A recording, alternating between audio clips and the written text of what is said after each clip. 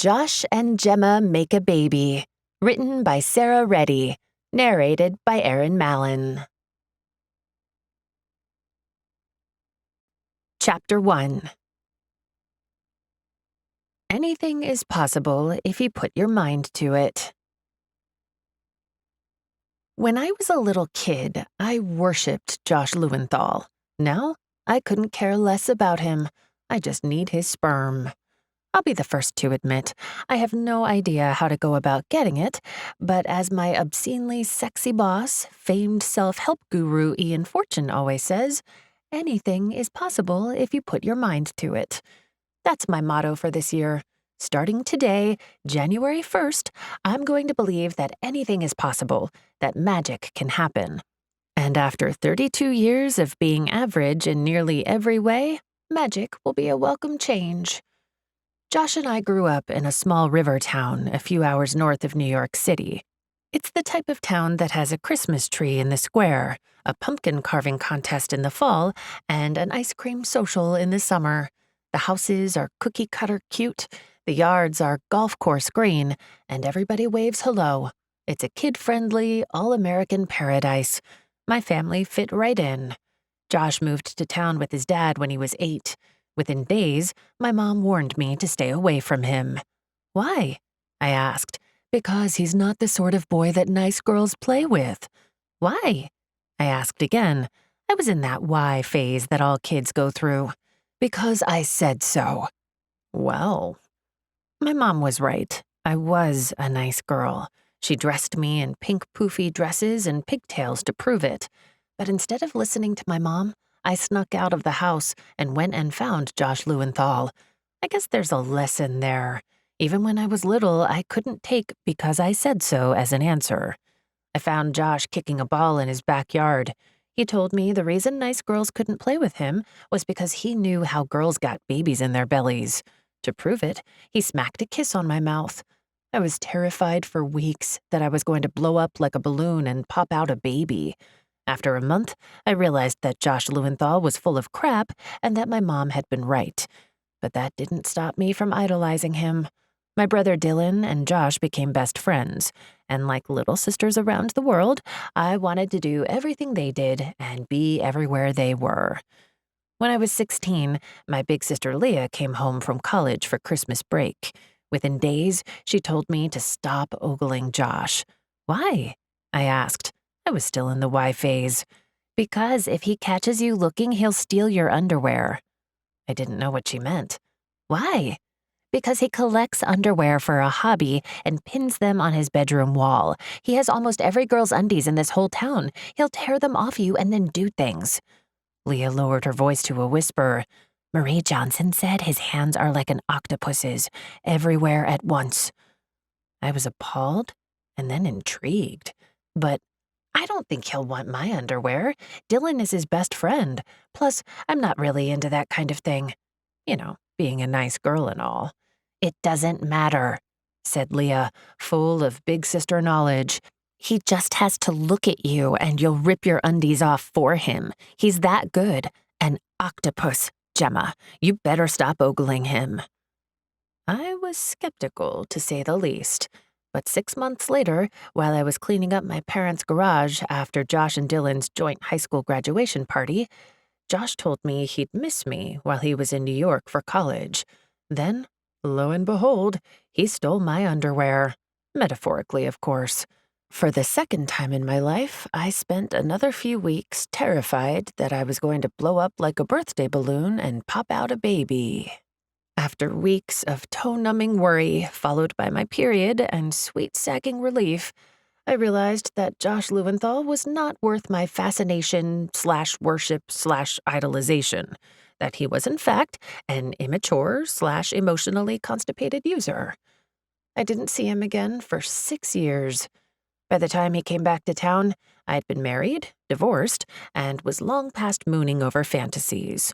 I had an apartment in the city, and my current amazing job, social media marketing coordinator for acclaimed self-help guru Ian Fortune. And I had goals. Lots of goals. I mean, today I have goals. Okay, a goal.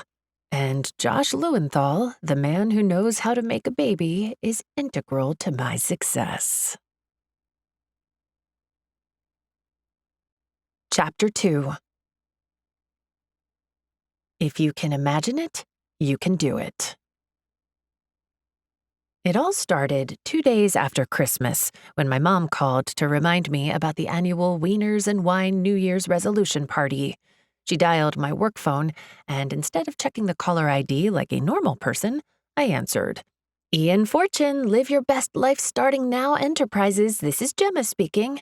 Gemma, sweetie, it's Mom. Across the office, Lavinia looked up from her computer. I could almost see her ears twitching as she tried to eavesdrop. She was hired 6 months before me, and for years now she has falsely acted like my supervisor. Lavinia is 45, she has steel gray hair, and a mouth that looks like she popped a lemon in it 15 years ago and never took it out. She blames me for all printer jams, sagging office plants, and overflowing recycling bins, none of which are my fault. She also blames me for the office fridge running low on lime-flavored sparkling water, which is my fault. What can I say? I'm an addict. I shrugged at Lavinia and turned slightly away from her eagle-eyed stare. Why, hello, Mr. Berners-Lee?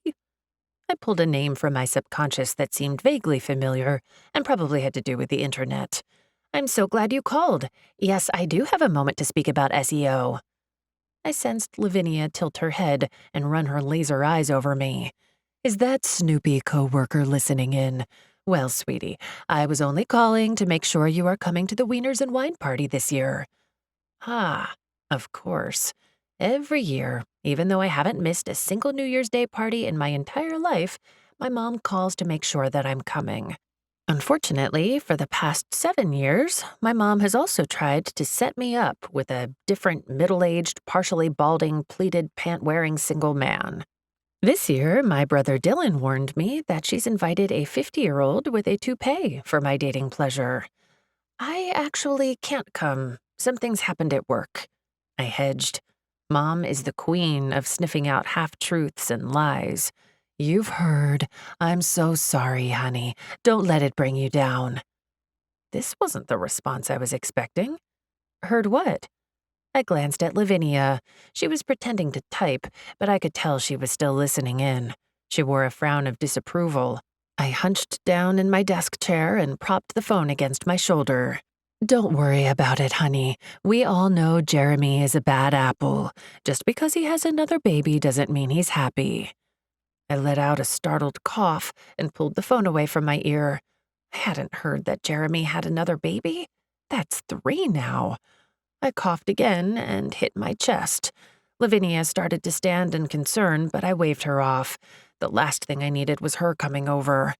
I'm sure he's miserable, wiping up spit up and changing dirty diapers. Just look at your sister. She has 4 kids and never gets any sleep, honestly. I didn't respond. I couldn't. Every time I thought I was over my ex-husband and what he'd done, I was proven wrong. I swung my swivel desk chair around, away from Lavinia's probing stare, and faced the far wall covered in a mural of Ian's motivational sayings. The words melted into an image of Jeremy holding his newborn baby in his arms. An ache spread through my chest so that I couldn't respond to my mom. I'm sure that woman's breasts are sagging horribly, and I bet she won't be able to lose the baby weight. Serves her right. My mom always calls Jeremy's wife that woman.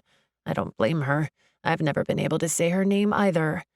After 6 months of marriage, I found them spread eagle, going at it like rabbits on our dining room table.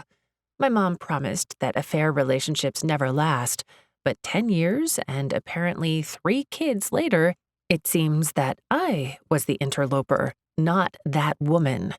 I've invited someone for you to meet at the party.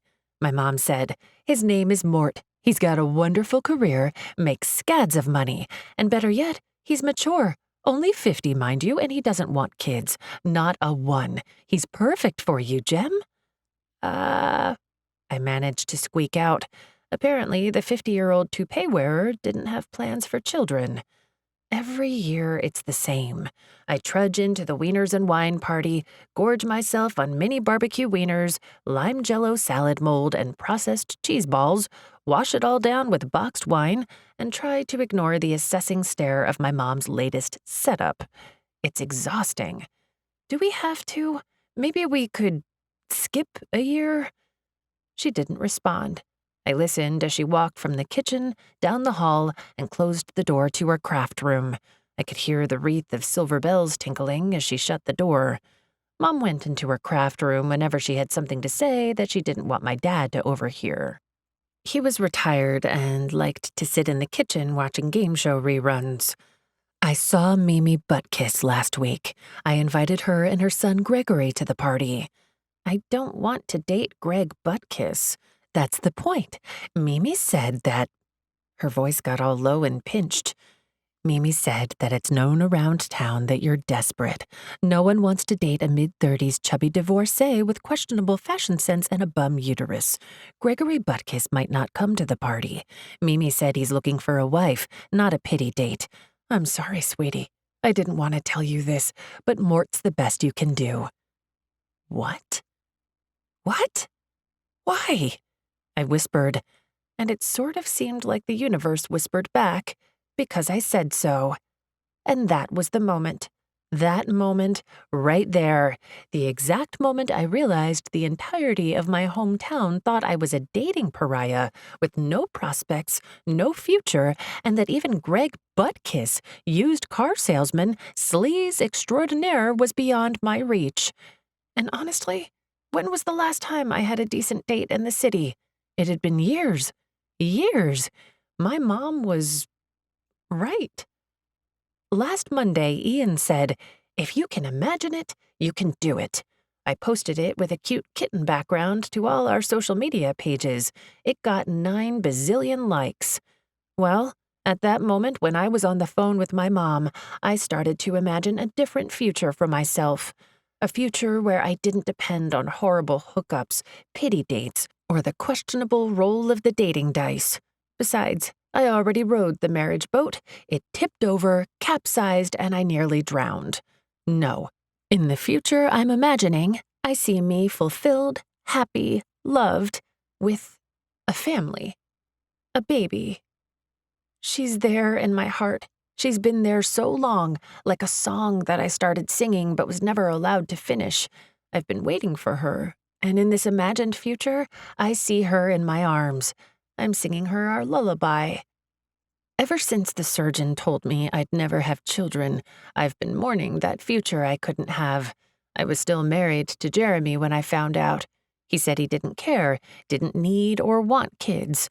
2 weeks later, he was mating like a monkey on the dining room table. So it was a moot point. I never followed up or went to a doctor to see what could be done. But it's been 10 years. And unlike when I was 16 and I dreaded what might come after Josh Lewenthal took my virginity, now at 32, I want a family, a baby, someone to cuddle, to go on bike rides with, to kiss bruised knees, to lie in the grass and look at clouds with. Someone to love. I've been wanting it for years now. I'd been waiting to find the right man, but unlike the carefree, I've got all the time in the world dating scenes of my early 20s, or even the post-divorce dating app-fueled manic weekend hookups of my mid-20s, my 30s have brought morts. I've seen it all. Men who are married and hiding it, men on their 3rd divorce, men who live in their mom's basement, men in their 50s having a midlife crisis who want to date a younger woman. All morts. I've been waiting for a good man to help make my dreams come true. But at that moment, I realized my dream doesn't have to include marriage or a man. Single women have babies all the time. I don't need a 50-year-old toupee-wearing man to have a future of happiness. I can make a future of happiness for myself. Maybe I can have a family. Maybe I can finish singing that lullaby. I just need an egg, some sperm, and a doctor to help make the magic happen. I can control my own destiny. My mom wasn't finished talking. "Josh Lewenthal will be at the party," she said. "Did you know he has his own business? He draws web comics. Isn't that strange? He's moved back in with his dad. He's living in the basement. The poor dear, coming from a broken home. Be nice to him. You weren't nice to him last year. Okay, of course, Mr. Berners-Lee. Thanks for calling. I'll talk to you soon, I said, attempting to cut my mom short. My mom sighed. Bye, sweetie. See you in a few days. Wear something nice. I swiveled around and hung up the phone. Lavinia watched me from her desk. Her glasses were perched at the bottom of her nose. Who was that? Mr. Berners-Lee, about our SEO. I grabbed my mouse and clicked it haphazardly. Mr. Berners-Lee? She asked, sounding incredulous. I looked around the office. No one else was paying any attention. That's right, I said. He had some pointers. Tim Berners-Lee had some pointers for you. Yep, I said. Nice guy. Tim Berners-Lee, the creator of the internet, called to give you some pointers? Ugh, that's why his name sounded familiar. I'd just been reading a motivational article about him. Yep, if you can imagine it, you can do it. Lavinia rolled her eyes and turned away. Over her shoulder, she said, I never realized he would sound so much like a middle-aged woman. Across the office, one of the database techies snorted into his hand. Oh well. Nothing to say to that. Besides, I had a goal now. I clicked on my computer, searched the web, and found a reproductive endocrinologist, an infertility doctor only a few blocks from the office. I booked an appointment online for the next day. The walls of the doctor's office were plastered with thousands of baby photos and a sign that said 10,000 babies and counting. In case anyone was confused, this is a place where they make babies. It was a sleek, loft-style, brick-walled office with a large Georgia O'Keeffe reproduction that either depicted a flower, an apricot, or the female anatomy. Since I was in a baby-making office, I'd go with the third guess. The nurse on the phone told me to drink lots of water and not go pee before I arrived. Apparently, they needed a sample. So I took her advice, and on the way to my appointment, I bought a large latte and a bottle of water and proceeded to chug both in 5 minutes flat. Dr. Ingraham, the doctor I had my consult with, was not at all what I expected. After the modern loft decor of the lobby, I expected a trendy nerd kind of guy. Instead, Dr. Ingraham was 5'2", as round as he was wide, and bald. His office looked like an episode of one of those exposé hoarder shows. He sat at his desk, barely visible behind stacks of papers, journals, cardboard boxes, and piles of plastic anatomy models. Penises, uteruses, eggs, sperm, and more were all tossed about on his crowded desktop. How are you? How are you? He asked. He pumped my hand from across the desk. Then, What a stupid question. You're infertile. That's how you are. Well, don't worry. We'll get you pregnant in no time. Would you like some water? No? How did I manage to get a hoarder doctor with verbal diarrhea? This must be why all the other doctors were booked for 2 months out, while this doctor had immediate availability. Dr. Ingraham ignored my no and pulled out 2 bottles of water from a mini fridge under his desk. I sat back down in my creaky chair and crossed my legs. The latte and the bottle of water had hit my bladder, and I really needed to pee. Like, really needed to pee. I reviewed your file. Stage 4 endometriosis. Blocked tubes. You had surgery when you were, 24? What else? Ruptured cyst? Good. He looked down at the manila file on his desk and somehow made his recitation sound like wonderfully cheery news. 22. I corrected. 22 what? I had surgery when I was 22. The surgeon said it looked like really bad. I winced. I couldn't make myself repeat his exact words. He said I'd never have children. I admitted the last in a low voice. I hoped Dr. Ingraham would disagree with the surgeon's assessment. Ha! They always say that, don't they? Idiots. Blunder-brained morons. Just because the water slide is closed doesn't mean you can't swim in the pool. Dr. Ingraham squinted at me to see if I appreciated his analogy. So my pool is open? I asked hopefully. Aha! Aha! Dr. Ingraham said. That's what we're here to find out. Water? He held up the bottle. No, no thanks. I waved it away. He smiled and opened the cap. Then he grabbed a slightly dirty glass and started to pour the water into it. As the water splashed into the glass, my bladder protested. I clenched my legs together. Let me explain some fertility concepts to you. Ready? I nodded, and he started in on his explanation. See here, you have a bunch of eggs each month that have the capacity to grow. He grabbed a pile of plastic eggs off his desk and held them up. To me, they looked like a sushi garnish. He flew the eggs through the air like a toy. These eggs are like a group of people waiting for the subway at rush hour. When the train arrives, it's packed, and there's only room for one person to squeeze in. Whoever's lucky enough to be standing by the door gets on. Unfortunately, everyone else is left behind, and they all die. He dropped the model eggs, and I watched in horror as they clattered on the desk and knocked against the plastic penis. But that one lucky egg grows and gets to ovulate. Isn't that special? So, wow. I tried to listen. I promise, I really, really tried. It was horrifying and weird and all sorts of stuff. But Dr. Ingraham kept pouring more water into his glass and taking long, gulping drinks, then talking, then pouring more water. And every time he did, all I could think was how badly I had to pee. The sperm have to travel the equivalent of around the world to meet the egg at the end of the tube. Because of that, you need to have millions of sperm at the start so a few can make the journey. We can improve the odds by selecting the strongest, best-shaped sperm and giving them a head start. That's called an intrauterine insemination, or IUI. You can't do IUI because your tubes are blocked. Your water slide is out of order. See? Why did he have to keep talking about water? I nodded my head and squeezed my legs. He poured more water, and it made a tinkling sound. It was agony. Gulp, gulp, why? 15 minutes later, he was still talking. If you really want the egg and the sperm to meet, we do IVF. That means picking the best-looking sperm and injecting it into the egg. This is like pushing two kids together at the high school dance. Most times it works, but sometimes you get rejection. He coughed, then mumbled, At least that was my high school story. I gave him a sympathetic wince, but it was hard to concentrate on anything he was saying. I squirmed in my seat and shifted, trying to find a spot where it didn't feel like I was going to burst. Finally, he said, And that's the end of the fertility lesson for today.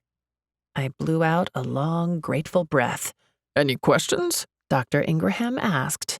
No, I said hurriedly. When can I start? AKA, please, please let me go pee in a cup. Dr. Ingraham looked incredibly pleased. I like your enthusiasm. I'll have the nurse get some urine and blood. Thank goodness. Next time, we'll get your partner's semen sample. My what? Dr. Ingraham flipped through my chart. Your partner. You checked the box indicating that you have a male partner. I leaned forward and tried to see my questionnaire, but my bladder gave an outraged spasm and I sat back down.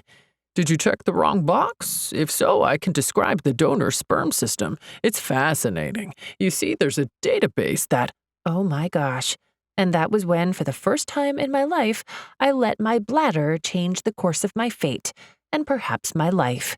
I have a partner, I blurted out. He has amazing, super awesome winner sperm. He danced with all the girls in high school, never got rejected, not once. We're good, all good. There. Right there. That's the moment when Josh Lewenthal came into the picture, even though I didn't know it yet.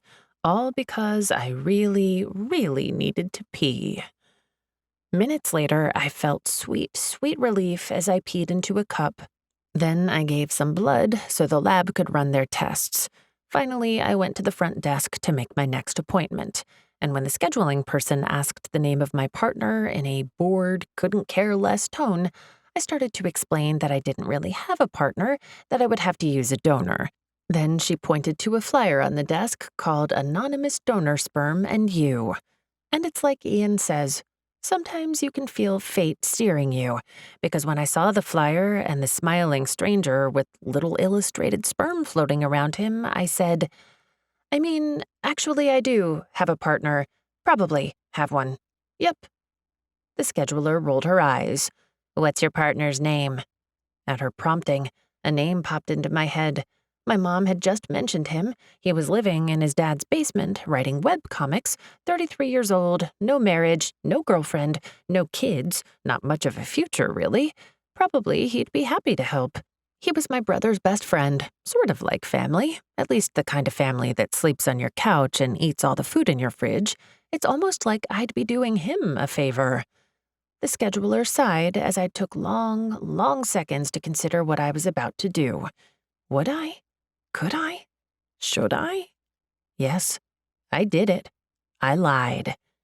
His name is Josh Lewenthal. Chapter 3. No one can make you unhappy without your permission. Here I am again, standing in front of my parents' house for their 35th annual Wieners and Wine New Year's resolution party. The cold wind bites my cheeks and blows snowflakes past. I pull my wool coat tight and look up at the white colonial, still trimmed in Christmas lights and pine-scented garland. Josh will be here, just like he has been for the past 10 years. My mom likes to invite him to all our family events, since the poor dear comes from a broken home. She's long forgotten that she warned me to stay away from him. I swing open the door and take in the familiar smell of the New Year's buffet and the happy noises of family and friends congregating. Auntie Gemma! My nieces and nephews, Sasha, Mamie, Mary, and Colin, or the four horsemen of the apocalypse, as I affectionately call them, race up to me as soon as I step inside. The girls shriek and dance around me. Auntie Gemma, what did you bring us? What did you bring? Asks Sasha. She's 8.5 years old, the oldest, and the ringleader of their little sibling gang. What makes you think I brought you anything? I ask. I try to hold back a smile. Sasha has bright red curly hair like her dad and gray eyes like my sister. I was there when Sasha was born. She came out with a whole lot of spunk, and she hasn't settled down one bit.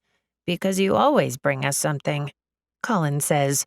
He's quiet and serious and the voice of reason among the siblings, even though he's only 4. Mimi and Mary, 6-year-old twins and troublemakers extraordinaire, hold hands and jump up and down. The picture frames on the wall vibrate in time to their thumps. I put a finger to my mouth and pretend to contemplate what Colin said. You think so? Funny thing, I happened to be in Chinatown yesterday and I saw this. With a flourish, I pull a clear plastic sack from my coat pocket. It's fancy imported candy, the pretty pastel gummy kind in shapes like unicorns, kittens, and sharks. The girls start squealing. Colin's eyes light up. I hold out the bag. There are 20 pieces of candy. You each get 5. Share, right? The kids all nod, promising prettily to share and share alike. I drop the bag into Sasha's hand. All right, give me my hug and get out of here, I say. The girls rush me and nearly knock me over with their enthusiasm. Colin hangs back until I gesture for him, and he joins the pile-up.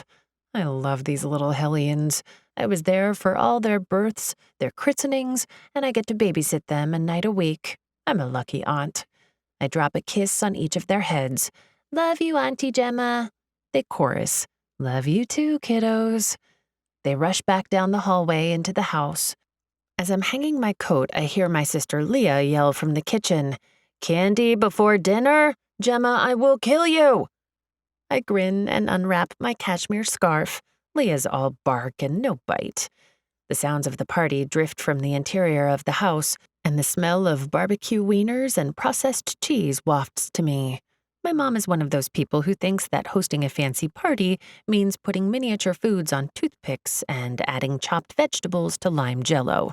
No amount of cooking shows or gourmet food magazines will convince her otherwise. Gemma, I thought I heard you. What in the world are you wearing? I turn from the coat closet and smile at my mom. It's a work outfit, Mom. But she's not listening. She holds up the edge of my knee-length olive green sweater and grimaces.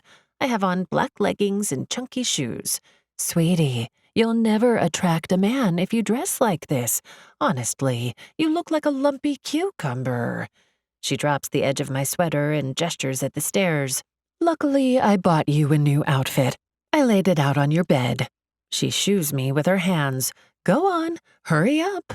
But I'm not trying to attract a man. I tell my mom, secure in my new vision for the future, I don't need a man for my happiness. She looks past the stairs, down the long hall, then leans in and whispers, Mort is here. Didn't I tell you? He has a fabulous job. Mimi Buttkiss told me his house is 3,000 square feet with underground sprinklers. I stare at her, unable to comprehend what underground sprinkling has to do with me. Go on, go on. She pushes me toward the stairs. I go, but only because I hear Josh and Dylan laughing from the living room. I realize that if I'm going to approach Josh with my plan, I may as well be wearing a new dress while I'm doing it. Oh, God. My mom has turned me into a pumpkin. When Cinderella was helped by her fairy godmother, she turned a pumpkin into a fabulous carriage. When my mom dressed me, she turned me from an average-looking woman into a top-heavy gourd. I walk into the living room and pull at the short orange skirt barely covering my bum. Unfortunately, as I tug at it, the orange fabric around my cleavage drops lower and more of me spills out for everyone to see. I blow out a breath. My mom is 5'3" and still as thin as a toothpick. Leah takes after her. Apparently, when she bought this outfit, she forgot I'm not built like them.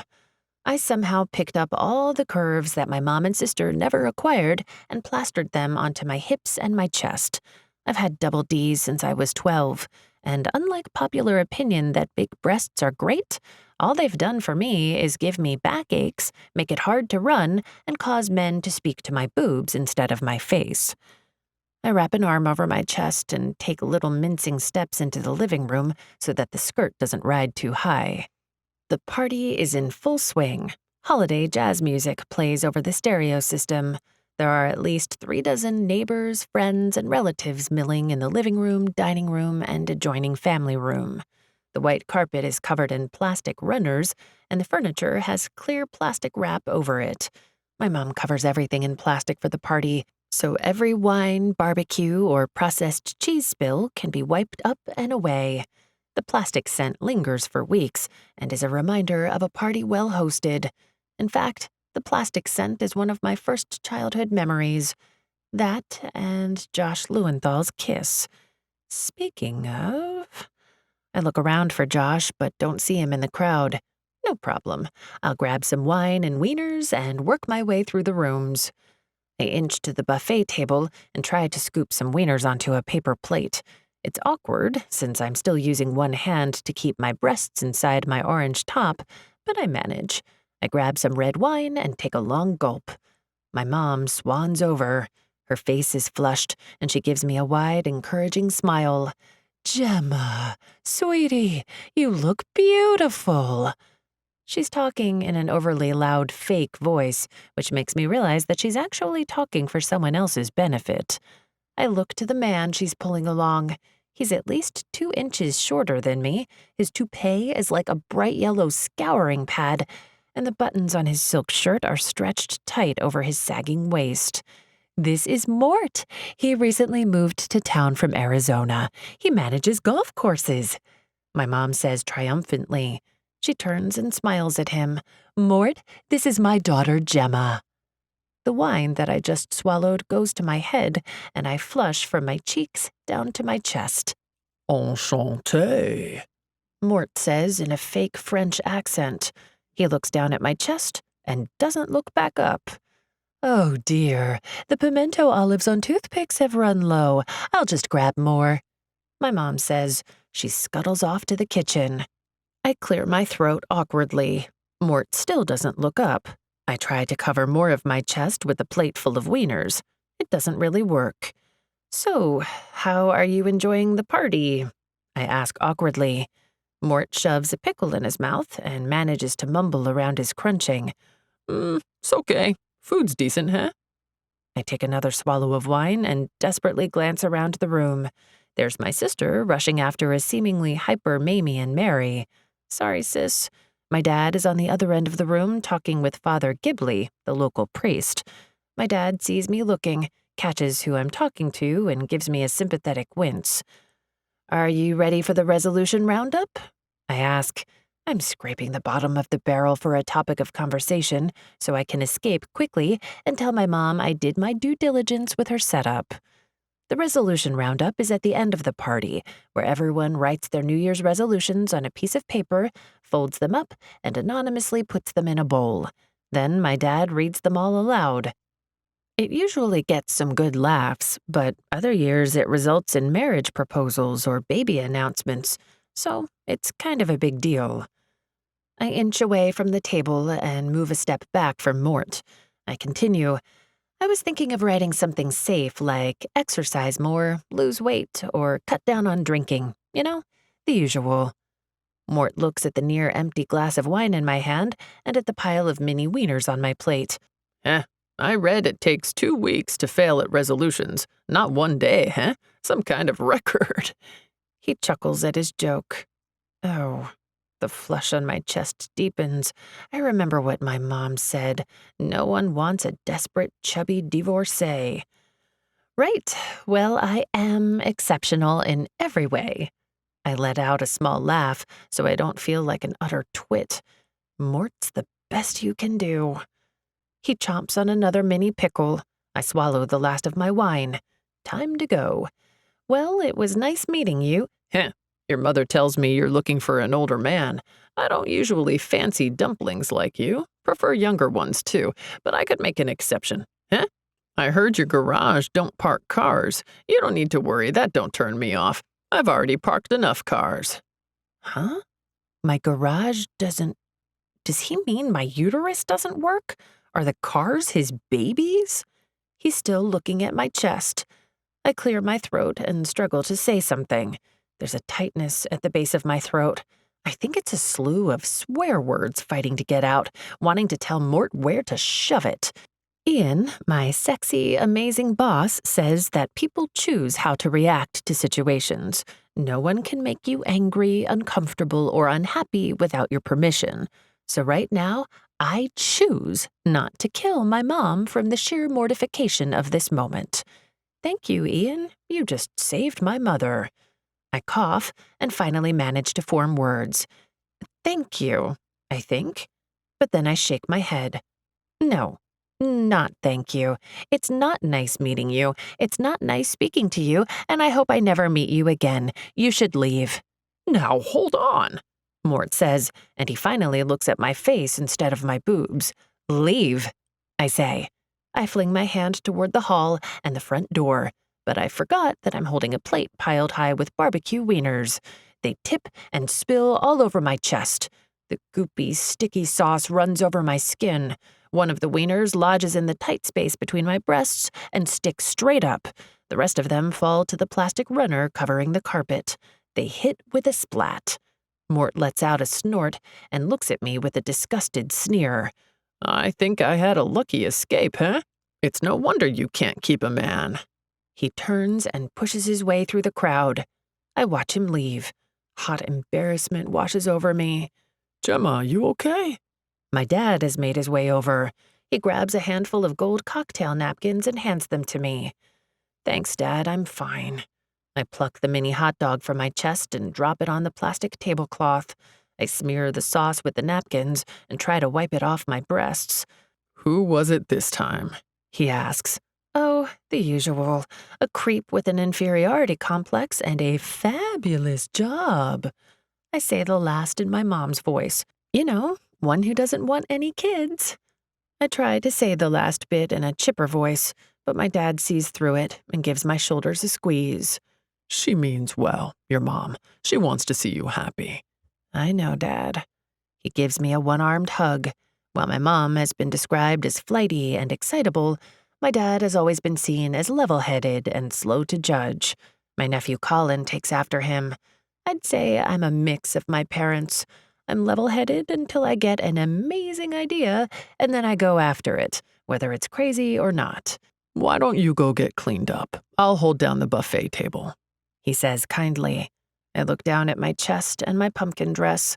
I'm covered in barbecue sauce, and I imagine I look like some sort of slaughtered pumpkin at a Halloween horror show. I hurry through the room back toward the hall. I keep my head down and try to slip by the guests unseen. I could put the outfit I arrived in back on. There was nothing wrong with it, no matter what my mom said. As I'm ducking out of the room, I hear a familiar voice. It's Mimi Buttkiss. "Did you see Gemma yet? You might ask her on a date." Against my better judgment, I stop walking. Both Greg and his mom are turned away from me, so they don't see me standing only a few feet away. Greg shakes his head. I already told you the last thing I want to do is go out with Dimmy Jimmy. Jeremy told me the surgeon said the inside of her abdomen looks like a grenade went off. Apparently, the medical resident fainted when he saw it. Plus, Jimmy dresses like a slob, eats like a Hoover, and has no self-respect. The divorce wrecked her. She's secondhand goods. Mimi makes a humming noise. I can't tell if she's agreeing or disagreeing with her son's assessment. "Her mother and I are friends, though. Couldn't you go on one date? It'll make our craft nights more bearable. I can tell her I tried." My chest tightens. Greg and his mom are blocking my way to the stairs. I don't want to walk past them, but if I want to change out of my barbecue-covered dress, I have to. I hunch my shoulders, put my head down, and quickly walk past. "Excuse me," I mutter. I don't wait for them to acknowledge me. I hurry down the hall and rush up the stairs. I try to hold back the tears pressing against the back of my eyes. Gah, Greg didn't say anything I haven't already heard. Not really. Besides, I have a goal, a plan, a bright future. I open the door to my childhood bedroom, then stop in the doorway, stunned. Josh Lewenthal grins at me from my bed. Chapter 4. Each of us steers our own ship of destiny by following the stars in our heart. Josh is on my bed. What the heck? It's like he has some sort of super psychic power that lets him know when a woman needs him. I think about him stealing my undies all those years ago, and I realize that yes, he probably does have a secret power, some sort of man radar. Mandar. We haven't really spoken in years, except for the casual greeting at the New Year's party, or a "Hi, how are you?" at a random friends and family get-together. Yet here he is, right when I need him. I step into my bedroom and shut the door. Josh is spread out on my pink lace coverlet, his arms behind his head and his legs crossed, the picture of relaxation. He's in his standard outfit, faded jeans and a tight t-shirt depicting some obscure graphic novel character. His black hair needs a trim, and he has at least 2 days' worth of dark stubble on his face. Even though I'm indifferent to him as a person, and I know for a fact he's not my type, my lady parts still clench. He's that good-looking. He smirks at me, like he knows the effect he's having. Here's the thing about Josh. He's completely unable to take life seriously. It's like the whole universe is a funny joke to him, and he's just living his life so he can be amused. When he graduated from high school, he was voted the most likely to succeed. He was captain of the football team, the basketball team, homecoming king, and the valedictorian. Everyone thought he was going places, especially me. After he graduated from college, he took a job at a tech startup, worked his way up the ranks to VP, and then, according to my brother, he just woke up one day and decided to quit. He walked into the office, took a box out of the supply closet, packed up his desk, and walked out. Ever since then, he's been doing his webcomic thing. But I guess if he's living with his dad again, it's not going all that well. I look him over. The thing is, I'm not sussing him out as a prospective husband. I don't care about his career goals, how big his paycheck is, or whether he lives in his dad's basement. I don't care about his potential or non-potential as a life mate. I'm thinking about his genetics, and his genetics are just fine. I close the door with a sharp snick. "What are you doing on my bed?" I ask. His eyes, always full of sharp intelligence, take in my sauce-covered dress and the blush still lingering on my cheeks. What are you doing covered in barbecue? A small smile flits over his lips, and his forehead wrinkles as he takes in my appearance. My outfit from earlier is folded in a neat pile and sitting on my dresser. Josh starts to stand up. "Stay there. I need to talk to you." I decide that rather than risk him leaving while I change, I'll talk to him covered in sauce. All right. He scoots over and pats my bed. I give him a look, and he shrugs. Sorry, I was up all night finishing a storyboard. Whenever I stayed the night with Dylan, your mom would always give me your bed to sleep in. I didn't think. It just seemed natural to. He trails off when he sees the expression on my face. I'm not sure how I feel about the fact that Josh has apparently been sleeping in my childhood bedroom for years. I look at my dresser and realize that my teenage diary is in the top drawer hidden under my underwear. My skin prickles with, "Yup, that's embarrassment." I look at the dresser, then at Josh, but he doesn't seem any different than usual. Maybe he's not a snooper. Probably yes, probably he never read it, because if he had, my teenage self was not shy about fantasizing about him. I settle onto the mattress next to him. He clears his throat and scoots over. So, what's up? Oh, God. Am I really going to do this? Can I do this? It seemed perfectly reasonable and normal when I was planning it out after my doctor's appointment. I looked more into donor sperm and weighed the benefits and detriments of donor versus Josh. Every way I looked at it, Josh came out on top. He gives me a funny look. Gemma, what's up? You all right? "I need your sperm." I blurt out. Josh starts to choke, then he coughs. His face turns red, and he hits his chest. Oh no, I've killed him. He coughs, and his eyes water. I slap his back, and he shakes his head. Maybe I shouldn't have just blurted it out like that, but I was nervous, and I didn't think. Finally, he takes a wheezing breath and says, "Come again?" I need your sperm?" I smile at him. The look he gives me makes my hand fly to my mouth in an effort to contain the laugh bubbling up from my chest. Oh, geez, I've lost my brain. I should have written talking points or a speech or something. You want to have sex? Josh asks. He looks really confused. Gemma, you really have to work on your pickup lines. I shake my head, but he's already starting to lift his shirt up. I catch a glimpse of rock-hard abs. If you want to, we can, but we'll have to hurry. The New Year's resolution reading is soon. We have maybe 10 minutes. Not that I can't blow your mind in 10 minutes. I scoot back and make a strangled sound. He takes in my expression and starts to snicker. Kidding. Gemma, I'm kidding, he says, and he drops his shirt. I nod and blow out a long, mind-clearing breath. Sorry, I didn't say that right. What I meant to say was, we've known each other a long time. 24 years. He agrees. Right. We grew up in the same town, went to the same school. You're my brother's best friend. You come to our holiday parties, birthdays. You're always around. I scrutinize his face to see if he gets where I'm going. Unfortunately, he just looks confused. I feel like I know you pretty well. I can say that you're a decent guy. He frowns. Thanks. If I ask you something, do you promise not to tell Dylan or anybody? Josh leans back and studies me. Gem, I don't think we should have sex. I close my eyes. No, geez, obviously. Did it once, got the t-shirt. I open one eye and look at him, then I open the other. He grins at me. The t-shirt, huh? I shrug and roll my eyes. You remember when I had surgery for that ruptured ovarian cyst and the surgeon said I'd never have kids? At 22, I already had stage 4 endometriosis. Like Greg Butkus said, my abdomen looks like a grenade went off and my tubes are completely blocked. For a lot of women, there's pain with endometriosis, but I never felt anything, never knew anything was wrong. Even today, I wouldn't know anything was off, except for the fact that the doctors can see the damage. Josh swallows and sits up straight. The joking smile fades from his lips. Sure, I remember. I look at his expression and realize that maybe Josh doesn't always take everything in life as a joke.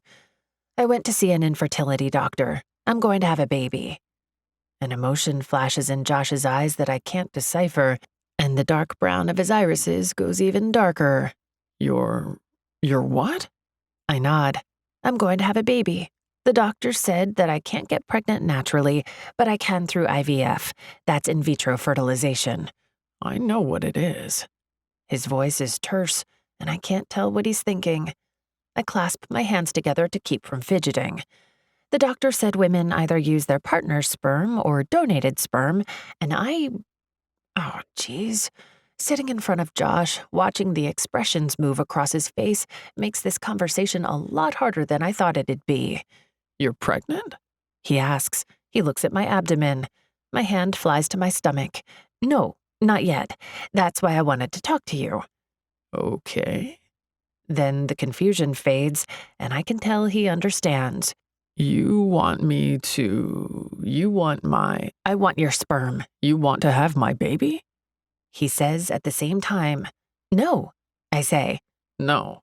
He says. No, I say again. I don't want to have your baby. I don't want you to have any responsibilities or anything like that. She'll be my baby, not anybody else's. Josh makes an affronted sound in his throat. I stand and start to pace. The horrible orange skirt climbs up my thighs so that my underwear is nearly visible. I yank it back down, and the dried barbecue sauce flakes off my chest. Ugh. Okay, none of that came out right. I'm going to start over. Sure. Josh puts on his "the world is here to amuse me" smile that I associate him with and settles back on my bed to listen. I'm tired of waiting for some fairy prince to come along, sweep me off my feet and give me a family to love and kids to dote on. I'm 32. It could be years before he arrives, if ever. In fact, seeing as how the last few years have gone, I'm banking on never. All right, He says. I'm with you so far. I let out a surprised huff. You know, that's what I like about you. You don't judge. He nods and takes the compliment. I continue. I want kids. Ever since I first held Sasha in my arms and she grabbed my finger with her tiny little hand, my voice cracks. I realized I wanted to be a mom. I know it's not a modern sentiment that I should be happy with my career, my single life, my autonomy, but darn it, can't I be a successful modern woman and still want someone to love? A family to love?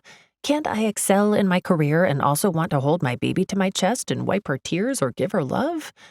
All right, but what does this have to do with me? Josh asks. I stop pacing and pull down my skirt. The top dips lower on my breasts. To his credit, Josh's eyes never leave my face. Come to think of it, he's one of the few men outside of my family whose eyes have never strayed below my face. I could pick a sperm donor from a database. It tells you basic things about the donor, but that kind of freaked me out. I figured if I'm going to have a baby, I'd like to know more about the father, so I made a list. There, see? I did make a list. I hold up a finger. Josh stares at it. First, I wanted the father to be smart. You're smart. That's a bit of an understatement. Josh isn't just smart. He's brilliant. He got straight A's in high school and he graduated magna cum laude from an Ivy League. I hold up another finger. Second, I want the father to be, how to phrase this? Okay looking. Josh raises an eyebrow. I wave my hands at his face. You know, your nose is straight, your teeth are straight, and you have a nice chin. A nice chin? Yeah. I hold up a third finger before he can say anything more. Third, I want the father to be athletic to make up for my complete and utter lack of coordination. You are pretty clumsy. He agrees, referencing, I'm sure, the sauce all over me. I shrug and take his agreement as a good sign. 4, I want to know the father comes from a healthy, robust family. But come to think of it, I don't know that about him. Does your family have any history of disease? Cancers, diabetes, heart disease? You know, all those things they ask you on the family history form at the doctor's. He lets out a disbelieving huff of air. My grandpa had ulcers, and my mom's brother had arthritis. My grandma had adult-onset diabetes. Okay. No, that's all right. Every family has something. Josh raises his eyebrows. So that's it? I met your qualifications. I'm your perfect sperm donor?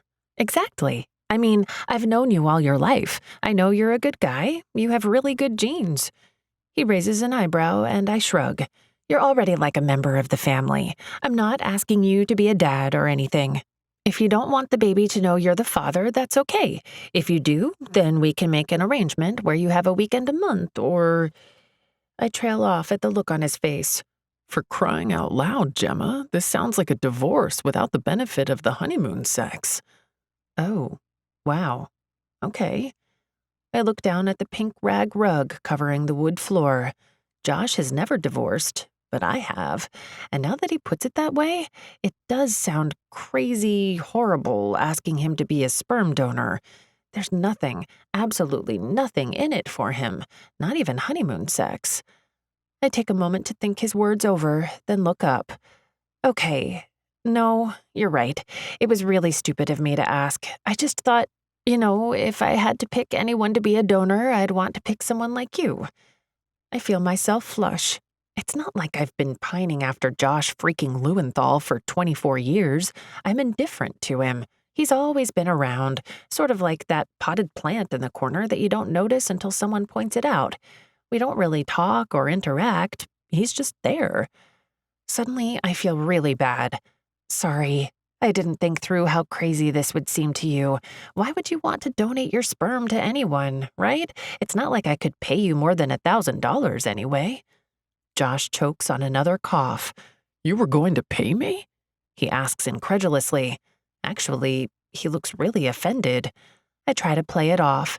It's no big deal. The going rate is $50, but I figured you needed the money since you're living with your dad again. I take a step back at the glower on his face. I'm not living with my dad. The apartment is under construction. It's temporary. Oh, that's good. I'm glad you have a place in... He scowls at me. In Williamsburg. I imagine the kind of place Josh would be able to afford on his webcomic proceeds. It's a crumbly brick warehouse with rusty pipes and drafty walls. I picture a mattress on the floor, a desk with an old computer, and a flickering light bulb with a pull chain. Sounds nice. Is that all you wanted to ask me? The sperm thing? He moves to the edge of the bed like he's ready to head downstairs. Yeah, that was all. He nods and stands up. My childhood bedroom, decked out in pink fabric, teen heartthrob posters, and white furniture, suddenly seems incredibly small. There's only a foot between Josh and me. He's a half a foot taller than I am and has wide shoulders. I check the urge to take a step back. All right, then.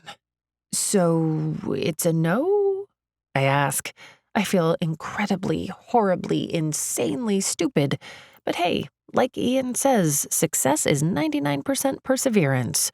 It's a no. Josh gives a firm, final nod. I'm not some horse you can put out to stud. I'm kind of surprised, Gem. I never thought you viewed people like objects that you can use. I thought better of you. I'm a person, you know? Oh, ouch. That hurt.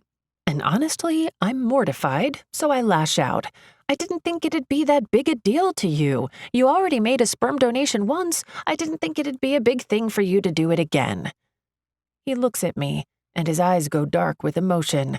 He shakes his head, and my skin itches with embarrassment. Thanks, but no thanks, he says. And the way he says it reminds me of Greg Buttkiss and how he said no to the idea of me as well. And it reminds me of Mort and all the Mort-like guys before him. It's all right, I say. I put my chin up. Sorry I bothered you. Josh lifts his hand, extends it to span the foot between us. His fingers hover an inch above my arm. I shiver at the heat coming off of him. Then he shakes off whatever he's thinking and pulls away. I won't say anything to anyone. You don't have to worry. You can tell your family when you're ready. Thank you.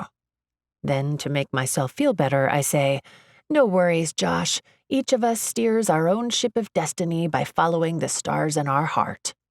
Josh's shoulders stiffen. Then he turns and walks out the door, shutting it quietly behind him.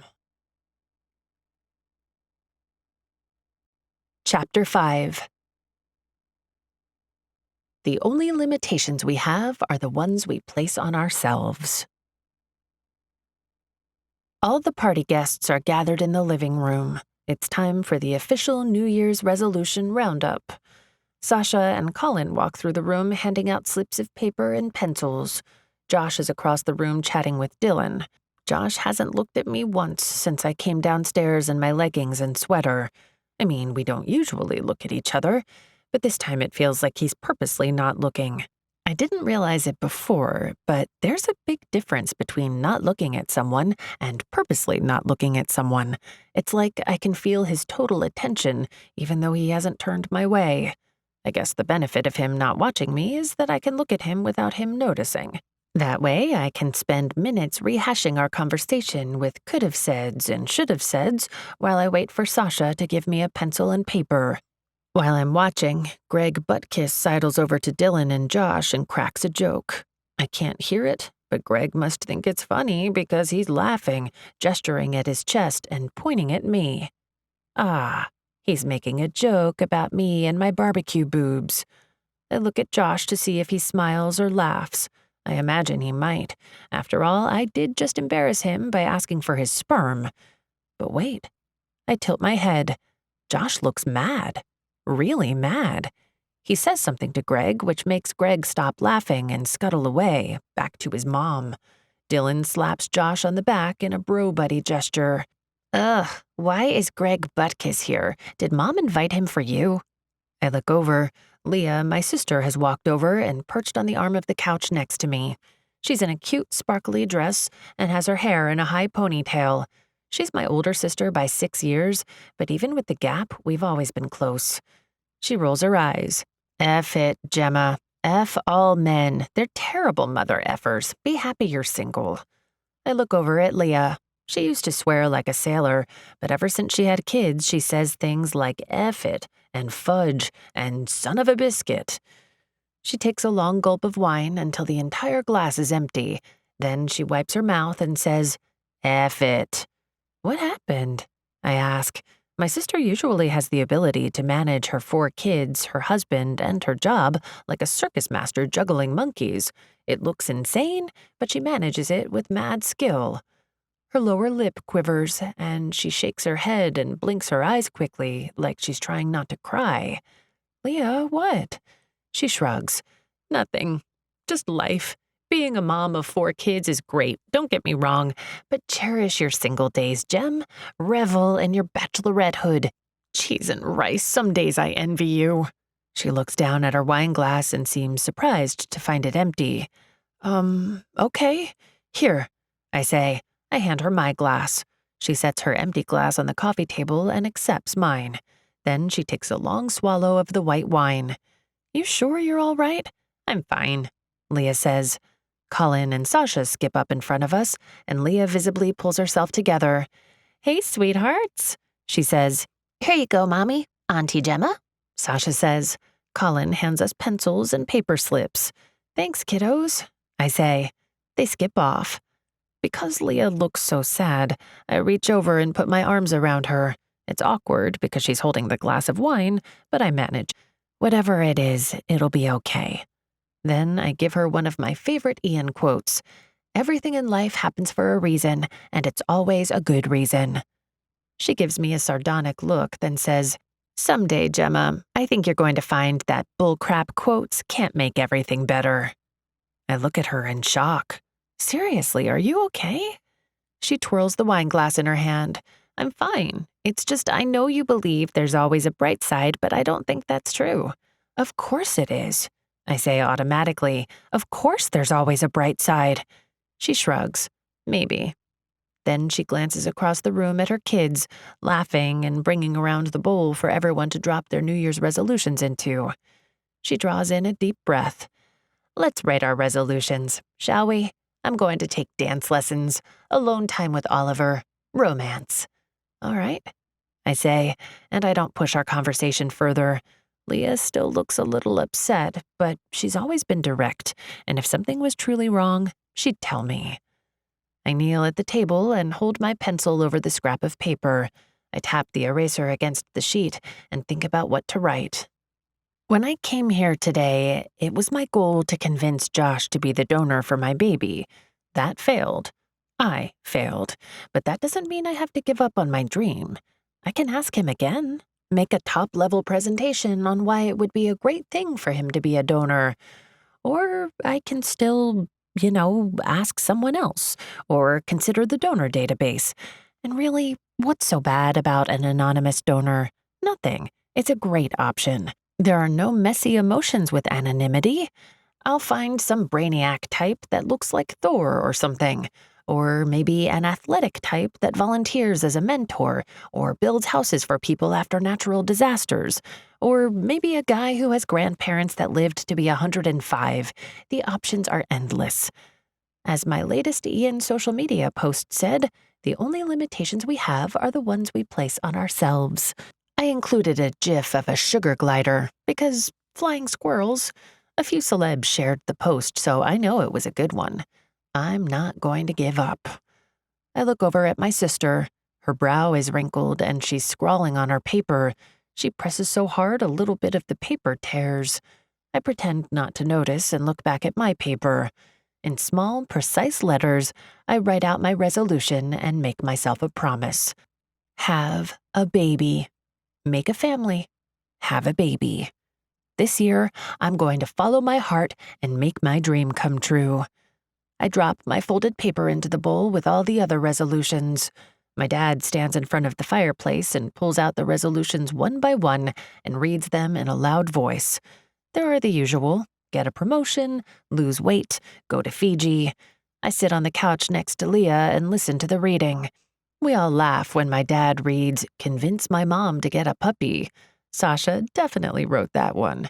Everyone says, "Aw," when Dad reads, "Convince the woman I love to marry me." There's a resolution to start taking night classes at the community college and another to take dance lessons. And the last one, my dad says. He clears his throat and pulls the final slip from the bowl. It's mine. I know it is because he hasn't read it yet.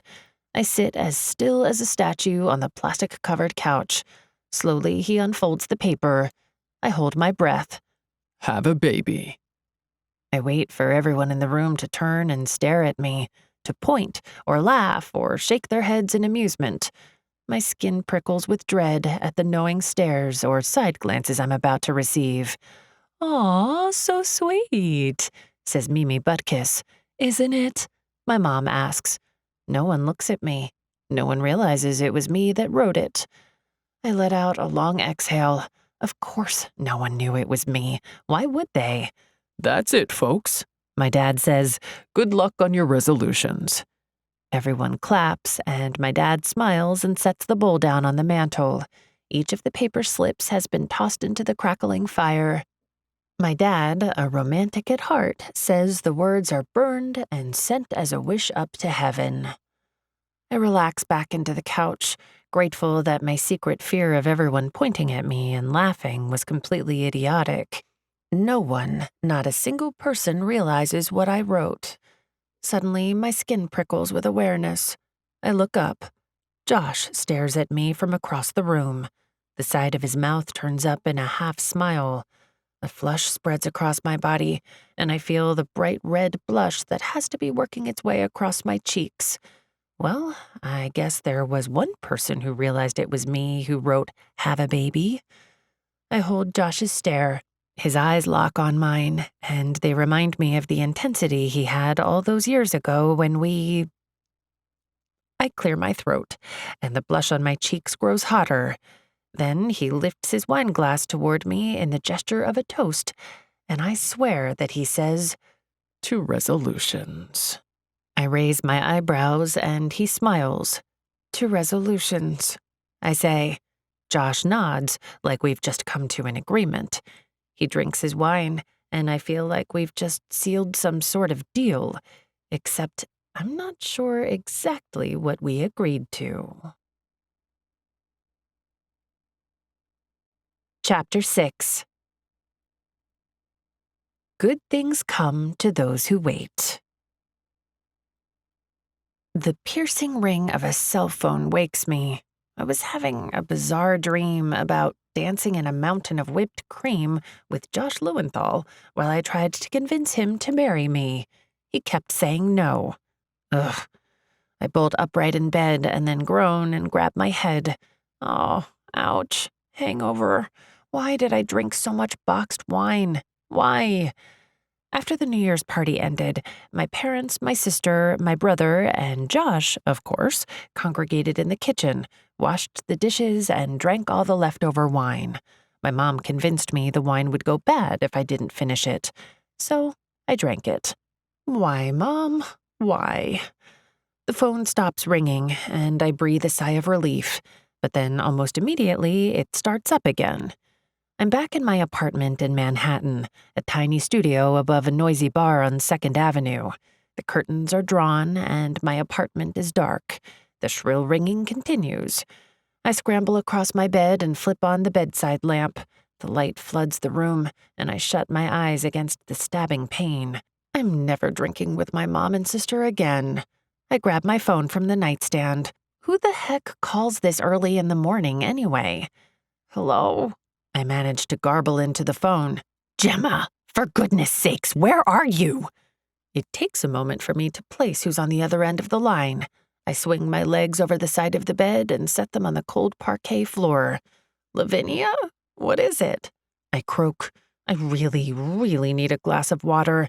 My mouth feels like I gnawed on a cotton ball all night long. I stumble across the room toward the kitchen sink. I startle when I see myself in the wall mirror. I'm in old sweatpants and a bra, my hair is sticking straight out from the side of my head, and my mascara is running down my cheeks. I stop in front of the mirror and give myself a shocked once-over. What do you mean, what is it? Asks Lavinia. I wince at the shrillness of her voice. The marketing conference call started 5 minutes ago. They're waiting for you. Ian is waiting for you. She hisses. Tell me you are outside the building. Wait, what? What time is it? I squint at the clock on the wall. It's 5 after 10, which means, oh no. Oh, no. I'm late for work, and I'm late on a day where Ian is on a conference call that I'm supposed to be on. I've never had a conference call with Ian before. This was my first and biggest opportunity to impress him. I've been preparing for it for weeks. I'm supposed to be leading the call, setting out our new initiative for social media marketing. No! I hurry across the apartment to my work bag. I'm calling in. I say to Lavinia, I'll be on in 2 minutes. I'll be right there. I can almost hear Lavinia rolling her eyes, but it doesn't matter. I tear my computer out of my bag, set it on my bed, and power it up. I crouch in front of it and urge it to load faster. The conference call link is in my work email. I open my email, find the link, and click it. I'm on the call. Thanks, Lavinia. I hang up my cell and squat in front of my laptop while the screen loads. The call comes through. On the list of participants, I can see the head of the consulting marketing firm, a few of his marketing minions, Lavinia and Ian. Ah, here she is. What did I tell you? Good things come to those who wait. That's Ian. I can tell by his deep, buttery voice, and by the inspirational quote, of course. Sorry for the wait. I begin to apologize, but then I stop. Because instead of being a phone call like I thought, it's a video call. The black screen with a list of names shifts to show the participants, all in little squares showing their faces. They're in business suits and dresses, business attire. The neon green camera light on my laptop flashes, and then the screen of my laptop fills with a picture of me. Well, not of me exactly. Since I'm crouched over my computer, which is propped on my bed, the camera actually shows a grainy image of my breasts. I take half a second to see the entire horror show unfold in front of me. My breasts, my bra with the word juicy written all over it, the bit of roll around my middle, it's all there, front and center. My boobs are taking up the entirety of my computer screen. I do the only thing that any reasonable person would do. I drop to the ground. I fall like a grand piano out of a second-story window and hit the ground with a crash. I crouch on the ground, squeeze my eyes shut, and hold my breath, waiting for the inevitable uproar. The "You dare show your boobs on a business call" shouts of outrage, or "You're fired, you crazy flasher," or "Report to HR immediately." But none of that happens. Slowly, I let out my breath, crack open my eyes, and crawl forward on my hands and knees. I dodge the camera and come around the side of my laptop and peek at the screen. On the horrible, horrible video call, I can see everyone in their little boxes. Their faces are expectant, but none of them show outrage, horror, or even amusement. Ian has his usual "I'm too sexy for my inspirational quotes" look going. Lavinia seems annoyed. That's her normal look, though. The head of marketing looks expectant, but no one looks like they just had a mid-morning flash.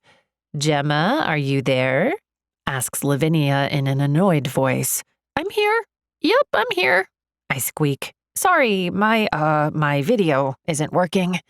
Right now, it's showing a very grainy, darkened view of my far wall. Apparently, somehow, all the angels in heaven intervened, and no one saw the two ginormous breasts fly across the screen. "Shall we start then?" asks Ian.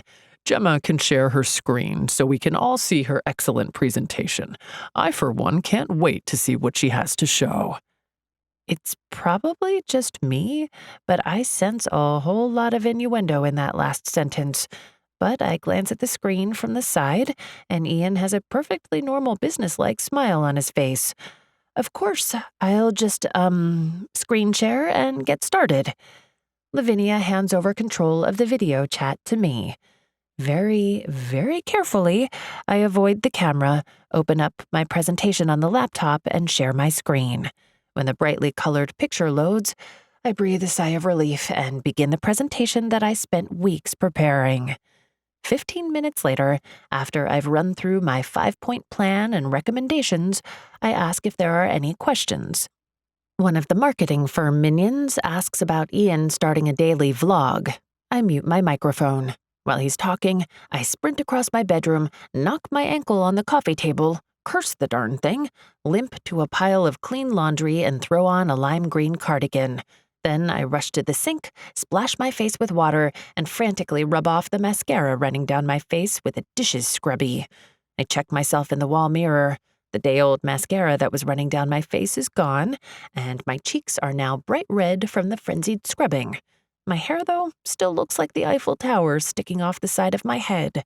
I yank my hair into a top knot, grab a used chopstick off the counter, and stick it through the bun. Good enough.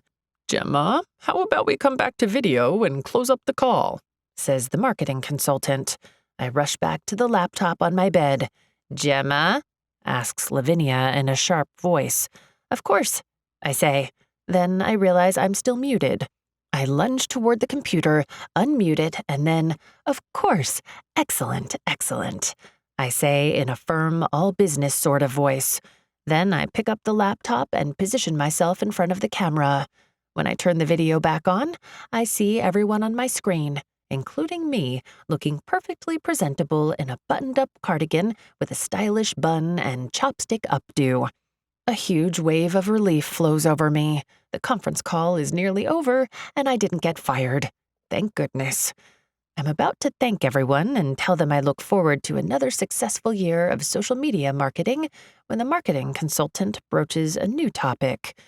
"One last thing. I did want to speak shortly about the amount of resources we'll be allocating this year to the Inner Life Mastery campaign." Ian tilts his head thoughtfully. "Ah, yes, the inner life, what's hidden underneath all our clothed exteriors. Juicy topic." Then Ian looks straight into his camera and raises an eyebrow. Holy crap. My mouth drops open, and I let out a little choked squeak.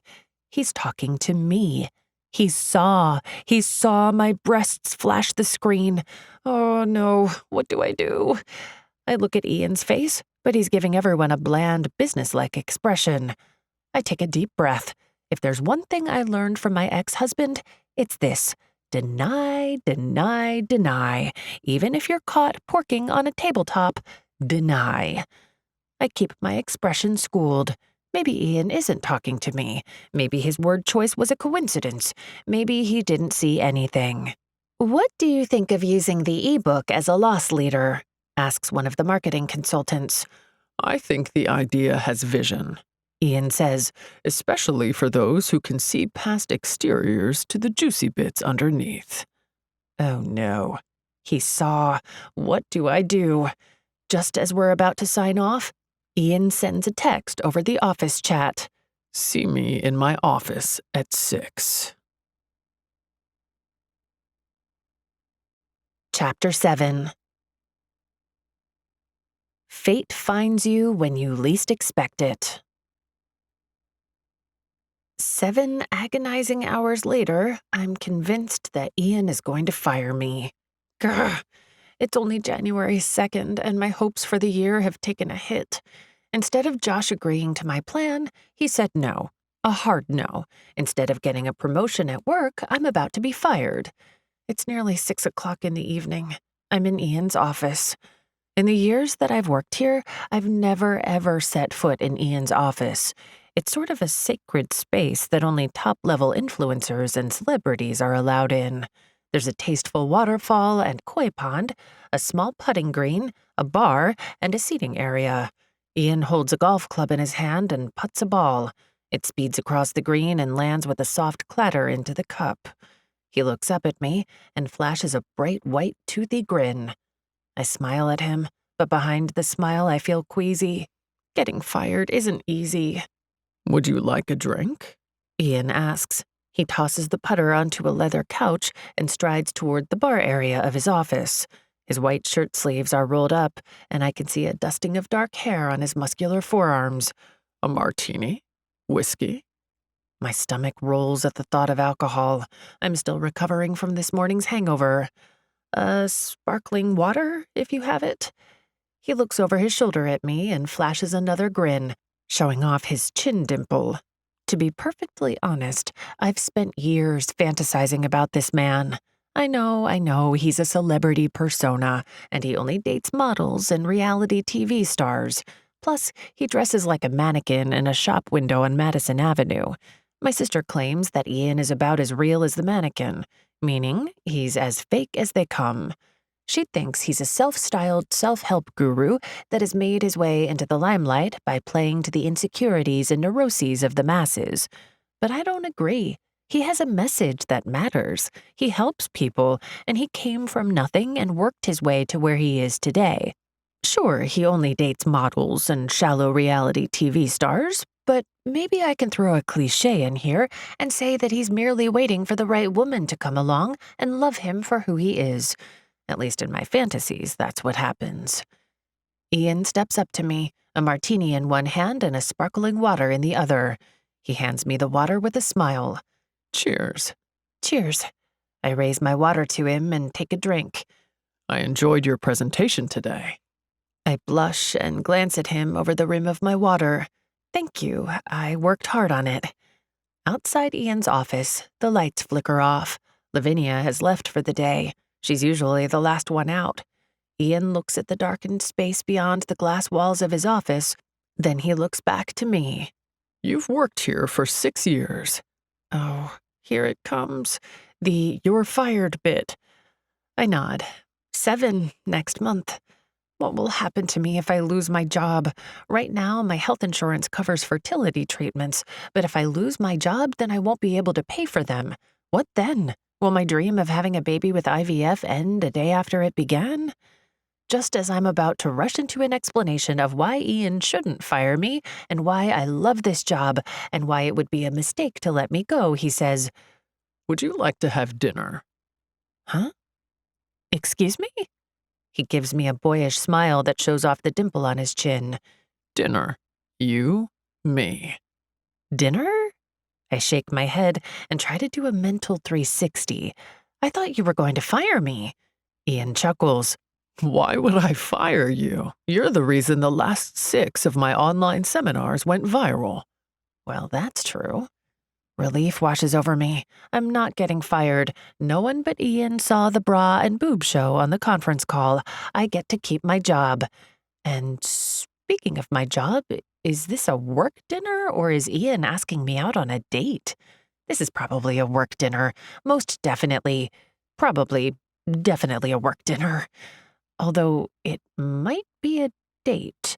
But the thing is, I can't start dating Ian when I'm preparing to undergo IVF and have a baby. Except, unless, maybe this is fate. Like Ian says, fate finds you when you least expect it. There's only one way to find out if this is a work dinner or if it's the hand of fate. I'd love to have dinner with you. It was a date, and we had wild, amazing, mind-blowing sex. Okay, fine. The mind-blowing sex was in my imagination, played out in vivid detail while we ate steaming bowls of bibimbap and talked about the future of Ian Fortune Live Your Best Life Starting Now enterprises. But yes, it was a date. Chapter 8. You should always believe the universe is going to give you good things, because sooner or later, it will. I spent the last 7 days in a state of euphoria. I felt like one of those anime characters with my feet floating inches above the ground and stars in my eyes. Ian accidentally met me at the little coffee stand outside the building 6 times in the past week. We had takeout sushi when we both stayed late at the office one night, and another time he stopped the elevator, brushed my hair back, and pushed aside my cardigan just to check that I was wearing his favorite bra. He also sent juicy chats and inspirational messages written just for me. Like, even the worst days are better for having you in them, and I didn't realize what was right in front of me all this time, or I've been waiting for you so long. I know I said that I don't need a man to make my dreams come true, and I don't. I'm pursuing my dream of a family with or without a man. But after my divorce and diagnosis of infertility, I found Ian's website, and his quotes were like a lifeline.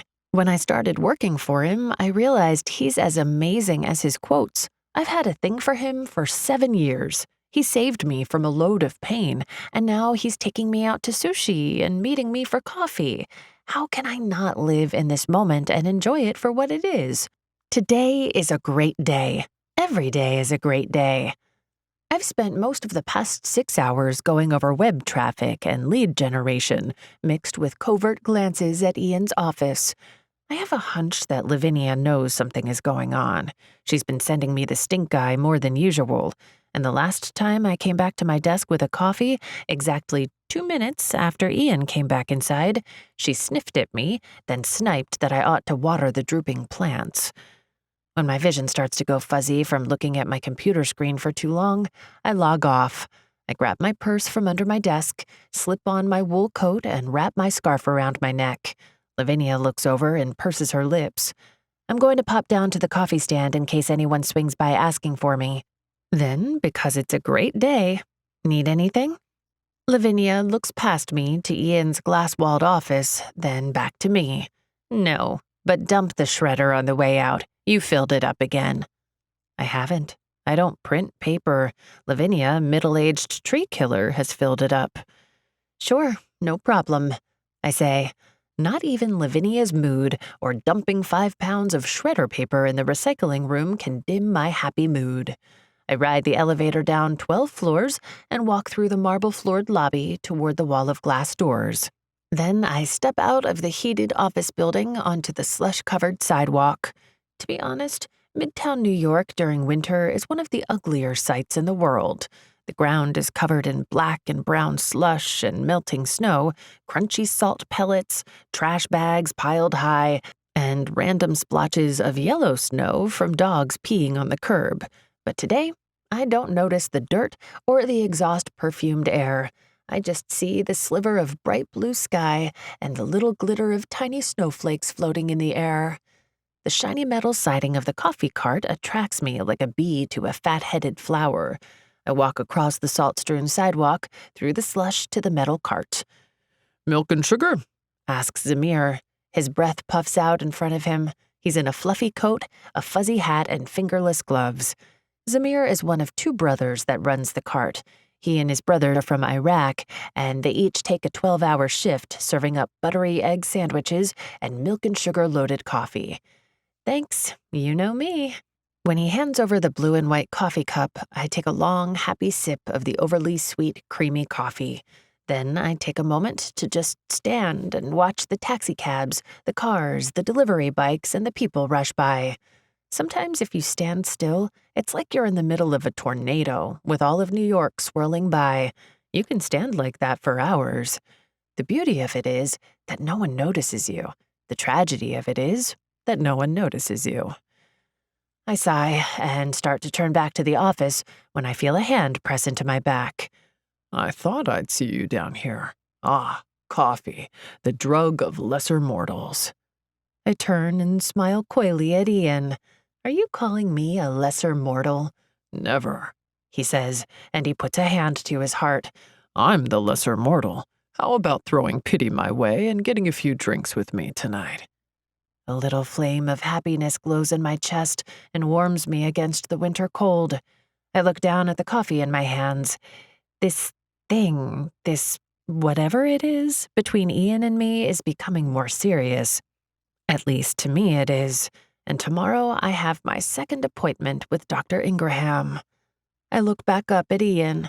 He's cool and confident in his suit coat, aviator sunglasses, and artfully styled glossy black hair.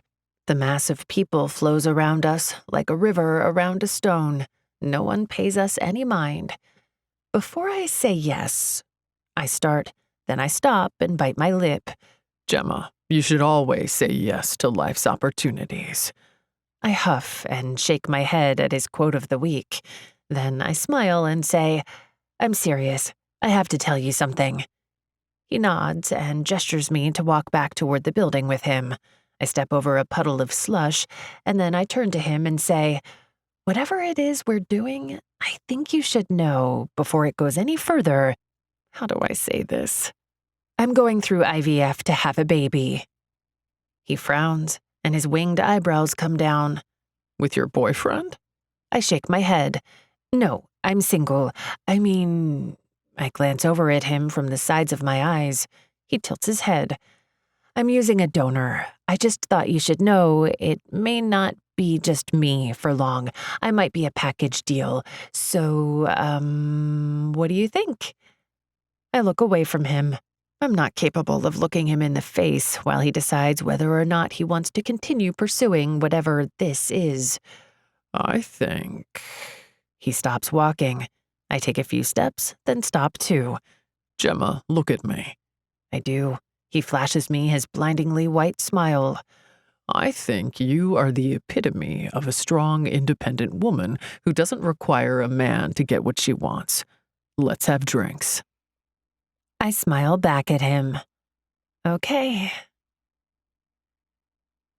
Ian took me to Daniel, the famous ultra-classy French restaurant on the Upper East Side, where they served cocktails with large spherical ice cubes suspended in liquor and other frothy concoctions. I felt incredibly out of place in my black leggings, chunky shoes, and nubby knee-length sweater. Note to self, must buy cuter clothes for dates at posh la-di-da restaurants. Ian asked me about my decision to pursue IVF. When he asked who my donor was, I told him I'd hoped to do it with a family friend, but was going to go with an anonymous donor instead. You know Josh Lewenthal, don't you? He asked. Your brother is Dylan Jacobs? Yeah, I know him. You do too? I was surprised that Ian of all people would know Josh, but not really excited to talk about him with Ian, or really with anyone.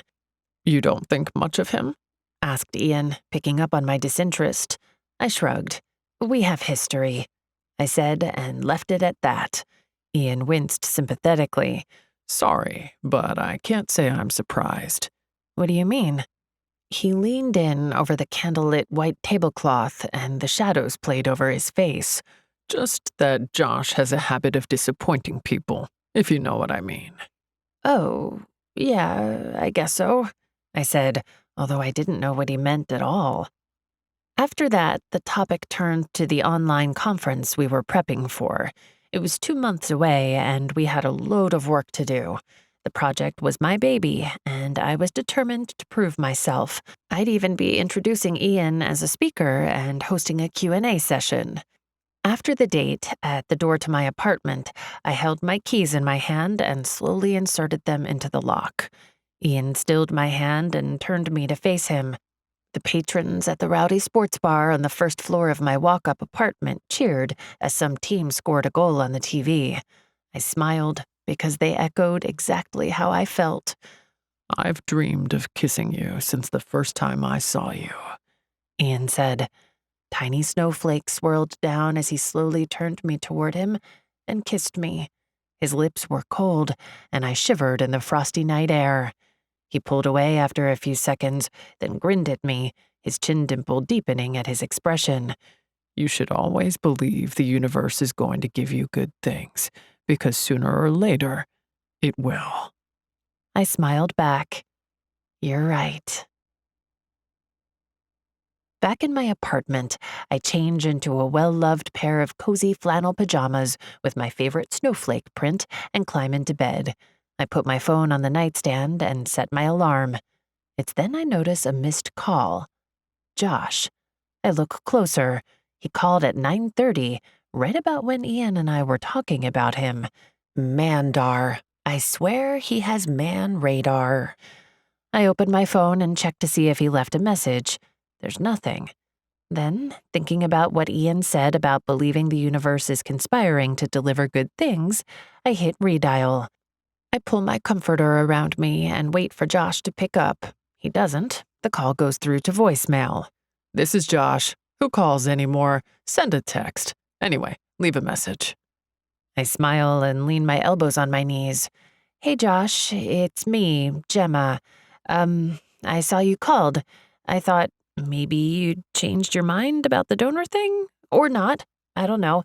I still stand by what I said. I feel like you'd be great.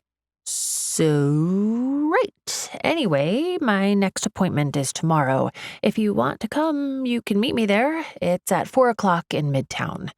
I give him the address and then say, sorry if I made you feel like an object, or if you were offended. I don't think of you like an object. I think you're a good guy. Like, maybe we could be friends. You don't have to be friends only with Dylan. You could be friends with me too, you know?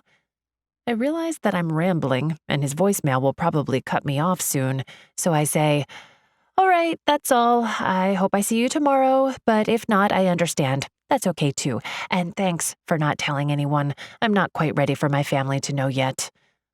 I hang up. For a good 5 minutes, I sit cross-legged in my bed and stare at my phone's display, waiting for Josh to call back. He doesn't. Finally, I put my phone down, turn off my light, and try to go to sleep. Tomorrow. Tomorrow is another day, another step forward. Chapter 9. Always say yes to the opportunities the universe presents you. I can't believe it. It's 3:45. I'm waiting for the crosswalk light to change, and Josh freaking Lewenthal is leaning against the stone wall of the doctor's office. He hasn't noticed me yet. His shoulders are hunched, and his hands are in his pockets. He looks out over the traffic, his eyebrows drawn down, his mouth curved in a pensive frown. Josh, hey! I wave, but the traffic noise covers my shout. He doesn't see me, but the woman standing next to me gives me a sharp look. The crosswalk light still hasn't changed. I bounce up and down in my snow boots and try to get a better view of Josh. I can't believe he came. When he didn't call back or text, I thought for sure that his call from last night was a butt dial or a fluke. I was 99% prepared to march into my appointment today and tell Dr. Ingraham I'd be using an anonymous donor. But Josh is here. The flood of relief and happiness that flows through me makes me realize just how much I wanted a familiar face to help in this. I watch as Josh takes a breath and lets out a long sigh. Then he shakes his head like he's arguing with himself. He pushes off the wall and starts to walk away, shoulders hunched. Is he leaving? Josh! I shout. The woman next to me glares. Josh stops, turns back around, and leans against the wall again. Thank goodness. Finally, the traffic stops and the crosswalk signal changes. I slosh through the winter slush and hurry toward Josh. When I'm a few feet away, I see him take a deep, steadying breath and then run his hand over his face. I stop next to him and shift on my feet. Suddenly, I feel incredibly awkward.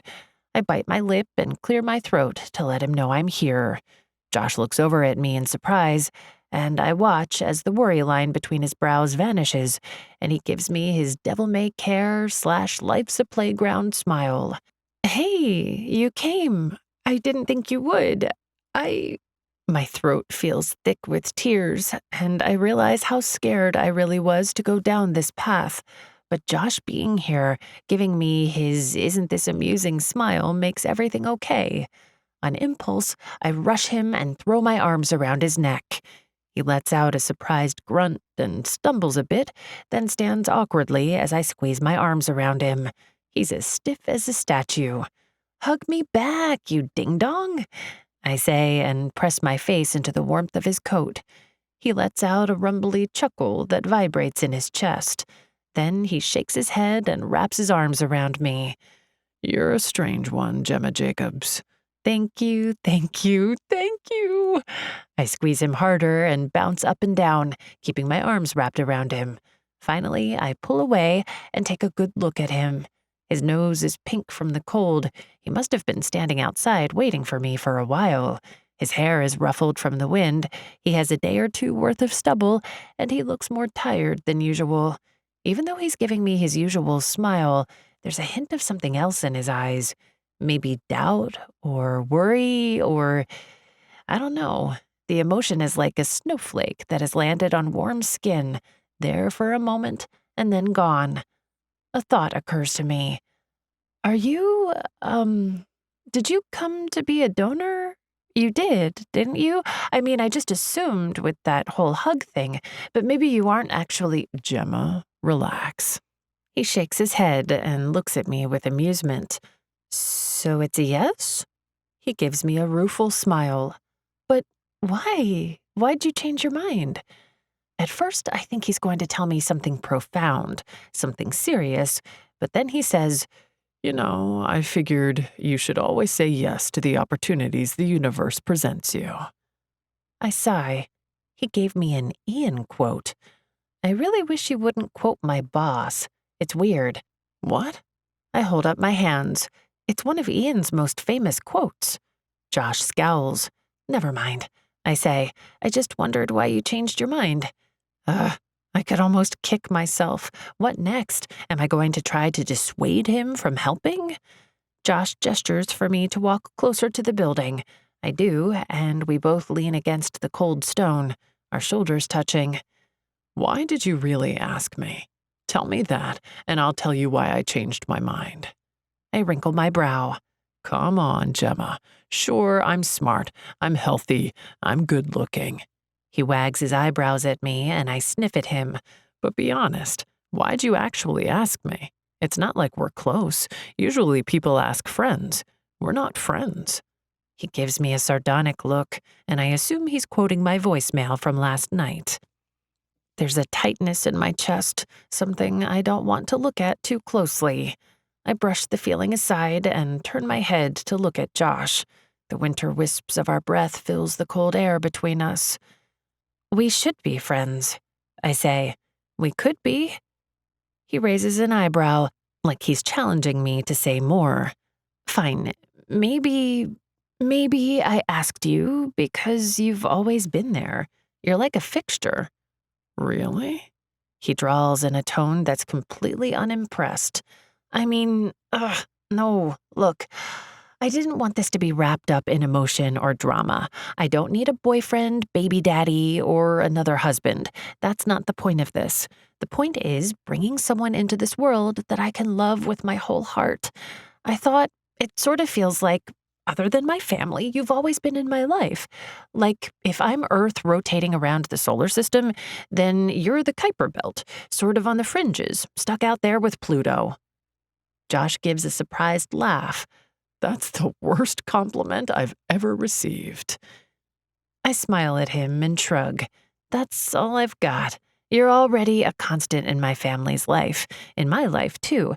If you want to be a part of the baby's life, then you can be, easily. And if you don't, if you just want to watch from afar, then you can do that too.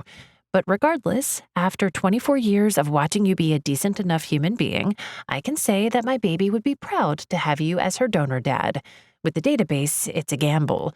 The dad could be some psycho that burned ants with a magnifying glass as a kid, or collects vintage dolls' eyes, or, I don't know, has freezers full of feet. But I already know you, and the worst thing you ever did was collect the panties of every girl you ever came across. I shake my head at him and drawl out, Casanova. Josh gives a short laugh. Good enough, Gemma. Good enough. He wraps his arm around my shoulders, and we walk toward the front door of the doctor's office. So now you tell me, why'd you change your mind? Josh looks down at me and smirks. I figured if I did, you'd throw some pity sex my way. Pay to play, Gemma. Pay to play. I gasp in outrage and send a side punch into his kidney. He grunts and then, Kidding. Geez, that's some right hook. What, did Dylan teach you that? Tell me. We stop in front of the glass front door. I don't think he's going to answer me, but then Josh says in a quiet voice, so low I have to lean in to hear him. You're not the only one who's been waiting for someone to love. I'm stunned, but before I can respond, he starts to chuckle. You should see your face. I'm kidding, Gemma. I'm kidding. Unbelievable. Of course he'd be kidding. Don't you ever take anything seriously? He lifts his eyebrows at me and smirks. Then he pulls open the door for me and holds it wide. Come on, we don't want to be late for our date. I step into the building lobby. The heat settles over me and nips at the chill in my cheeks. In a surprising gesture of solidarity, Josh takes my gloved hand and gives it a squeeze. I smile at him in gratitude. It's time to get to the business of baby making. Chapter 10. If you want something bad enough, you'll do whatever it takes to get it. Dr. Ingraham looks down at the history and physical form that Josh filled out, then back up at us. He scratches at his round, bald head and frowns. It says here you're single, but Gemma indicated that you were partners. Dr. Ingraham says. I resist the urge to look over at Josh. I can feel myself blush. Josh sits next to me in a blue vinyl padded chair. Mine is green vinyl. We're scooched so close together our knees nearly touch. Dr. Ingraham sits behind his desk. He's half hidden by the stacks of paper and journals surrounding him. I noticed Josh raised his eyebrows at the pile of plastic anatomy models on the doctor's desk when we walked in, but other than that one change of expression, he hasn't seemed fazed. I only ask, Dr. Ingraham continues, because it makes a difference in the process. Gemma and I are friends, Josh says. I'm acting as her donor. I try not to squirm in my seat. Friends is a far cry from partner with super awesome amazing winner sperm. But Dr. Ingraham doesn't even blink at the change of status. In that case, once you produce your sperm sample, we'll have to quarantine it for 6 months before it can be released. I'm sorry, what does that mean? I ask. I look over at Josh, and he shrugs at me and shakes his head. When you aren't sexually intimate with your donor, the FDA requires a 6-month quarantine. The anonymous donor sperm has already gone through the quarantine process, but if you two aren't sexually intimate, then the 6-month quarantine is required. Dr. Ingraham explains. I stare at the doctor. We have to wait 6 months? I can't think of anything to say. I can only think, 6 months? I can feel Josh looking at me, but I'm too embarrassed to look back. It has to be obvious to him that I told the doctor that he was my partner, not just a guy I happen to know and convinced to give a donation. He must think I'm such a creep. We're friends, says Josh. I squeeze my eyes shut. With benefits is what I meant to say. Friends with benefits. Both of my eyes fly open, and I glance over at Josh. He gives me a smile that says, "Come on, play with me," and slowly nods his head. Yep. I nod in time with Josh. That's right. Josh and I just had sex before we got here, 3 times, and once again when we got here in that slightly dirty bathroom in the lobby, 'cause that's what we do, have lots and lots of sex. I nod again, because we are 2 physically intimate friends doing the sex. Josh's eyes go wide, and I can tell he's trying not to laugh. I can't look at him when his lips quiver and his eyes light up like that. I turn back to Dr. Ingraham. He stares at me with a slightly bemused and sort of disturbed expression on his face. That's right. I disturbed a doctor that trained as a gynecologist and has probably seen and heard some of the weirdest stuff on the planet. His round face is red, and he clears his throat. I watch as he pushes aside a pile of manila files to reveal his desk phone. He picks up the receiver and hits a few numbers. Both Josh and I sit silently and watch Dr. Ingraham hold the phone against his ear. Finally, a woman on the other end picks up. Dr. Ingraham gives me a polite smile. Oh no, we've broken some sort of IVF law and we're about to be kicked out of the practice. Yes, Dr. Ingraham here. I squeeze my eyes shut. What is he going to say? Yes, please send someone to clean the lobby bathroom. What? I open my eyes. Yes, apparently it's slightly dirty. Josh makes a choking noise, and I look over at him. He's desperately trying not to laugh. Jeez. I mock kick his ankle, and he grins at me and wiggles his eyebrows. Dr. Ingraham sets the phone back down and looks at us both. I school my expression. Now, where were we? Sperm collection, Josh says. Dr. Ingraham frowns. You were never turned down at a high school dance, right? Josh looks over at me like it's a trick question. I shake my head. No? He says. Darn. Every time. That's what they say. Every time. Josh looks over at me with a confused expression. I shake my head, not able to explain that the good doctor has a real hang-up on sperm quality in high school dances. Dr. Ingraham abruptly stands. I snap to attention.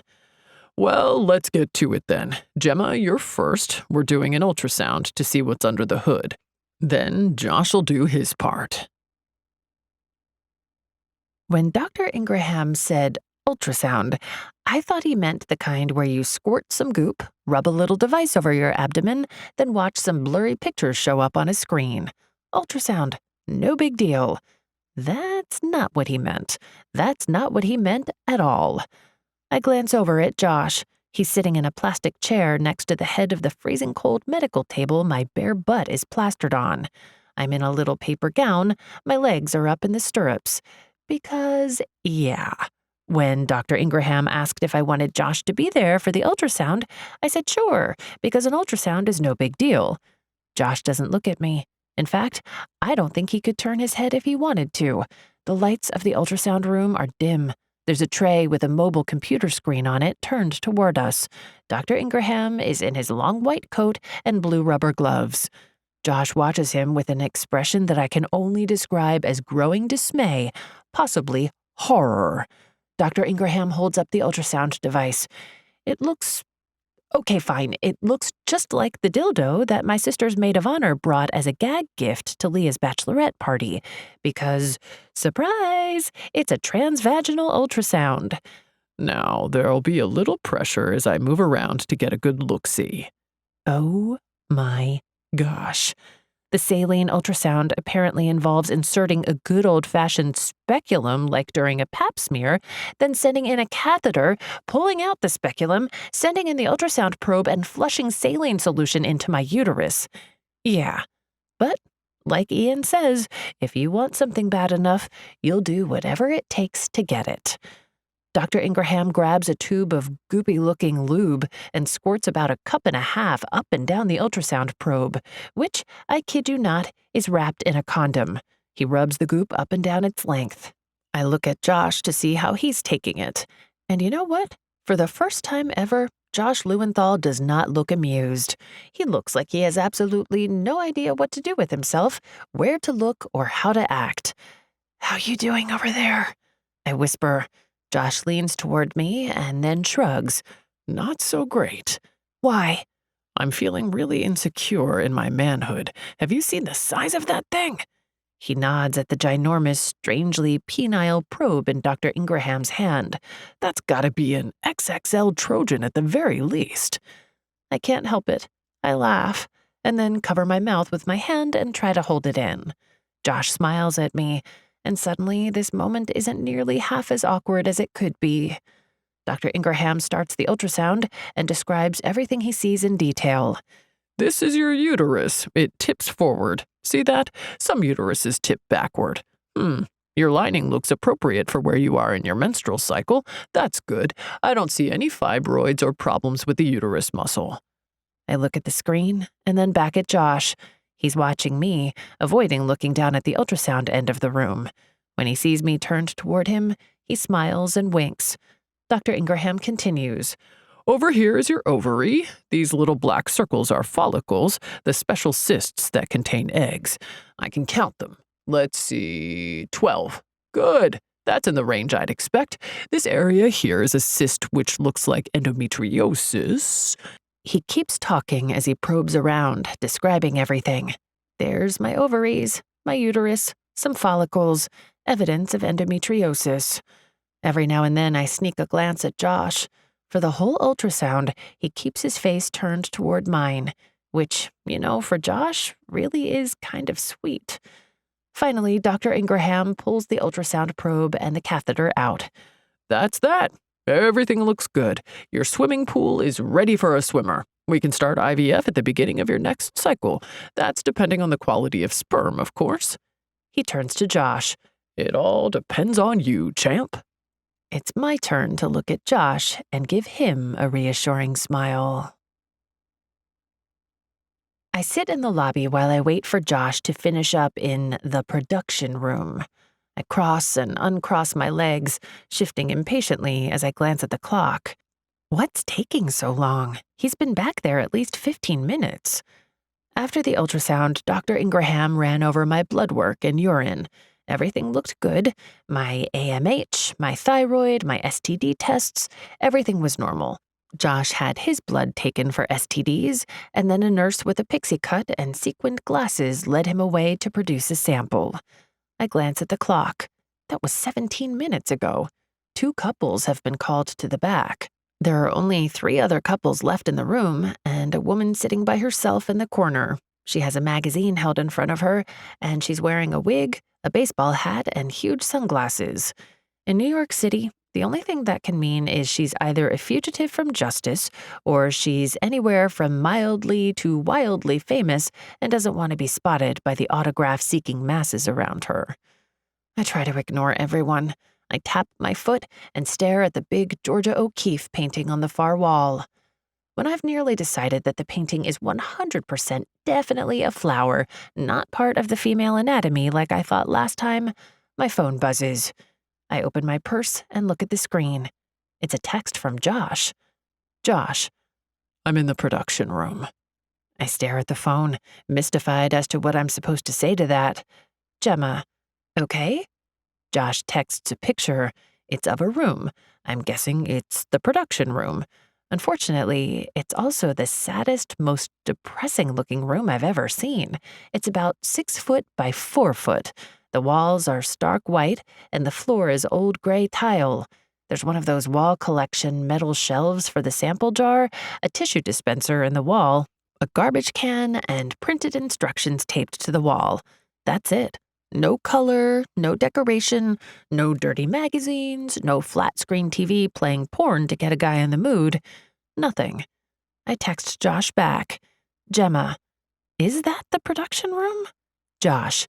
Yeah. I wait. Josh is typing another message. When it comes through, I stare at my phone in surprise. Josh. It's not working. I look around the waiting room, and I'm sort of surprised that no one is staring at me in shock. Did Josh Lewenthal just tell me that he can't produce a sample? The news plays on a muted TV near the scheduling desk. All the other couples are either watching it, looking at their phones, or reading a magazine. No one is paying me any attention. I quickly type back. Gemma.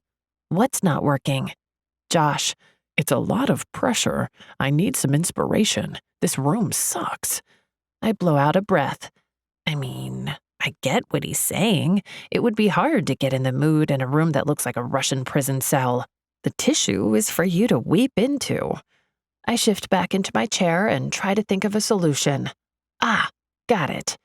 Gemma, look up porn on your phone.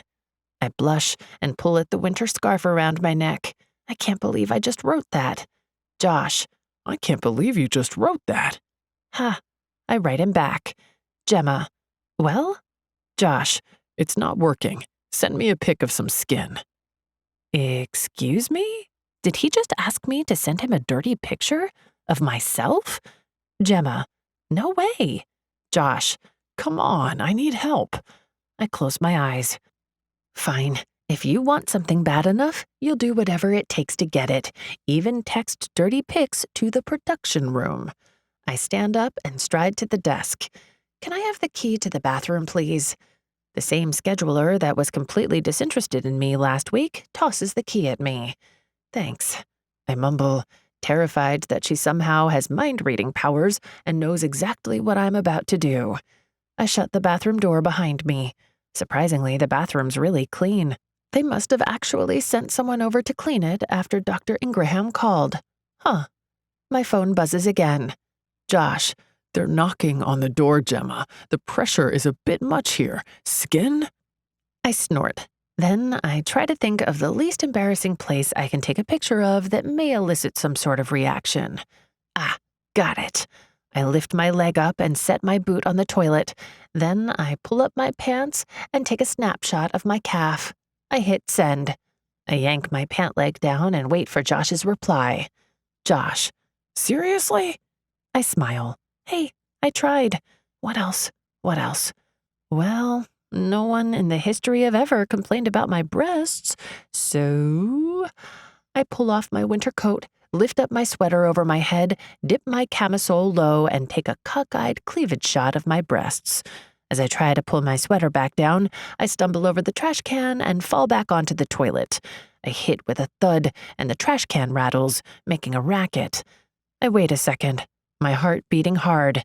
There's a knock on the door. You all right in there? Oh, geez, it's the disinterested scheduler.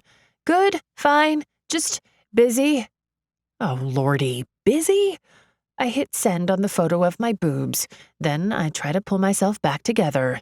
My phone vibrates. Josh, not a breast man. Are you kidding me? Not a breast man? I sent him a deep cleavage shot that should have soared him into boner territory. Gemma, then what? I scowl down at the phone. There's another knock on the bathroom door. Just a minute, I call. I'm busy in here. I stare at my phone as I wait for Josh to reply. Come on. I pace back and forth in the small space. Finally, Josh starts to text, deletes it, starts to text again, deletes it. Gemma, come on. What? Finally, his text comes through. Josh, just send a shot of your bare shoulders or your back. What? What the weird? Fine. I pull off my coat and scarf, strip off my sweater, camisole, and bra, and stand with my bare back to the mirror. I look behind me. My hair is down and falls over my shoulders in a straight dark line. My shoulders are narrow, and my back shows the exaggerated curve of my figure. I never noticed or thought about it before, but looking at my smooth skin, the gentle flare of my hips, and the curve of my spine, there's something strangely erotic about a woman's bare back. I take a shuddering breath. My nipples go hard from the cold air. I look over my shoulder at myself. There's a strange look in my eyes. I don't think about it. Instead, I lift up my camera and snap a shot of my back in the mirror. It's a half blurry shot. My head is turned away and my back is exposed. You can just barely see the edges of my breast under my lifted arm. It's almost erotic. I stare at the photo for a moment, and then I hit send. Gemma, show this to anyone, and I will kill you. Josh doesn't write back. I throw on my bra, my cami, my sweater, my coat, and my scarf, and then I splash ice-cold water on my face. I wait a few minutes for Josh to text back, but he doesn't. Another knock comes at the door. Hang on, I call. I take a deep, steadying breath and open the bathroom door. All yours, I say to the woman waiting. Then I look toward the reception desk. Josh is already there. He's leaning against the counter, talking to the scheduler. A full body flush rushes over me. I don't want him to look at me. I'm embarrassed. Sure, okay, yes, we've already had sex, but that was eons ago. A slam-bam, thank you ma'am job in my parents' garage, for crying out loud. And this, well, it was nothing. Just some pictures. But still, I don't know why, but it feels different. I stay at the edge of the waiting room, afraid of the moment that Josh turns around and realizes I'm here. Then he does. The scheduler points at me, and Josh turns. I hold my breath. I don't know what I expected, but nothing out of the ordinary happens. Josh is just his usual self. He looks me up and down, winks, and gives me his devil-may-care smile. Then he pushes away from the counter and strides toward me. Hey. I shake out of my embarrassment. Hey yourself. Did it work? He smiles down at me. Consider it done. I sigh in relief. Come on, he says. He nods toward the exit and slings his arm over my shoulders. When we walk out into the cold early evening air, I shiver and lean closer to him. Rush hour is here, and the car headlights and office windows light up the darkening sky. I shift and start to pull away from him. Well, thank you. I mean, I can't tell you how much this means. I'll keep you in the loop. Hey, isn't it a rule that when someone puts out, they at least get dinner? He looks down at me with raised eyebrows. What? I squeak. He shrugs. I just put out. The least you can do is buy me dinner. It's a long, hungry train ride back to my dad's. I shake my head. He's so irreverent. So Josh. Although it is a long haul back north, and I don't think he has much money, and this part of the city really does have some excellent restaurants. I think of the Korean place Ian took me to last week. Then I frown. If Ian and I start to date exclusively, then I shouldn't be going out with Josh. Or not. I can take a rain check, Josh says, studying my expression. No, it's not that. It's just, we're friends, right? We can be friends? Josh studies me, and he's so still and quiet that I don't have any clue what he's thinking. The sounds of rush hour traffic, the cold of the air, and the smell of New York City in the winter, exhaust, snow, and food stalls fills the air. I wait for his answer. Friends with benefits? He finally asks. I smile and let go of the tension that had quietly and suddenly filled me. Of course he'd answer that way. Just friends, no benefits. He chuckles and elbows my side. What's good to eat around here? I'm starving. Chapter 11. Love is the best gift I've ever had the privilege to give. When you're in a city full of culinary delights, cuisines from around the world, and international markets, what would you choose to eat? If you're Josh, you choose pizza. We're in a tiny standing room only pizzeria that is basically a no-frills-to-go storefront on the corner of a busy intersection. If it has a name, I don't know it. The sign out front just says pizza in big glowing block letters. There's a cooler for drinks, a long glass-covered pizza counter, and a cash register. Josh looks down at the pizza counter. It's filled with trays of freshly baked pizza that you can buy by the slice. The crust is crispy, the cheese is bubbling, and the smell of yeast, herby sauce, and spicy meat fills the air. The pizzeria is nice and toasty from the wood-fueled heat coming off the brick oven. I rub my gloved hands together and press them against my cheeks. I'll have 2 slices of the grandma pizza, he says. I grin. That's what I'm getting. Grandma pizza is delicious square pizza covered in tomato and cheese. It tastes just like it came out of some Nona's kitchen in a little village in Italy. Anything to drink? Asks Josh. I point to the cooler and the row of flavored sparkling water. Want one? He nods, and I grab 2 bottles of lime-flavored sparkling water from the cooler. The worker hands over 2 paper plates loaded up with our grandma pizza. The cheese is still melty and droops over the edges. $15, he says. I dig in my purse and pull out the money. I got it, Josh says. I shake my head. No, you put out. But he's already paid. The worker snorts and shakes his head at me and Josh. I scowl at him. I grab my paper plate and bottle of water and hurry after Josh. He's headed toward the door. He holds it open for me, and I step back into the bustle of the city. After the warmth cranking out of the pizza oven, the winter air feels even colder. I shiver and let the warmth of the pizza seep into my hands. Josh takes a bite and groans in pleasure. Now this is good pizza. I'll get off for you anytime if you promise to take me out for pizza more often. I laugh and roll my eyes, but the smell of fresh mozzarella, tomatoes, and crispy golden crust is enticing. Deal, I say. Josh's mouth is full of pizza, but he manages to grin at me. I pick off a bit of browned cheese and pop it in my mouth. To be honest, there's something about the way the smell of subway steam, traffic exhaust, and city grime mixes with New York pizza to make it insanely delicious. I take a big bite and luxuriate in the flavor. Josh starts to walk down the sidewalk, heading east. He ambles at a slow enough pace to take bites of the pizza as he walks. I walk next to him and pick the mozzarella off the top, popping it in my mouth. The only problem with places like that is there's nowhere to sit, I say. Josh eyes me in surprise. That's not a problem. That's an adventure. I raise an eyebrow. What's that mean? He tucks his drink into his jacket pocket and nods his head at the intersection. We eat while we walk, and the mission is we have to find a dessert place before we finish. Seriously? You do this kind of thing often? He nods. Sure, I'm a risk taker. I eat standing up. Sometimes I don't tie my shoes. It gets me in a lot of trouble. I shake my head at him. Come on, he says. This is what friends do. So we keep walking down the crowded sidewalk. The sky has shifted to the dusky purple of a night filled with city lights. It's rush hour, and we're close to a subway stop, so the mass of people squeezing against us is even thicker than usual. Let's go this way, I say, and I turn onto a less busy cross street. I take another bite of my pizza. It's delicious. Really delicious. Maybe I should eat pizza while walking through the city more often.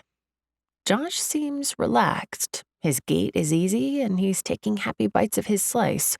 I decide I could broach the more serious topic of what next. I clear my throat and look around. We're on a pseudo-residential side street. The light is dim, and there aren't many people around.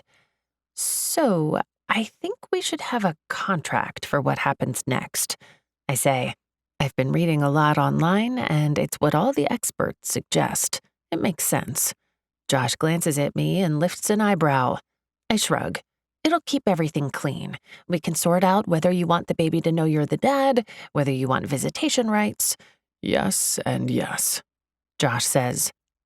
I look over at him in surprise. He shrugs. I like kids. I study him. The sexy, fun-loving, devil-may-care image of him that I have doesn't exactly mesh with this information. I didn't know that, I admit. You don't know a lot of things about me, Gem. He quirks an eyebrow at me in challenge, and I bristle, because it's not like after 24 years I haven't learned a few things. I know plenty about you. Really? He drawls. We come to another intersection. To the left, I see what looks like an ice cream shop. I turn toward it. I know you collect Godzilla models. He gives a grunt, like knowing that isn't anything special. I know you like pizza. I gesture at the nearly finished slices on his grease-stained paper plate. You're failing, Gemma, he says. I narrow my eyes at him. Fine, I know that you have a lot of sex. Like, a lot.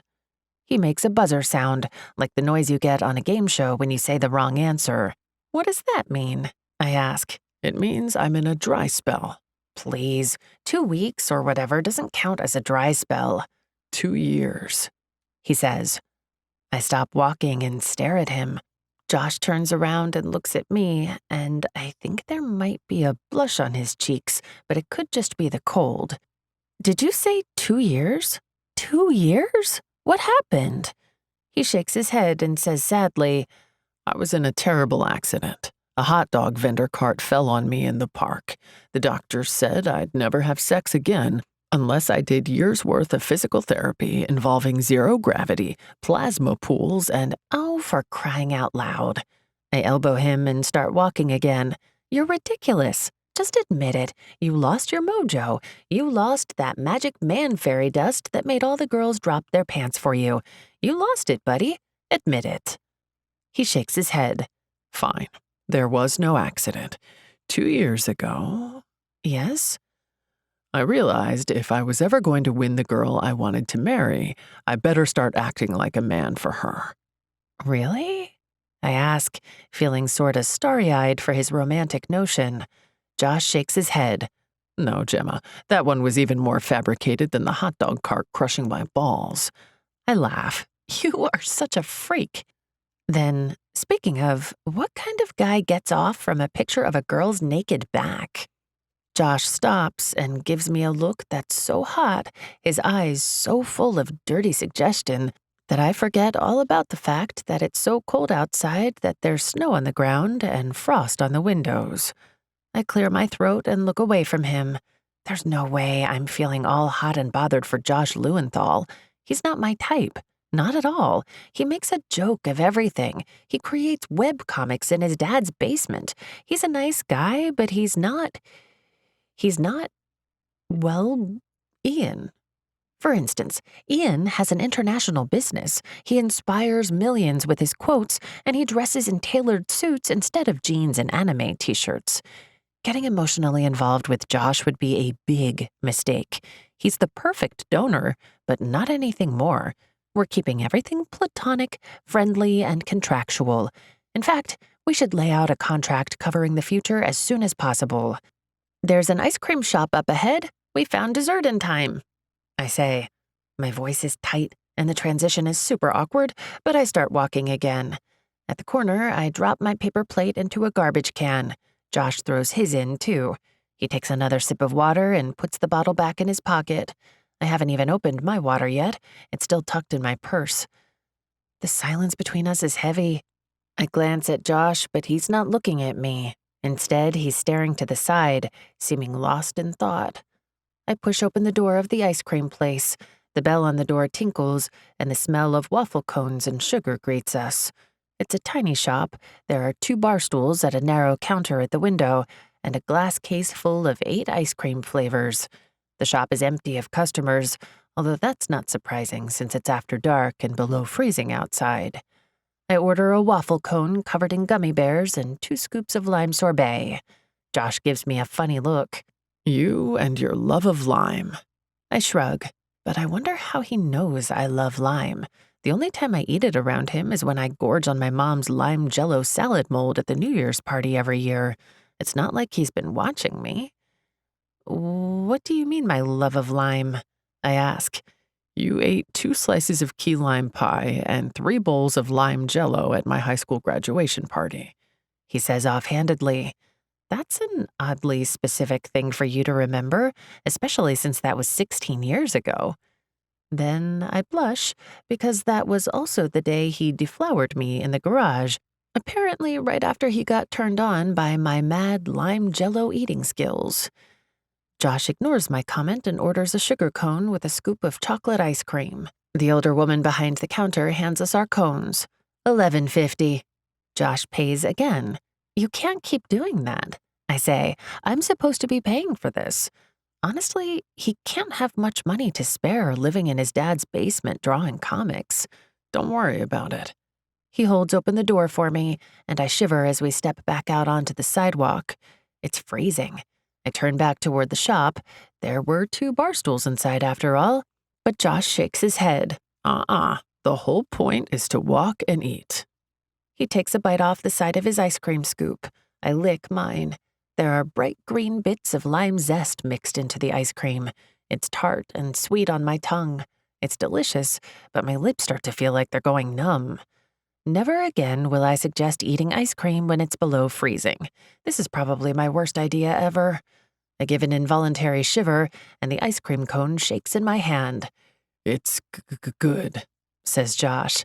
And I laugh because he's literally shaking so hard he can't talk. He takes another big bite of the chocolate ice cream. Apparently, he's a biter/nibbler, not a licker. Keep moving. It'll keep you warm, he says. We start walking north toward Central Park. The wind has picked up and the night is really, really chilly. Josh looks over at me. Your lips are turning blue. It's the price you pay. I take another lick. He takes a huge bite of his cone and then drops the last bit in the trash. I look at my ice cream and back at the trash can. I should throw it away. It's too cold, but... Here, I'll fix it, Josh says. He unzips his down-filled coat and holds it open. What? Get in here. He's got that laughing spark in his eyes. I step up close to him, so close I can feel the heat coming off his chest. Then he wraps his down-filled jacket around me. Now you can eat your ice cream. I lean into his warmth and take a long lick of my cone. That's good.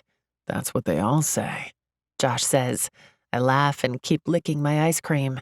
It's actually really, really nice standing in the warm, insulated stillness of Josh's arms. He looks down at me with an amused expression on his face as I gulp down my ice cream cone. It's sort of horrifying how you devour all those gummy bears, he jokes. I lick my lips and grin at him. Looking up at his wry expression, I realize that this is the perfect ending to the day. There was so much pressure, so much potential stress, but having Josh with me and then ending with pizza and ice cream, it's like he knew I needed this, needed to keep everything light. I pop the last of the cone in my mouth and crunch down on the sweetness. Then I wipe my mouth and look expectantly at Josh. He smiles at me. Good? I nod. You know what? You're a really good guy. He hums in acknowledgement. Thank you again for agreeing to be my donor. And because it feels safe and sort of like we're friends sharing secrets in the quiet hush of the night, I say, I'm so glad you came.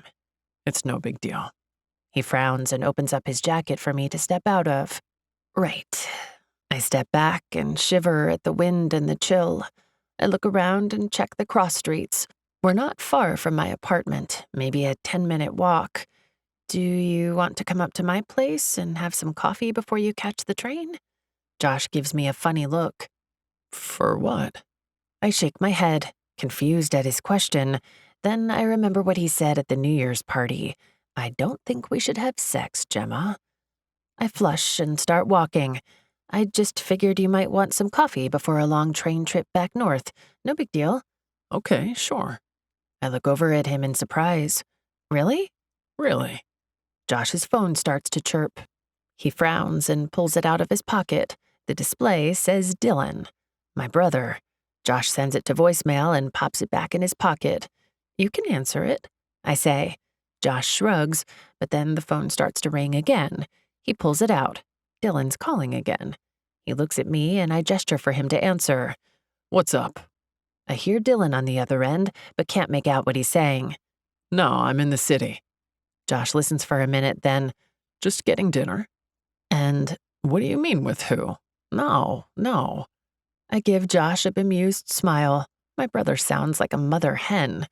I'm with Gemma. Yeah, your sister Gemma. Josh finally says. Then Josh frowns and holds out the phone. Your brother wants to talk to you. I take the phone and put it to my ear. What? Why are you out with Josh? He says in an annoying big brother voice, no preliminaries whatsoever.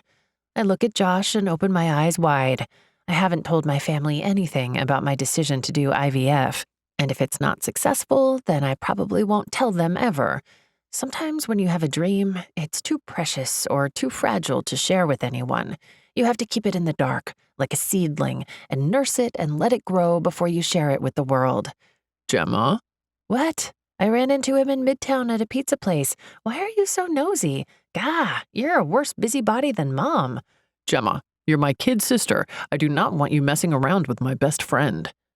My mouth falls open. I cannot believe he just went there. Dylan, first off, I'm 32 years old. I run my own life. Second, this is not some cheesy made-for-TV movie where I have an overprotective brother that dictates my life. Third, Screw off, and I mean that in the nicest way possible. Josh is watching me, and I can tell he's trying not to laugh. I hear my mom in the background shouting something about pot roast to my brother. Dylan calls back, No, Ma, he's in the city with Gemma. He can't come. Then he says, Whatever, Gemma. Obviously, you and Josh aren't hooking up. You're not his type, and you're all about that Ian dude anyway. I'm just saying, hang on, Mom wants to talk to you. I hear the phone rustle as Dylan hands it to my mom.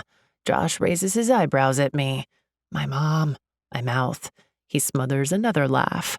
Gemma, sweetie, I dry cleaned the orange dress for you. You should pick it up this weekend when you babysit for Leah. Oh, blah, the pumpkin dress. Sure, Mom, I will. Good, sweetie. And tell Josh that he forgot his coat here the other day, and I sent it to the dry cleaners as well. He can grab it tomorrow. Okay, Mom, will do. Then Dylan's back on the line. Let me talk to Josh. I smirk and hand the phone back to him. He looks at it like it's a snake, but takes it. Hello? He asks cautiously. He listens for a full minute.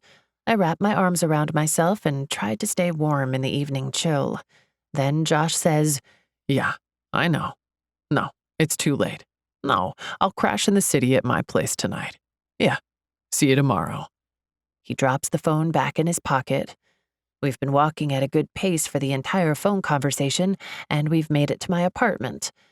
Well, I clear my throat and gesture at the brick walk-up.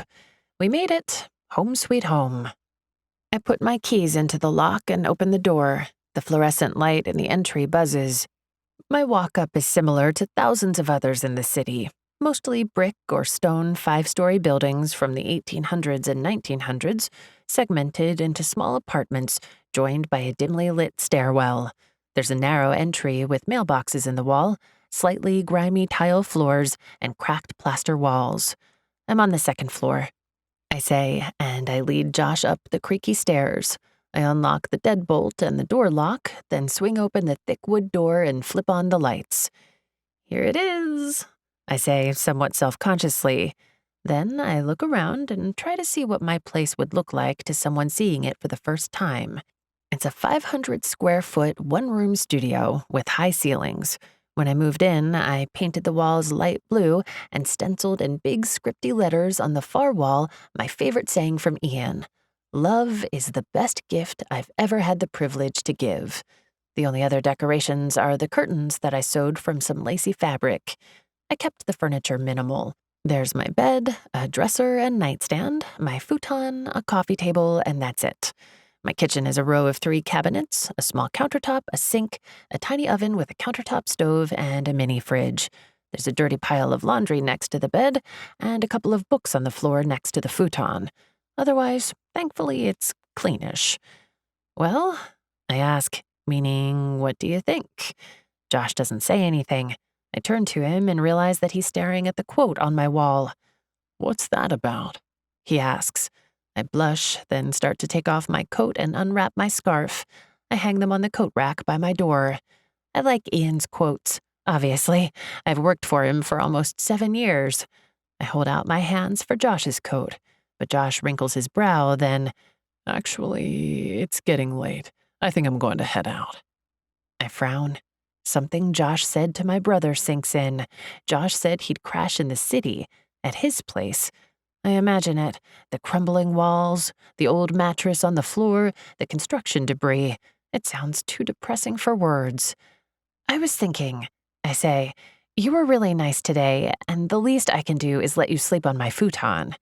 I gesture to the futon under the wall quote. Josh shakes his head.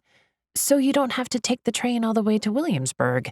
I quickly add, my futon's not comfortable. It's got this nasty metal bar in the middle, but I mean, it's better than a dusty construction site. You told my brother that you'd sleep in Williamsburg, but that sounds depressing, so... He still doesn't say anything, so I say, besides, we need to talk about how we're going forward from here. Thanks. He gives me an amused smile. But as tempting as your not-so-comfortable futon sounds, I need to get going. Oh, I squeak, and even though I feel a weird sort of disappointment, I try not to let it show. That's all right. Like I said, I'll keep you updated on everything. I can text you after the transfer when I get my results. Plus, we need to sort out the contract, but we can do that through lawyers. Gemma. Josh reaches out and puts his fingers to my chin. I stop talking. He moves his thumb and drags it across my bottom lip. The room spins a bit, and I feel slightly short of breath. The callus on the tip of his thumb rubs over the fleshy part of my mouth. What? What the? My lips part as I draw in a breath, and then Josh pulls his hand away. He clears his throat, and then... You had lime zest on your lips. He holds out his thumb, and sure enough, there's a bit of lime on the pad of his thumb. An image of me sucking it off his thumb flashes through my mind. My lady parts clench. Gah, why? The contract, I blurt out. We need to sort out the details. Let's catch up this weekend, he says. Strangely, my heart thunders in my chest. Okay, I say over the thundering in my ears. Thanks again. Thanks for everything. You have no idea. He looks at me, then turns, walks out, and shuts the door with a quiet snick. I walk over to my not-so-comfortable futon and sit down with an exhausted flop. What a day.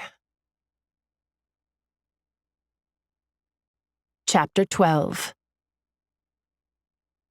A friend is someone who accepts your past, loves you in the present, and believes in your future. I'm at my desk, clicking my mouse to the beat of a pop song playing over my headphones. Today, I'm working on finishing up a social media story about the power of friendship. I worked with a designer to create this cute animation following the friendship of a fox and a rabbit. You'd think they wouldn't be friends, since foxes eat rabbits, but Ian's quotes create a storyline that has friendship budding in only 7 installments. I don't want to brag, but it's kind of awesome. I smile at the cute fox and fluffy rabbit on my screen, then I look across the room toward Ian's office. It's dark. He's been in LA for the past few days, and I haven't heard from him. Not that that's unusual. When Ian is on media tours, he works 24-hour days, and no one at the office hears from him unless it's an emergency. I sent him a text yesterday. Hope you're having a good time in sunny LA, you lucky dog. He didn't write back, which is fine. Obviously, he's busy inspiring millions, and I'm busy inspiring myself. I've spent my nights logged into the fertility forums, reading old posts and lurking on new posts. I also ordered about 9,000 books on infertility, covering every topic imaginable, from growing awesome super fertile eggs by avoiding BPA, to the raw food fertility diet, to maintaining the proper mindset. The only thing the books don't cover is how to navigate an evolving relationship with Josh Lewenthal. That's what I should have typed into the bookstore search engine. Book title: How to Make a Baby and Have an Uncomplicated Platonic Relationship with Josh Lewenthal while pursuing your career, finding fulfillment, and dating your incredibly sexy boss, self-help guru Ian Fortune. Author? No one ever. Right. So that's that. The stack of books by my futon has turned into a mountain, and I'm confused about what happened with Josh, which I don't need. I asked him to be a donor for many reasons, one of which was that I'm not attracted to him/interested in him. But spending such an emotional day with him was nice. Fine, more than nice. He texted this morning. All it said was, "How's Friday night?" I wrote back, "I babysit for Leah on Fridays." He wrote, "See you then. We'll do our thing after." Honestly, what kind of guy wants to babysit kids on a Friday night? I mean, yeah, he's living at his dad's, which is only 5 minutes from Leah's house, and he does know the kids and my sister and her husband, obviously, but doesn't he want to hang out with his guy friends or go on a hot date? So I texted, "Don't you usually have a hot date on Fridays?" He wrote back, "Ha ha." Then, "That hot dog stand was a real tragedy for my dating life." I sent back an emoji rolling its eyes. And that was the end of it. I'll be seeing him tomorrow night for babysitting and contract talks. I frown at my computer screen and readjust the text covering the graphic of the fox and rabbit. Then the words of the quote sink in. A friend is someone who accepts your past, loves you in the present, and believes in your future. That's it. There's nothing strange about what I felt the other day. I already know he's able to charm the panties off a nun, so of course I'd feel some attraction on close proximity. But the connection, that was friendship. That's it. We're becoming friends. It's fun to hang out with friends. Friendship is okay. Friendship is good. My desk phone rings. Lavinia glances over at me. She's been in a sourer mood than usual the past few days, so much so that I've stopped pilfering sparkling water from the break room fridge. "Are you going to answer that?" she asks in a pinched voice. I pull out my headphones and check the caller ID. It's Dr. Ingraham's office. "Of course I am," I say and smile blandly at Lavinia. I grab the phone.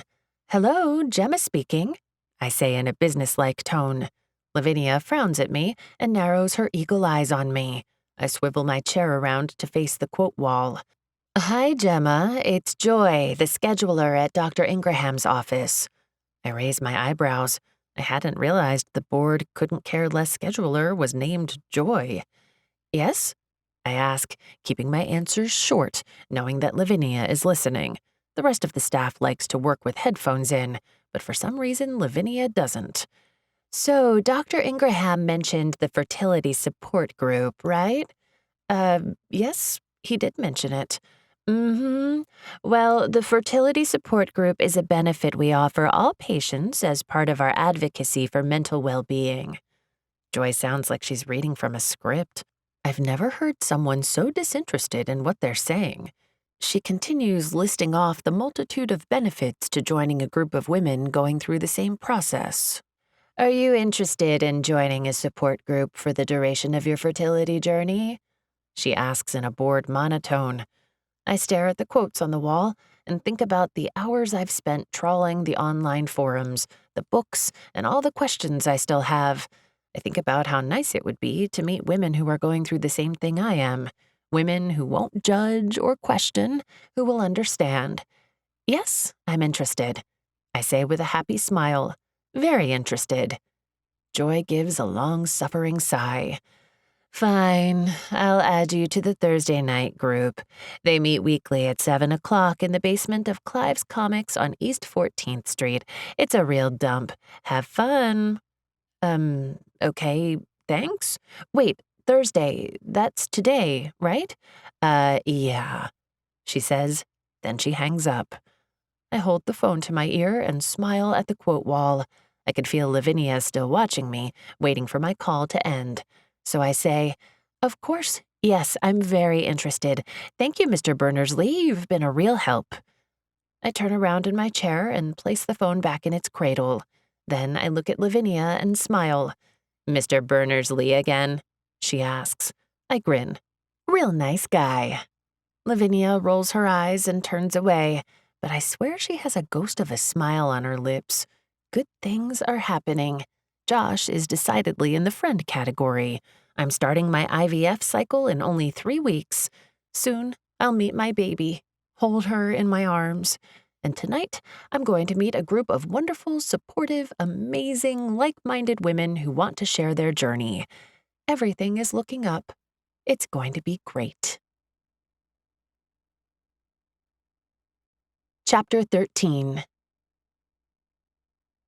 The true value of something isn't based on what it looks like, but what it has inside. Clive's Comics is a dump. It's a cluttered, musty-scented shop with cockroach traps sticking out from under the shelves. I tiptoe around a cluster of the traps and a dead cockroach lying on the grimy tile floor. The lighting is fluorescent and overly bright, showing off all the grime, disrepair, and clutter. There are stacks of comics in plastic sleeves, those collectible figure things, and bins of monster trading cards. I walk to the back of the store and spin in a slow circle. There was no one at the cash register near the front door, and I don't see any sign of a basement or a fertility support group. "Hello?" I call out. "Anybody here?" My shoulders slump a bit when no one answers. I look down at my watch. It's already a few minutes past 7. I'm late. I left work with plenty of time to spare, but the subway was so crowded that I had to wait for 2 different trains before I could shove, elbow, and forcefully squeeze myself onto the car. Even then, I stood for a good 5 minutes, smashed in the crowd, with my nose pressed into a big guy's salami-scented armpit.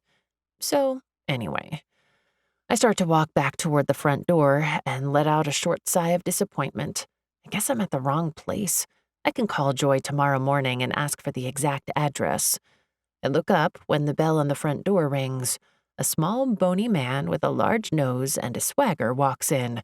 He stops when he sees me, and although he's so short he should be looking up at me, he makes it seem like he's looking down. What do you want? He asks in a thick Brooklyn accent.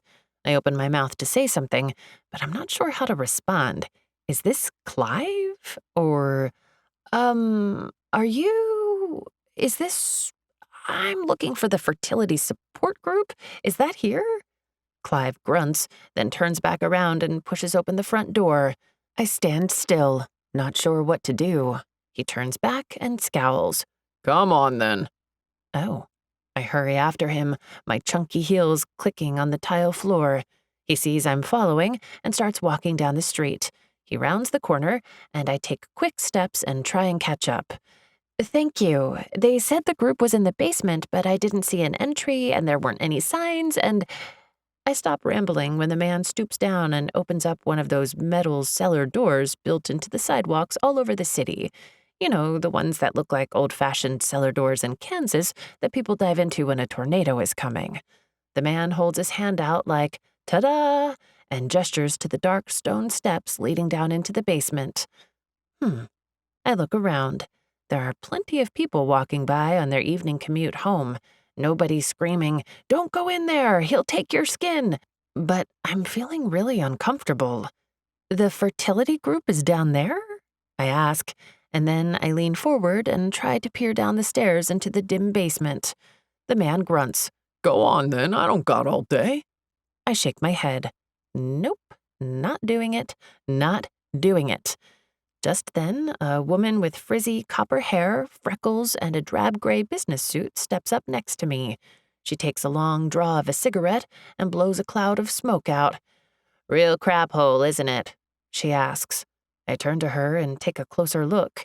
Even though her hair is bright and her freckles could be considered cute, she holds herself in a way that shouts, "Do not mess with me or I will use your face as an ashtray."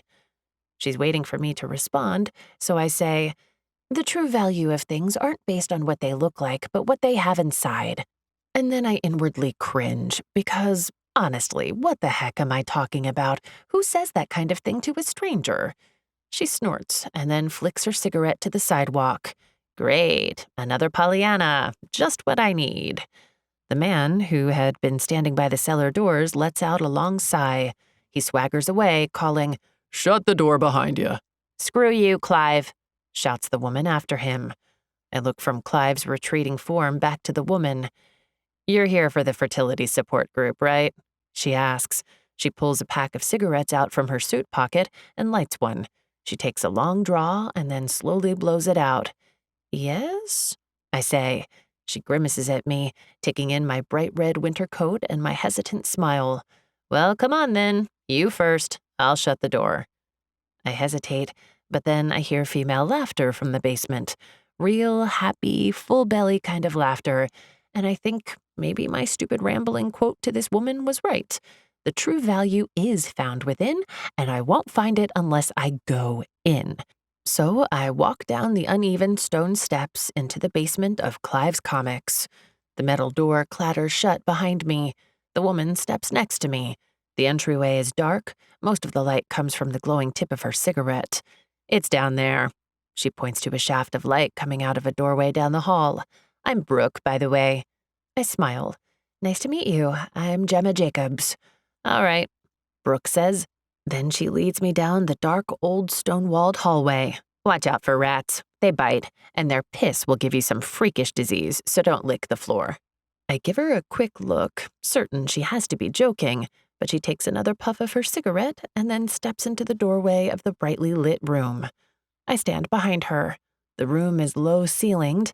painted dark pink, and there are boxes full of comics shoved against the far wall. In the middle of the room, a group of 6 folding chairs have been set up in a circle. Only 2 of the chairs are occupied. There's a glossy, blonde-haired woman with bright blue eyes who looks elegant and poised, like she could be a model on the cover of Vogue. She's talking in a clipped British accent to another woman who is listening to her and nodding her head intently.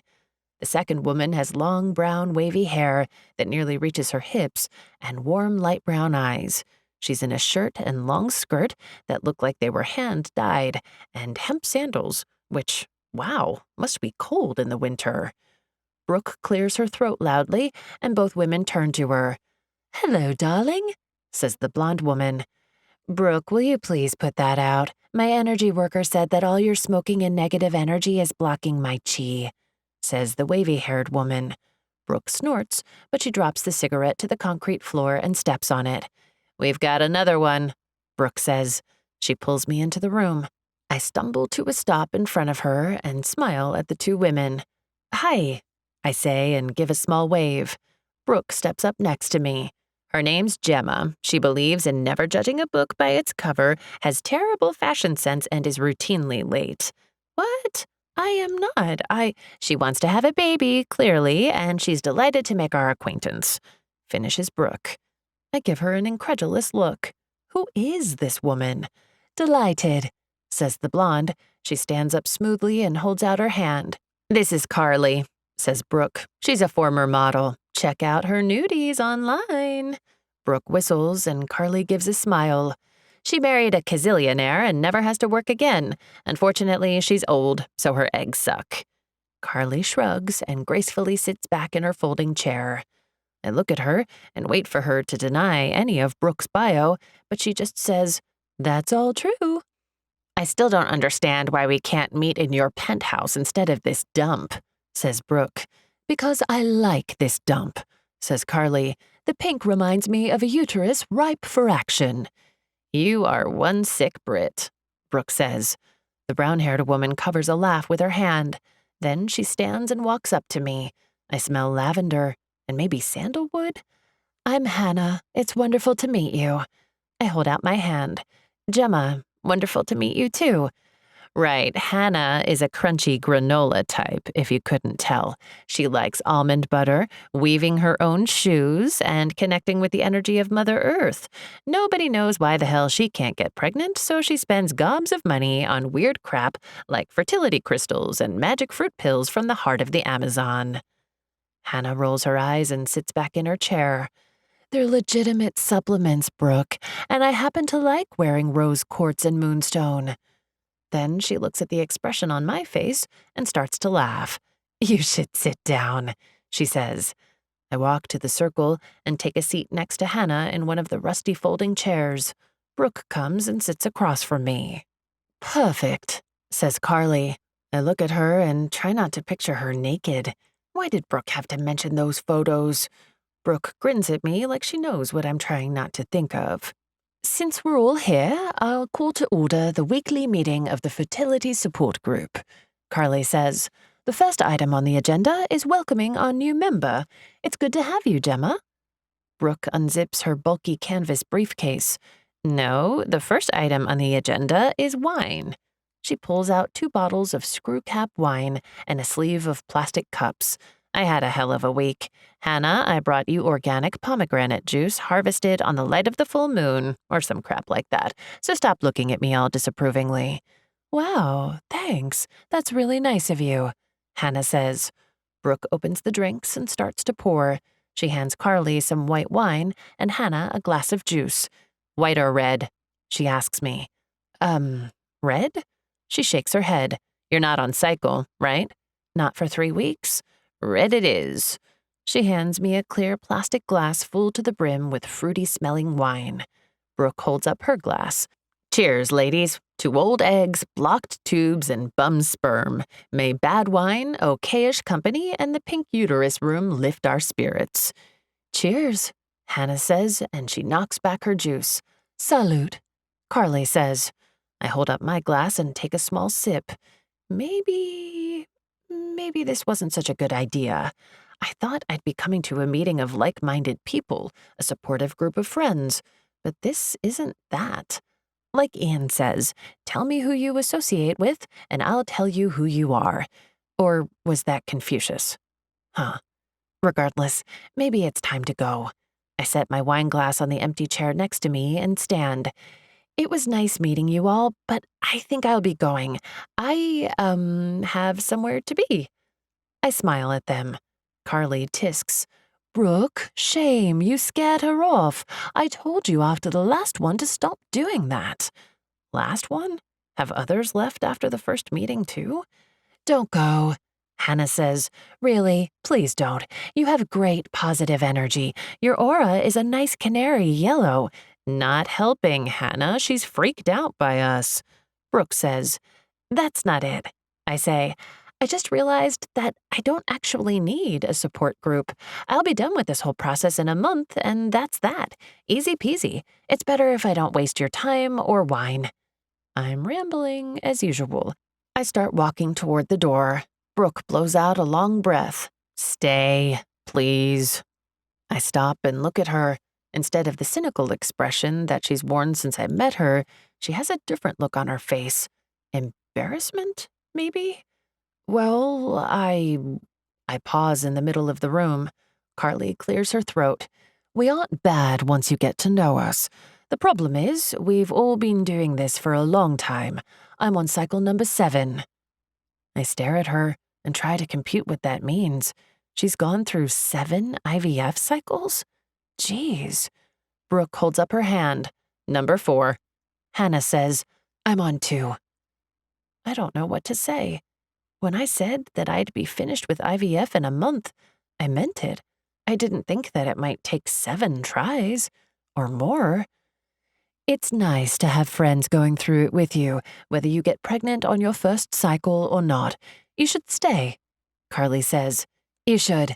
Hannah says, if you do, I'll bring you some of my husband's honey. He's a beekeeper, and Carly gives really nice presents. Last Christmas, she gave us Cartier tennis bracelets. And Brooke, well, she's not always this annoying, so there's that. Brooke snorts. I look at them all, at the rusting folding chairs, at the uterus pink room. Then I walk back to my chair and sit down. Okay, sure. I mean, every journey is made easier with someone to share the load. Brooke laughs again and rolls her eyes. Glad you're staying. But honestly, what's with the quotes? An hour later, the wine and the pomegranate juice are gone, and I'm glad that I stayed. I got a rundown of all the fertility acronyms I need to know. CB is a cycle buddy, DI is donor husband, aka Josh, then there's others like 2WW or 2-week wait, BD, which is baby dance, aka sex, and gross ones like CM for cervical music, or EWCM for egg white cervical mucus. Hannah literally pulled a stapled document out of her bag with all the acronyms on it. So, my PGT results are garbage. Only 1 embryo is normal, maybe, Brooke says. She's been talking about her week, which sounds like the week from hell. When she described her job as a public defender as just like living in Dante's Inferno, I asked her why she did it. She just looked at me and said, I'm the best shot they have. If I don't help them, who will? What do you mean the embryo is normal, maybe? I ask. PGT is a genetic test. All the embryos were no-goes except one, which was mosaic.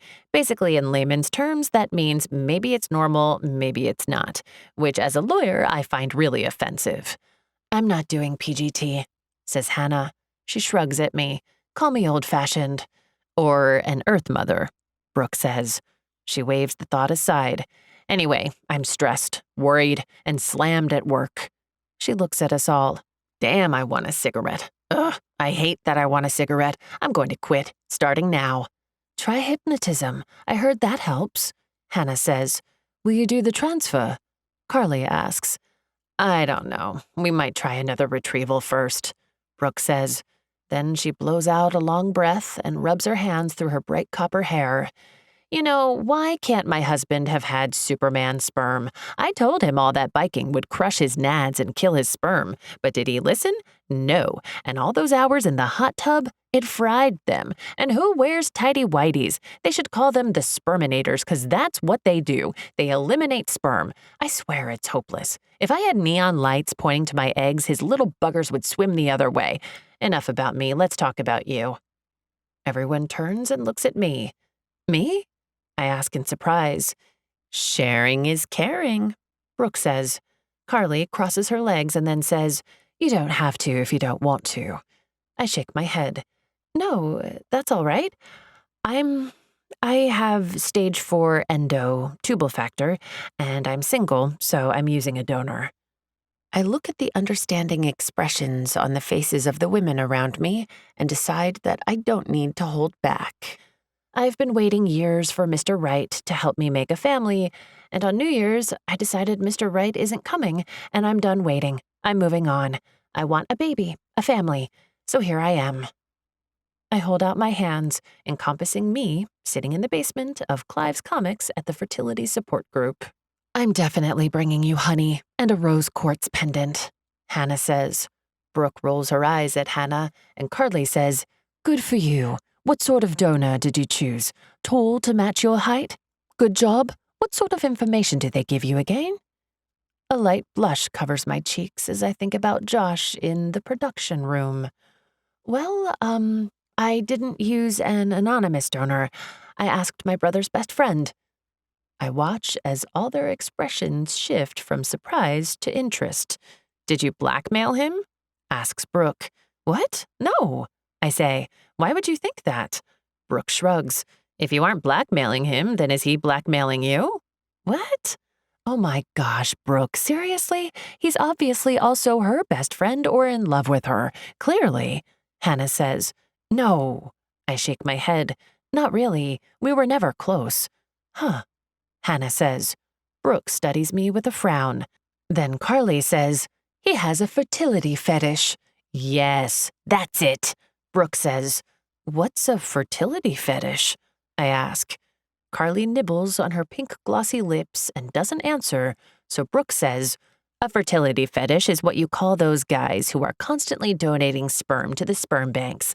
They get off on the idea of having like 300 kids, or those guys who have 20 kids by 6 different women, or like that fertility doctor who switched his sperm for the husband's sperm in all his patients and had like 1,000 kids. You're kidding. That's a fertility fetish, she says. He doesn't have that, I say. Brooke holds out her hands as if to say, Then what? He's just a nice guy. I try to explain. I've known him almost my whole life. He knows my family, and he's a nice guy. He just wanted to help. Something in my expression must give away the fact that there's something inside me that doesn't quite believe this explanation. Josh never did say why he'd changed his mind. Why did he? No man is just a nice guy, Carly says.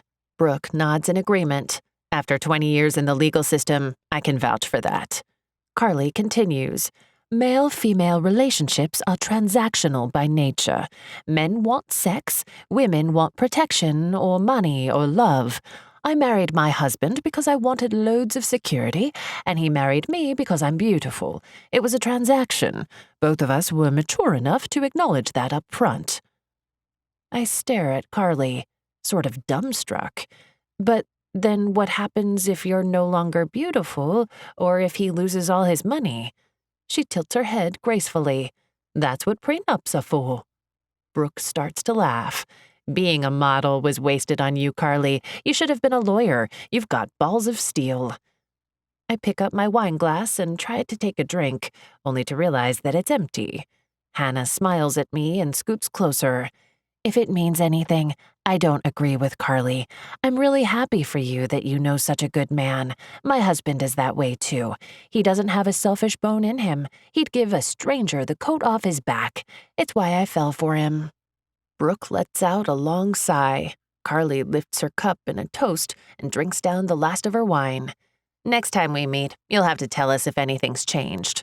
Brooke says, My money is on blackmail, or he wants something. You have a contract, right? I look at her in surprise, then remember she's a lawyer. Right, yes. At least tomorrow I'll have one. Good. Then Brooke looks down at her watch. Well, time's up. I've got a ton of work to do tonight. She stands abruptly. I stand up too and pull on my coat and scarf. Hannah steps close and sticks her arm through mine. So you'll come back next week, right? I give her a smile. Yeah, I'll be back. With Hannah's arm looped in mine and Carly and Brooke behind us, we leave the bright pink uterus room in the dingy, rat and cockroach-infested basement of Clive's Comics. When we're back on the sidewalk, Brooke shuts and locks the cellar door with a padlock key. Do you own Clive's Comics? I ask in surprise. Brooke scoffs. No way. Clive's my second cousin. He's a real douche. But I gave him some free legal advice last year, so he owes me. Thus, we get the Pink Palace for our meetups. It's a lovely place to meet, Carly says. Brooke shakes her head. I'm waiting on the penthouse invite, Carly. Carly smiles. Night, ladies. Ta. That means thanks, whispers Hannah. Then Carly pulls out of her purse a wig, a hat, and large sunglasses. I gasp. You're the wig lady from the waiting room. Carly lifts an eyebrow. And you're the bathroom girl. I blush. Right. Bad wigs and ugly hats, the trials of the semi-famous. Brooke says, Good night, everybody. She lights a cigarette and then starts to walk away. You're supposed to be quitting, Hannah calls. Tomorrow, Brooke yells back. Night. Bye, I call. Good night, Hannah says. I take my time getting home. When I'm finally there, I change into my fuzzy flannel PJs, brush my teeth, wash my face of the subway and city grime, and then climb into bed. After 30 minutes of tossing and turning, thinking about contracts and babies and fertility, I turn on my phone and type a search into the browser. Then, Brooke was right. Naked Carly is hot. I quickly shut the browser and slam my phone down on the dresser. I can't believe I just looked up a nude photo of Carly. Jeez. I force myself to go to sleep. When I finally drift off, I dream of sending naked photos to Josh and sperm trapped in tighty whities running away from my eggs. Chapter 14. Life is full of surprises. Accept them for the gift they are. It's Friday night, and I'm in my sister's kitchen popping popcorn for the kids. It's my weekly babysitting night, where I get to spoil my nieces and nephew for 4 hours straight. Josh texted an hour ago to say he was running late. I've already played 9 rounds of Snakes and Ladders, 3 games of Chinese checkers, and a half-hour game of hide-and-seek. By unanimous vote, we've decided to have homemade kettle corn while we watch one of those adorable talking dog movies. The kitchen is at the back of the house, well lit and wallpapered in an amazing pattern of chickens and daisies. It was on the walls when Leah moved in, and she thought it was so hilarious she swore she'd never take it down. 12 years later, the kitchen is still plastered in clucking chickens. While the rest of the house is modern, the kitchen is all farmhouse. I have to admit, I like it. The kids have even named some of the chickens. For instance, the one over the oven is called Sir Clucks-a-Lot. Auntie Gemma, Sasha calls from the living room. Josh is here. I quickly look up from the stove, like I can see the front door, which I can't. I hear a bunch of shrieking and tumbling, and I shout, Let him in. I'm currently stuck at the burner shaking a steaming pot of melting sugar and popcorn kernels, so I can't get the door. Josh, yay! The twins Mary and Mamie yell. Come play Go Fish with us. No, play Chinese checkers with me. That's Sasha. She's in a Chinese checkers phase. But I want to play chess. No one ever wants to play chess. Poor Colin. He's right. Hey, guys, where's Gemma? I hear Josh ask, and then I hear the closing of the front door behind him. I smile and picture the mass of kids surrounding Josh demanding that he play with them. They can be pretty overwhelming if you're not used to them. Hey, I'm in the kitchen, I call. The kettle corn has started to pop in earnest. The kernels are jumping up against the lid, bright white and covered in glossy caramelized sugar. The scent of warm brown sugar rises to me. Josh steps into the kitchen and gives me an amused smile. All day at work, I kept having thoughts of Josh having a fertility fetish or some weird motive for agreeing to be my donor. I search his expression, but there's nothing different in the way he's looking at me. It's the same look he's been giving me for years. It's the same Josh, the same nonchalance and irreverence. Question, I say. What's up? He leans against the entry and puts his hands in his pockets. Well, have you ever donated sperm before? Do you have any children? Or do you have a fetished fantasy of producing hundreds of children with your sperm? For a second, he just looks at me. Then he lets out a sharp, choking sound, and I realize it's a horrified laugh. All right, so there's my answer. I knew Brooke and Carly were full of it. Josh finally gets himself under control. Gemma, what the heck? What the heck? I shrug, then I think, oh well, may as well get it all out of the way. Okay, fine. One more question. Were you planning on blackmailing me any time in the future? His chin tilts down and he gives me a look. Then he says in a low voice, "And what would I blackmail you about?" My heart skips a beat, and I give the popcorn pot a hard shake. Well, never mind. I squirm under his direct stare and say, "So hey, nice to see you. Feel free to forget everything I just said."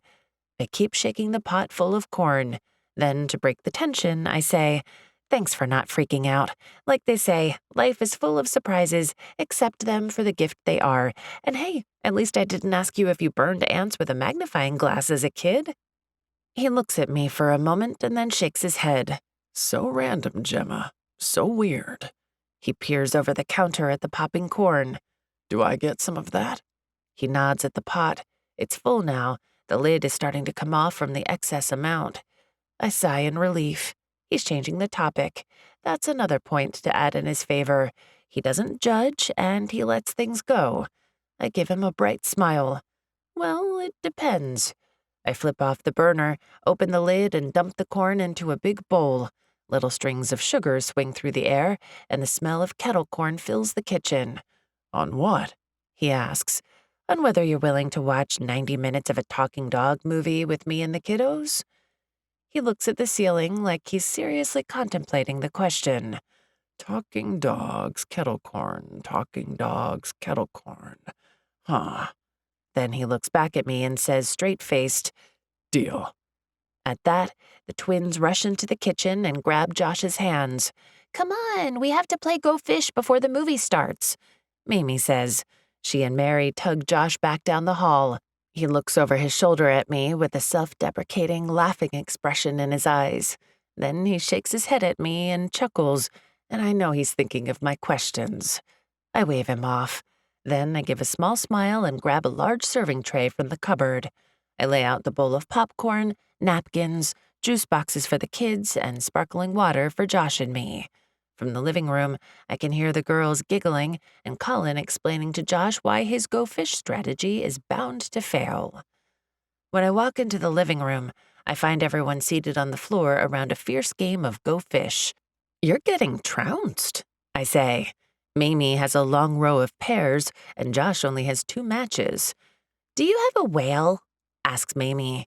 I set down the tray on the coffee table and peek at Josh's hand. I watch as he plays, and I realize quickly that he's purposely throwing the game. He looks over at me and winks. I let out a small, surprised huff.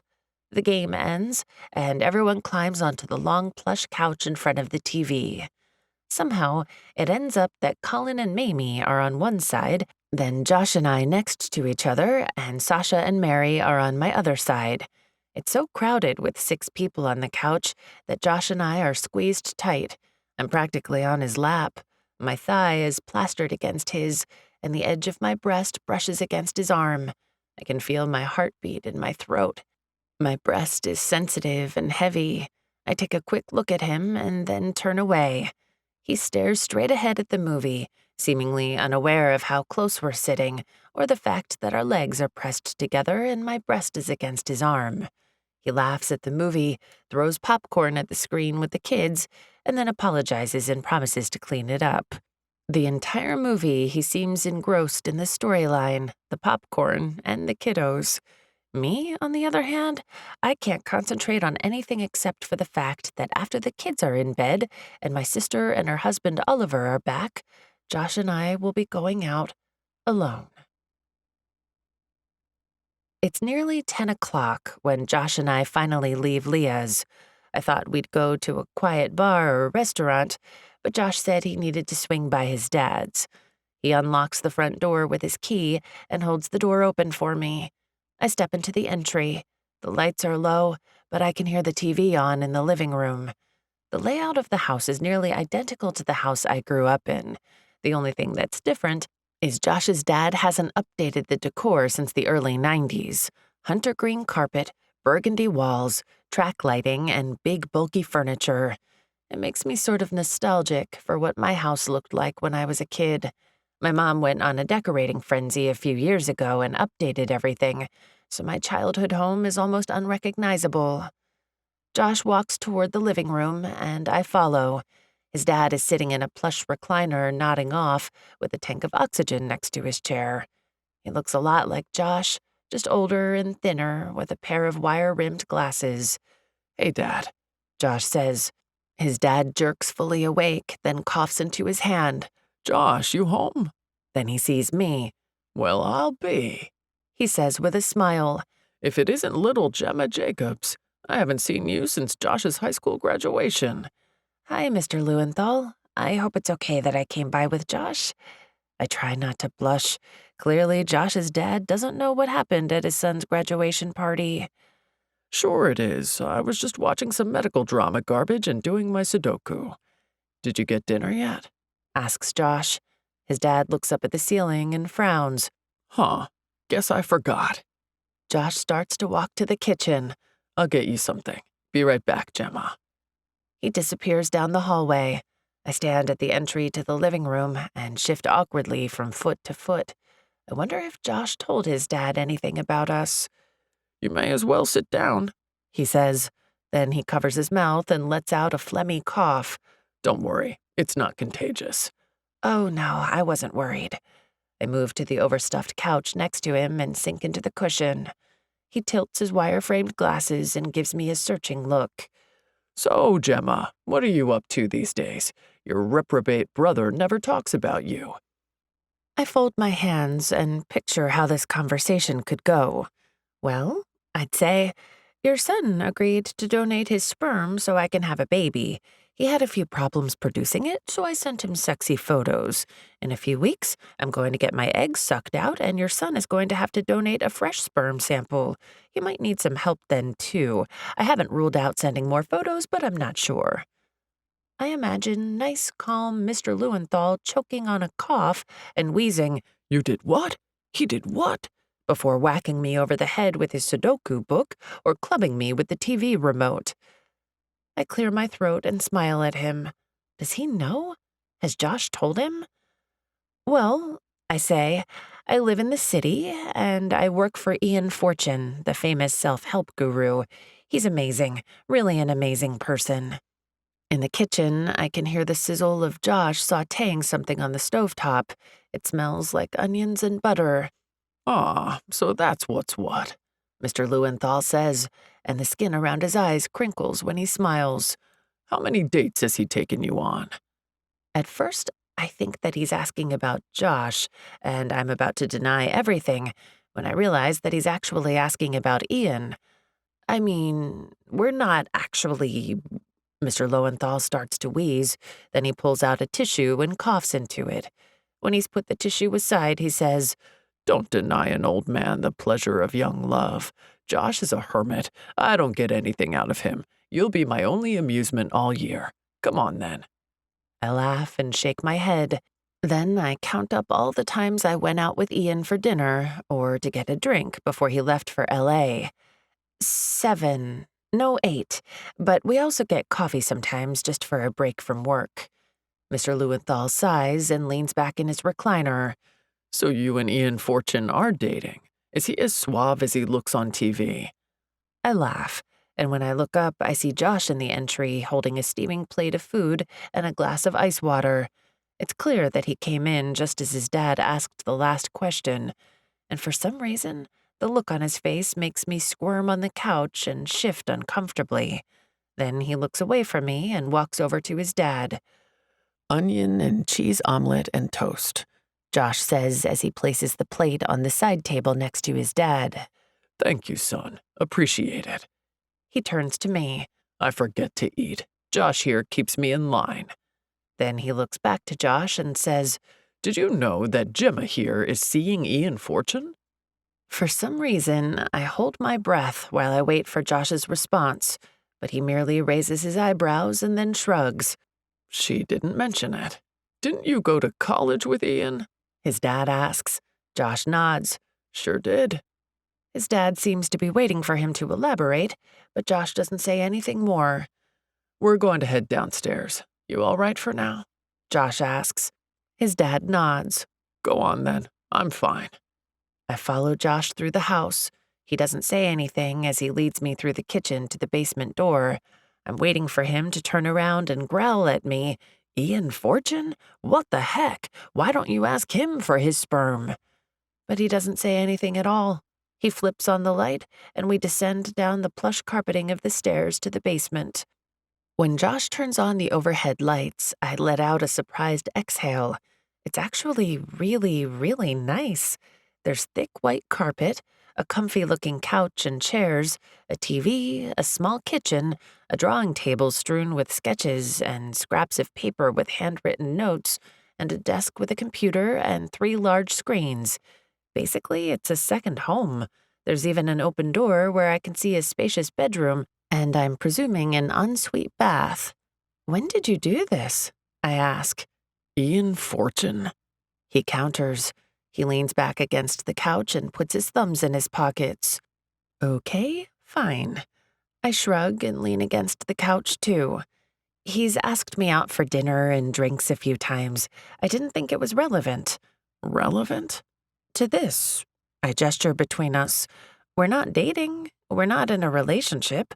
I'm not holding you back from dating or, shagging whoever you like. For some reason, I expect him to argue, but instead he shakes his head and gives me a smirk. Shagging? I throw up my hands. Boinking, whatever. I think you forgot that I'm in a drought. No shagging or boinking happening over here. I roll my eyes and walk across the room to his sketch table. He has dozens of sheets of paper with pencil and ink sketches. He walks up and stands behind me as I take in his drawings. These are really good. I look at him in surprise. I didn't know you could draw. He lets out a chuckle and shakes his head. Gee, thanks. Okay, that was stupid. I mean, I know you have a webcomic, but I didn't know you were actually good. How long have you been doing this? I run my finger over the fine details and the ink lines of his drawings. There's so much emotion in them. Nearly my whole life. He looks over the sketches on the table. My dad says I used to finger paint stories, and I picked up a crayon and started drawing as soon as I was able. How didn't I know this about you? He gives me a funny look and asks, Were you looking? Oh, that's fair. I haven't really paid too much attention to him over the years, which is probably why I often compared him to a houseplant that you don't notice but is always just there. I had an image of him, and maybe my image was wrong. I bite my lip and think, what else don't I know about him? Amidst the sketches for his comic series, I notice a drawing that's different than the others. It's done in pencil with a lot of shading. I realize suddenly that it's a portrait of his dad. He's resting in his recliner with an oxygen mask on. The detail in the drawing is remarkable, but there's something in the curve of the lines that makes me extraordinarily sad. He's really sick, isn't he? I ask. Josh looks toward the drawing I point at. I think he's surprised that it's there, like he didn't realize he'd left it out for anyone to see. Sorry, I didn't mean to suggest. He's dying. Josh says. I stare at him, stunned by the rawness I heard in his voice. We're standing less than 2 feet apart, and I ache to reach up and put my hand to his arm, comfort him. But then he gives me his laugh-at-the-world smile and says, It's what you get when you smoke 2 packs a day for 50 years. I'm sorry. Josh shrugs. When did you find out? He looks away from me at some distant point across the room. January 5th, he says. Hell of a day. I think about how at first Josh said no to my donor request, and then it seemed like out of the blue he changed his mind. It was shortly after January 5th, and if that's the case, then none of this is right. He shouldn't be my donor because he's grieving for his dad. Josh, if this is why you agreed— No. What? It's not. It's not why. Forget about it. When he looks back at me, his jaw is tight and his eyebrows are drawn. It looks like he's trying to contain a storm of feeling. Then why? He's quiet for a moment, and then he gives me a half smile. Funny thing, you've got a big family, but me, I've only got my dad. He's the one person alive that really knows me, that remembers me when I was 2 and drawing on the walls, or when I was 4 learning to ride a bike. He remembers when I first tied my shoes, and he read my first comics. You've got lots of people to remember that. But me, when my dad's gone, all of those memories are gone with him. It's just me. There's no one else. Just like that, I'm the only one to remember him. I'm the only one left alive that loved him. There's no one left to share that with me. Just me. Alone. I stare at Josh and try to take in the profound loneliness of the future he's describing, and I realize that even though there's been a hollow space in my heart waiting for a child to love, I'll always have my family. Josh is right. When his dad's gone, he'll be alone. I'm sorry, I say again. Don't worry about it. Every ending is a new beginning. He gives me a flippant smile. I shake my head. He's quoting Ian at me. Josh. Seriously, don't worry. I can see my future, and it's bright. I'll adopt a 3-legged dog from a shelter and name him Tripod. Then I'll donate loads of sperm to sperm banks around the country so I can have hundreds of children and essentially be immortal. In a few years, I'll go a little crazy, possibly cut off an ear like Van Gogh, and then I'll draw bad comics in my warehouse for the next 50 years.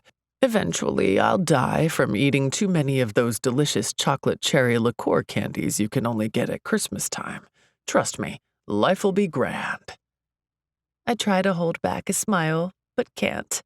Your picture of the future is so appealing. Just wondering, by any chance, do I or our possible child have any role in this hallucination? Sure, you brought me the cherry candies. I'm the agent of your imaginary death? I ask in mock outrage. Then you become a multimillionaire from my estate, which is worth so much money because everyone wants a piece of my original work. I shake my head and smile, but I can tell this joking is for Josh, because right now I think he can either laugh or cry, and to Josh, laughing is always the better option. Speaking of estates, he says, I contacted a lawyer in Brooklyn. They helped draw up a standard contract for us. We can go over it. You can send it to your own lawyer, whatever you need. Oh, I say, surprised at the change of topic. Except the contract is why I'm here, isn't it? Right.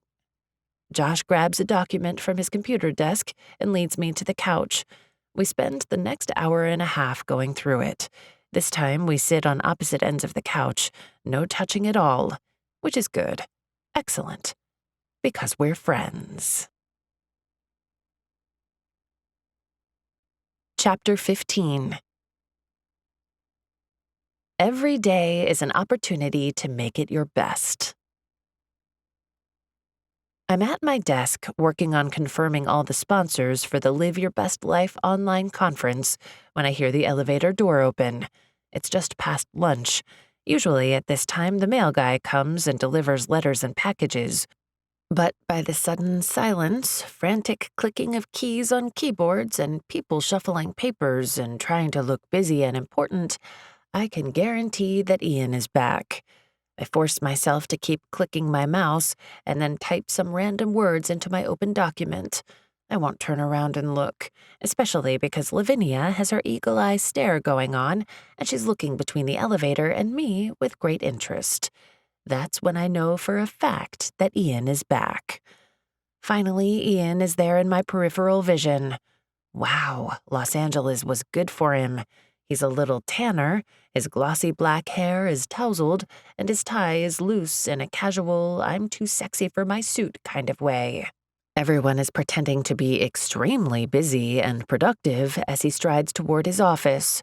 I'm watching him from the corner of my eye while I type nonsense into my document. Right when he's about to pass my desk, he stops mid-step and tilts his head like he's just remembered something. Lavinia narrows her eyes on me. Then Ian swivels on his foot, turns to me, and strolls to my desk. I can feel every single person in the office watching while pretending not to watch. Gemma, I've been meaning to ask," Ian says.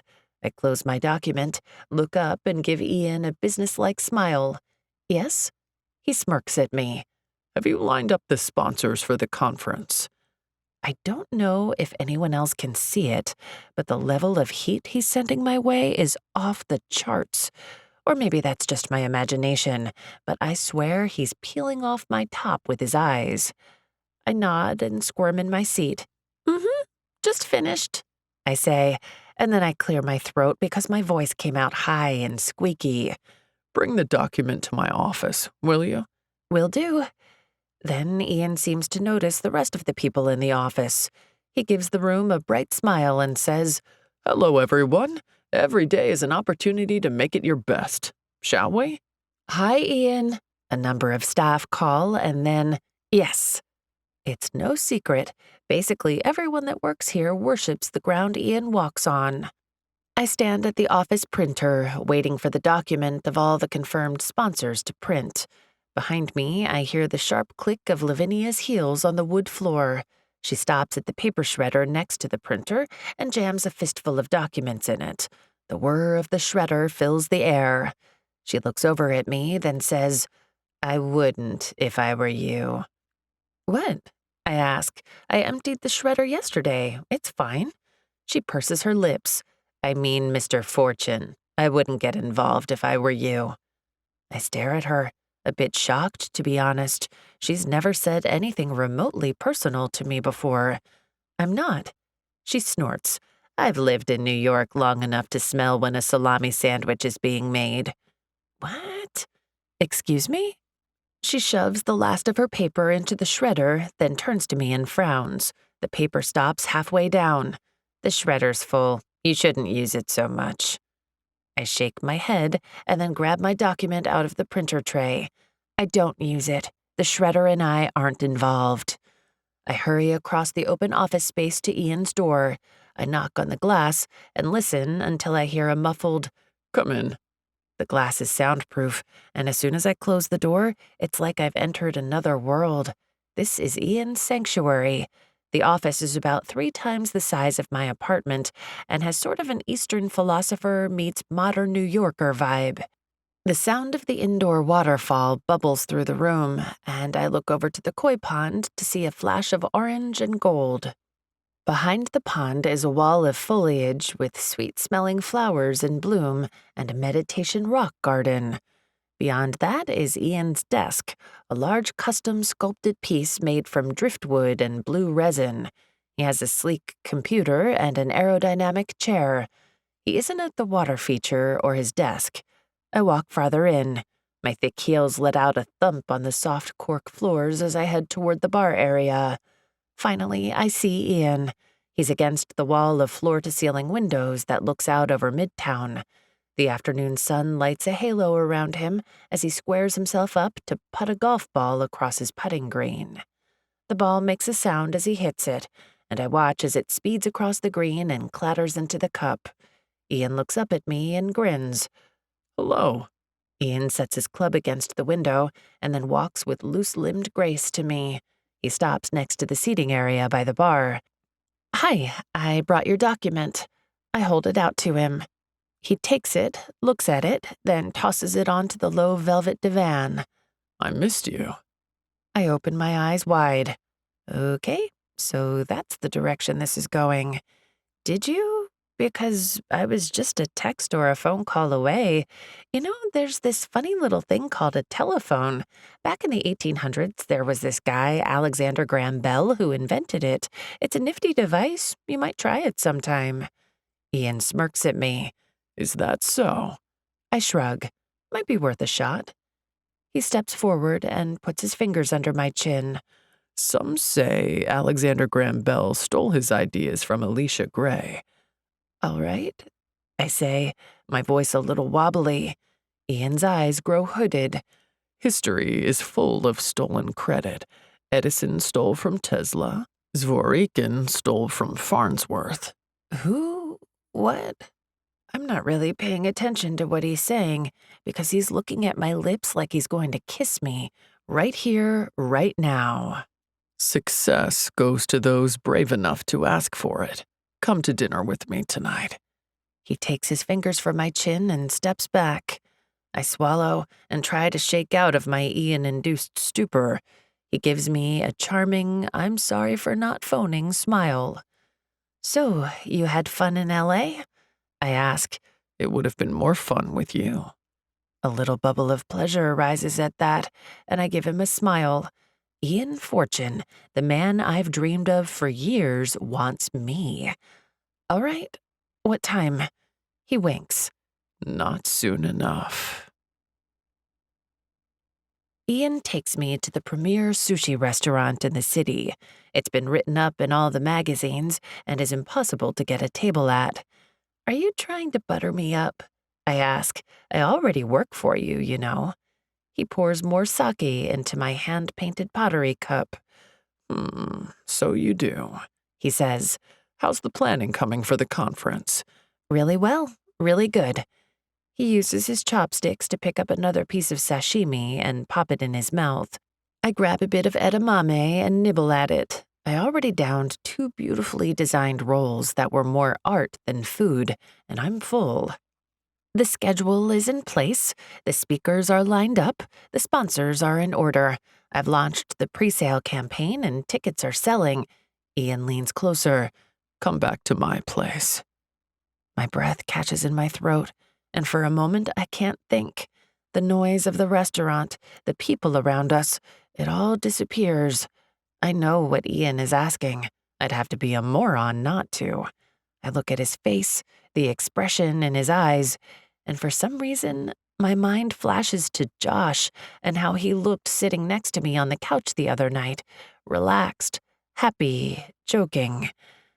I hesitate long enough that the expression on Ian's face shifts, and he says more self-consciously, Too soon? I let out a sigh, and the rest of the restaurant comes back into focus. A little. I kind of have a lot going on right now. He gestures to our waiter, and I hunch my shoulders. Is he seriously going to ask for the bill after being rebuffed?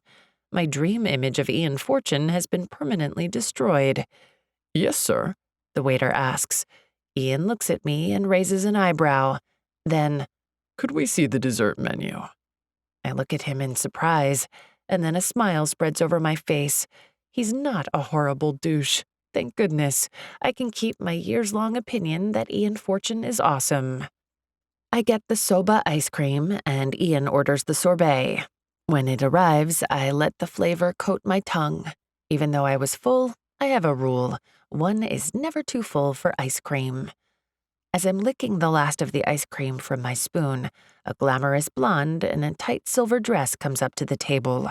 I assume she wants to speak to Ian, but instead she smiles at me and says in a crisp British accent, "Gemma, darling, is this the FF? You chose well."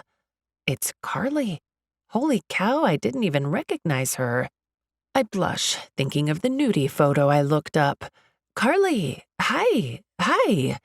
Then I realize by FF, she probably means the fertility fetish. She looks between me and Ian and wags her eyebrows suggestively. Oh, no.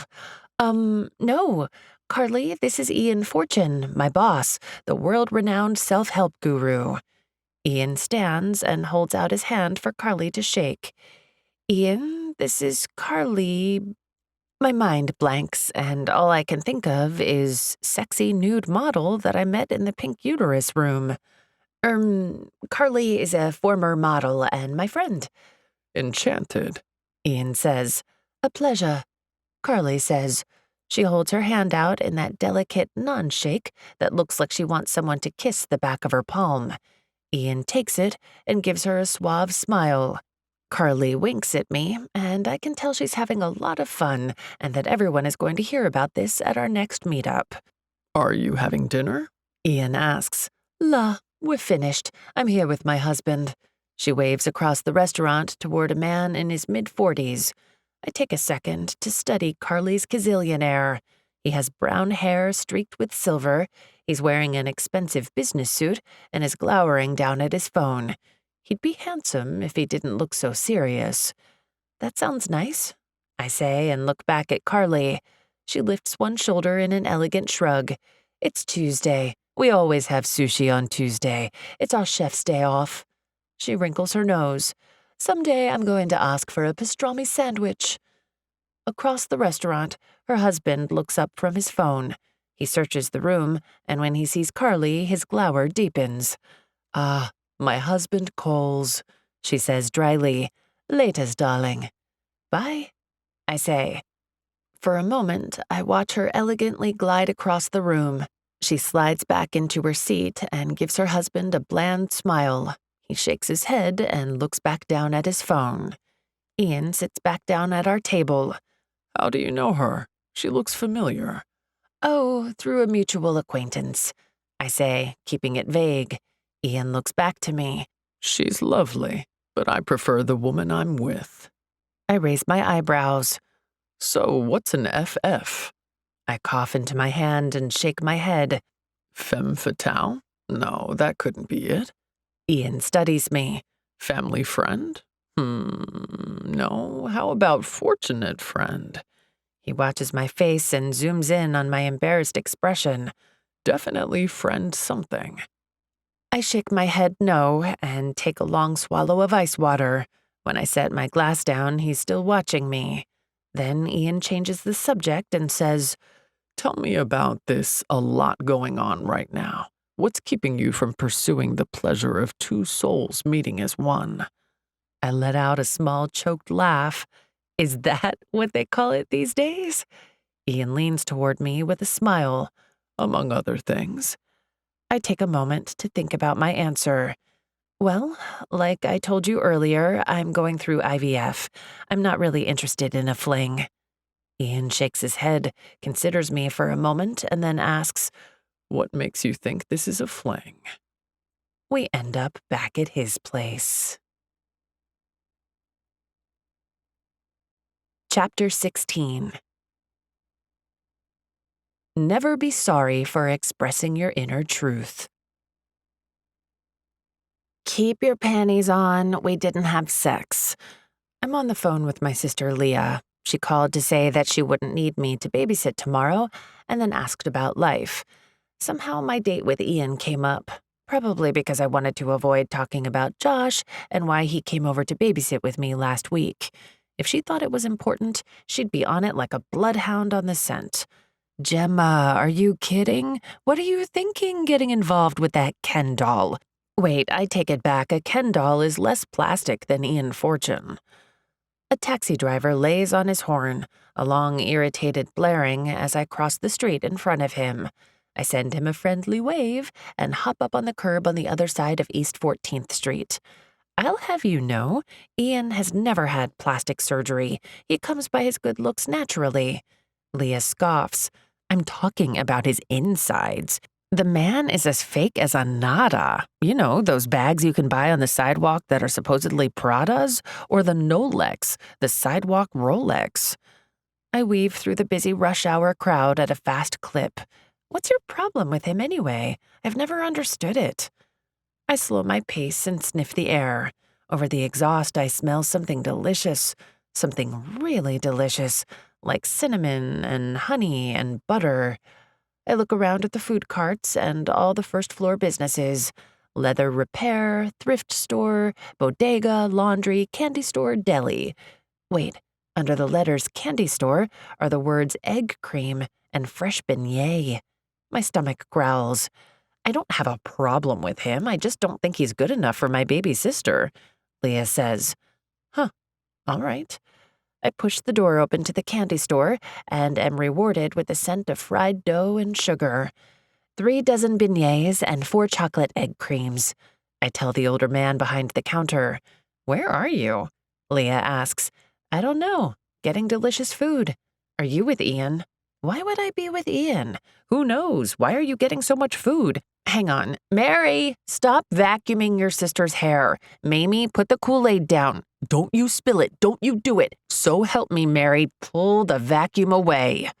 Thanks. I mouth as I'm handed a warm bag of beignets and a cardboard container full of drinks. I head back onto the street.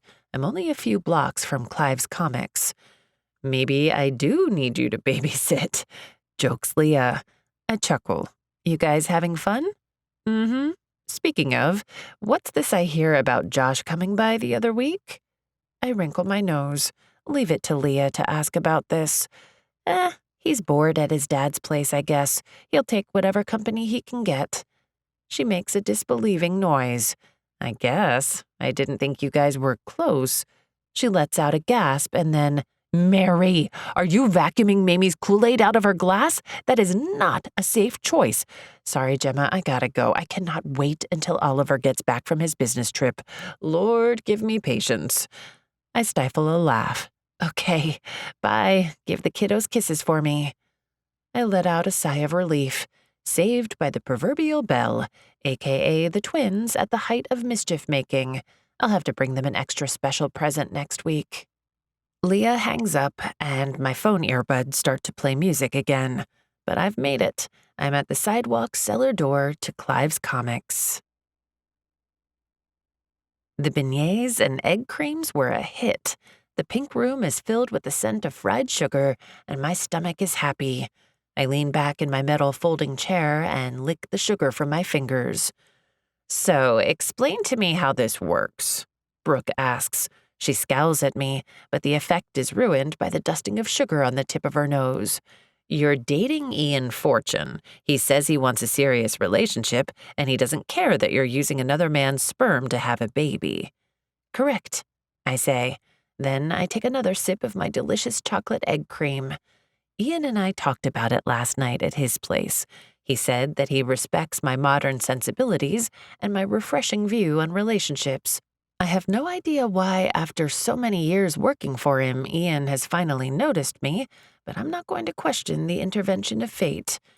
And your FF, Brooke continues, doesn't mind that you're dating Ian Fortune, sleeping with Ian Fortune. I'm not sleeping with him.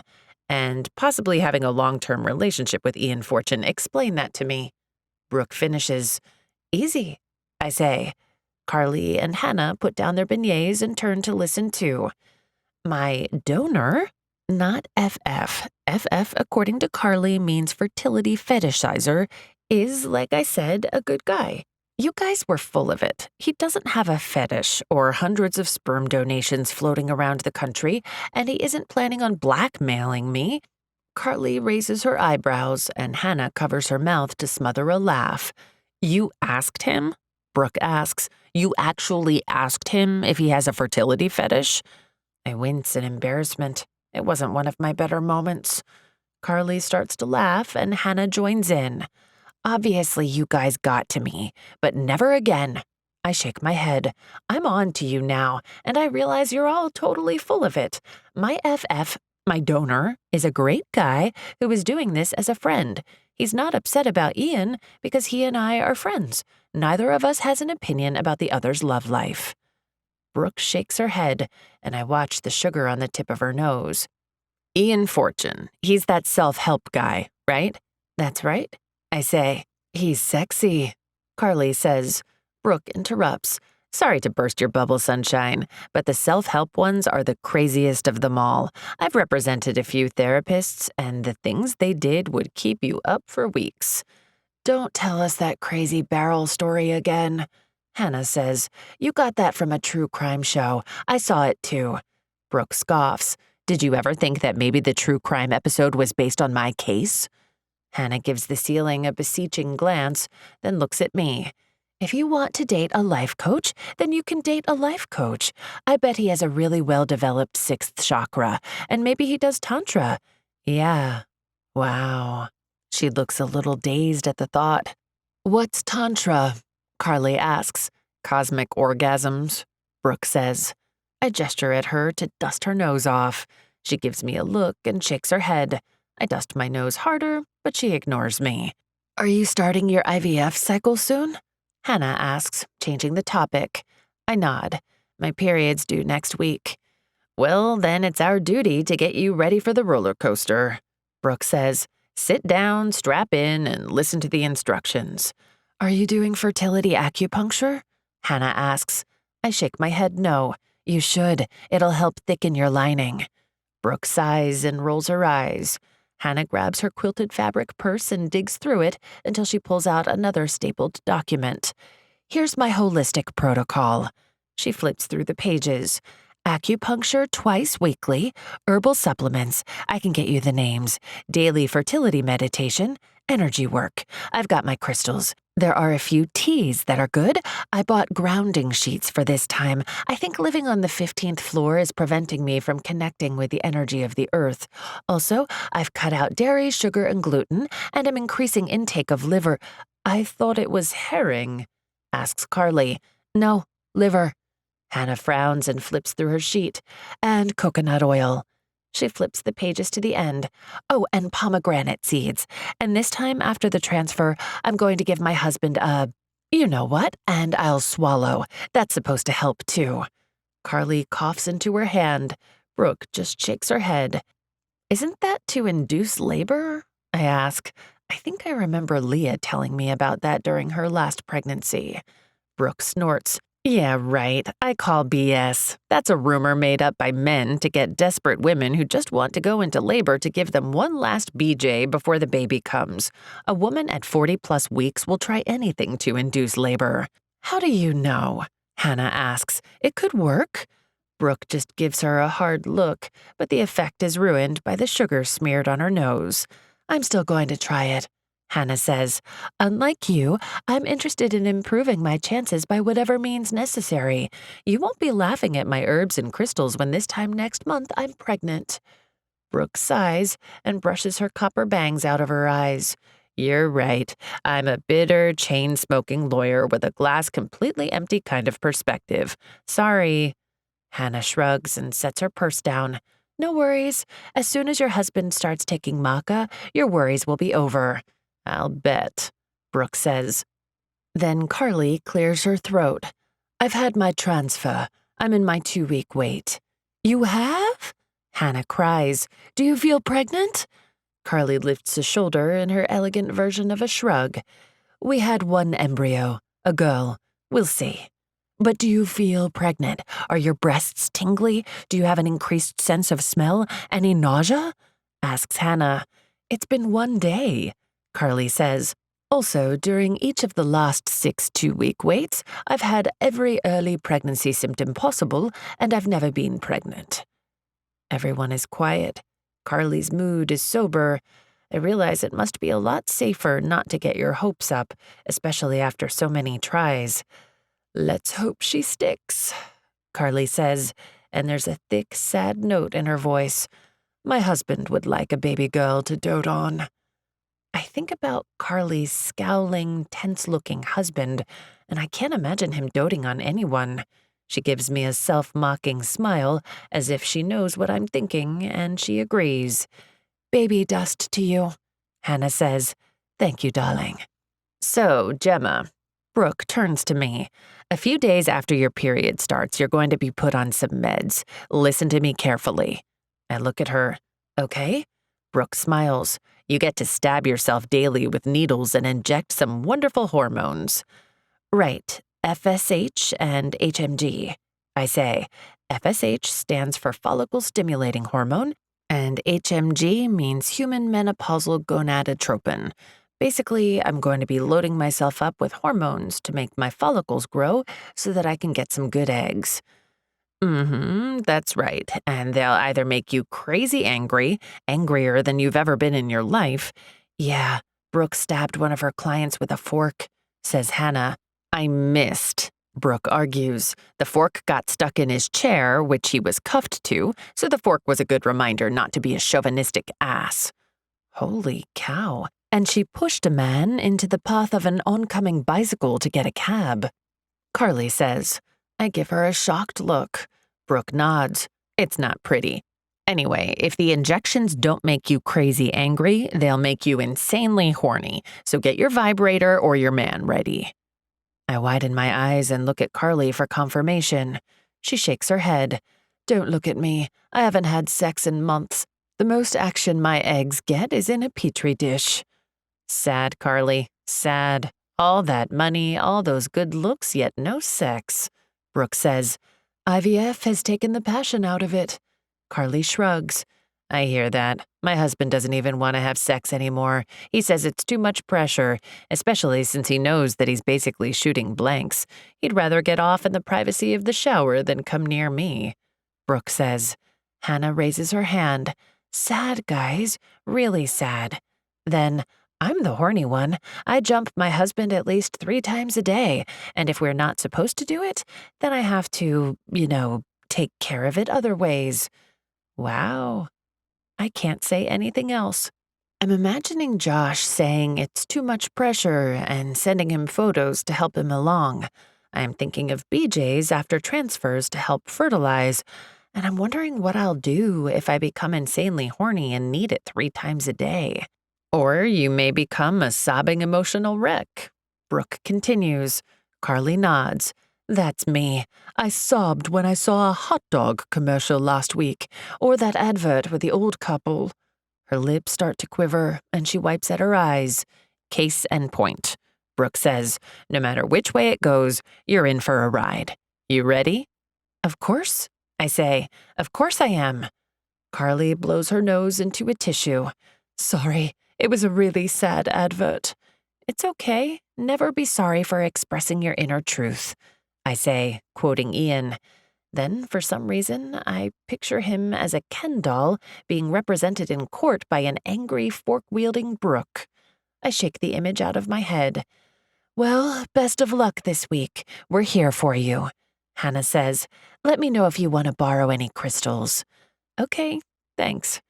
I smile at them all. When we're on the sidewalk, everyone says goodbye and see you next week and thanks for everything. Ah, screw off, all of you, Brooke says. Hannah elbows my arm. Should we tell her about the sugar all over her nose? She whispers. I tried, I say. Hannah nods. Sometimes we've got to learn from our own mistakes. But then Carly, who has donned her wig and hat, turns to Brooke and says, Come here, you bitter old hag. Carly pulls her into a hug, and when she does, she rubs Brooke's nose against her dress. Brooke pulls away. Ugh, gross. Feelings. She looks at us, and when she does, I see that the sugar is gone. I glance at Carly. She's brushing the sugar from the shoulder of her dress. She winks at me. I smile back. Have a good night, I say. Bye. Screw off. Laters, darlings. Once I get home, I lay on my futon, the hard metal support digging into my back, and I try to read a book about improving egg quality, but the words blend together. I wonder what Josh is doing. I wonder how his dad is. I wonder if he's ready for next week. I wonder if I'll get my hopes up only to have them let down. Chapter 17. Wow. I don't know how it's possible, but I'm angry, sobby, and mega horny all at the same time. It's like the days before my period times 900,000. I've been injecting the FSH and HMG into my abdomen for 7 days now. and I've had ultrasounds every 2 days to monitor the growth of my follicles. Today, after work, I'm heading in for another ultrasound and to start another medication, an antagonist to prevent ovulation. I told Brooke, Hannah, and Carly that I was ready, but wow, these hormones are something else. I drum my fingers on my desk. Lavinia looks up and glares. "Do you mind?" Ugh, she's in a mood today. I stop and shift in my seat. When I do, my zipper rubs against my area down there, and I let out a choked-off moan. I cross my legs, but that only makes it worse. All day, every move I make sends a zip of need through me. I uncross my legs and let out another moan that I cover with a cough. "Honestly, Gemma, do you mind? I'm trying to complete the quarterly budget," Lavinia says tersely. "You've been coughing half the day." I blush, then, "Sorry, I've got a tickle in my throat." I clear my throat to emphasize the problem. Lavinia frowns at me and turns back to her computer monitor. I shift and try to sink down in my seat so there's no friction or rubbing happening down there. Now I see why Hannah jumped her husband 3 times a day. Heck, I'd jump a stranger, or possibly a coat rack if it'd help me get off. I look over at Ian's office. He's out for the day doing a press event in Soho. I squirm in my seat, and another zing zips through me. My cell phone vibrates loudly, and I dig it out of my purse. It's Josh. "Hello," I say in a quiet voice. Lavinia glares at me. "Hey, Gemma, it's Josh. What are you up to?" His voice sounds a little tinny, and I can hear a lot of street noise in the background. "I'm at work," I whisper. "What's up?" "I'm at my place in Williamsburg. I thought I'd call and see how it's going." The sound of his call gets clearer, and his voice comes across all deep and rumbly, and I'll be darned if it doesn't hit me right there. I let out a little squeak, then cough to cover it. I glance at Lavinia, but she's ignoring me. "It's going. It's fine." I press my lips together. "Do you want to hang out tonight?" he asks, and the tenor of his voice vibrates through all the places down there. "Just a sec," I say. I stand quickly, look around the office, then take quick, mincing steps toward the bathroom. Each step, my thighs rub together, and there's a little jolt of pleasure. When I get to the bathroom, I shut the door and lock it. "You're in the city?" I ask him. I lean into the sink and look in the mirror. My cheeks are flushed and my eyes are horny. "I'm in Brooklyn. Do you want to do something tonight? I figured the transfer's soon. We could hang out before—" "I've got an ultrasound appointment today. Do you want to come?" I ask. Then I look at my reflection in surprise. "What are you doing?" I mouth to myself in the mirror. I just look back at myself, completely unapologetic. Ridiculous. These hormones have made me insane. Josh pauses, then, "Yeah, okay." Another pause, then, "Hey, you sound kind of funny. You sure you're all right?" I run the cold water and splash it over my face. "It's been a day. Can you get here in like 20 minutes? "No problem. See you soon." 15 minutes later, I'm standing outside my office building waiting for Josh. I wave to him when I see him down the block, just past Zamir's metal coffee cart. It's the end of January and still bitterly cold. Dirty gray snow is piled on the curbs, and large salt crystals interspersed with slush coat the sidewalks. The exhaust from a city bus chugging by hangs in the dry, cold air, then disappears on a rush of wind. Today, Josh has on his winter coat, hat, and gloves. His pace picks up when he sees me, and he lifts his hand in hello. I smile at that and pull my coat around me a little tighter. He grins when he gets to me. "Playing hooky? It's only 3 o'clock. Or am I rubbing off on you? All hail freedom from the 9 to 5. I cross my legs and try to ignore the pulse of pleasure that thrums through me at the deep rumble of his voice. I ask when I've got my reaction under control. "Hooky?" he asks, and I take in his unshaven jaw and the messy hair sticking out from under his winter hat. Before, as in less than a month ago, I would have taken his appearance as proof of his devil-may-care generalized slackerness, but now I'm not so sure. Maybe his air of not caring and finding life a joke isn't how he feels at all. It's just an image he shows the world. "What are you doing in the city?" I ask. His eyes light up. I was checking in on the construction at my place. "It's coming along?" He nods and puts his hands in his coat pocket. Should be done soon. What about you? Why are you playing hooky? Not that I object. If he only knew. Let me tell you about my day. You know the medications I have to take to stimulate my follicles? I ask. Then I look back at the entry to my office. "Can we walk and talk?" He nods and holds out his arm. I reach out, and even through his thick coat and the sweater he has on underneath, I can feel the muscles of his bicep. I stifle a soft moan. Get a grip. "They've made me angry," I say. He turns and raises an eyebrow in question. We start to walk down the block, past Zamir's delicious-smelling cart. He's cooking an egg and cheese sandwich, and head toward Central Park. Angry? I doubt that. Josh laughs, and his laugh sends sparks of pleasure through my abdomen. I threatened a database techie today over the last lime sparkling water in the break room fridge. I admit. Well, I mean, that's fair. You do like lime. I level Josh with a stare. I told him that if he touched the water, I would infect his computer with a virus so horrible that it would haunt his grandchildren. For your information, he's 25 and doesn't have any kids yet. What? Josh starts to laugh. Then, "But you got the water, right?" I smile, then say with a shrug, "Of course I did." "Good. Is that it? Because even on a normal day, you do crazy things for lime." "I do not.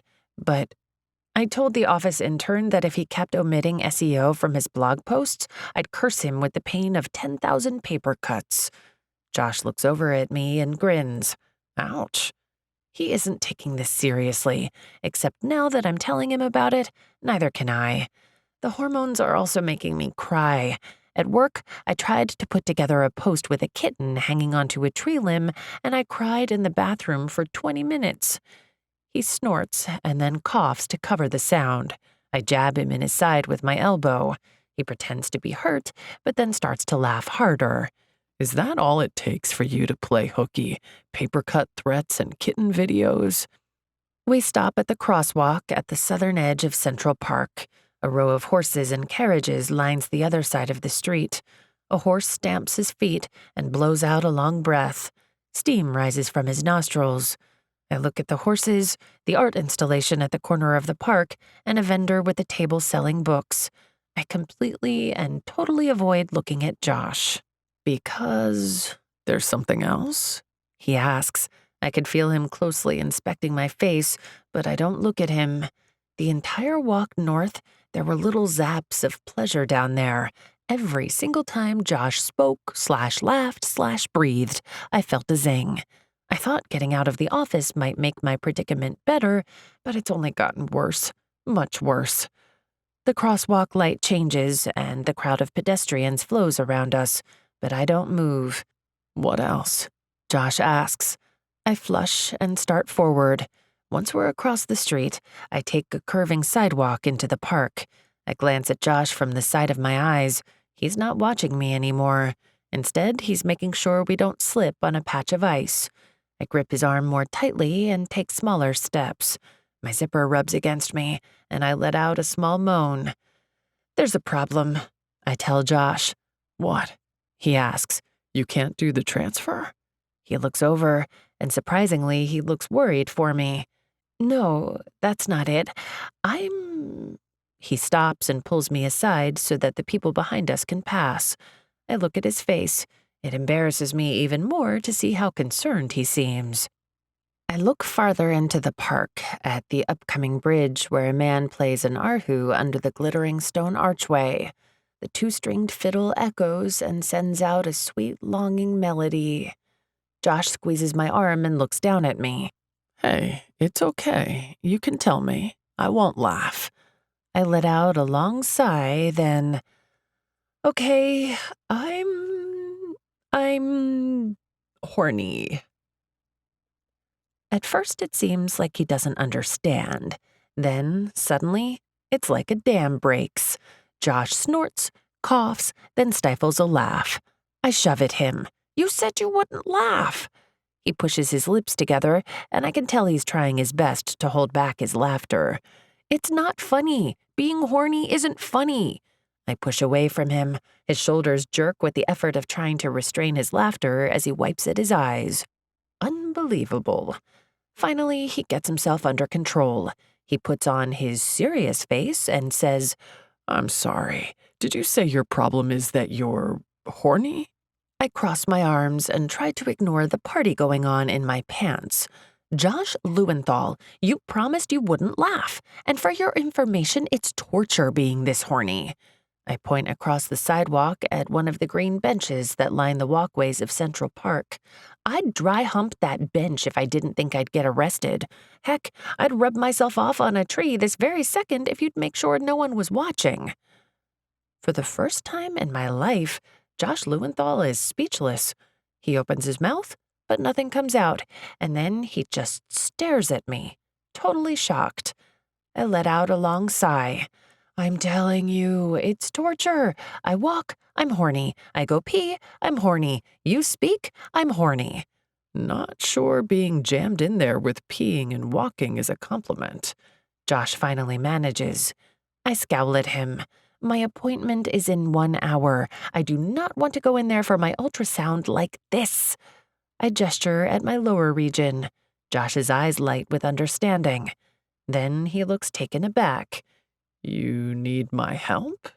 I blush and shake my head. I don't know what I need. I'm not thinking clearly. I don't have a vibrator, I admit, and I've never been able to, take care of it on my own. Josh looks around the park. Just ahead is the Swedish cottage where they put on the marionette plays. Behind the cottage is a sweet little garden. He grabs my hand, and I can tell by the look on his face he's taking charge. Come on. He pulls me forward. What? You're not planning on... I clear my throat. Your phone vibrates, he says in a logical tone. Yes? Well, I'll keep calling so it vibrates continuously until you get relief. I stare at him, but he refuses to look back at me. I let out a long sigh. It's crazy. It's insane. It's brilliant. At the garden, we choose the most secluded space we can find, a little area behind a tree with a low rustic wooden bench. The day is so cold and gray that there aren't any people loitering or taking in the tourist sites. We're alone. Josh pulls me close. You all ready? He asks. I give him a careful look. Then I pull my phone out of my purse and change its ring setting to vibrate. I can't believe I'm about to do this, but the horniness, it's driving me out of my mind, and I can't imagine facing the ultrasound probe at the doctor's office like this. There's just no way. I stare straight ahead at the dark wood and arched windows of the Swedish cottage as I slowly take my phone and press it firmly against my zipper. Ready, I whisper. Josh wraps his arm around my shoulders and gives me a squeeze. A bird still here for the winter gives a short call from the tree over us, and the wind rattles the branches. Other than that, there's no sound. At least there isn't any sound until Josh presses the call button. Oh, holy cow. The phone buzzes against me. I jerk back, but hold it in place. It pulses, vibrates, and my eyes nearly roll back in my head. I'm so sensitive, so overly sensitive that the vibration feels like 1,000 volts pulsating against me. The display of my phone lights up with the name Josh. Holy freaking Josh. Is it working? He asks. I'm overwhelmed by sensations, but I think his voice is stiffer, tighter than usual, deeper. Yeah, yep, I gasp out. Working. The ringing stops, and the call goes to voicemail. Again, I demand. My skin tingles and everything in me aches. Josh lets out a huff and presses call. The vibration starts again, and I arch my back and tilt into Josh's side. Sweet, vibrating phone. I breathe. The vibration licks across my entire body. I've never been so horny in my life. For the past few insanely long days, I have walked around needing this. Exactly this. The phone stops buzzing, and I let out an involuntary cry of frustration. More. The phone starts up again. Thank you, I whisper. My toes curl in my shoes, and my breath starts coming in shorter bursts. There's a spring coiling tighter and tighter inside me, and any moment it's about to burst into an orgasm of epic proportions. I look over at Josh, and I'm too far gone to be embarrassed. I half lay against him, my hips arch up, and my lips fall open to let out little moans of pleasure. Josh's eyes are as dark as night and completely unreadable. In their reflection, I can see myself, a black-haired wanton getting off on a bench in Central Park. Hell, Gemma. Josh swears. The phone stops buzzing, and I'm almost there. I'm so high, so close that I grab his thigh with my free hand and beg, please. The buzzing starts again. Except Josh didn't press call. His eyebrows crinkle, and I look down. It's my mom. Ack! I shriek. My mom is calling. Ack! I yank my phone away and sit up. There's pain. There's actual pain from the interruption. Crap! I shout. I try to hang up on my mom. I paw at my phone and fumble with it, but you better believe instead of hanging up, I hear my mom over the speaker. Gemma, are you there? Gemma, hello? I hold the phone out in front of me. Complete and utter horror floods through me, replacing every other feeling. I close my eyes and hold the phone away from me like it's radioactive. This cannot be happening. Gemma? I avoid looking at Josh. He sits stiff as a board on the bench next to me. His arm is heavy across my shoulders. Slowly, ever so slowly, I pull the phone to my ear. Hey, Mom. Hi. I can't talk right now. My face heats with embarrassment, and I can feel the sharp needles of a heated blush. Gemma, what in the world? Do you have a cold? Your voice is all scratchy. I was calling about Valentine's Day. I know you don't have a date, so I asked around and found, Mom, I gotta go. Talk to you later, bye. I hang up and drop my phone like a hot potato onto the bench. It clatters, then falls still. I put my hands in my lap and stare straight ahead at the snow, the cottage, and the tree branches screening Josh and I from the view of anyone walking by. After a good 5 minutes of raging embarrassment and repeated thoughts of, I can't believe, what was I thinking? Holy cow, Josh, phone, what? I take a deep breath and turn to Josh. He raises both his eyebrows and gives me a half smile full of amusement and laughter. So, that happened, he says. Then, how'd I do? Are my skills up to par, as good as you remember, or have I upped my game? Oh my gosh, he's teasing me. He's unbelievable. I hold back a sharp, hysterical laugh. If you ever tell anyone... Yeah, sure, but is the problem solved? I pause and take in how I'm feeling. Embarrassed? Ridiculous, but not horny, and not angry, and not sobby. A huge smile spreads across my face. Josh grins back, and his shoulders shake with laughter. Unbelievable. I drop my head into the crook of his shoulder and smother my laughter in the warmth of his coat. It's soft and smells like soap and ink and Josh. I hold on to him and close my eyes and wait for the ridiculousness of the moment to pass. Finally, I come up again, and I'm able to look him in the face without blushing. So, my appointment is in 30 minutes. You still want to come? You don't have to, obviously. He quirks an eyebrow, then stands, grabs my hands, and pulls me to my feet. Wouldn't miss it. Everything that could go wrong has already happened today, so we're in the clear for an easy go of it. I groan. Don't say that. Now you've jinxed it. He just laughs. Chapter 18. You have to pick your battles. He jinxed it. What do you mean you quadruple booked my appointment time? I ask Joy, the scheduler at Dr. Ingraham's office. It's nearly 6 now, and I'm starving, the angries are back, and I nearly cried at a hemorrhoid advertisement in the grubby waiting room magazine. Joy rolls her eyes and sighs. Technically, I septuple booked. No. What's the word for 15? 15 tuples? Josh clears his throat. It's quindecipal. You quindecipal booked her. I give him a what the heck look, and he shrugs. She asked. Right, I whatever booked you, except it's first come, first serve, and we were here before you. The woman behind us snaps. She's in a shiny gold unitard, has amazing hair, and is at least 6'2". So sit your skinny little butt down, 'cause we were here first and we'll get served first. Skinny? I look down at my backside. I usually call myself curvy or pleasantly proportioned. I've never gotten skinny as an adjective. Unfortunately, I think it's supposed to be an insult. I ignore the woman, who is about as friendly as a wolverine, and turn back to Joy.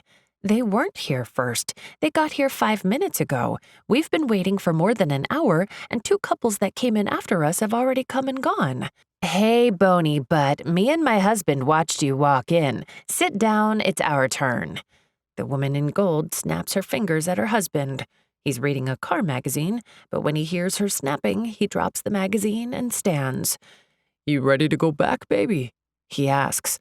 I look at Joy and hold up my hands. Really? You're okay with this? She shrugs. First come, first serve. You know, most practices book ultrasounds in the morning, but for some reason, this amazing place books at night. Super fun times. She says sarcastically. The nurse holding open the door to the back taps her foot. Doctor's waiting, she calls. We could race, Josh says to me. I bet we're faster. This is ridiculous. The woman in gold has gathered up her purse. Her husband is in workout clothes and has arms that are veiny and almost as big as my mom's annual Christmas ham. I'm not sure we could beat them. Plus, I think the woman has the same reaction to the hormones as Brooke. It's entirely possible she has a fork in her purse and she's waiting for an excuse to stab someone. Nah, let them go. We'll go next. Besides, you have to pick your battles. Some just aren't worth fighting. Josh and I sit back down, this time closer to the door to the back. I stare at the Georgia O'Keeffe painting and tap my foot. My stomach growls. Hungry? No, because if I ignore the hunger, maybe it'll go away. My stomach growls again. Josh snorts, then he digs through his pocket and pulls out a bar of chocolate. Here, I saw it earlier today and thought of you. I take the bar. It's dark chocolate with lime zest. My eyes widen and my mouth starts to water. How have I never heard of this? Josh Lewenthal, you are my hero. He chuckles and leans back in his seat. That's what they all say. I'd roll my eyes at him, but I'm too busy stuffing my face with the most delicious chocolate bar I've ever eaten. Between mouthfuls, I manage to say, who needs vibrating phones when you have lime-flavored chocolate? Josh chokes back a laugh as the door to the back opens and the nurse calls for the next patient in line. Dr. Ingraham hurries into the room and starts the ultrasound with no preamble. His round, bald head is cherry red and a little sweaty. He looks harried, probably from the end-of-day ultrasound free-for-all. By now, I know what to expect, and there aren't any surprises. As Dr. Ingraham studies my follicles, I look over at Josh. How you doing? Josh whispers. I give him a grateful smile. Good. You still feeling inadequate compared to you-know-what? I nod in the ultrasound's direction.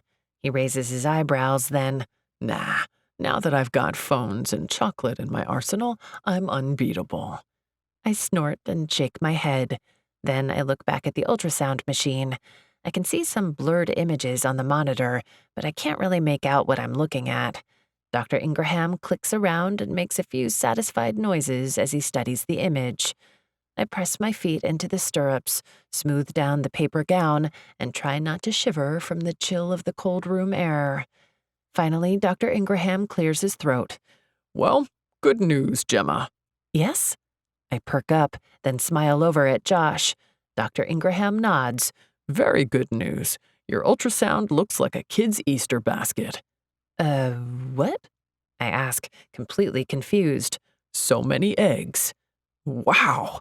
Josh coughs into his hand and says, Wow, that's excellent, Doc. Dr. Ingraham chuckles. Good man. I've always wanted to use that joke.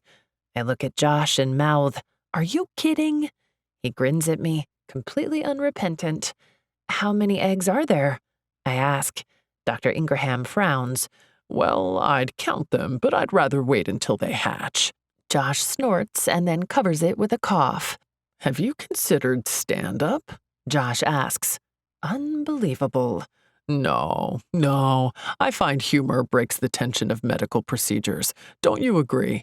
Not really, I say, but then I feel sort of bad because Dr. Ingraham looks like a sad French bulldog that I just beat with a rolled-up newspaper. I mean, yeah, it totally does. Exceptionally so. I send Josh a pleading look, so he puts on his serious expression and turns to Dr. Ingraham. Right. As much as we love humor, could you give us a little more info? Dr. Ingraham starts to shut down the ultrasound. He clears his throat and transforms back into his serious medical persona. Well, Gemma, it looks like your follicles are growing nicely. At this stage, if left unchecked, your follicles will ovulate, so we need to start the antagonist today. This medication blocks ovulation, but also may slow down the growth of the follicles, so you should increase your dose of the HMG to compensate for that. All right? I nod. Then I sit up and swing my legs over the side of the exam table. Dr. Ingraham has finished the ultrasound, and I'm ready to get dressed and go get a real dinner, and possibly another lime chocolate bar. I'm at Joy's desk in the reception area, waiting for my patient instruction printouts, when I hear a shriek of outrage. I turn around and see the tall woman in the gold unitard. You! Her face twists from shock to anger and back to shock. She holds up her cell phone. On the display, there are a series of medical test results. You gave me an STD! My mouth drops open. I glance over at Josh. He shakes his head and nods for me to back closer to Joy's desk. You dirty little rat! What does this say? What does my phone say? This says you dipped your prick somewhere nasty and gave me a disease. I'll kill you! I will kill you! She shrieks. I'm really glad I didn't stand up to her before, because when she's mad, she's scary. I didn't do it! Her husband holds up his hands. The lady yanks off a high heel and chucks it at him. He ducks, and it hits the wall, punching a hole in the plaster. Oof, that hurts, Josh says. The lady pulls off her other shoe and slings it at her husband. You think you can reach into any old cookie jar? The shoe flies through the air and hits her husband in the gut. He lets out a yelp and bends down. I didn't do it, he yells. Oh, yeah? Yeah? Prove it. The woman snaps. She lifts her handbag, and I'm assuming she's about to thwack him with it. 'Cause I don't have an STD, he shouts. The woman stops. Her purse is suspended in midair. Well, that does prove it, Josh says. I look over at him and hiss, shh, because before this moment, the couple hadn't noticed that we were in the waiting room with them. In fact, before this moment, I imagine they thought they were alone. It's just Josh and me at Joy's desk, and them. But now, the tall lady and the ham-armed husband look over at us. I squeak and shake my head. Yeah, I've got nothing. The husband takes us in, the unwilling audience. You've been with your boy toy again, he says. Ms. Unitard scowls at him. He's not a boy toy. He's a man. She looks back at Josh, and darn it, if there had been one occasion in his entire life not to use the "I'm Josh Lewenthal and I'm a suave ladies' man" smile, this would have been it. But no, he has to give her his devil-may-care smirk. I sigh and slap my hand to my head. The husband stiffens, and the veins in his arms bulge. Are you the boy toy? He asks. Then, is this the boy toy? Oh, geez. If he were a bull, he'd be pawing at the ground. Josh scoffs. I'm not the boy toy. He's not the boy toy. I agree. Gold Unitard lady looks Josh up and down, and obviously she likes what she sees. Who doesn't? Because she says, he could be the toy boy. Oh, yeah? The husband asks. Then, you think you're the boy toy? What? Josh laughs. The idiot laughs. Joy, call security. I hiss. Up to now, she's just been watching this unfold like it's the best episode of her favorite soap opera. I haven't seen her this interested in anything, ever. What? Why? This is awesome, she says. Then she rolls her eyes and picks up her phone. He's definitely a boy toy, Ms. Unitard says. Yeah, he is. He's the boy toy, and he tried to steal our spot in line. What? I squeak. Are you kidding? Whoa, whoa, whoa, Josh says. He holds up his hand. I've never been a boy toy. Then he stops, and I nearly slap my head again because he thinks for a second and then clarifies. Okay, actually, I have been a boy toy quite a few times, but not with you. I'm not really into gold, okay? All good? Not the boy toy. I stare at Josh. My mouth hangs open because there are no words. None. The Unitard lady gasps like she's been insulted. Then, thank goodness, the front door flings open and the building security guard runs in. What's going on here? He demands. But it's too late, because Mr. Ham Arms has yanked the Georgia O'Keeffe painting off the wall. It's at least 4 foot by 6 foot of stretched canvas over a wood frame. And from this angle, I can confirm the painting is of lady parts, definitely pink uterus room-colored lady parts. You think my wife's not worth your time? You think my wife's not beautiful? You don't think she's worth your boy toyness? Is that right, huh, buddy? The husband lifts the painting over his head and swings at Josh. And I swear, everything happens in slow motion. Josh turns toward the husband. The painting descends like the hand of God about to smite all that boy toy wickedness. Josh looks up with a stunned expression on his face. Then the center of the flower female anatomy crashes over Josh's head. The canvas breaks, tears with a splitting sound, and the painting clatters to Josh's shoulders. Holy crap. Josh stands stock still. His head sticks out of the center of the flower. He looks around the room with a stunned expression. Then, the gold Unitard lady stalks up to Josh and kicks him right where it counts. I gasp, and Josh falls to the floor. He lets out a pained grunt. I'm done with you, boy toy, she snaps. Come on, baby, the husband says. Are you kidding me? I cry. That is not okay. The couple runs toward the exit. I look over at Josh. He's squatting on the ground, rocking back and forth, the Georgia O'Keeffe painting hanging around his shoulders. And all of that hormonally charged anger that vanished when Josh called me in Central Park is back, full force. The Unitard lady dares to kick my sperm donor, my Josh, my definitely not a boy toy Josh. I run across the room and grab one of the woman's high heels. I chuck it after them as hard as I can. It flies through the air, hits the ground, and then spins across the floor after them. What's wrong with you? I shout. Are you crazy? I grab the other shoe and fling it at them. It clatters across the floor. The security guard hurries after them. Hey, sir, ma'am, get back here. Yeah, good luck with that. They ignore him and move faster.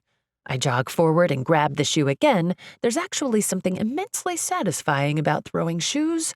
I chuck it after them. He's not a boy toy, not a boy toy. And next time, don't steal our spot in line. You hear me? I watch as the high heel hits the ground and slides after the couple. As they reach the door, the woman turns to Josh, holds up her hand in a phone gesture, and mouths, "Call me." Unbelievable. Not a boy toy, I shout. The door slams shut after them. The security guard is out the door a second later. I turn back to Josh, my chest heaving and my face hot. He's still kneeling on the ground, trying to get the painting off. He looks up at me, takes in my expression, then looks down at the blooming flower around his neck. He lifts his eyebrows, then he says, Do you think there's a metaphor here? I bite my lip and try not to laugh at how ridiculous he looks. I shake my head and say, "No, but forevermore, if I ever get chocolate or flowers, I'm going to think of you." He grins. Exactly what I was hoping for. I walk over and help him tug the painting over his head. He stands up, and together we hold it out in front of us. There's a circular, head-shaped rip in the middle. "You're going to have to pay for that," says Joy from behind her desk. She's peering over her partition at the damage. I turn and scowl at her. "Are you kidding? The other guy swung it at him." Joy shrugs. "Yeah, but his head broke it." She says this with utter seriousness. I look back to Josh, and I'm not surprised to see his eyes light up with humor. In that case, I'm taking this baby home. I'll hang it above my bed. I'll call it Boy Toy and the Venus Flytrap. I let out a shocked laugh. Then Josh pulls out his wallet and tosses cash on the counter. We leave the office, the large painting held between us. As we walk down the sidewalk, avoiding the crowds, I say to Josh, "You really did jinx us." He looks back at me and lifts an eyebrow. Seriously, Gemma? Today's the most fun I've had in years. He turns back forward, and by silent agreement, we keep walking toward my place. But all the while, I stare at Josh's back and think, me too. Which scares me. A lot. Chapter 19. The contents of your heart shine through, and I see your beauty. So, Josh and I are officially friends. He confirmed it when he left the other night. He made sure I got to my place safe and sound, and when I said thanks, he said, "What are friends for?" "Friends?" I'd asked, like the idiot I am. He just grinned at me and said, "What else, Gem?" I scowl at my computer screen and put the finishing touches on the latest marketing campaign. What else is right? The quote on the screen blurs together until the words are all jumbled up. It's not yet 8 in the morning, but I've already been at work for 2 hours since I need to leave early for my retrieval. I stopped all the medications and took my HCG nearly 33 hours ago for my 10:30 a.m. retrieval, aka egg collection. Or, as Josh dubbed it in honor of Dr. Ingraham, the Easter egg hunt. I take a long sip of my decaf coffee and close my eyes. I'm not going to get any more work done. I may as well head out. Maybe Josh will be here early. "You got coffee without me?" I jump a little in my seat. Geez, I thought the office was empty. I swivel my desk chair around. "You scared me," I say. Ian is only a few feet behind me. He's wearing a trendy suit and an open cashmere jacket dusted with melting snowflakes. "Did I?" he asks, then he gives me a smile full of simmering heat. "I was hoping you'd be here early." His long, elegant fingers stroke the open length of his cashmere jacket as he stares at the low V-neck of my dress shirt. I get warm at the look in his eyes and wonder if he's about to ask me into his office. For some reason, the thought gives me a funny feeling in my stomach. "Did you want to talk about something?" I ask. He raises an eyebrow. "I always like talking to you. Do I need an excuse?" No?" He chuckles and tosses his head so that the last drops of snow spray out of his hair. For years, I've idolized Ian and fantasized about dating him. For crying out loud, he's Ian. But now, when he's standing in front of me, looking like a male cover model, giving me a look that could ignite wet wood, all I can manage is, no? It has to be the hormones. They've been so crazy all over the place that I can't trust anything I think or feel anymore. Exhibit A. For the last 2 nights, I've had erotic dreams about Josh involving weird combinations of shoes, flowers, and cosmic orgasms. Exhibit B. I'm not over the moon that Ian Fortune is pursuing me. I mean, I should be over the moon. He's a saint. He's a superstar. He's gorgeous. He's kind. He wants me. Okay, that one is a little weird. I've worked for him for nearly 7 years, so why is it that he's only noticed me now? Were my juicy breasts really that enticing? Why do you like me? I ask, but at the same time he says, Will you go with me to the Hamptons for Valentine's weekend? I stare at him in shock. The what? He smiles his bright white smile. The Hamptons. I have a little cottage there, and I thought you might like a romantic escape from the city. Holy crap. My stomach rolls, and I grip the arm of my swivel chair. Did you just ask me to the Hamptons? Yes. He nods. To stay with you? Yes. He gives me a bemused smile. For Valentine's Day? Again, yes. I stare at him, unable to think of an answer. He lets out a low chuckle as he waits. This isn't just fancy dinners and coffees and heavy petting back at his place. This is serious. This is the next level. But why? I blurt out. Ian slicks his thick hair back from his face and gives the low V in my shirt another steamy look. Because the contents of your heart shine through, and I see beauty. Oh. Oh, he's not looking at my breasts. He's looking at my heart. That's actually really sweet. Then I remember what a good guy Ian is, how he's been upfront about where he wants our relationship to head. I think about Josh. Josh, my friend. What else, Gem? He'd said. What else? I don't know about what anyone else thinks, but it's pretty clear to me that Josh and I are meant to be friends. Maybe co-parents, but mostly friends. Not more. And that's okay. Really, haven't I always said that I'm not interested in Josh Lewenthal? Hasn't that always been true? I sigh. Life's complicated. Well? Asks Ian. What do you think? Yes, I say. I'd love to go. It's nearly time for my egg retrieval. Josh and I are in the waiting room at Dr. Ingraham's office. There's a large rectangular space on the wall with slightly darker paint, where the Georgia O'Keeffe painting used to hang. I've been staring at the wall for the last 10 minutes. For some reason, I'm horribly nervous, feel like I'm going to throw up nervous. Joy is making phone calls behind the desk, completely ignoring us and the other patients in the waiting room. The TV in the corner is playing a survival show marathon. I focus on the wall and try not to fidget. Josh leans over and presses his shoulder to mine. He dips his head close and says, You okay? I don't turn toward him. Instead, I keep staring at the wall. I'll be all right. He gives a slow nod and says in a quiet murmur, Don't worry, Gem. I'm nervous too. Finally, I look away from the wall and glance at him. Really? He leans forward in his chair. Heck yeah. Think of the pressure. I've got to produce another sample in the production room, and since you'll be conked out on anesthesia, you won't be able to send me any kinky photos. What do I do if that visual of you getting off to your phone in the park just doesn't carry me through? I let out a surprised laugh and shove him away. Pervert. He smiles, and his eyelids lower until they remind me of what he probably looks like when he's lying in bed, about to make love. I shake my head. I can't believe you. Yeah, but it's a valid concern. All you have to do is lie there. I actually have to perform. I press my lips together to hold back a smile. I'm not nervous anymore. I don't know how he does it, but he's able to make everything easier.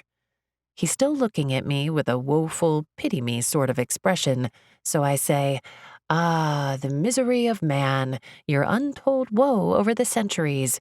Even your Stone Age ancestor lamented his lot. Me, crawl, do all work. Woman, just lay there. No fair. Crawl, not happy. He starts to grin, then laughs when I do my Stone Age voice impression. Who's Crawl? He asks. Your alter ego? Josh snorts. Really? I nod. Mm-hmm. Well, Crawl could use some inspiration for the production room. I roll my eyes. You've got your photo. You're not getting another. Josh grins at me, then asks, Still nervous? Not anymore. I lean into him and nudge him with my elbow. Thank you. Anytime.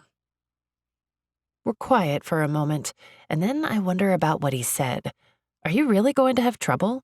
I mean, the room was sterile and ugly, and it is a lot of pressure. I study his face.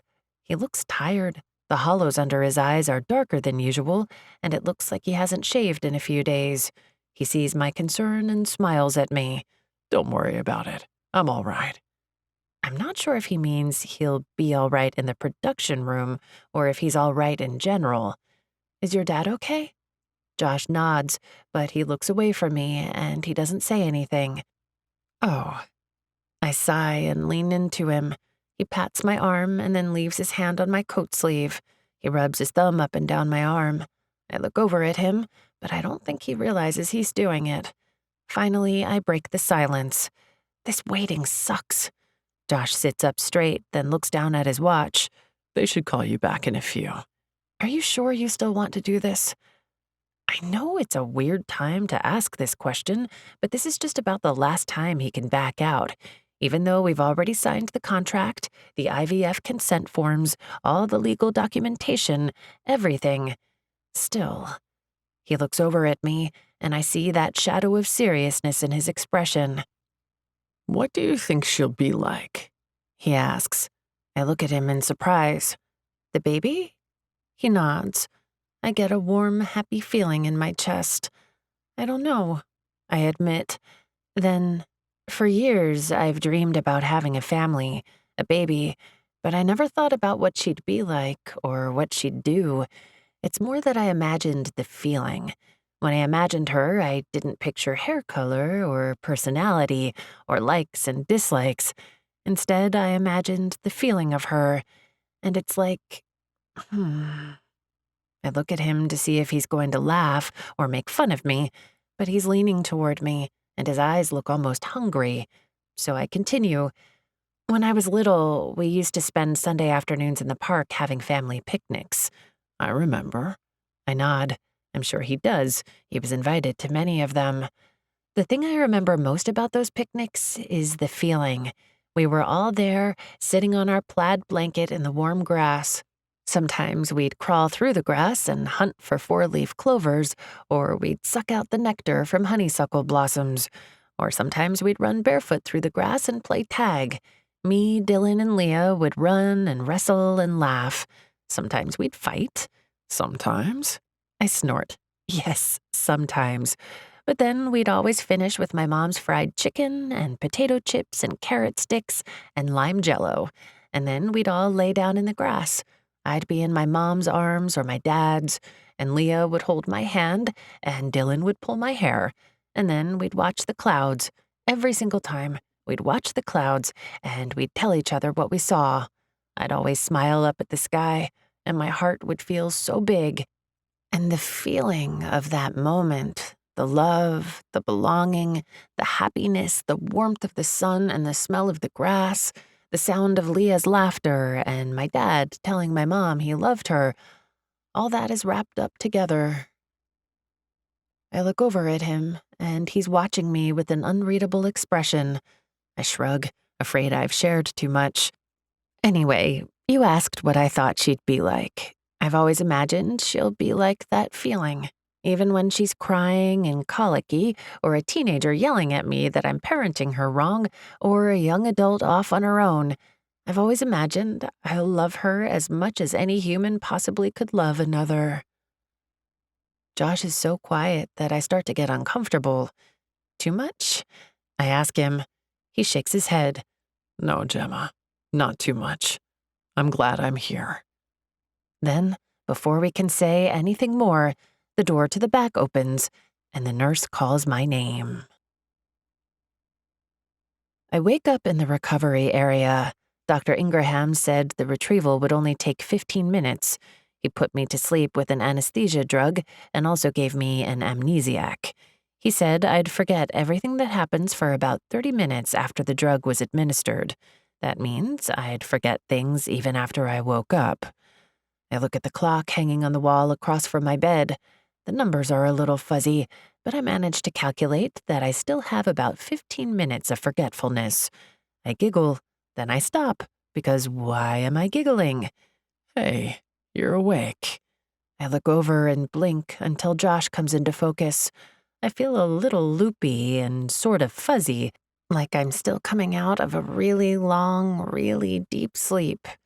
He's sitting in a chair next to me, his elbows propped on his knees. I blink again, but Josh stays a blur of messy hair, strong shoulders, and chiseled jaw. Josh. Do you know how good-looking you are? I ask, which isn't actually what I meant to say at all. You're like a fairy tale princess. Ah, He clears his throat and looks around the small curtained area. Dr. Ingraham said you might need a few minutes before the amnesiac wears off. I'm fine. It's worn off, I say, feeling irritated. Did he vacuum up all the Easter eggs? Josh rubs at his chin and gives me a look full of skepticism. He said he got 6. Then I remember what Josh was supposed to be doing while I was under anesthetic. Did you orgasm? He lifts his eyebrows, and when he goes fuzzy again, a little part of my mind realizes that I'm still loopy from the amnesiac, that I probably won't remember any of this. We're all good, He finally says. I smile at him and want to tell him thank you, but instead what comes out is, I probably love you. Josh stiffens, and his face closes off. He looks away from me, up at the clock. His side profile is serious and almost unhappy. There's nothing of the joking, relaxed, life's a lark Josh in him. What's wrong? I ask. Finally, he looks back at me, his expression upset. He gently runs his finger down the side of my face. Gemma, let me know when it's not prob. I never thought I could love a houseplant. I smile up at him. I used to think of him as a houseplant, always there but never noticed. I don't think of him like that anymore. Houseplants are so nice. He stops talking and stares at me, a stunned expression on his face. Then he takes what looks like an incredibly painful swallow. I stare at the way the fluorescent light shines down on his skin. There are little sparks of light that catch and reflect off the strands of his dark hair. His eyelashes are long and darker than his hair, and for a second, I'm fascinated by how long they are. Unfairly long. He's taken his finger away from my face, and I turn my head into the pillow. He's going in and out of focus again. He's wearing a t-shirt today with a character on it that looks familiar. I think it's from one of his drawings. Maybe it's one of his own characters.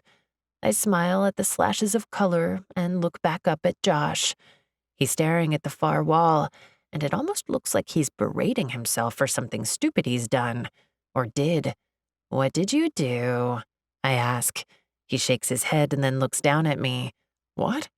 I stare at him, and the way he looks at me makes my chest ache, makes it hurt so much.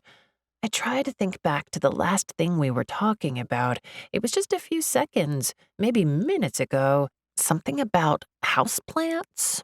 I try to grasp onto it, but it falls away from me like running water through open hands. I can't remember. There's only flashes, like skewed reflections in a mirror of what was. I lick my lips and try to blink myself back into reality. I push myself up onto my elbows and glance at the clock. It's been 30 minutes since the retrieval. I feel fine. I feel good. Then I remember the retrieval. Did Dr. Ingraham say he got any eggs? Maybe that's why he looks so upset. Maybe none of the eggs were good quality. Josh frowns. What? Did he get any eggs? Josh gives me a careful look. We already talked about this, remember? I shake my head and am rewarded with a bit of dizziness. No, I try to think back and just get strands and flashes of haziness. Not really. Did it go okay? You don't remember? He asks. He gives me a searching look. I frown at him, mostly because it's really frustrating to not be able to grasp a hold of the conversation we just had. I wrinkle my brow and try really hard. Maybe we talked about princesses and houseplants? Then I shake my head. No, that's too weird. Josh closes his eyes for a moment, and when he opens them, all the seriousness is gone, and that spark of amusement is back. But this time, that amusement makes me feel sad. Don't laugh, I say. He smiles and holds out his hands. Maybe I'm laughing at myself. Oh, were you able to do your thing in the production room? He gives me a superior, full of himself look. Of course. Did you doubt crawl for even a second? I give a short laugh. And I had eggs? He nods. 6. I let out a long, relieved sigh. I reach over and take his hand, link my fingers through his. Thank you, I whisper, my voice thick with tears and worry and hope. Thank you for being here, for being my friend. He doesn't say anything, just nods and stays still, his hand wrapped in mine. Chapter 20. The surest way to be seen as beautiful is to make someone else laugh. It's Thursday, and instead of meeting at Clive's Comics, Brooke called to tell me to meet the group at an address in Tribeca. Wear a dress, something hot, not your usual ugly sweater sack thingy. Carly is hosting, she said. I frowned and looked down at the caterpillar green sweater I was wearing. What's that supposed to mean? I was asking about the ugly sweater comment, but Brooke said, it means Carly's hosting at her place. It'll be like an episode of Lifestyles of the Rich and Famous times 10,000. Trust me, wear a dress. Oh, and she said to bring a date. What? Why? But then Brooke was sniping at someone on the other end of the line about mandatory minimums and hard-ass judges, and then she said, I'm doing court. See you at 7. I was still at work when she called, so I sent Ian an email asking if he was up for going out tonight. Sorry, babe. He wrote back, I'm in Philly today. How hadn't I known that he was out of town? Did you know Ian was in Philly today? I asked Lavinia. She just gave me a flat look and said, Do I look like a calendar?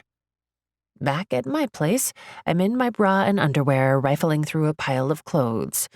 Green sweater, maroon sweater, gray sweater. I toss clothes from the floor onto my bed. Sweater, cardigan, shawl, sweater. Okay, maybe Brooke has a point. When I get to the bottom of the pile, I see a flash of bright orange. Pumpkin dress, I say. I pick it up and hold it out in front of me.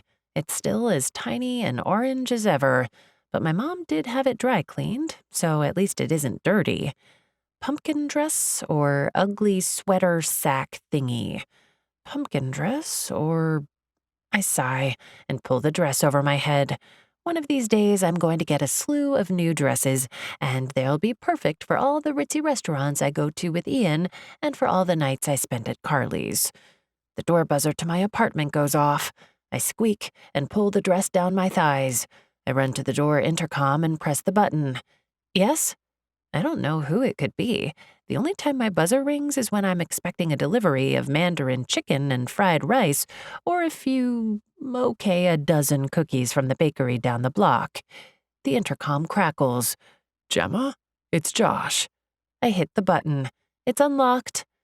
I hear the door to the street bang shut, and then Josh takes the steps 2 at a time. I pull open the door. He stops halfway down the hall when he sees me. My hair is a staticky mess, I'm barefoot, and the dress is doing that ride up the butt, ride down the boobs thing. A slow grin spreads over his face. What you doing? He asks. I humph and yank at the skirt. Then I turn around and head back to search for a pair of heels. I call over my shoulder. I'm going to a party for the rich and famous. What are you doing? He lets himself in and shuts the door behind him. I was at my dad's. Your mom stopped by and asked me to bring you this lime jello mold on my way through the city. She thought you looked stressed last time you were home. I turn back to him and finally notice that he's holding a crystal bowl full of delicious-looking cloudy lime jello and suspended fruit bits. My mouth starts to water at the sight of it. You are the best thing that's happened to me all day. Josh grins. Why, thank you. I'm talking to the jello. He laughs. I know. Then, what rich and famous? I slip on a pair of 3-inch black heels, then stalk over to him and peer into the bowl. There are carrots in there and tiny cubes of apple. I peel back the plastic wrap and the scent of nose-tickling lime rises up to me. Are you going to have any of this? I ask him. He shakes his head no. So I take that as permission to dip my fingers in and scoop out a jiggly glob. Then I stick it in my mouth before it can fall off. I roll my eyes in happiness at the tart flavor and the crunch of the carrot and apple. When I look back at Josh, he's laughing at me. What? You know this about me? I say. I take the bowl from him and walk across my apartment to my tiny fridge. I throw out a container of 3-day-old fried rice to make room for the bowl. Thank you for bringing it. I call over my shoulder. Sure, no problem. He looks around my apartment, from the mess of clothes on my bed, to the pile of fertility books, to the quote on my wall. Then he rolls his shoulders and says, Well, I should probably head out. Have fun tonight. He turns to go, and then I remember that Brooke told me to bring a date. Wait, I call after him. He turns, an eyebrow raised. Are you busy tonight? The Tribeca address is a towering glass building that glows like a blue roadside flare lit up at night. It's an office building, not an apartment building or a townhome like I was expecting. Inside, the lobby is cold white marble and mirrors, and devoid of any furnishings except the sleek guard desk and a bank of mirrored elevators. The sound of my heels clicks on the marble, and Josh's shoes scuff softly on the stone. The guard stares at us from the desk, and I decide he definitely isn't the warm, friendly type. You sure this is the right place? Josh murmurs to me. I glance down at my phone and look at Brooke's text. The address is the same. I think so. Josh smiles down at my phone, and I flush at the memory I see on his face. He's thinking of the park bench and the vibrating phone calls. Geesh. I clear my throat when we reach the guard desk and tell him my name. He runs his finger down a list attached to a clipboard, then asks for our IDs. We hand them over, and the guard scans them into his computer. Josh puts his thumbs in his pockets and stares at the 30-foot-tall glass windows and the hand-blown glass chandelier. For a second, I think he's going to start whistling or calling hello to see if the empty lobby echoes. But then the guard hands us back our IDs. He takes our coats, puts them in a closet behind his desk, and hands us a coat check ticket. This way, he says. Josh raises his eyebrows at me, and I shrug. The guard walks purposefully toward the back of the lobby, around the elevators, and then escorts us to a marble stairway leading down. Take them to the bottom, he says gruffly. Then he turns back to his desk. Thank you. I call after him. So I guess this is Carly's place, or her husband's office building, or something. When I realize we're headed to another basement, I hold back a smile. Brooke sure is going to be disappointed. This definitely isn't the penthouse she's been longing for. Thanks for coming, I tell Josh. I don't really know what to expect. My friend just said to wear a dress. He looks down at his scuffed jeans, his old t-shirt, and his much-loved sneakers. Then he glances back at me, a whole lot of amusement on his face. So this is a fancy dress-up kind of party? He rubs his hands through his messy hair, and I laugh at his self-mocking expression. Don't worry about it. It's just a few of my friends from the fertility group. How dressy can it be, honestly? I grab the cold brass railing, and my heels click on the marble stairs as Josh and I walk down the steps. The walls are plaster, and there's a beautiful glass mosaic on the ceiling with tiles the color of lapis lazuli and light blue and inky night blue all backlit with gold shimmer. As I study the ceiling, I realize it's not just a pretty abstract picture. Is it just me, or is this mosaic the river Styx? Josh points to a cloaked ferryman in his boat in the corner of the mosaic. Apparently, we're descending into the underworld. He jokes. Huh? I wonder if Carly's husband owns this building and if he commissioned this piece. Is she the beautiful Persephone stolen to the underworld for the pleasure of her grumpy, scowling Hades? I hope not. Persephone never seemed happy. Come to think of it, I doubt Hades was very happy either. Music drifts up the stairs. It's a low bass beat that echoes around us. When we reach the bottom, the room opens up before us. I have to consciously keep my mouth closed. This is one of those moments where I'd really like to let my mouth fall open and just stare. Josh lets out a low whistle. I take it back. Brooke is probably ecstatic, or at least as happy as Brooke gets. She wasn't kidding when she said it'd be like an episode of Lifestyles of the Rich and Famous. I stare at the over-the-top opulent space. Who invited you to this shindig again? Josh asks. I smile at the way Josh says shindig, all long and enunciated, like he means party thrown by the Maharaj of Sultanville in some bizarro alternate reality. My friend Carly from the fertility group. I mumble, and then I seriously consider grabbing Josh's arm and hauling him back up the stairs and out the door. The room reminds me of the center of Grand Central Station. The ceiling is domed, and there's a beautiful mural of the constellations painted on the ceiling. There are towering white columns extending from the tall ceiling to the marble floor. The space is cavernous, with enough room to hold at least 200 people. It's decorated with swaths of sheer purple fabric, ottomans and pillows on the floor, and buffet tables full of sculpted foods, precarious-looking dessert towers, and a full-service bar. Positioned among the guests are a dozen gorgeous, nearly naked models covered in glittering gold paint, posing as living statues. I take another scan of the room and see a trio of contortionists twisting into an impossible shape in front of a cupcake table. There are at least 75, maybe 100 guests. The men are wearing tuxes and tailored suits, and the women are wearing dresses that I've seen in the windows of Madison Avenue. I look down at my pumpkin dress. You look beautiful, Josh says. I give him a side-eye glance. I wasn't worried. Let's find your friend. He holds out his arm, and I take it. We move into the sea of people. I wonder why in the world Carly invited me to this party. In fact, I don't even know what it's for. Clearly, it has nothing to do with fertility.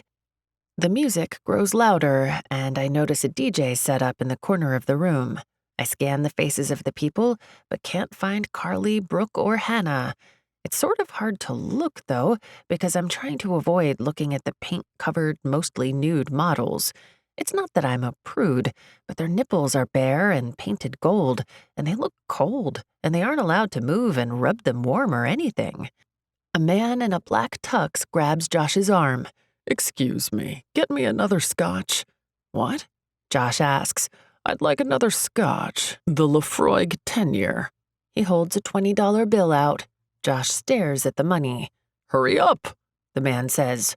Are you serious? I have the urge to kick the guy. He's not. Before I can say he's not a waiter, Josh smiles at the guy and takes the cash. No problem. Lefroy? The man nods. The 10-year. What are you doing? I hiss at Josh. He puts the cash in his pocket and pulls me away. Getting him a drink. He pulls me toward the bar. Are you kidding? I ask. This is ridiculous. Josh shrugs.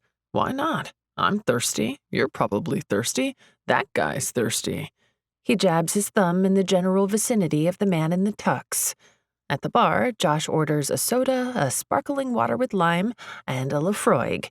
I can't help but smile because the lime is a nice thought. We wander back toward the scotch drinker, and I sip my water. When we find him, Josh hands the guy his drink. Here you go, buddy. Josh says with a grin. The guy grabs the drink, but otherwise ignores him. Why do you let people do that? You could have just told him you aren't a waiter. I say, I mean, you don't even look like one. The caterers are in suits. You're in jeans. It's ridiculous. Josh raises an eyebrow. Who's having more fun right now? He asks, me or that guy? He points from himself to the guy in the tux. Josh's eyes twinkle, and I can tell he's finding this entire experience to be one of the more ridiculous things he's ever done. Meanwhile, the guy in the tux is trying to look bored and impress the people he's with all at the same time. Don't you ever take anything seriously? I ask, but as soon as I say it, I realize that it was a stupid thing to ask. He takes a lot of things seriously. Not if I don't have to, Josh says. I take a drink of my lime water to hide my frown.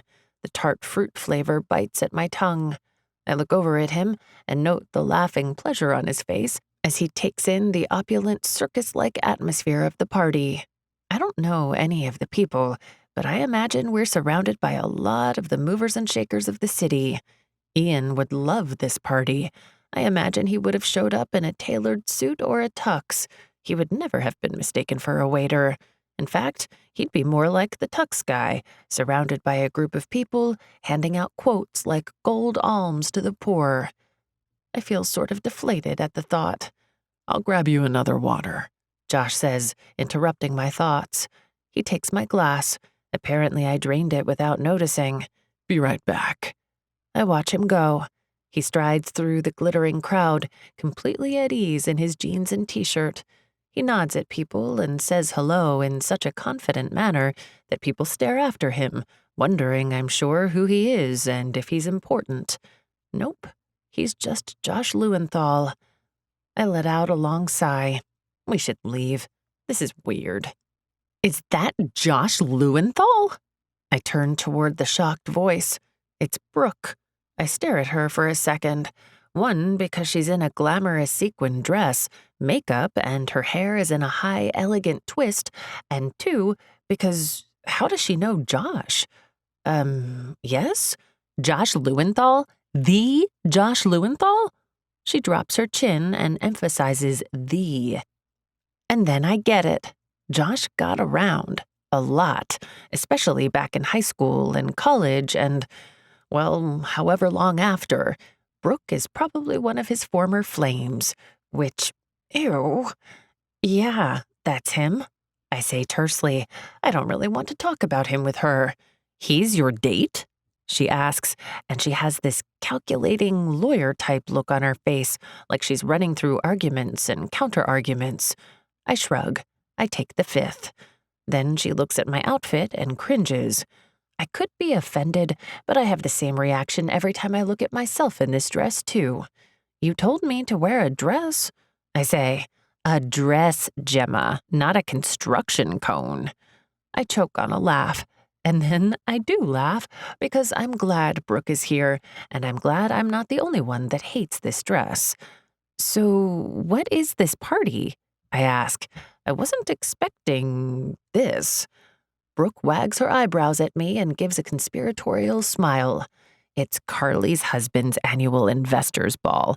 Basically, it's a bunch of Class A jerkholes with too much money, masturbating to their own awesomeness, and then cleaning up the jizz with $100 bills. I stare at Brooke, stunned but not stunned by her crassness. She shrugs.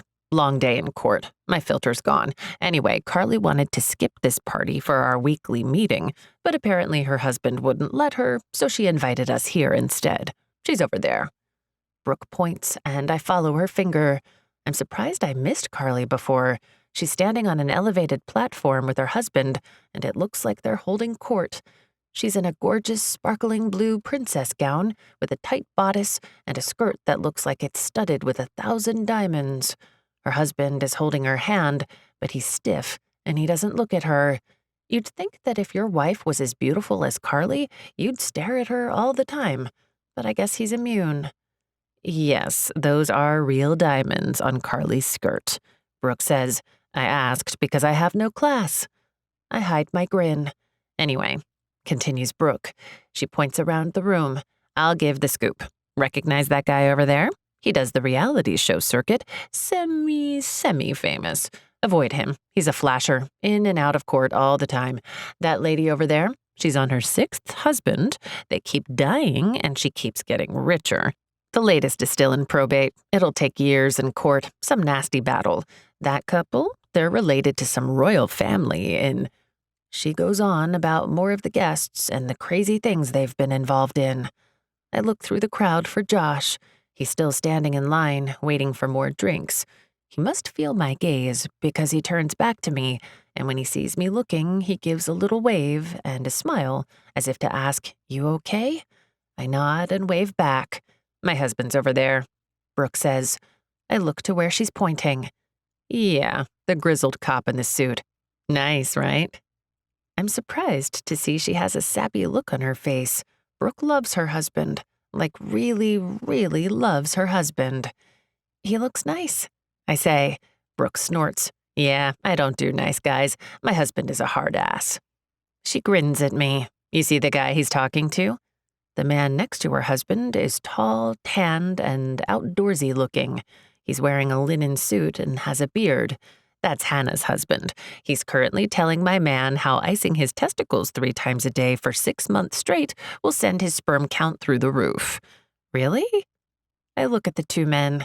Now that Brooke mentions it, her husband does look like he'd rather be chewing on a lead pipe than having his current conversation. Really, I left when my husband growled something about icing his balls when hell froze over. He's pissed. I guarantee you that tonight we'll be having a fight. Then, hopefully, the cuffs will come out, and I'll finally get some hot sex. I look between her and her husband, then back to her again. She snorts. "I told you we'd been having a dry spell. We used to have the best sex. All that stern cop, naughty lawyer role play. Yeah, I miss that." She sighs. "You're lucky you're not having sex. You're not, right?" I give her a look that says, "None of your business." "So, Josh Lewenthal, huh?" "I don't know what you mean," I say, "or how you know him." I don't say. She holds out her hands, and the sparkles on her dress reflect the light of the chandeliers. "He's the FF, right?" "Who's the FF?" Hannah asks as she joins us. She has a tall glass of juice with slices of orange and strawberry on the rim. Her hair is in a braided coronet on top of her head, and she's wearing a beautiful, flowy Grecian-style gown. Apparently, everyone had a fancy dress but me.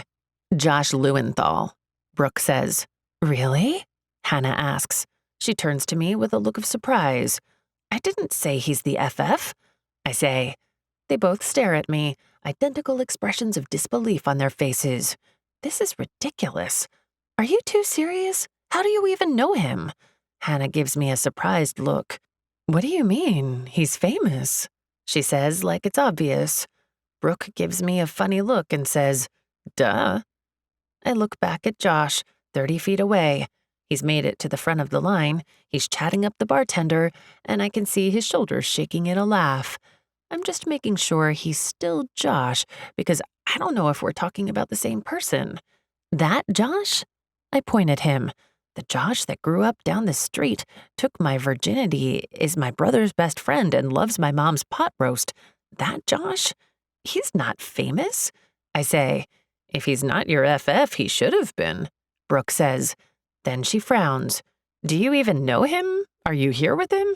"Yes, I know him," I snap, suddenly feeling irritable and exasperated, because why is she looking at me like I don't know him at all, and why does that bother me so much? "Maybe they just met," Hannah says. "Have you seen his aura? All orange and yellow and full of creativity, just like I thought it'd look." Brooke gives me a hard stare, and I imagine she's cross-examining me in her head. But before she can say anything, Josh walks up and moves in next to me. "Got you more. Double limes." He hands me the sparkling ice water. The outside of the glass is already dripping with condensation. "Thanks," I say slowly. I study him and try to see what the heck Brooke and Hannah are talking about. Josh gives me a funny look. "What? What is it?" He brushes at his cheek.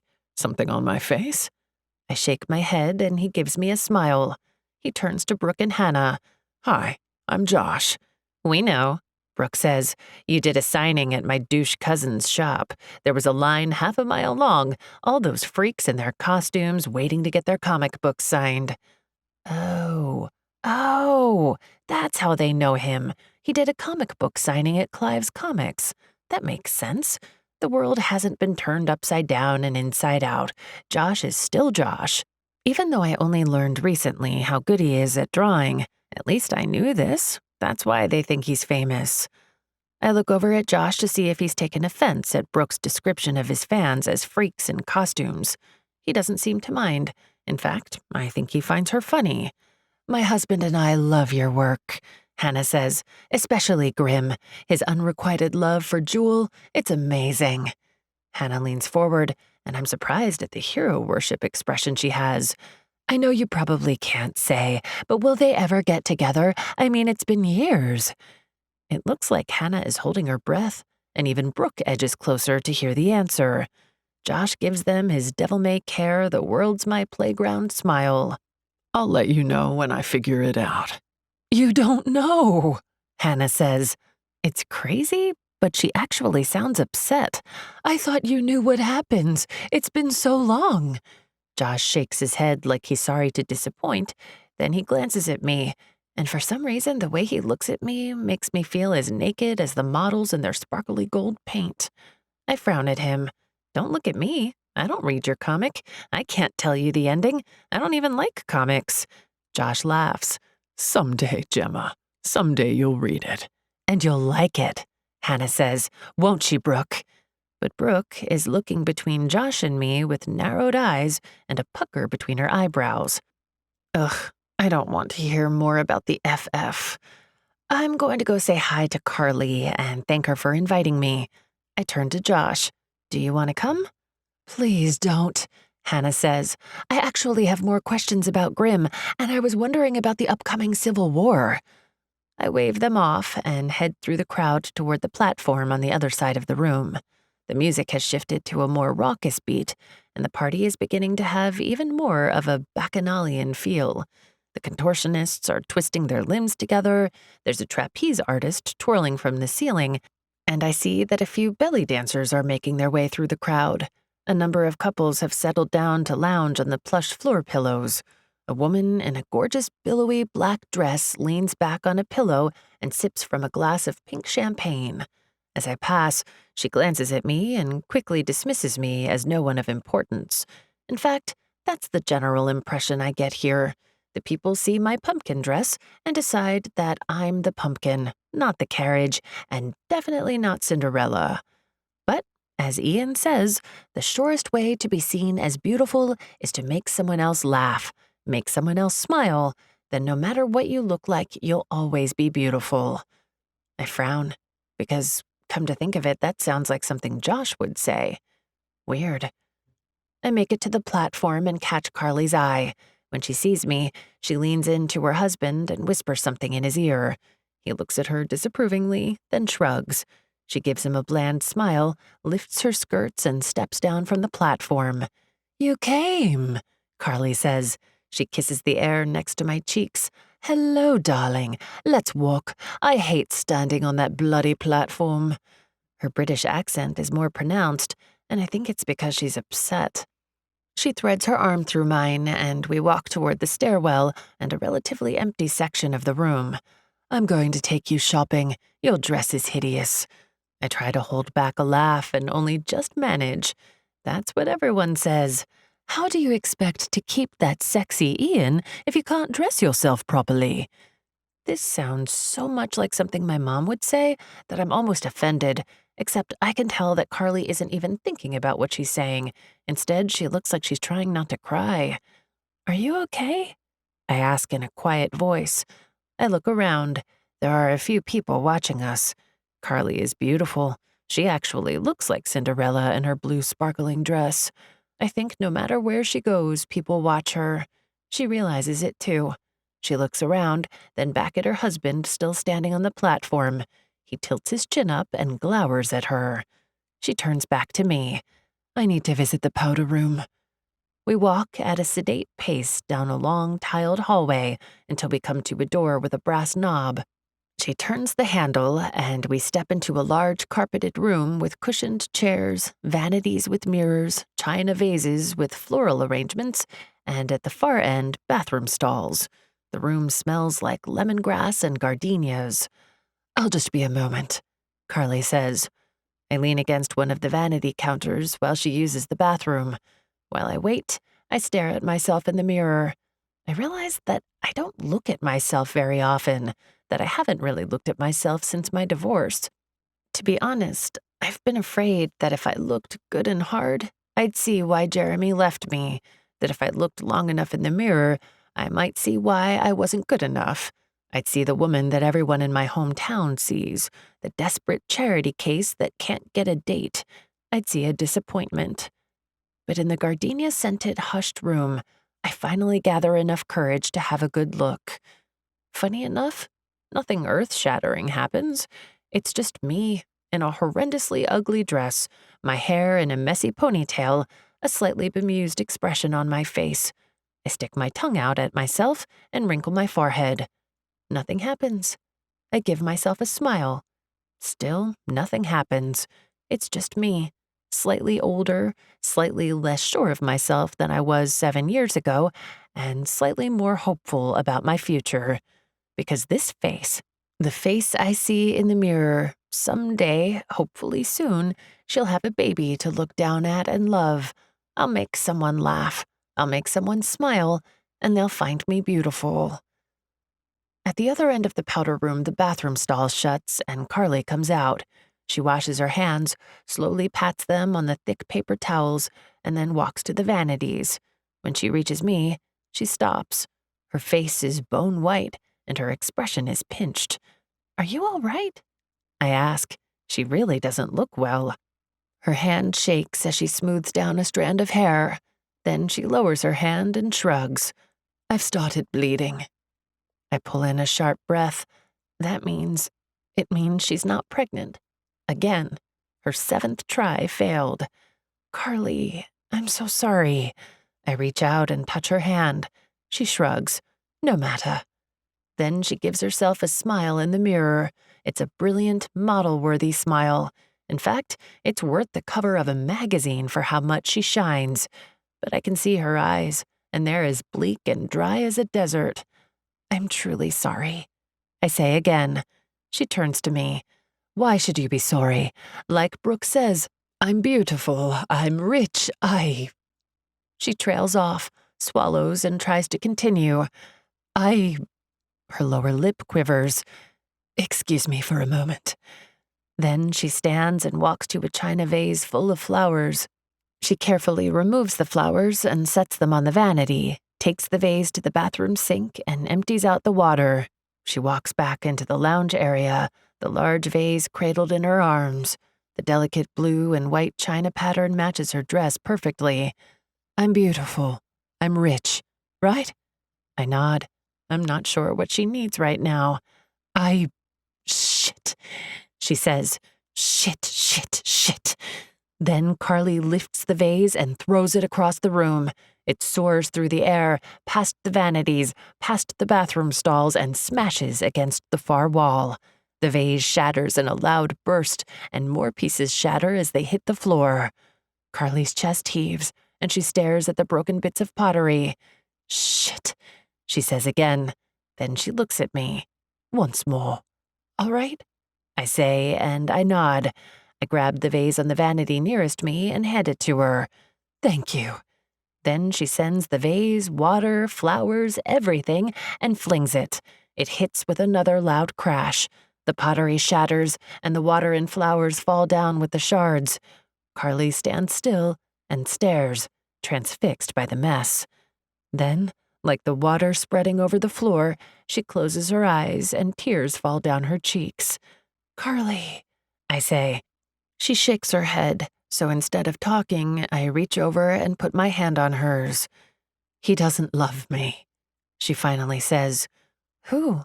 I ask, then I realize who she means even before she answers. "My husband." She opens her eyes and gives a scornful laugh. "That was the deal, wasn't it? I bring the beauty, he brings the money. Feelings had nothing to do with it. But stupid me. I went and fell in love with him. That's a bad thing? She uses the back of her hand to wipe the tears from her cheeks. Her makeup smears and she lets out a sigh. Love has made my marriage intolerable. I don't understand. She smiles and sniffs back the last of her tears. Do you know what my husband will say when I tell him I haven't conceived? No? And I'm fairly certain I don't want to know. She puts on a low, dismissive voice. Try again, then, if it makes you happy. She clears her throat. And that will be the end of it. He won't mention anything about this again, and neither will I. Will you try again? Carly looks down at her sparkly, diamond-covered princess gown. What does all the beauty and money in the world matter if I can't get the one thing I want most? I don't know whether she means a child or her husband's love. She turns to me and smiles, and I imagine she knows what I'm thinking. No, I don't think I will. It's time I gave up on a baby and on my marriage. She crumples the dress in her hands. Ever since you first came to our meetings, I've known I need to change. If you can face the world on your own, find your own way, so can I. She tilts her chin up. So can I, no matter if it hurts. I rest my hand on her arm. I don't have any Ian quotes to give her about plucky futures and gold pots at the end of rainbows. Her IVF cycle has failed, and she's decided to leave her husband. What sort of thing do you say to that? Except, have you tried telling him you love him? Maybe you should before you leave? She gives me another photo shoot-worthy smile. That, my darling, would take more guts than I have. I told you I was a masochist, trying so many cycles and failing, but even I have my limits. I sigh and look at the shattered pottery strewn over the tile floor. Should we clean up before we go back out? Carly nods. Thank you. I'd rather no one know that I raged through the privy flowers. It doesn't take long to scrape the large chunks of pottery and the flowers into the trash. I sop up the water as best I can. Before we exit the bathroom, Carly gives me a swift hug. Thank you, and good luck Saturday. I wrinkle my brow, and then I remember Saturday is my transfer, the big day. It's only been 20 minutes when I make it back to Josh, Brooke, and Hannah. They're still talking about Grim and Jewel. It's as if the world outside stood still while the world for Carly fell apart. I look back at her. She's on the platform again, standing next to her husband, except this time I look more closely, and I see it.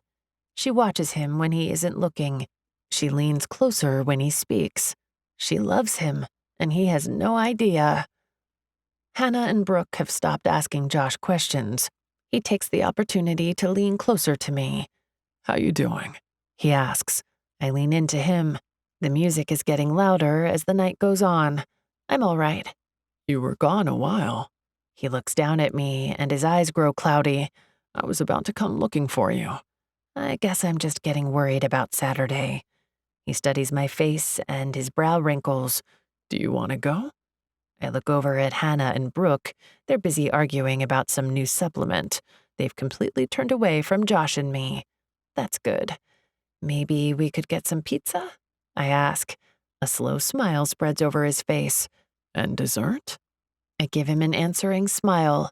A funny little feeling grows my chest. Do you realize we have expensive foods and desserts right here, but we'd rather have street food? And? I'm just saying, I'm glad you know what makes you happy. That I do, he says. Then he grabs my arm and steers me out of the underworld, back up the stairs, through the glass and marble lobby. We grab our coats from the security guard and walk into the night streets of Tribeca. Which direction? I'll go where you go, Josh says. I give him a funny look, because the way he said it reminded me of Carly. She loves her husband but won't tell him because she's not that brave or that masochistic. I study Josh's expression. Does he... He lifts his eyebrows. Well, where to? No, I decide. He doesn't. There's no way Josh Lewenthal's been carrying a torch for me all these years. I point in a random direction down a likely street, and we walk into the night. We're friends, right? I ask, just to make sure. He looks down at me and scoffs. What do you call this? Geez, Gemma, sometimes I wonder about you. I shove it in playfully, and he laughs. Then we keep walking down the icy cold streets of the city as friends. In 2 days, I'm having my transfer, and maybe if I'm lucky, I'll get pregnant. But right now, all I need to worry about is finding a slice of pizza and ice cream for dessert. Chapter 21. The worth of a person is measured in the fruit of their actions. The scene at the doctor's office is almost déjà vu. Once again, the nurse called to remind me to have a very full bladder. So, on the way, I chugged a bottle of water and a decaf latte. Now, once again, I'm crossing my legs, feeling like if I don't pee soon, I'm going to explode. So, all that's the same. But there's one huge, massive difference. I look at the seat next to mine. Josh is here. Before, I was alone. This time, Josh is here. He's drumming his fingers on his leg, but when he senses me looking at him, he turns to me and gives me a weak smile. How you doing? Good, I say. I cross my legs the other way and shift in my chair. Unfortunately, I've been giving myself progesterone shots in the butt for the past 5 days, and my cheeks are welt-ridden and bruised, and sitting is majorly uncomfortable. Nervous? Josh asks. I shake my head. No. I squirm a little more. He swallows and nods. Me neither. Uh-huh. He goes back to drumming his fingers on his leg. Geez, this moment feels as awkward as Dr. Ingraham's fictional high school dance. It's Saturday morning, and we're in the waiting room, about to be called back for my transfer. You know, that moment when Josh's sperm and my egg, the day 5 embryo, gets placed inside my uterus. It feels like we're about to have sex for the first time, again, except not. I take another quick look at Josh, then look back ahead at the spot on the wall where the Georgia O'Keeffe painting used to hang. He's still drumming his fingers nervously. I bite my bottom lip and squeeze my thighs together. Thanks for coming, I say, trying to break the awkward tension that has sprouted between us ever since we walked in this morning. Of course. Josh shrugs. Then he clears his throat and goes quiet. Okay, this is ridiculous. Josh Lewenthal is never quiet. This moment is more awkward than teenage boners and training bras. The only way to stop the awkwardness is to pop it like a balloon. So, since I'm about to be impregnated, do you want to give me some dirty talk? Josh coughs and then straightens in his chair. Excuse me? I cross my legs. I mean, since this feels as awkward as having sex for the first time. Wait, you thought it was awkward? He interrupts. There's a genuinely surprised expression on his face. Really? He gives me an affronted look. What was wrong with it? I stare at him in shock. He wants to talk about this now? Well, it was on the garage floor. Yeah, he says, and he sounds like he's reliving a particularly pleasant memory. I jab him with my elbow. It was hard and cold, I say, except, honestly, I barely remember the floor. All I can really remember is his mouth and his hands and how he groaned my name. I shake out of the thought. Was it? He asks. I flush, because his voice has that low, deep reverberation that makes my insides quiver. I try to get back to my point. There was lime jello all over me. That was awkward. When I was cleaning up, I'd accidentally spilled a bowl on my shirt. It was sticky and wet and… he says, I remember. You like lime jello. Wow. I feel a little hot and a little bothered that his eyelids are lowered and he looks like he's envisioning making love to me again.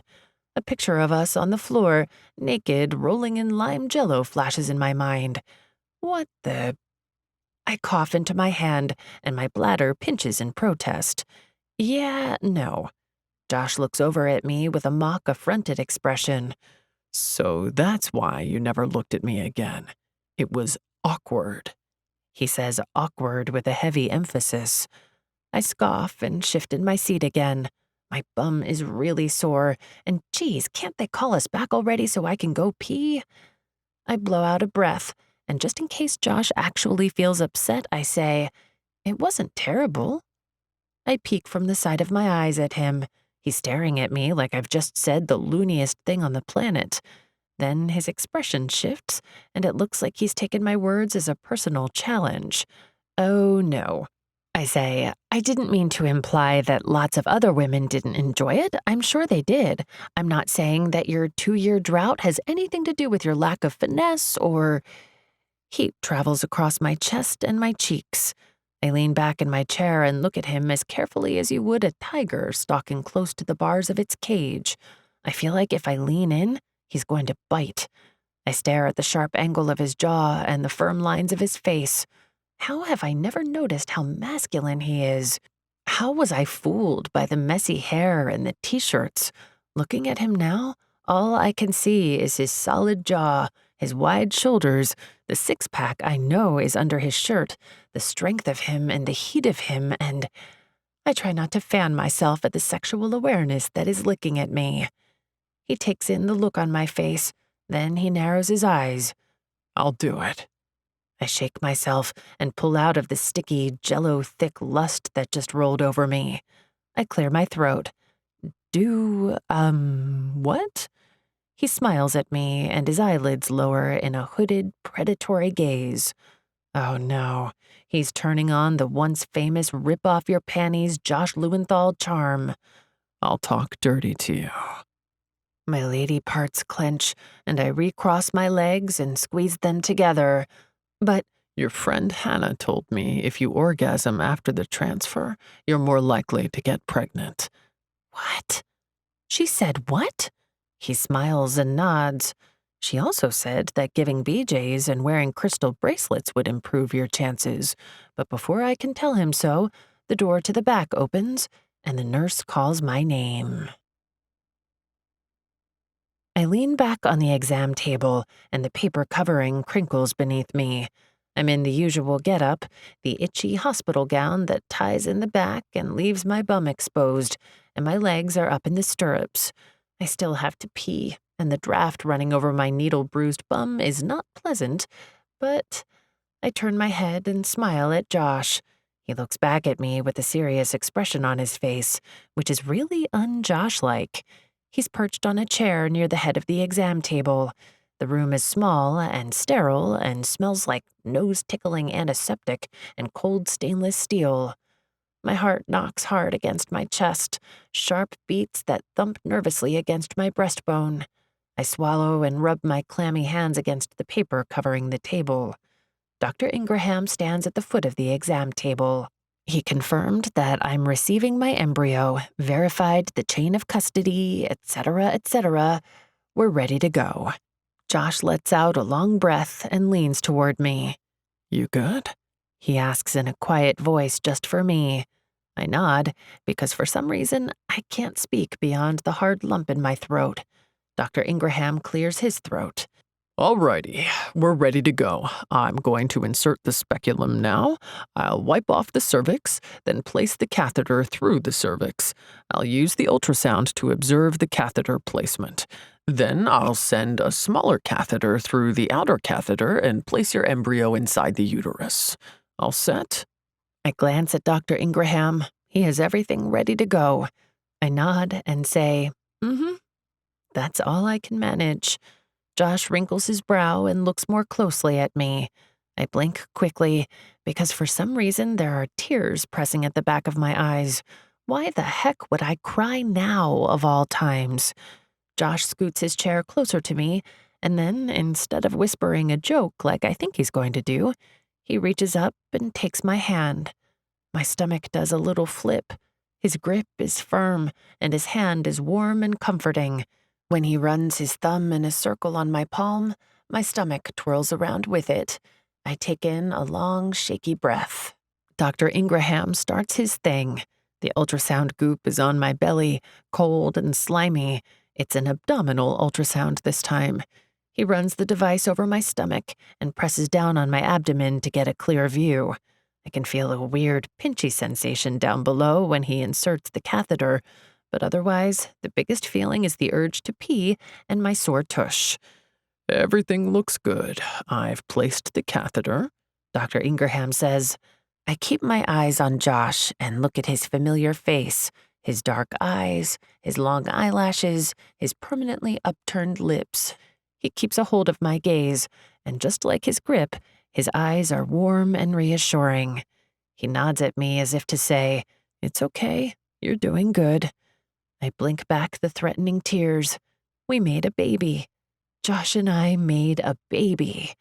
All the hoping, all the wishing, it's right here, right now. Okay, I'm placing the embryo in your uterus. Josh's thumb stops circling my palm. I hold my breath. Please, God, please, God, please let this baby stick. Let this work. Let me meet her someday.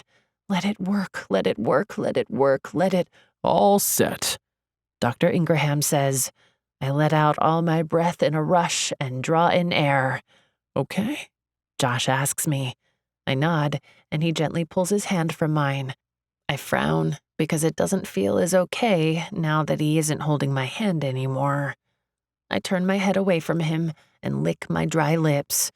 You're welcome to empty your bladder now. Then the nurse will take you to the recovery area, and you can put your feet up for 20 minutes. Dr. Ingraham says. He pulls off his gloves and tosses them into the medical waste bin. Thank you, I say, which is the first thing I've managed to say since Dr. Ingraham came into the room.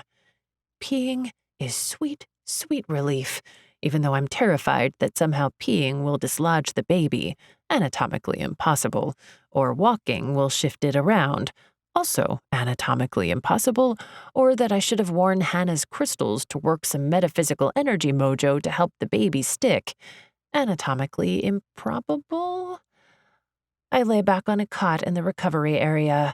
Josh and I are in the same curtained area where I recovered after the egg retrieval.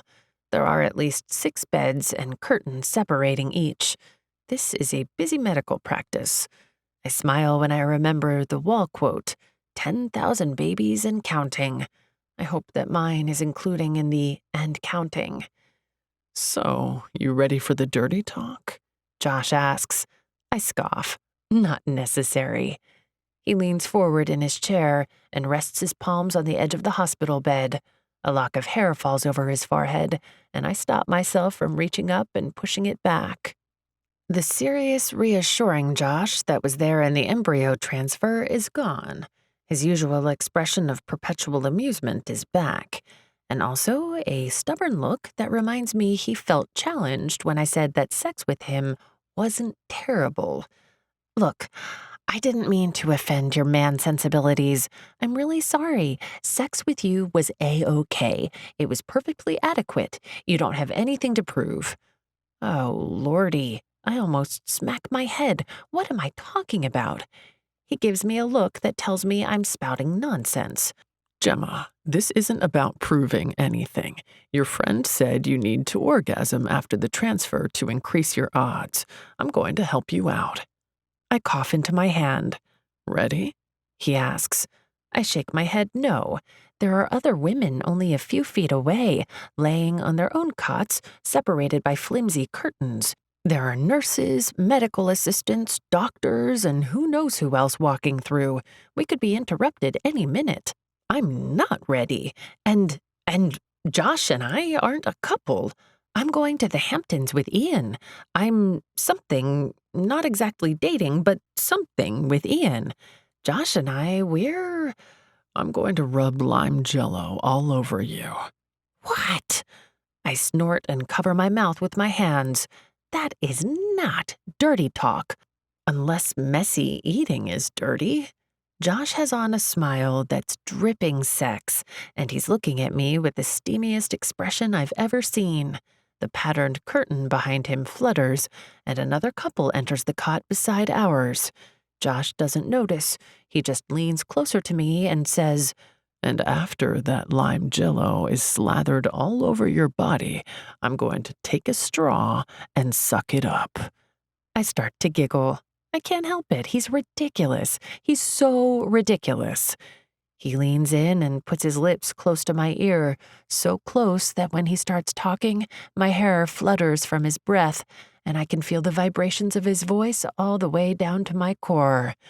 When I can't suck up anymore, I'm going to use my tongue, and I'm going to lick you and suck you. I'm going to find all those nasty carrot bits and the chopped apples that shouldn't be in lime jello, and I'm going to lick them off you. Oh, Lord.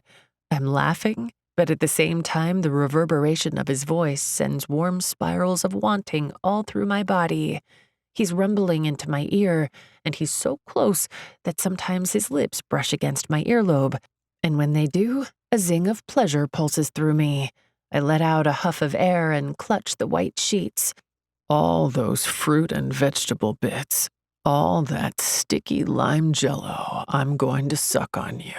I'm going to suck so hard because there's whipped cream in there, too. You love whipped cream.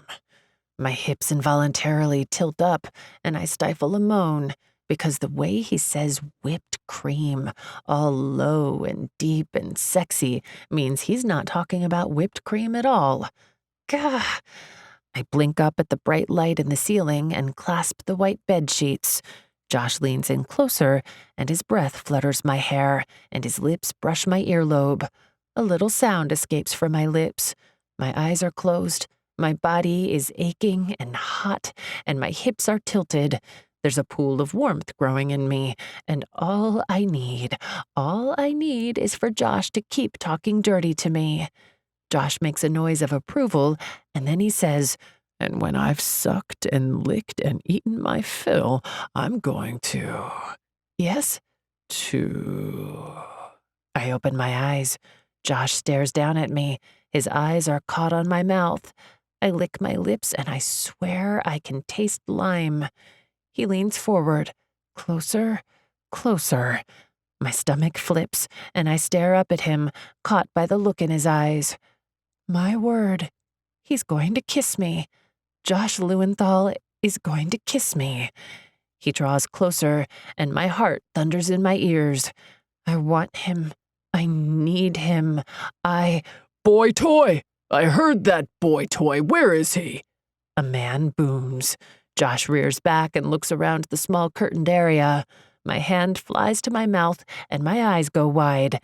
Unfreaking believable. It's the gold unitard lady and her husband. You heard nothing, the woman says. Oh, geez. They're right next door. They're on the bed next to ours. Josh sits upright and looks at me, his eyes full of shock and, yes, laughter. I put my finger to my lips and shake my head. He better not start laughing. I scowl at him because now that he's not about to kiss me, I feel achy and deprived and really, really cranky that he got me turned on with his bullcrap lime jello farce. "I did hear him. He was telling you he was going to suck you and lick you and eat your cream. Was he on your phone?" Josh snorts and then cuts it short. I shush him and wave my hand for him to be quiet. We are literally 3 feet from these crazy people with only a thin piece of fabric separating us. Didn't he learn his lesson last time? You can't reason with crazy. No, he wasn't on my phone. He ain't here. "You told him to call you. I heard him saying he'd lick your cream. I'm telling you, baby, I'll punch that boy toy in the face." Josh was trying to hold in a snicker, but when he hears the ham-armed husband threatening to punch him, he stops looking amused. "Is he here?" Ham-arm asks. "You're crazy," Gold Unitard says. On that, we agree. "I'm gonna find him," the husband says. There's a shuffling noise, and then I see black shoes stomping around on the other side of the curtain. I glance at Josh, and you better believe he looks concerned. He rubs his forehead, and I think he's remembering the private parts painting smashing down on his head. "Gemma," he whispers. He stands up and looks at the curtain. I shush him and shake my head. Then I have an idea. I lift up the sheet. "Get under." I hiss. He gives me a confused look. Get under there, I whisper. He raises his eyebrows. Yes, I'm inviting him to climb in bed with me. Desperate times, I whisper. And of course, he can't let an opportunity for a good joke to pass him by because he says, "But where's the jello?" I smack my head, and just at that moment, the curtain that separates our bed from the one next to us rips back with a metallic screech. Mr. Ham-Arm stands there with a triumphant look on his face. "We don't got jello. We just got knuckle sandwiches," the guy says. And to emphasize the point, he smacks his fist into his hand. Josh can't help himself. Really, he can't, because at the phrase knuckle sandwich, he lets out a sharp laugh. Ham-Arm isn't having any of it. "You tell my lady you want her cream. You don't get her cream. You don't get her jello, you sick pervert. You stay out of my lady's business. She's getting pregnant." Oh, geez, why? Why? Josh lifts his hands in a calming gesture, but the guy roars and rushes forward like a bull. His big head's down, aimed at Josh to deliver a headbutt. Josh swiftly sidesteps him. The guy has his head down, so he can't alter his course in time. Instead, his momentum carries him into my bed. He rams into the edge and flips over my legs. Then he crashes into the curtain and yanks the fabric down on top of him.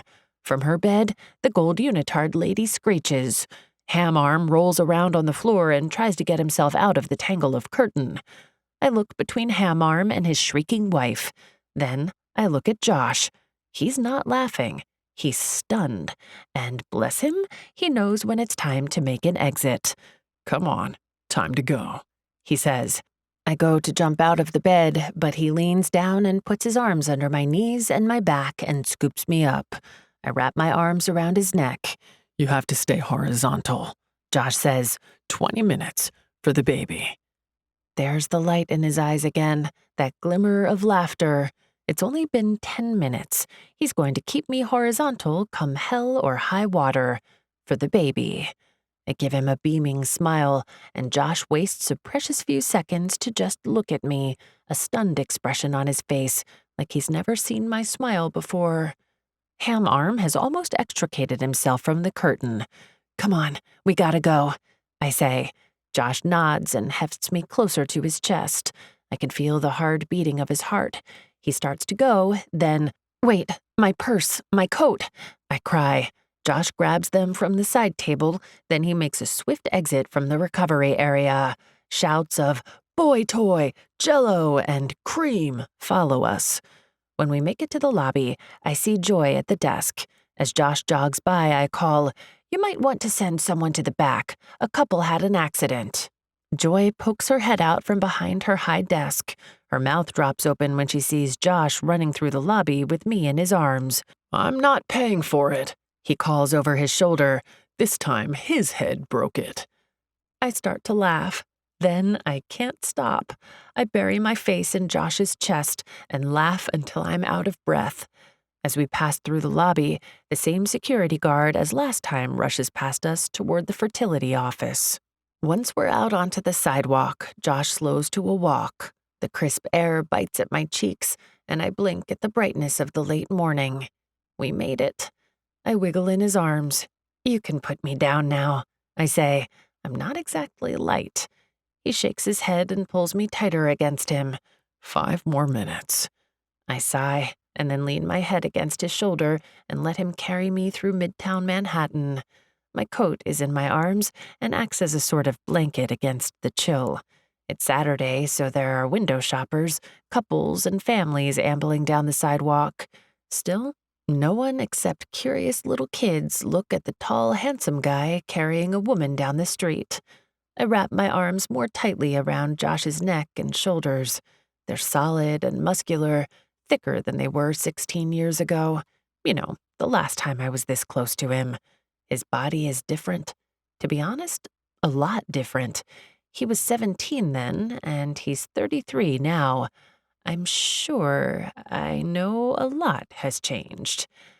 I remember how much I'd idolized him, how much I fantasized about him as a teenager. Now I know, even then, I didn't really know Josh. I just fantasized about the idea of him. It's sad to admit that you never really liked someone, that instead you liked the idea of them. And then, just as easily, I discarded the idea of him. For all these years, I never ever knew Josh. Not a bit. I sigh and lean my head against his warm chest and stare up at the winter blue sky. The sounds of the city, the whoosh of the buses, the taxi horns, the screeching of the subway rising from the sidewalk grates, all of those sounds mix with the steady beating of Josh's heart. Finally, he comes to the southern edge of Central Park. He heads down a path that leads toward the little iced-over pond. There's a green bench looking over a flock of geese that have found a small bit of water not yet iced over. He settles down onto the bench and sets me down so that my head rests in his lap. I bend my knees and put my feet on the bench. Josh gives me a rueful smile. Well? Then I can't help it. I grin back at him, because we did it. We did it. In less than 2 weeks, we'll know. I begin. What are you doing for Valentine's? He stops, clears his throat, and then says, I was wondering what you're doing for Valentine's Day. Embarrassed heat flares over my cheeks, and I look away. I scramble up and sit upright on the bench, then shove my arms into my coat and zip it up. Josh avoids looking at me, and I realize that my reaction wasn't exactly what he was expecting. I cough into my hand and then shift uncomfortably, because darn it, my bum still hurts. Well, I say, then I stop, because suddenly nothing makes sense anymore. Or maybe it wasn't sudden at all, but still nothing makes sense. I have a date.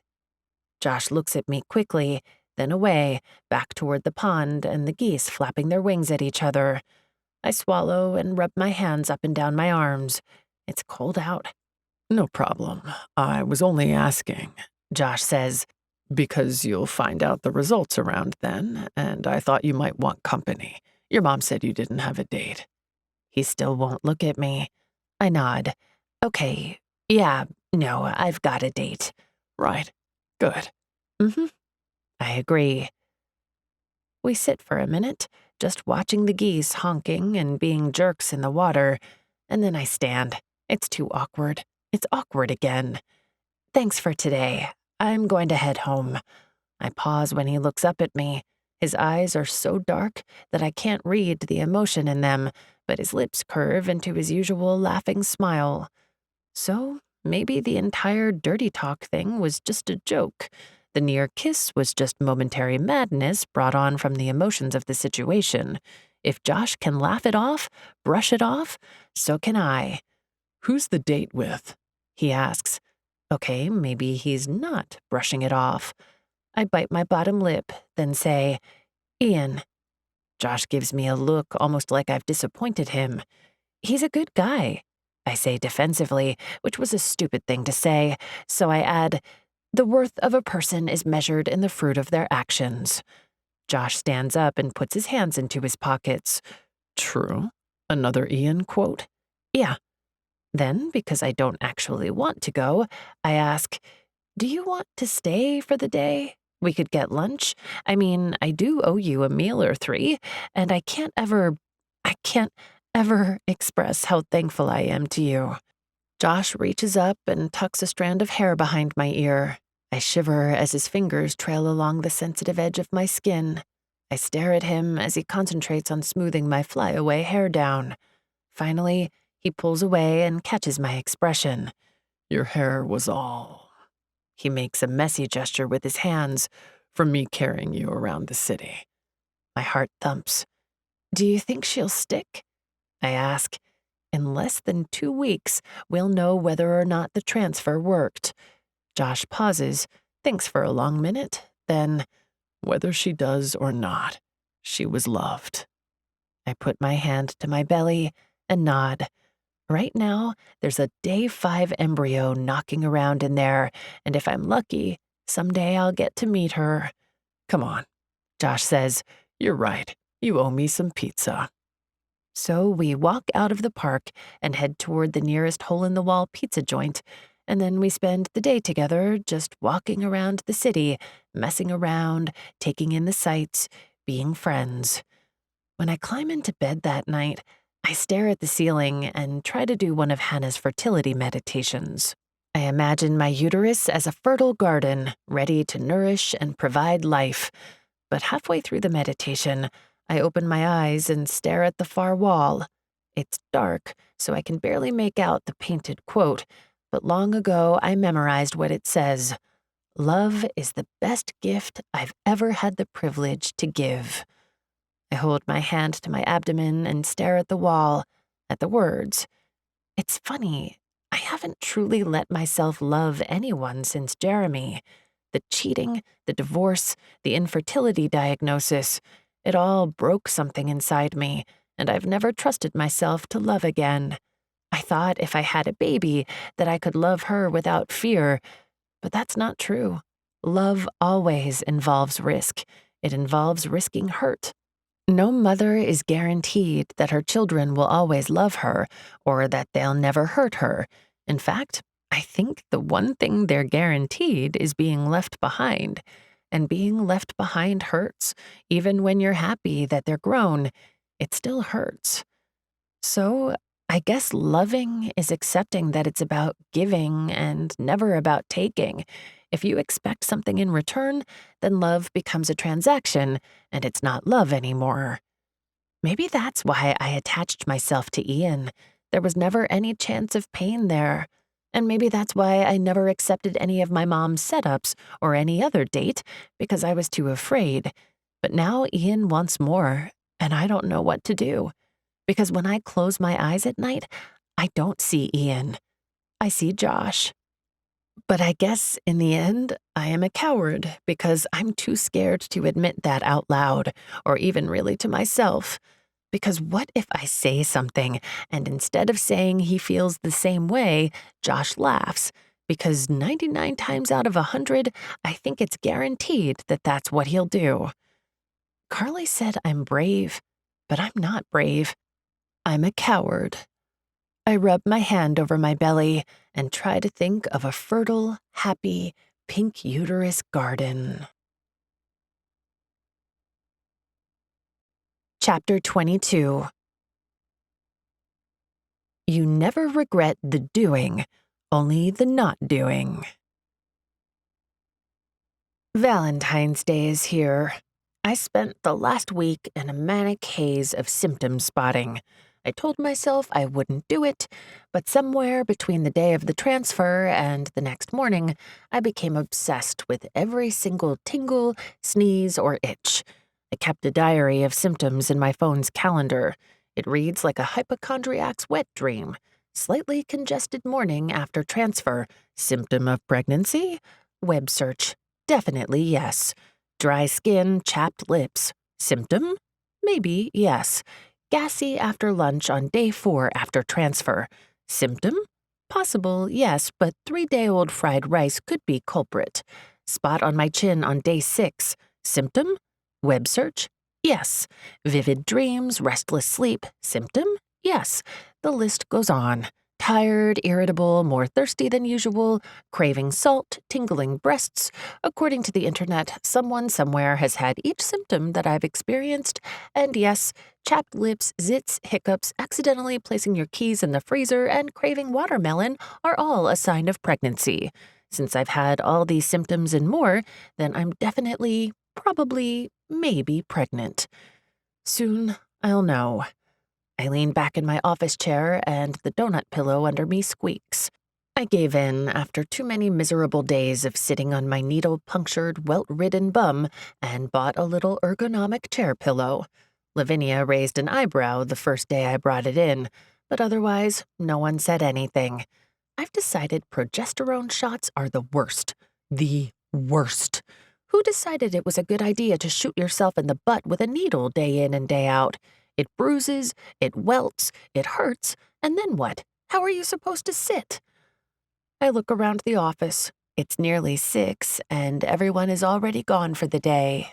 I'm nearly wrapped up. Ian's virtual Live Your Best Life conference is soon, and I'm concentrating on making sure all the partner presentations are complete and on message. I also wrote another draft of my remarks since Ian asked me to introduce him on the first day. Unfortunately, I had trouble concentrating. I open up my phone, tap on my calendar, and write, "Trouble concentrating. Symptom?" When I look up from my phone, I see Ian. He's standing at my desk, smiling down at me. He looks good today. He's dressed in what I'd considered his Hamptons outfit, a dressy, casual outfit that would work in a boardroom or on the deck of a yacht. "Oh, hi," I say. I slide my phone back into my purse and bite my bottom lip. "How are you?" "Ugh, brilliant." Ian grins his bright white toothy smile. Ready for the weekend? I pat my suitcase, a little overnight bag that I put under my desk this morning. Ian said we'd be leaving from the office. "Yep, all set, I fidget with the hem of my new dress. I went out with Carly over the weekend, and she helped find outfits that showed off my assets. I'm in an Audrey Hepburn-inspired dress with a silk scarf tied in my hair. It's a long, long way from my usual chunky sweater and legging getup. It makes me look sophisticated and elegant, so I'm not sure why I'm so uncomfortable. Shall we? Ian asks. The car is ready. He holds out his arm. I hesitate for a moment. Then Ian says, I've never regretted the doing, only the not doing. I tilt my head. Is that a new quote? I haven't seen that in any of his books or materials before. Let's just say I felt it fit the moment. He holds out his hand, and when he does, the fluorescent lights of the office shine down and hit him just right. There's a glow around his black hair, like he's been anointed by the angels. I'm reminded that he's Ian Fortune, the man that pulled me out of my self-loathing and hurt after my divorce. He's Ian Fortune, guru extraordinaire, and he's reminding me to live my best life. He's right. You never regret the doing, only the not doing. Josh hasn't called. Josh hasn't texted.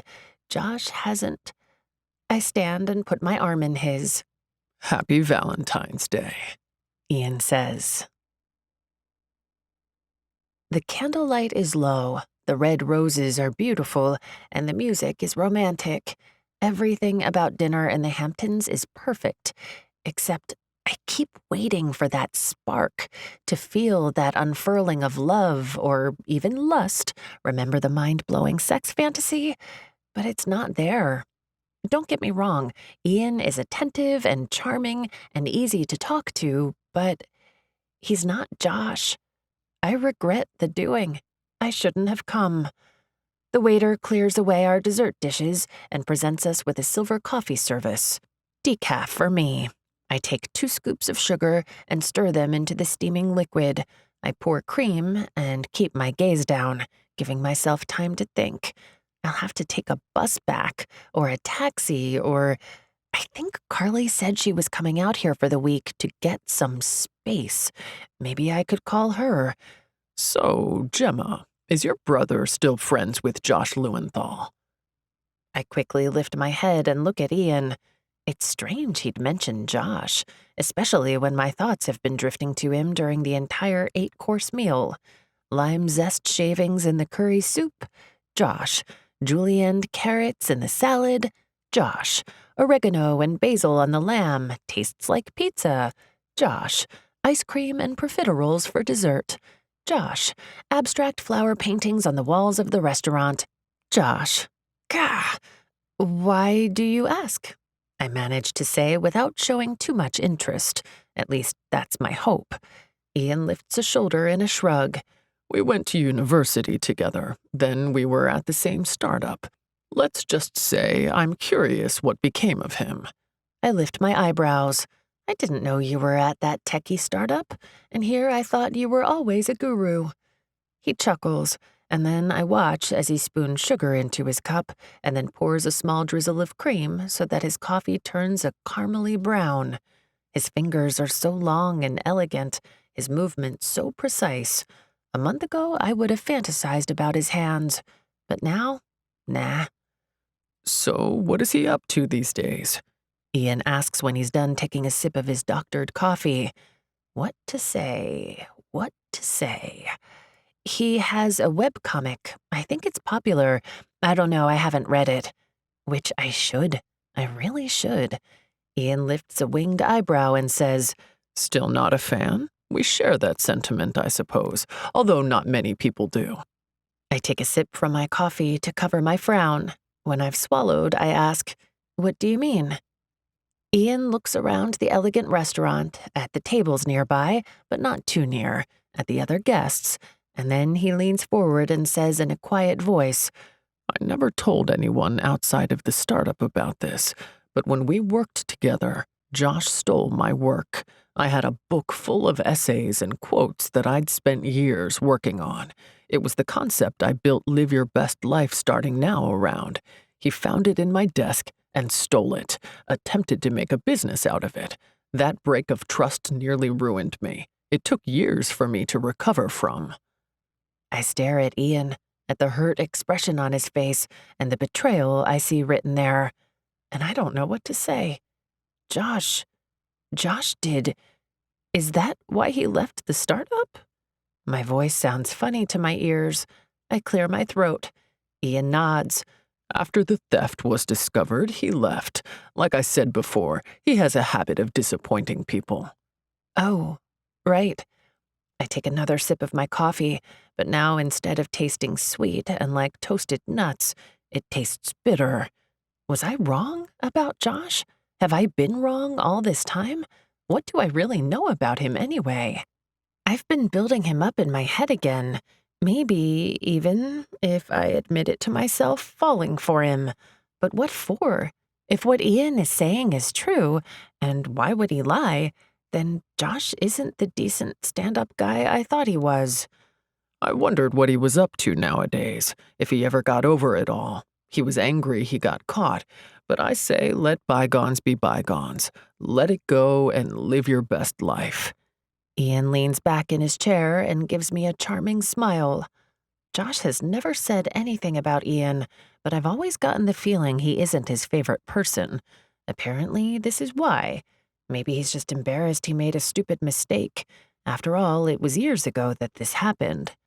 I twist the napkin in my lap and smile back at Ian. I wouldn't know. Sorry. After dinner, we stroll down the quaint sidewalk. I'm feeling deflated, incredibly, horribly deflated. Not even the cute, brightly lit shops and Ian's company can lift my spirits. I'm only half listening to Ian as he's talking about some big-name celebrity he knows that owns the house next to his when he cuts off and stops walking. Well, I'll be, he says.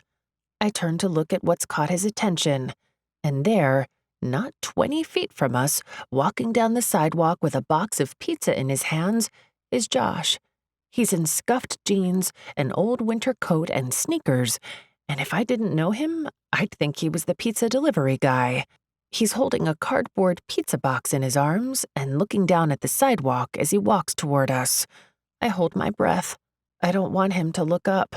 I don't want him to see me in my Audrey Hepburn-style dress holding Ian's arm outside of an expensive la-di-da restaurant.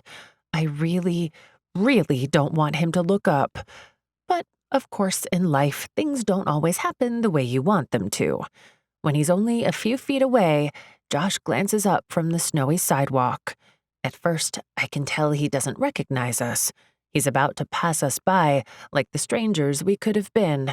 That only lasts for a split second.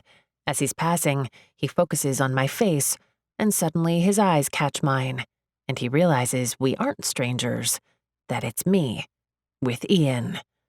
At first, Josh looks surprised, and then maybe uncomfortable, upset. He gives a hard swallow as he pauses in front of us. Hey. My heart gives a hard thump. I step away from Ian. Josh, hey, what are you doing out here? I give a bright smile because the amount of tension that just sprang up around us is intense. For a second, I don't think he's going to respond, but then he shakes himself and his old life's my playground smile lights up his face. Hey, Gem. Ian, I'm just He holds up the box of pizza. Getting some dinner. You know me and pizza. Oh, Josh. Anyone else would have been fooled. I'm sure of it. I would have been fooled a month ago. Josh looks like he doesn't have a care in the world, like life's a lark and it's no big deal running into me and Ian in our Valentine's Day finest. Ian chuckles. Right. You never did appreciate the finer things. He looks over at me and smiles, and I think he's talking about me, but that doesn't actually make any sense. Looking at Josh, I feel like the lowest, the jerkiest, the crappiest person. What are you doing out here? I ask again. Josh looks past us like he wishes he were anywhere but standing outside a 5-star restaurant holding a cardboard box of pizza.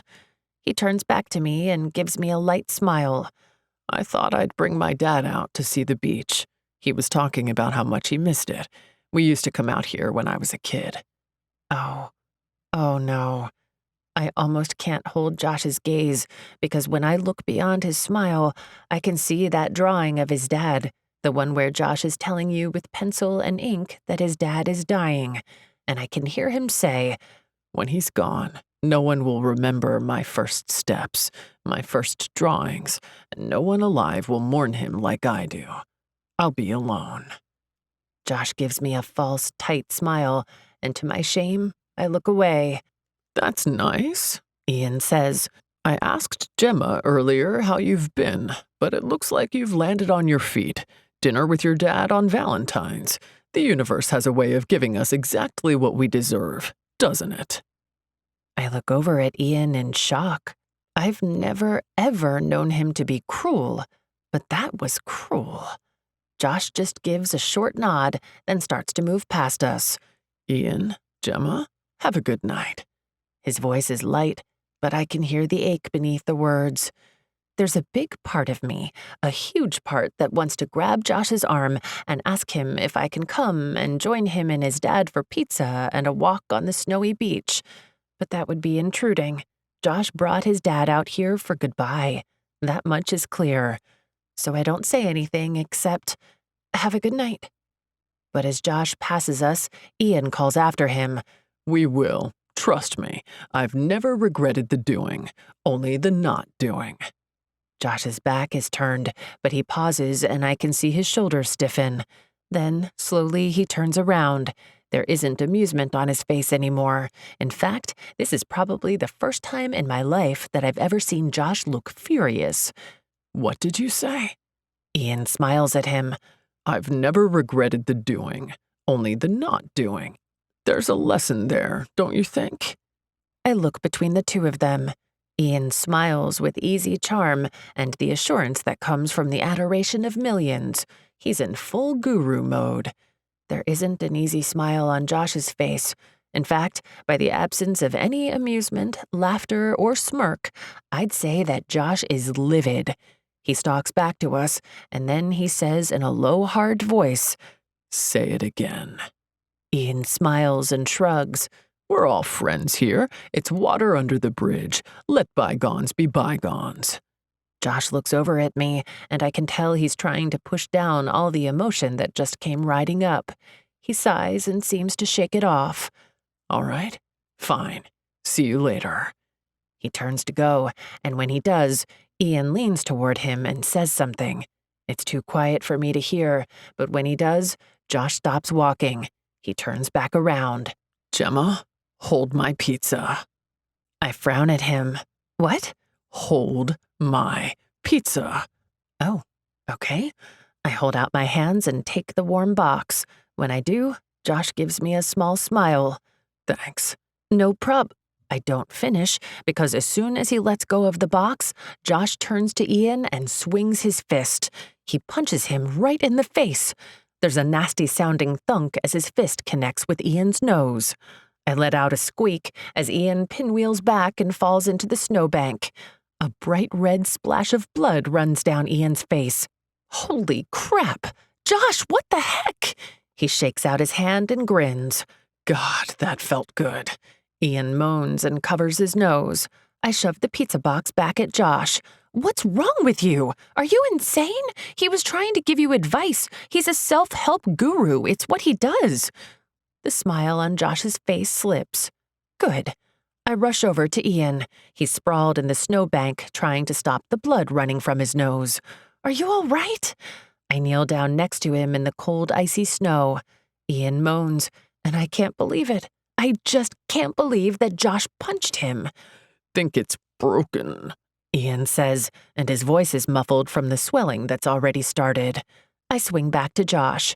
He's standing there with the pizza box in his arms, and I'm so mad at him right now I can barely think. What's wrong with you? I say again. He stares at me for a long, long moment. The hard snow scratches my knees, and the cold starts to burn. I glare at Josh. Finally, he nods and says, I'm sorry. I misunderstood. What's there to misunderstand? I cry. Josh gives me a funny look, and for some reason, everything feels so wrong. Ian groans, and I lean forward and dab a tissue against his lip. Right, Josh says. Right. Then he turns and walks down the dimly lit sidewalk. I fight back the tears at the back of my eyes and give Ian a sympathetic smile. Are you all right? Mm-hmm, Ian says. But I'll be better when you take me home. Oh, sure. Okay. I stand up, and Ian follows. We wipe the ice and snow from our coats, and I stamp my high heels and try to get some feeling back into my cold legs and numb toes. Before we go, I take one last glance in Josh's direction, but he's gone. Ian's cottage is huge. It's a massive beachfront 3-story home with gray shake siding and elegant lighting lining the driveway and the front porch. It looks like a house out of a fairy tale, including the landscaped bushes with mounds of white snow sparkling in the lights. We're at the front door. I rub my hands together and try to warm up. The car ride wasn't long enough for the heater to get hot, so I'm still uncomfortably cold. Ian fits the key into the lock. His nose has stopped bleeding, but they're swelling, and it looks painful. This isn't exactly the Valentine's Day I had in mind, he says, but we should never turn away the universe's gifts, and having your sympathy is definitely a gift I'm not refusing. He smiles and then winces. Don't worry about it. We'll find you some ice. I say, maybe we can relax, watch a movie, or... I trail off. Ian has opened the front door. Inside, there are dozens of red rose petals and burning candles, the perfect seduction scene. It's romantic. It's lovely. It's not for me. Sprawled on a divan in the middle of a circle of rose petals is a very beautiful, very naked woman. Ian looks at the woman, then he looks at me. Oh. Gemma, he says. He holds up his hands in a conciliatory gesture. Gemma? The woman says disdainfully. The frumpy divorcee from your office? Really, Ian? You want to screw the quote girl? You've officially hit bottom. What? What? I look at the woman. She's even more beautiful than Carly in her nude photos, and that's saying something. Gemma, Ian says again. I glance down at myself. The high heels, the cashmere coat, the Audrey Hepburn dress that isn't me at all. And I see what she sees. Gemma Jacobs, frumpy divorcee, chubby dimmy Jimmy, the pity date. And also the terrible friend that somehow managed to hurt Josh without knowing how or why. I look back at the woman. This scene is Jeremy having sex on the dining room table all over again. And that's when I know something is broken in me, because I'm not surprised, and I'm not upset. In fact, I don't feel anything at all. There must be something about me, something wrong with me that makes men treat me this way. There must be something in me that makes them think this is okay. I turn back to Ian. Thank you for a lovely dinner. Then I turn and walk down the sidewalk toward the driveway. Gemma, where are you going?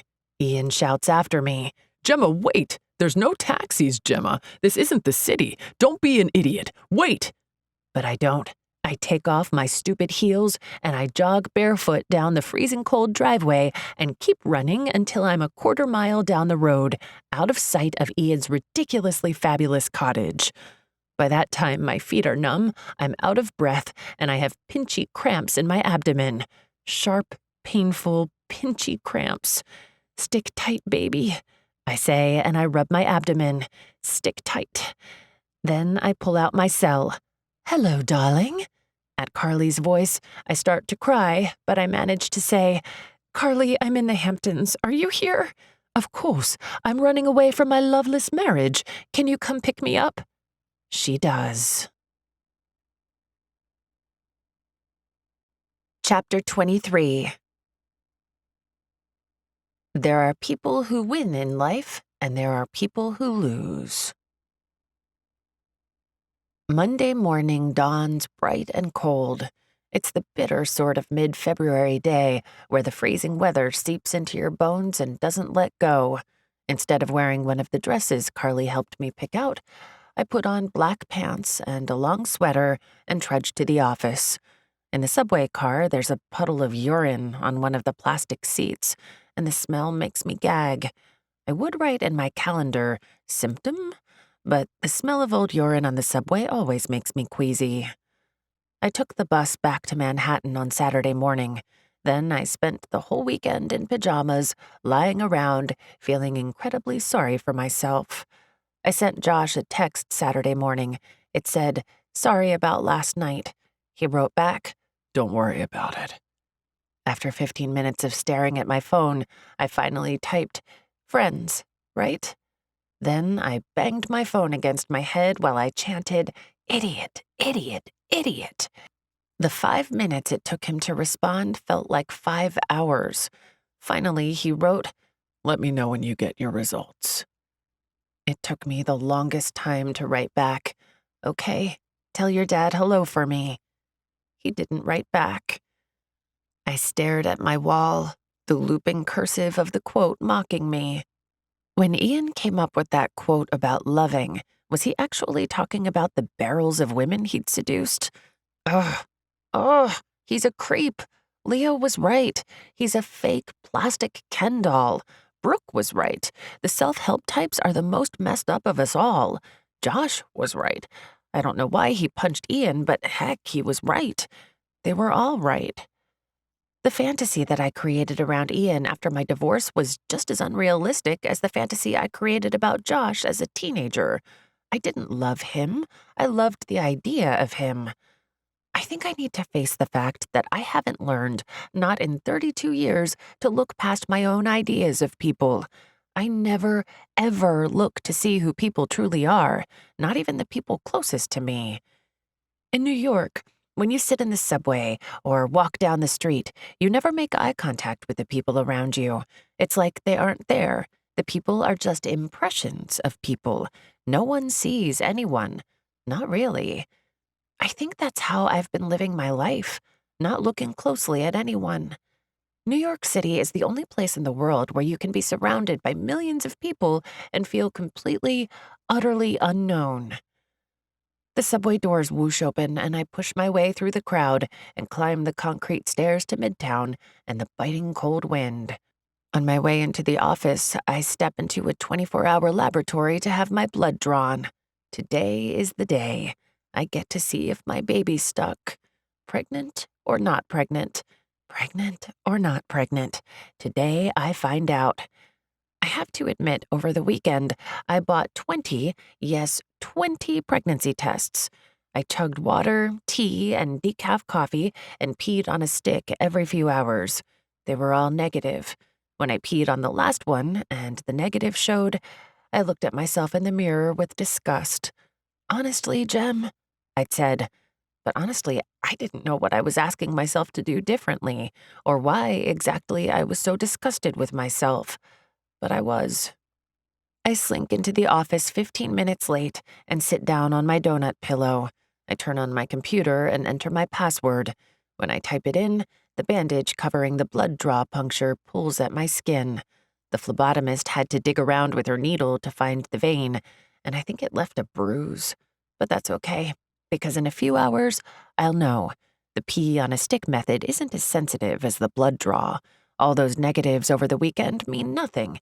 Today, my blood test will tell me, pregnant or not pregnant, pregnant or not pregnant. I should have called in sick. I look around the office. The lights to Ian's office are still turned off. Thank goodness. I don't know how I'm going to face him. Every time I think about seeing him, I get a queasy feeling in my stomach. What am I supposed to say? He's my boss, and I can't just quit my job. I've always loved working here, truly. I sigh and turn away from the door to Ian's office.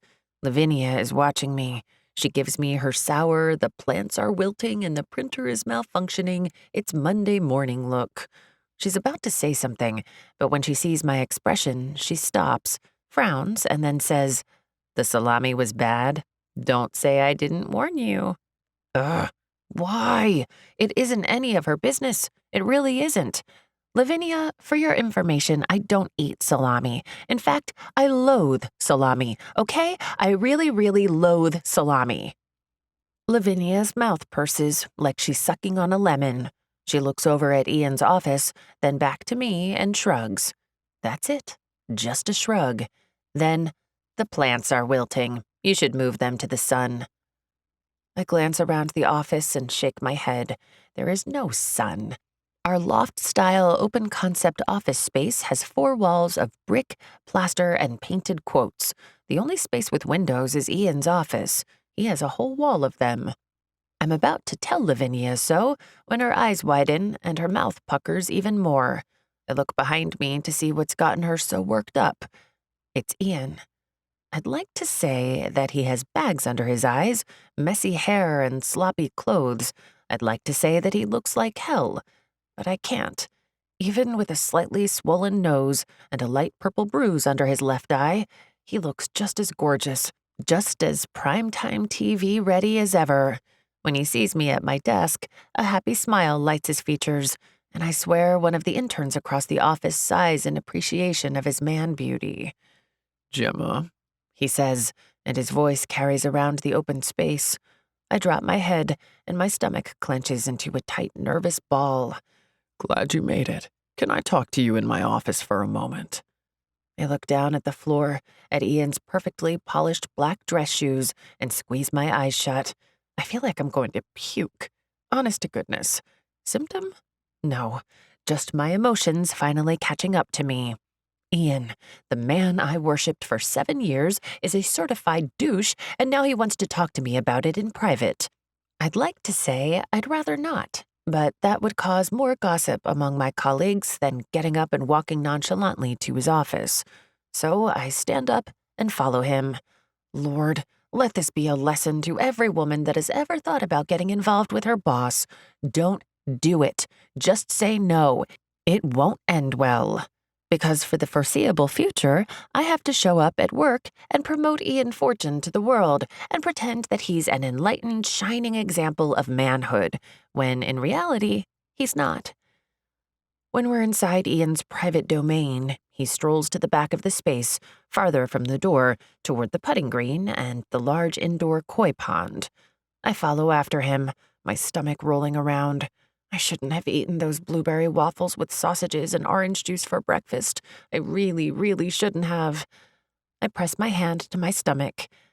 "I want to apologize," he begins. All right? "I like you, Gemma. I really like you." I look closely at Ian. He seems sincere. In fact, he looks really broken up about everything. He's about to say more, but I interrupt him. Why? He rubs his thick hair back from his forehead. Why what? Why do you like me? And don't give me that crap about seeing my heart. You don't know me. Not really. Ian takes a step toward me. The cologne he's wearing is crazy strong, gag-worthy strong. It smells like pine sol and musty wood shavings. My stomach rolls. He gives me his guru smile. "Gemma, we're both incomplete souls looking for the other half." Oh, geez. That's from his first book, Chapter 12, page 182. What a tool. I take another breath, and my stomach rolls again. The first time I saw you," he continues earnestly, "I knew that you were imperfect, self-conscious, lacking. There are people who win in life, and there are people who lose. You're one of the losers, Gemma. Hell, me too. You've seen it. But together, we could win." I stare at him in shock and press my hand against my abdomen. "What do you say?" he asks. He holds out his hand, and I stare at his long, elegant fingers. "Gemma?" I shake my head. The room tilts like a boat tossing in New York Harbor. My skin goes clammy cold, and then I know. "What do you say?" I'm gonna be sick, I gasp. And Ian must think that I'm talking about his speech because he steps forward as if to convince me otherwise.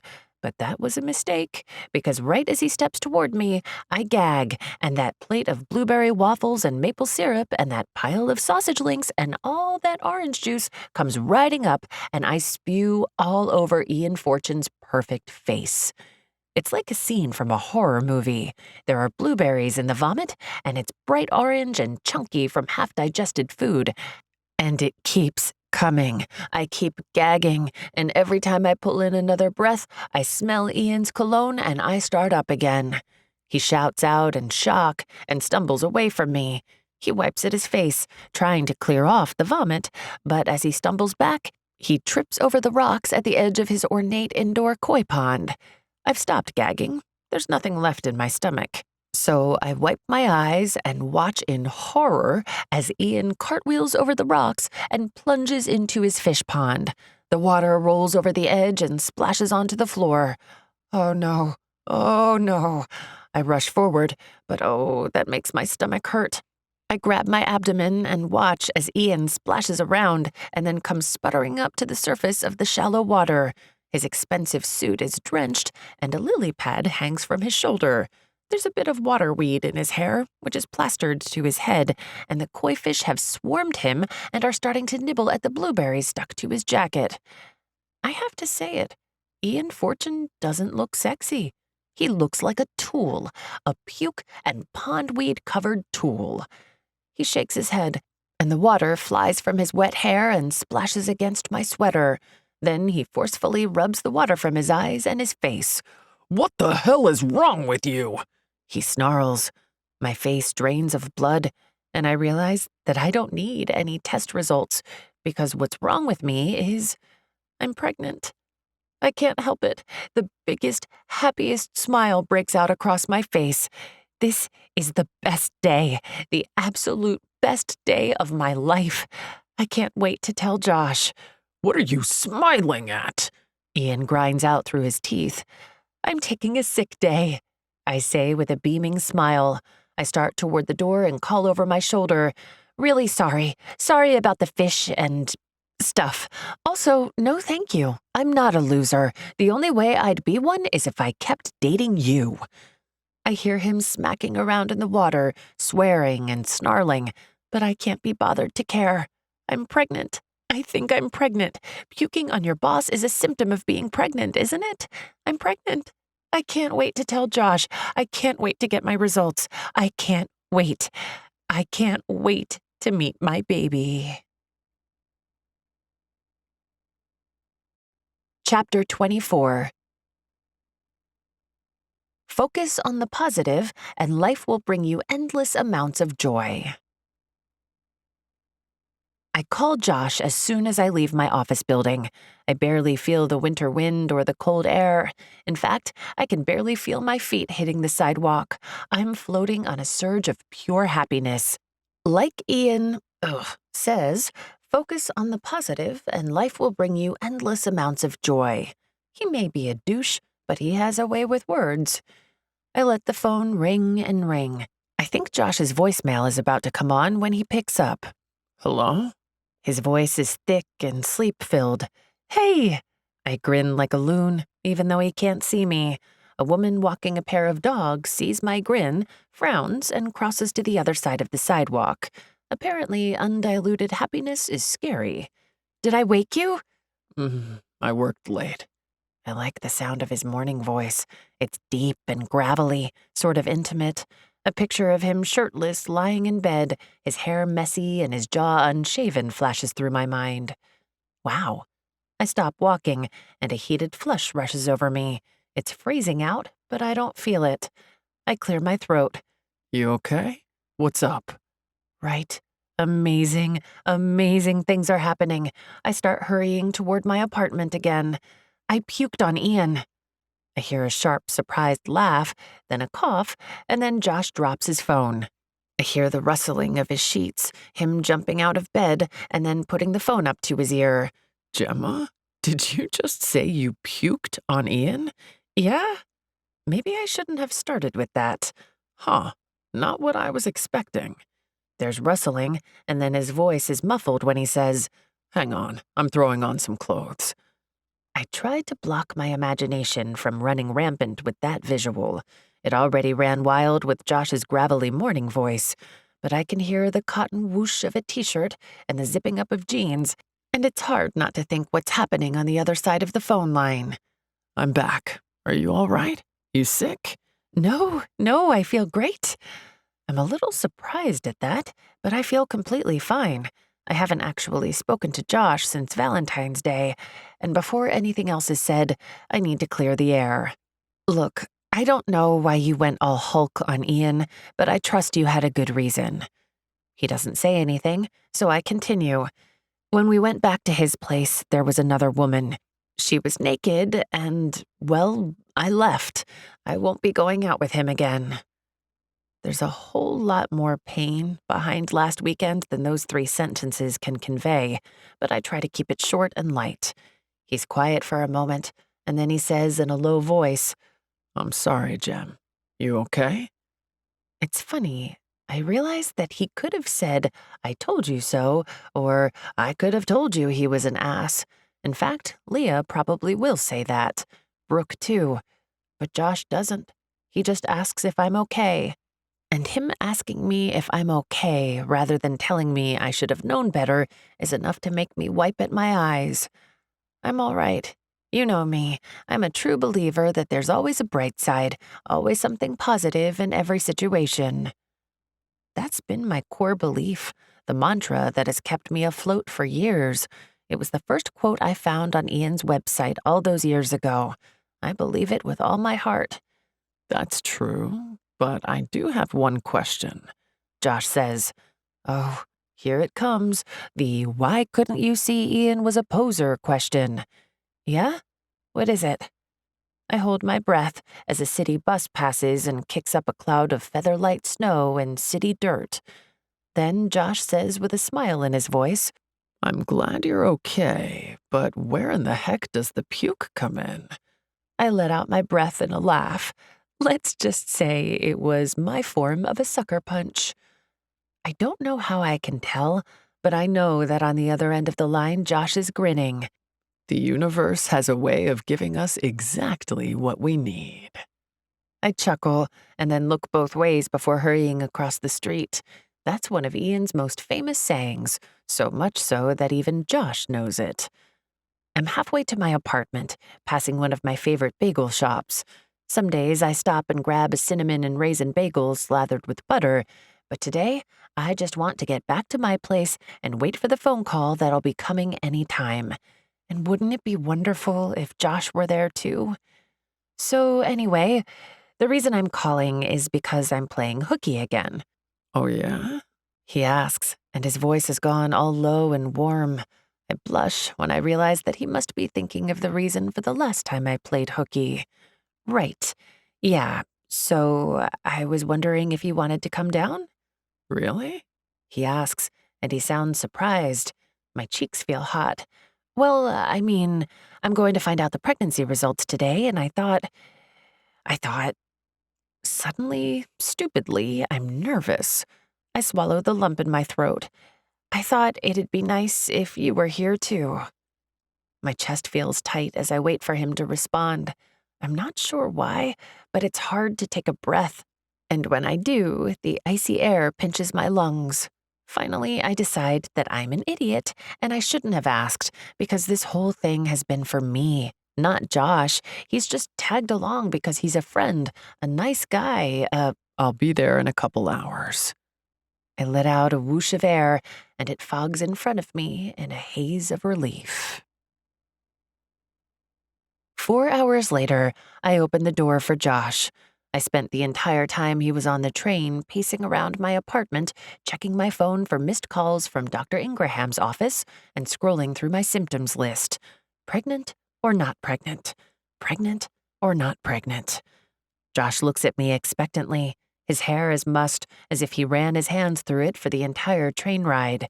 He's wearing a well-worn leather jacket, a t-shirt and jeans, and he has a bag with him that is usually full of his drawing pads and pencils. When I buzzed him in, I heard him take the stairs 2 at a time. Looking at his face, the question in his eyes, I'm so glad that he's here. I wave him in and then point at my phone. I'm on the line with the nurse. She phoned right when Josh arrived. I nod and let her finish her instructions. My heart gallops around my chest like a wild horse trying to kick down a fence. Josh closes the door behind him, pulls off his coat, and then watches me with quiet intensity.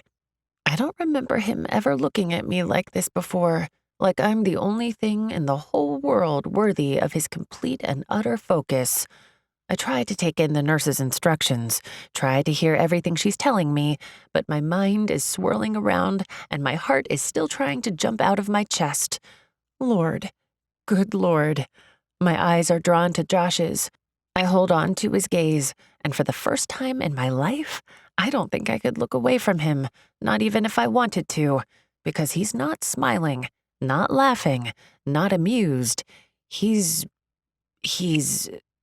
I don't know what, but whatever it is, it makes my heart race harder and my body feel tingly and uncomfortable. There's an intensity to him that I've never seen before, but that I suspect has been there all along. Maybe I never noticed it, or maybe he's never shown it before. I don't know.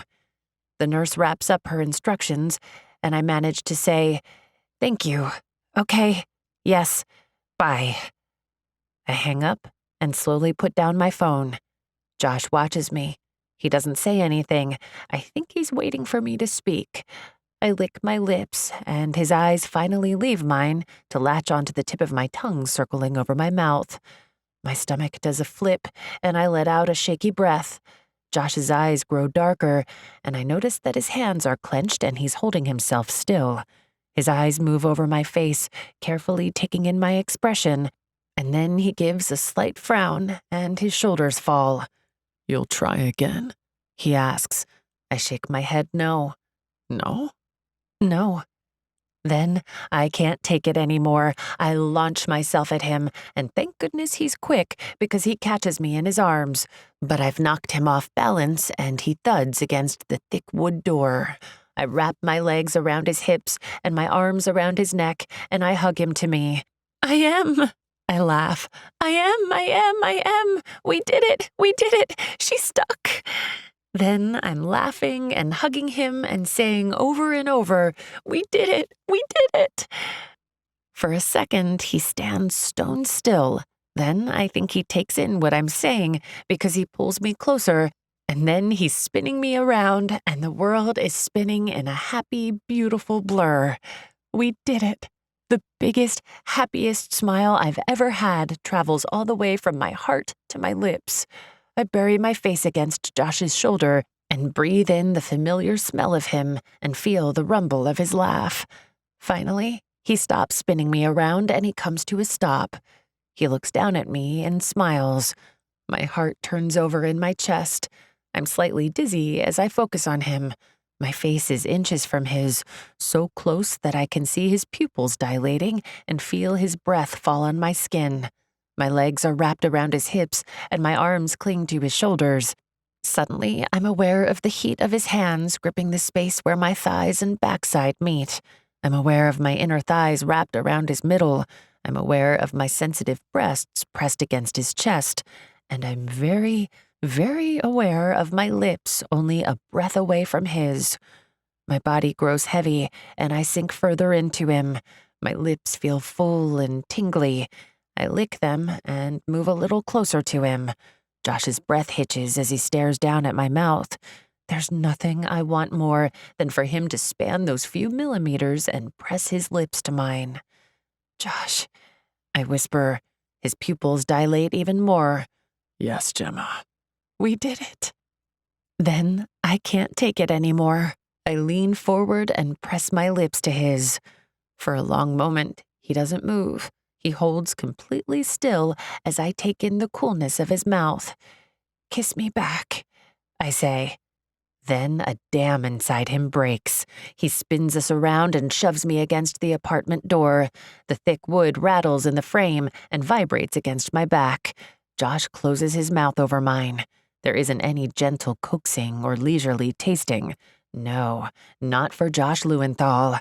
He bites my bottom lip, and when I gasp, he plunges in. His tongue licks at me. His teeth nip at me. He invades me. Never in my life have I experienced a kiss like this.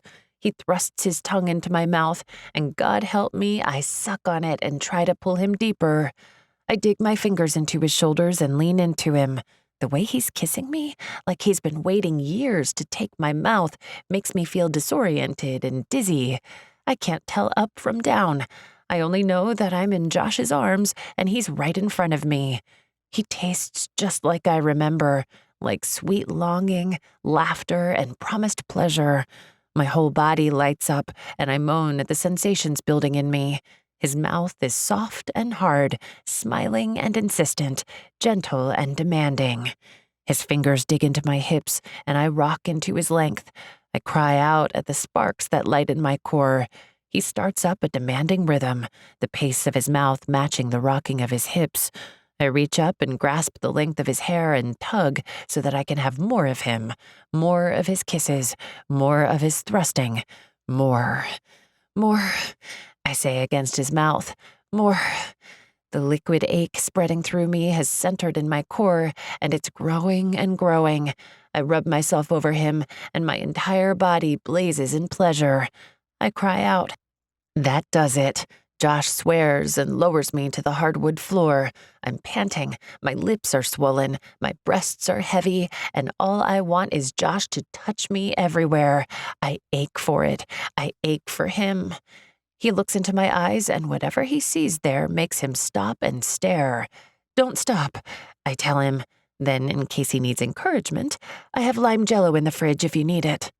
He lets out a laugh, and the look in his eyes has shifted into one I recognize. It's the same hungry, wanting look he wore the last time we were together on a hard floor. Not necessary, he says. Then he pushes me down and spreads me out beneath him. He moves to my feet and takes off my socks. He presses a kiss to each of my ankles. Then he grasps my pants and tugs them down my legs. The fabric scrapes over my bare skin, and I shiver at the fibers running over my legs.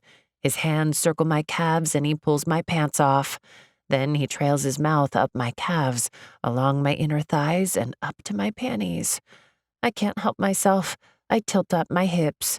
He spreads his hands over my hip bones and runs his fingers over me. The muscles inside me clench in response. Then he takes my sweater and the cami underneath and pulls them gently over my head. I lean back to the hardwood. The coolness presses into my sensitized skin. I sprawl beneath him and luxuriate in the look in his eyes. It makes me feel wanton and beautiful. I watch as he swallows, and his Adam's apple bobs in his throat. He's nervous? Not possible. I reach behind me and unlatch my bra. My breasts come free, and even though he claims he's not a breast man, his eyes grow dark and heated. Then I move to my panties, and ever so slowly I move them down my legs until I kick them off. I'm completely naked beneath him. I'm flushed and wanting, and there's nothing more I need in the world than him to spread himself on top of me. His eyes never leave me as he pulls off his shoes and socks, then his pants, and finally his shirt. Goodness. Everywhere that I'm soft, he's hard. His shoulders are bulky, his chest and abs muscular and defined. While I'm curvy and soft, he's all long lines and strength. I pull in a breath. Only his boxers are still on, and I can see him straining against them. Then he slips them over his legs and he springs free. I let out a sharp breath, then I hold open my arms, inviting Josh to the floor. He gives me a different smile than I've ever seen him give anyone before, but I don't have time to think about it because when he lowers his body over mine, all thought leaves my mind. I can only feel. His knees nudge my legs apart and I open for him. He kisses his way up my neck, across my chin, and to my lips. When his mouth takes mine, he positions himself at my core. I tilt my hips up. "Gemma," he whispers into my mouth. Then he slides in. I cry out and cling to his shoulders. I've never felt anything like this, never in my life. I clench around him and hang on as he starts to move. My word, Josh is inside me. He's making love to me. He's making me feel things I've never felt before. Every time he thrusts, my entire body lights up and intense pleasure rides through me all the way from my head to my toes. I'm climbing closer and closer and closer. He's pulled my legs around him, and his hands are cupping my breasts, my shoulders, clasping my hands. He's touching me everywhere, kissing me everywhere. I'm rocking with him, pulling him close. Then I feel the moment he loses all control, because he grabs both my hands, holds me down, and thrusts into me fast and hard, so hard that I toss my head back and forth and cling to him. All I can do is hang on, because I'm almost there. I've had a million little explosions of pleasure, and they're all building and building. Then Josh shouts my name and pulls me closer, and I can feel him losing himself inside me. He's thick and hot, and he's saying my name over and over. And when he does, everything inside me unravels. I'm lost. I'm completely lost in him. Me and Josh Lewenthal making love on the floor. When I'm boneless and sated, Josh turns on his side and fits my back into his chest, spooning me on the hardwood. I can feel the thundering of his heart. He smooths my hair back from my face. I lay on my side and take everything in. I'm sore, sated, achy, and happy. Josh trails his hand from my neck down my back, tracing the line of my spine. I remember the text that I sent him of my naked back. I wonder if he's thinking of it. His fingers run leisurely over my spine, and I tilt toward him. My breathing has slowed, and I feel like I've almost come back to earth. So much so that the hardwood floor is becoming uncomfortable. In fact, the hard coldness reminds me of my parents' garage floor. A flicker of unease passes through me. The last time Josh and I had sex, we ended up on the floor. It was fast and dirty, just like this time. He moaned my name, and yes, stroked my back, just like this time. And then he went to college, and I didn't see him for 6 years. Because, just like every other guy in my life, I didn't really mean all that much to him. Oh no. The only thing different about this time than the last was that I initiated the sex this time. I jumped him, and he seemed surprised. He wasn't expecting sex. He didn't necessarily want sex, but it's been 2 years for him, hasn't it? He probably would have had sex with any woman who threw themselves at him like that. Oh no, what have I done? In my stupidity, I complicated things horribly.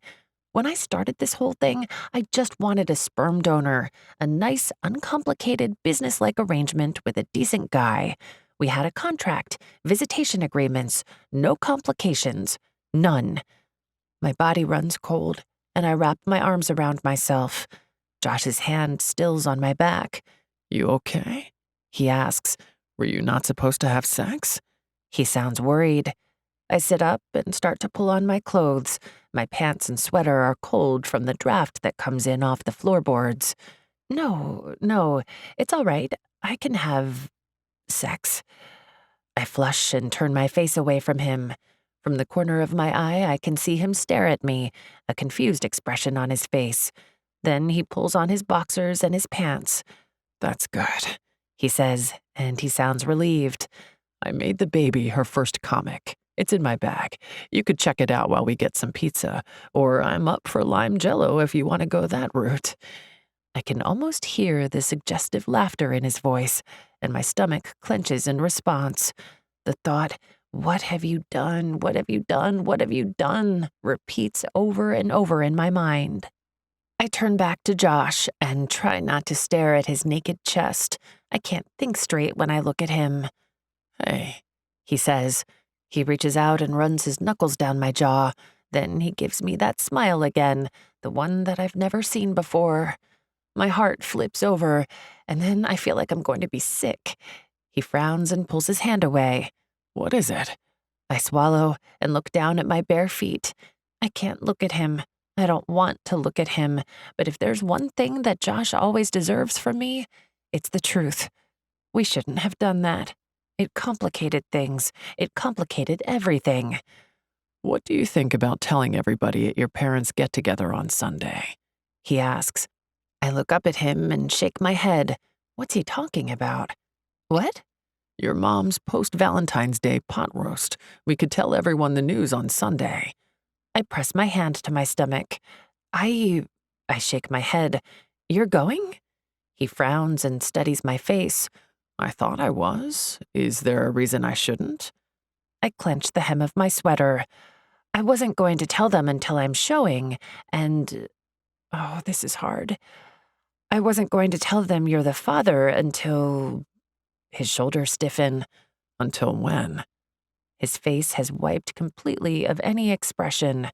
I swallow and then shrug. I hadn't figured that out yet. My chest tightens as he takes a moment to study my face.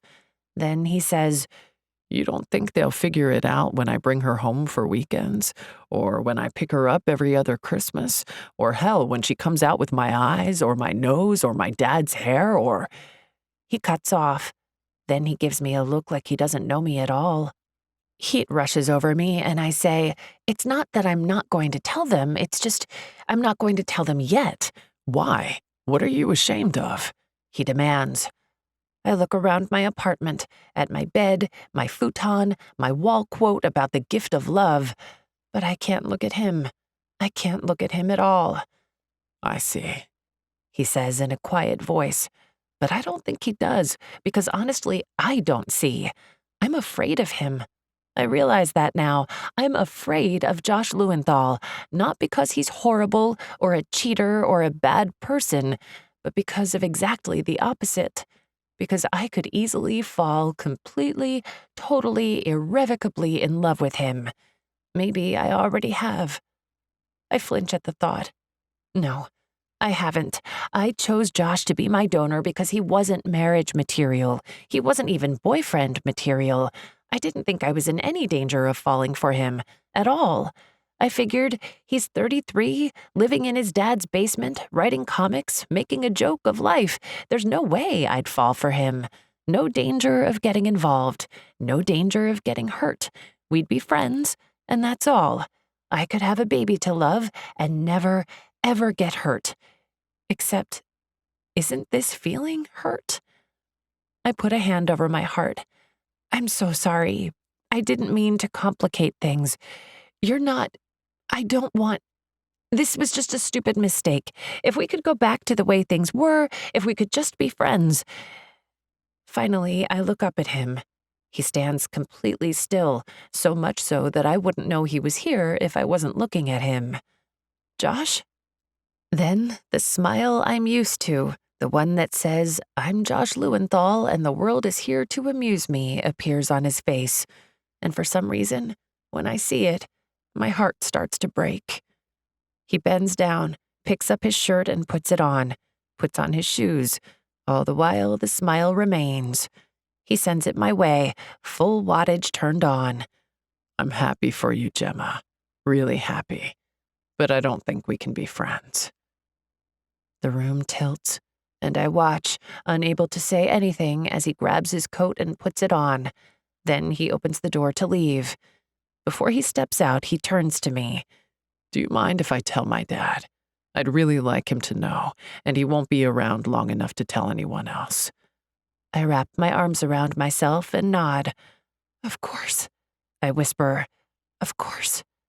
Thanks, Gem. See you around. I want to tell him to stop, to stay, I don't know.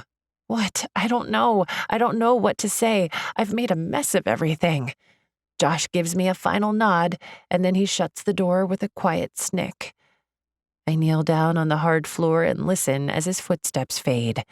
I press my hand to my abdomen, but instead of making me feel better, for some reason, I feel infinitely worse. Chapter 25.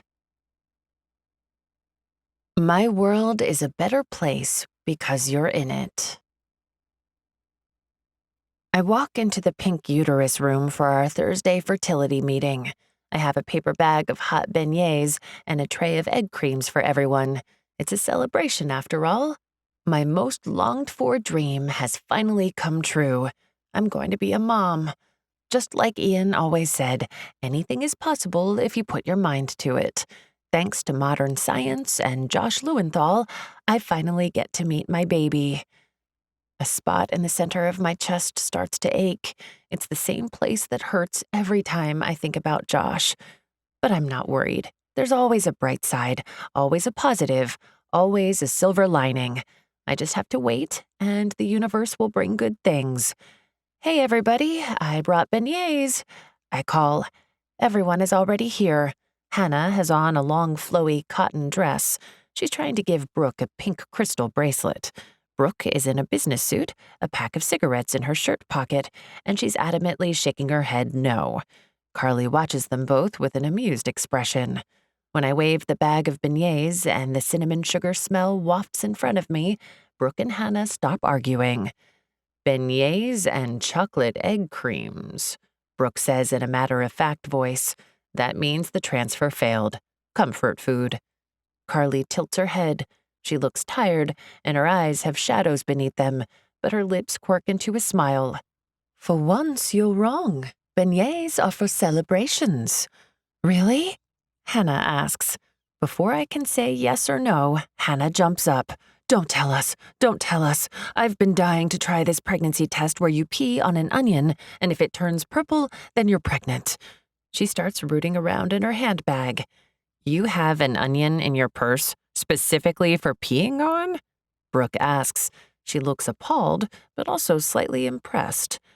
I walk to the circle of folding chairs and set down the tray of drinks. I hold the bag of beignets out to Carly. I remember last time she devoured them. Thank you, darling, she says. She reaches into the bag and pulls out the warm, sugar-covered doughy treat. I sit down into the folding chair, and it creaks beneath my weight. The fluorescent lights overhead buzz, and I breathe in the musty smell of old cardboard and dusty basement as I wait for Hannah to finish looking through her purse. Finally, Hannah yells, "Aha!" She triumphantly holds a wrinkled yellow onion in the air. Gross. I'm not peeing on that. Hannah frowns and lowers the onion to her lap. Really? Not even a little? I shake my head. There's no bathroom down here. So you'll go upstairs? No? Hannah sighs and puts the onion back into the depths of her bulky purse. Brooke looks over the handbag with interest. You know, she says, I could really use a bag like that. What else you got in there? Could it hold some bricks? Hannah gives Brooke a surprised look. Maybe 3 or 4. Why? Brooke has a thoughtful gleam in her eye. That bag is like the clown car of purses.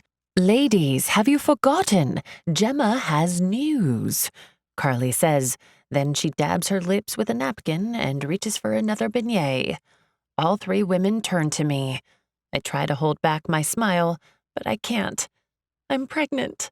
Hannah jumps up and rushes to me. She pulls me to my feet and gives me a huge hug. I'm so happy for you, so happy. I hug her back. Thank you. But my heart squeezes a bit because I hear Josh's voice saying, I'm happy for you, Gemma. Really happy. Hang on, Hannah says. She hurries back to her chair. I have a bracelet for a healthy pregnancy in my purse. I've been saving it, but you can wear it. While Hannah digs around in her handbag, Brooke and Carly stand. Carly gives me a swift hug and kisses me on both cheeks. Then Brooke pulls me in for a quick hug, and when she steps back, I think that she's embarrassed to have shown so much emotion. So you're pregnant, knocked up, bun in the oven. Congratulations, Brooke says. She looks back at Hannah and Carly. How did the FF take it? And that Ian guy. He's not an FF, I say automatically. Then Hannah bounces up and holds out a bracelet full of different colored crystal beads. Here it is. There's amethyst, quartz, moonstone, garnet, aquamarine.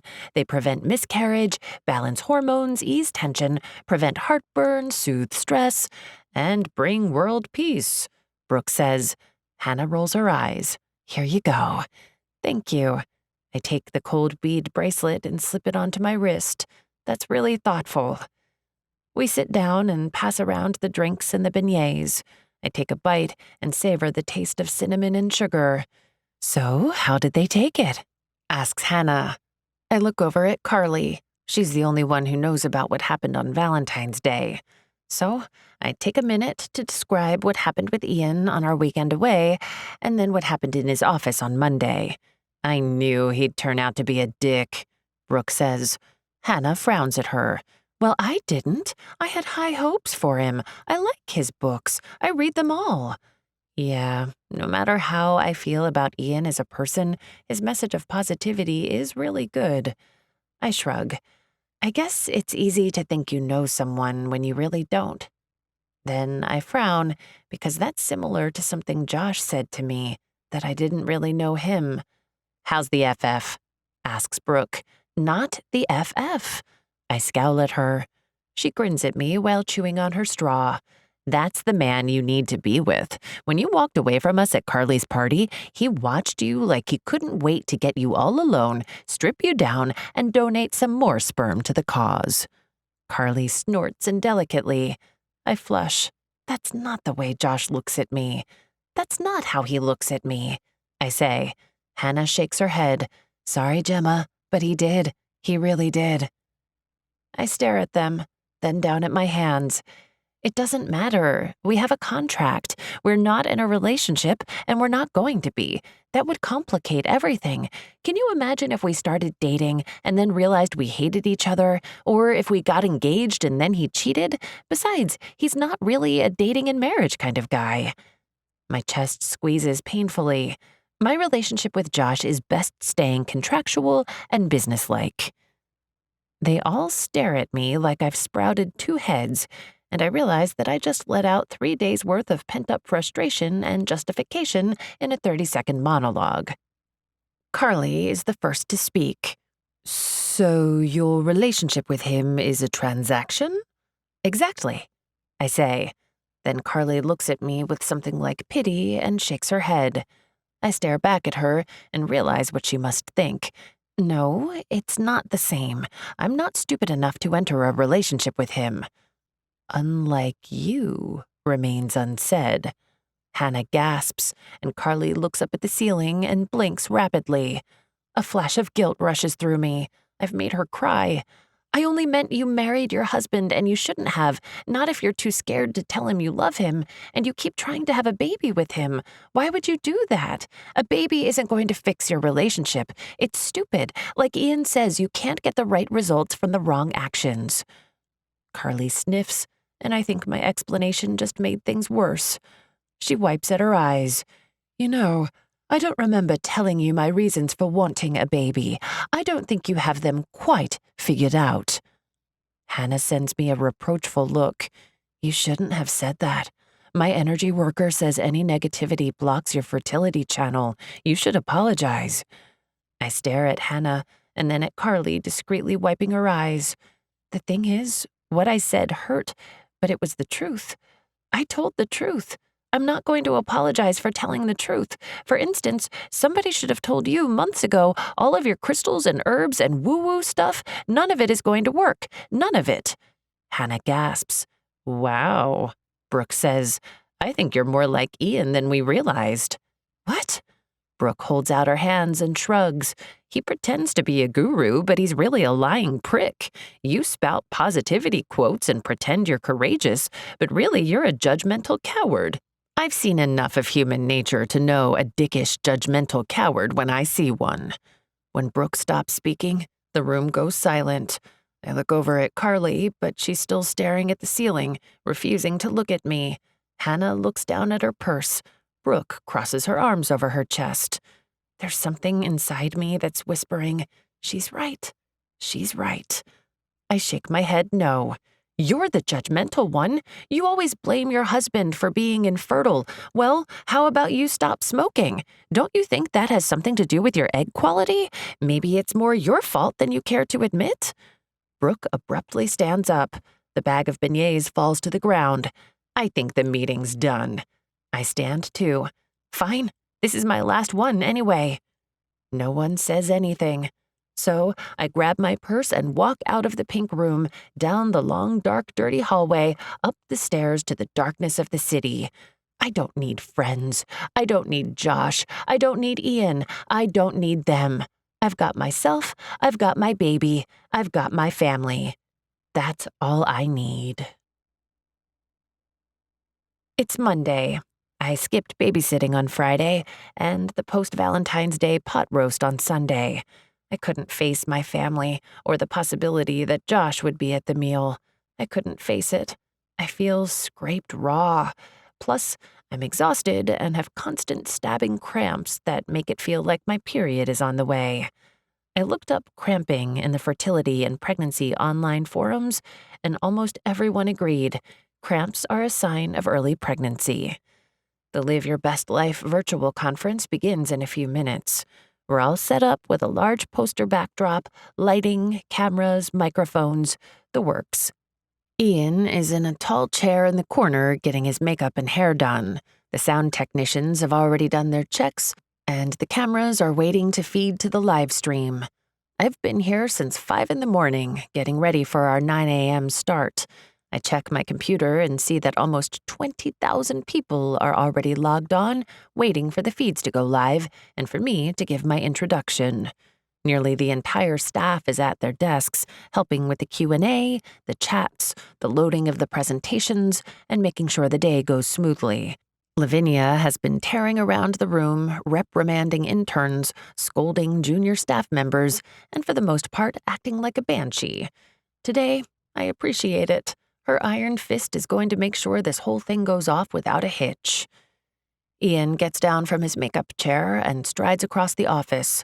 He comes and stands in the stage area beside me. I have to admit, he looks great, like the perfect self-help guru. He gives me his toothy, bright white smile. All set, Gemma? My introduction is in. He looks down at his sapphire-faced watch. 15 minutes. I brush my hair back from my face and nod. I'm wearing one of my new dresses, a classic gray shift with a black belt. We aren't going to have any problems, right? All water under the bridge. Keep it professional. He looks at me from the side of his eyes as he smiles at the cameras. Let bygones be bygones. I glance at him in surprise. That's the same thing he said to Josh on the sidewalk. Sure, I say. We have little microphones attached to our collars, and I don't want to say anything because I'm not sure whether or not the techs are listening. Lavinia is at the soundboard. She's watching me with her usual lemon-sucking frown and eagle-eyed stare. Oh well. How about you practice your introductory remarks one final time? I can give you last-minute pointers on your performance. Ian says. All right. I swallow and try to let go of the nerves that have been jangling around inside me since I woke up at 3:30 this morning. Ian steps close to me so that our elbows nearly touch. He's wearing his usual cologne, and it still smells like pine sol and musty wood shavings. He leans in and says in a low voice that I used to find sexy, Go ahead, Gemma. I clear my throat. The professional lights are bright and hot. I wipe away the drip of sweat at my hairline. I've been dizzy for the last hour, but I pushed through. This conference is important. It's going to help thousands of people. A little dizziness can't get in the way. When I take a deep breath and stare into the camera, black dots dance in my vision. A sharp cramp stabs my abdomen. I shake my head and clear my throat again. Welcome to the Live Your Best Life virtual conference. I begin. My voice sounds like I'm speaking through a long tube. It's far away and shaky. Another pain stabs at my abdomen. I blink away the dizziness. We are so pleased to welcome you to the biggest event of the year, where world-renowned self-help... I gasp at a sharp stabbing pain. Ian shifts on his feet and frowns at me. Self-help expert and... I press my hand to my abdomen. It hurts. It hurts more than my period. It hurts more than... It shouldn't hurt like this. Gemma? Ian says from the side of his mouth. What the hell is wrong with you? My face drains of blood, and I feel cold and hot at the same time. Ian scowls at me. He takes my arm with his hand and gives me a little shake. Wake up. Try again, will you? I see Lavinia at the sound desk glare at us, then narrow her eyes on Ian. She moves over to the computer controlling the live stream. Another wave of dizziness hits. Something's wrong, I whisper. Ian digs his fingers into my arm.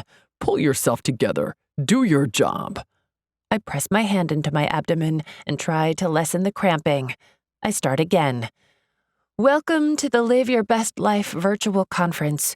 We are so pleased to welcome you to the biggest event of the year, where world-renowned self-help guru Ian Fortune will help you become the best version.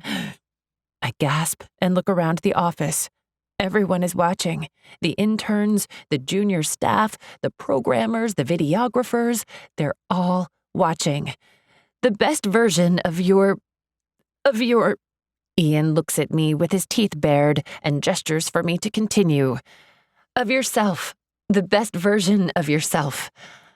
I look around the room, at the walls covered in inspirational quotes, at the cameras and the lights, at my colleagues standing in a semicircle, and at the monitors showing 20,000 participants waiting for the live stream. My heart lurches, slows, and then gives a hard thud against my breastbone. Then my whole body runs cold, because I'm bleeding. There's blood running down the inside of my thigh. I'm bleeding. I blink at the bright lights. Gemma, what the hell? How hard is it to give a 2-minute introduction? I'm bleeding. I whisper out loud, forgetting about the lights, about the people, about everything except the fact that there's blood running down my legs. And that means... Does that mean? I don't give a shit if your arm is cut off and is a dangling bloody stump. Pull yourself together and give me the introduction an effing star deserves. Are we clear? The room spins, and I press my hand harder against my abdomen. Don't go, baby. Don't. Please. Gemma, are we clear? What, you need a quote? Here you go. My world is a better place because you're in it. There you go. Now pull your shit together. I look over at Ian's face, but I don't really see him. The room is a blur. 30 seconds and we're live. Someone calls out, "Quiet, everyone." Don't embarrass me. Ian growls. I barely hear him. There's blood trickling down my legs, underneath my black stockings. The tech begins the countdown, then holds up his fingers for the last of the count. We're live. I look at the camera. My face appears on the monitors. It's bone white, and there's a sheen of sweat on my forehead. My eyes are glazed. Ian smiles at the camera and digs his fingers into my arm. I blink and put a bright smile on my face as another cramp tears across my abdomen. My baby. She didn't stick. She's not. Welcome to the Live Your Best Life conference. I begin. We are so pleased to welcome you to the biggest event of the year. Black dots dance in front of my eyes, and I put on a smile that I've seen Josh give the world 1,000 times. The one that says, "The world is my playground. The world is here to amuse me. Isn't the world grand?" Ian clears his throat, and I keep on. Where world-renowned self-help guru Ian Fortune will help you become the best version of yourself. Another cramp hits me, and I smile, and I smile, and I smile. Because when you stay positive and believe that the universe will bring good things, the universe will comply. If you ask the universe for what you want, you'll get it. So, please give a round of applause for the man who has bettered millions of lives, because what he says is true. Accentuate the positive and eliminate the negative, because there's always a silver lining. What is meant to be will be, and it is good. Ian Fortune is a wise man, and I'm grateful for his words. You choose how you respond to a situation. You choose whether or not something is positive or not. I choose to make life beautiful. I choose the positive. The world is a better place because you're in it. Thank you. I stare into the monitor at my dazed expression and my colorless face and lips. Thank you, Gemma, for the introduction, Ian says. He gives a wide grin and gestures for me to leave the stage. I walk toward the edge of the room. My body is numb. The only thing I can feel is the blood running down the inside of my legs. I barely notice the monitors full of hundreds of comments. Lavinia hurries toward me. I'm going, I say in a choked voice. I have to go. She frowns at me, then says, I think that would be best. Good luck, Gemma.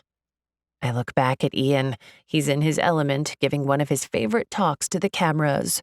I grab my purse, my coat, and hurry out the door. On the way downstairs, I dial Dr. Ingraham. The embryo never attached, Dr. Ingraham says. He's looking at the ultrasound. I am too. I stare at the screen.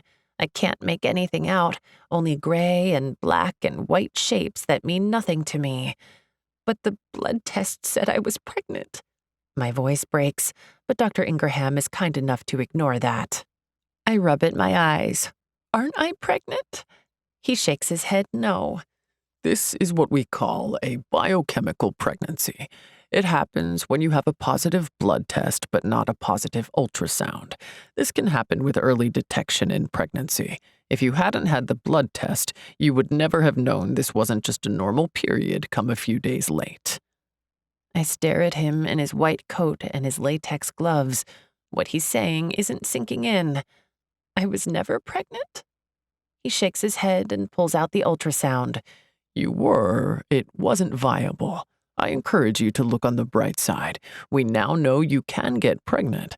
Next, we'll have to work on you staying pregnant. I stare at him. The air from the vent blows over my bare legs, and the paper gown flutters. The exam table is cold against my skin. We can start another cycle as soon as you're ready, he says. I blink, and my heart thuds loudly in my ears. I'm not pregnant, I say again. He frowns and pulls off his gloves. It's an early miscarriage. It will feel just like a normal period. It will feel just like a normal period. It will feel normal? The breath leaves my lungs, and there's such a heavy weight on my chest that I can't pull in any air. You didn't have any other embryos that made it to the blastocyst stage, Dr. Ingraham continues. Your partner will have to come in again to donate another sample, and you'll need another retrieval. I still can't pull in a breath. There's no air in the whole room, in the whole world. I try to drag in another breath, and finally I manage to work my lungs. All set? Dr. Ingraham asks. You can start again with your next cycle. Let us know when you're ready to proceed. I swallow and nod, but I'm not able to talk past the burning tightness in my throat. He leaves me to get dressed again, but for the longest time, I'm not able to climb off the table. I just stare at the blank ultrasound machine and at the red spot of blood on the paper beneath me. An hour later, I make it home. When I close my door behind me, another cramp catches me off guard, and I gasp. I press my hand against my stomach. Then I pull my phone out of my purse. I need to call Josh. He should know. I dial his number and hold the phone to my ear. After it rings and rings, he picks up. This is Josh. Josh, hi, I start to cry. Who calls anymore? Send a text. Anyway, leave a message. It's his voicemail. It isn't him, it's voicemail. I sniff and try to pull back my tears. I can't tell him over voicemail. I can't. I don't even know how I'll tell him in person. I close my eyes and say, Hey, it's me. I'm playing hooky again. Call me? I hang up and drop my phone to the coffee table. The beaded bracelet on my wrist clacks as I drop my hand. It's the pregnancy bracelet Hannah gave me, the one that's supposed to protect from miscarriage and guarantee a safe pregnancy. I stare at it, then I rip it off of my wrist and fling it at the wall. The bracelet breaks, and the beads bounce around the floor. I drop down and wrap my hands around my knees. The bracelet took a chunk of paint off the wall, right above Ian's quote, the one that says, "Love is the best gift I've ever had the privilege to give." Bull crap, I say. Tears run down my cheeks, and I press my thighs against my cramping abdomen. Love is bullcrap. What has it ever done for me? I loved Jeremy, and he left me for his current wife and their 3 perfect children.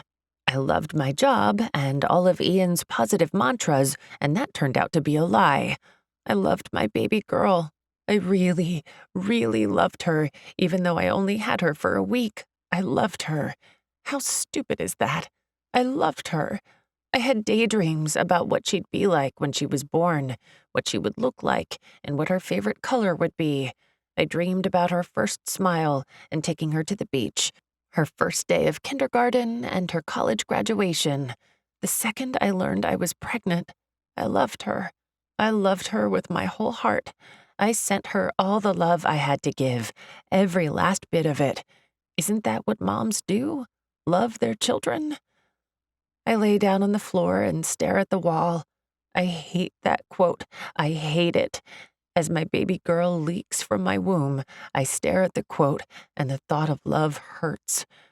"I'm sorry," I whisper. "I'm sorry I wasn't able to hold on to you. I'm sorry I messed up.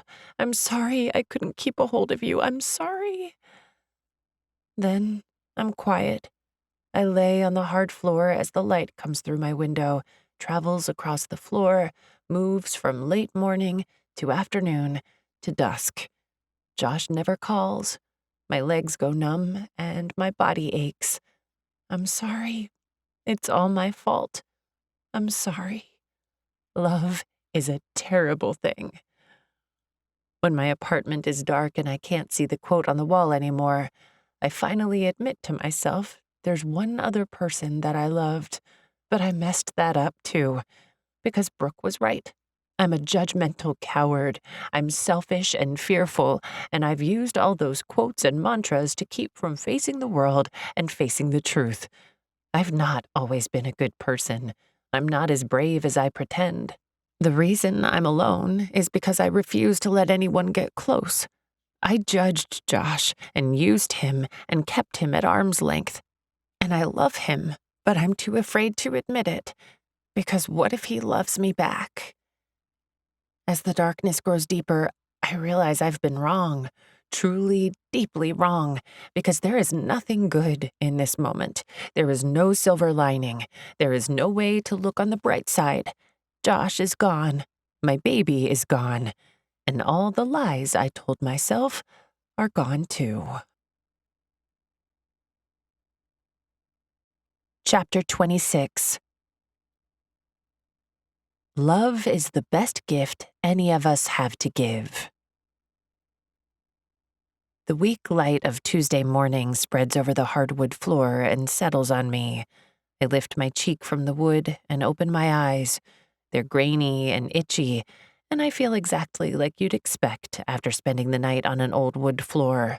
I wince at the ache in my back and my hips. I consider calling in sick and crawling into bed when my phone starts to ring. Josh. I scramble toward the coffee table and grab my phone. It's not Josh. It's Leah. I frown. It's only 7 in the morning. Usually, this is when she's in the mad morning rush of getting the kids off to school. She never calls before 9. Not until after the kids are gone and she's had her coffee. Hello? I wince at the croaky sound my voice makes. Gemma, hey, did I wake you? Aren't you working today? I clear my throat. I'm awake. She doesn't hear me because she's pulled the phone away from her ear and she's yelling. You only get 1 fruit snack pack, Mary. Put that down. Sasha, take your homework out of the cat's mouth. No, I will not tell your teacher the cat ate your homework. While she's corralling the kids, I stumble to the kitchen, grab a glass of water, and gulp it down. The wall mirror reflects my red-rimmed eyes with dark hollows under them. Beyond that, I look exactly the same as I always have. I turn away. It feels like I should look different, that I'd be able to tell just looking at myself that everything has changed. But no. Anyway, Leah says, Mom asked me to call you because she's been so busy making all the food and everything and helping Josh organize. The poor dear comes from a broken home and all that. You remember, kids, you've got 5 minutes to get in the car. I blink and try to understand what Leah's saying. My mind feels sluggish and fuzzy. Sorry, what are you talking about? What about Josh? Do they know? Did Josh tell them after all? Is my mom busy making her favorite party foods, mini gherkins on toothpicks, mini sausages on toothpicks, pimento olives on toothpicks, and lime jello molds to celebrate me and Josh having a baby? I wrap my free hand around my stomach. That doesn't make any sense, though, not even to my groggy mind. Oh, right. You haven't heard. Josh's dad died on Saturday. You remember Mr. Lewenthal? I reach out behind me and grab the edge of the kitchen counter. What? I know. Kind of a shock. I didn't realize he was sick. His funeral's tomorrow. You don't have to come, obviously, since you and Josh aren't close. I blink and try to take in what she's saying. Josh and I aren't close. Josh's dad, Mr. Lewenthal, died. I think about the look on Josh's face when he talked about his dad, about how much he loved him, how he brought him dinner at night, took him to see the beach in winter for goodbye, how he said that when his dad was gone, he'd be alone, how he asked if he could tell him that we were having a baby, that he wanted his dad to know he'd be a grandfather. I press my hand to my stomach. The sharp cramps have faded to a dull, echoing ache. I hope Josh got to tell him. I hope he told him while it was still true. I hope. Leah is still talking. Mom wanted me to call you since she offered to do all the food for the funeral reception, and she wanted to know if you'd come up and help her. She's all stressed out, elbow deep in dips and casseroles. You know how she gets. I'll be there, but she's stressed. And she said you make the best jello molds, which apparently Josh loves, and she said it'd make him feel better. Kids, let's go. It's time for school. Call Mom, okay, Gem? Leah, My fingers dig into the metal edge of the old laminate countertop. I'm about to tell her everything. But then I realize the line is quiet and that she's already hung up. I stare at my phone and at my distorted reflection in its surface. My chest aches, and I'm surprised when a teardrop falls from my cheek onto my phone's screen. I swipe at my cheeks and then scroll through my contacts to find Josh's number. The phone rings and rings and rings until finally his voicemail picks up. I swallow down the hard lump in my throat. Hey, it's me. I just heard. I'm sorry. Josh, I'm so sorry. I'm coming. I'll be there soon. I stop and press my hand against my stomach and draw in a shuddering breath. I'm coming. I'm sorry. I take the train up and then spend the next 8 hours in the kitchen with my mom and sister making funeral foods. Creamy potluck potatoes, 7-layer salad, 5-bean salad, savory meatballs, stuffed mushrooms, macaroni salad, potato salad, chocolate chiffon pie, Texas sheet cake, lime, lemon, and raspberry jello molds. Every 3 to 5 minutes, I glance out the kitchen window. It overlooks the front yard and the street. Josh is out with Dylan and my dad. They've been at the funeral home all day, and then, according to my mom, at the lawyer's, and then back at Josh's dad's house, and then back at the funeral home. I want to see him. I want to hold him. I want to tell him I'm sorry. But I'm glad that if I can't be the person he needs, that he has my brother and my dad. They haven't let him down like I have, that's for sure. Josh said he'd be alone when his dad died, but he's wrong. He has my brother, he has my dad, he has my mom and my sister. He has me. He has all the people in town that have stopped by to drop off flowers and cards and food. People care, more people than he knew. Leah plops down a bubbling hot tray of spaghetti casserole onto the counter. It's one of dozens of dishes lining every surface. She arches her back and lets out a groan as she stretches. "I'm beat," she says. My mom clucks, then dusts the flour off Leah's face with a kitchen towel, even though Leah is going on 40 and well beyond having her mom wipe her face down. Leah wrinkles her nose. "Thanks, Mom." My mom taps her finger on Leah's nose. "You girls were lifesavers today.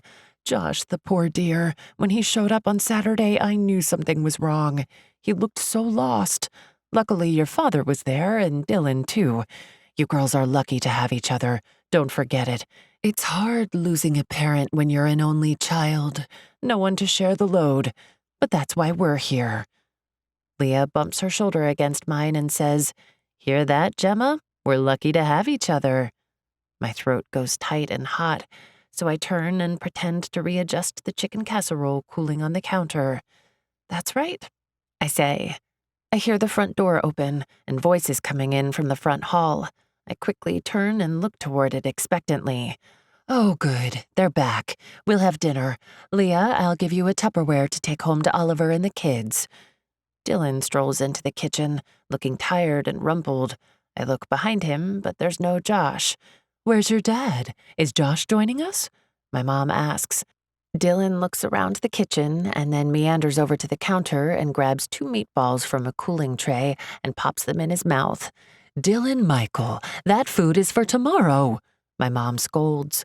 I bite my lip and wait for my brother to answer my mom's question.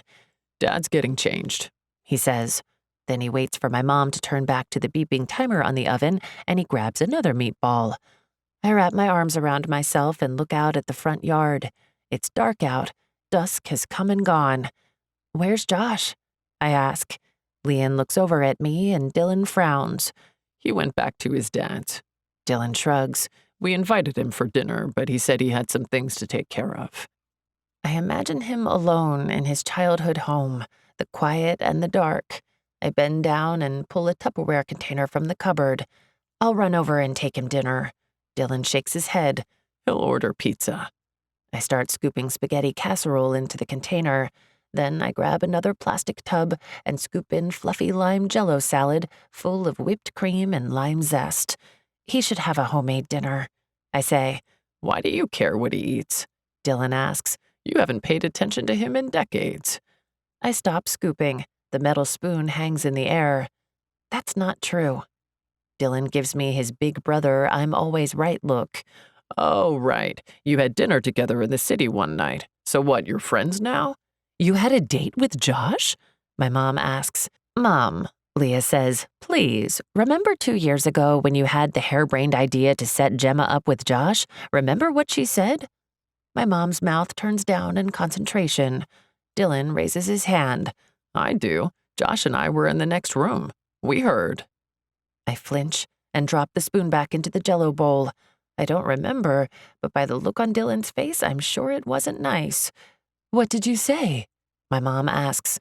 I shrug and shake my head. I don't know. But Leah remembers. Gemma said, and I quote, "Me and Josh Lewenthal? Are you kidding?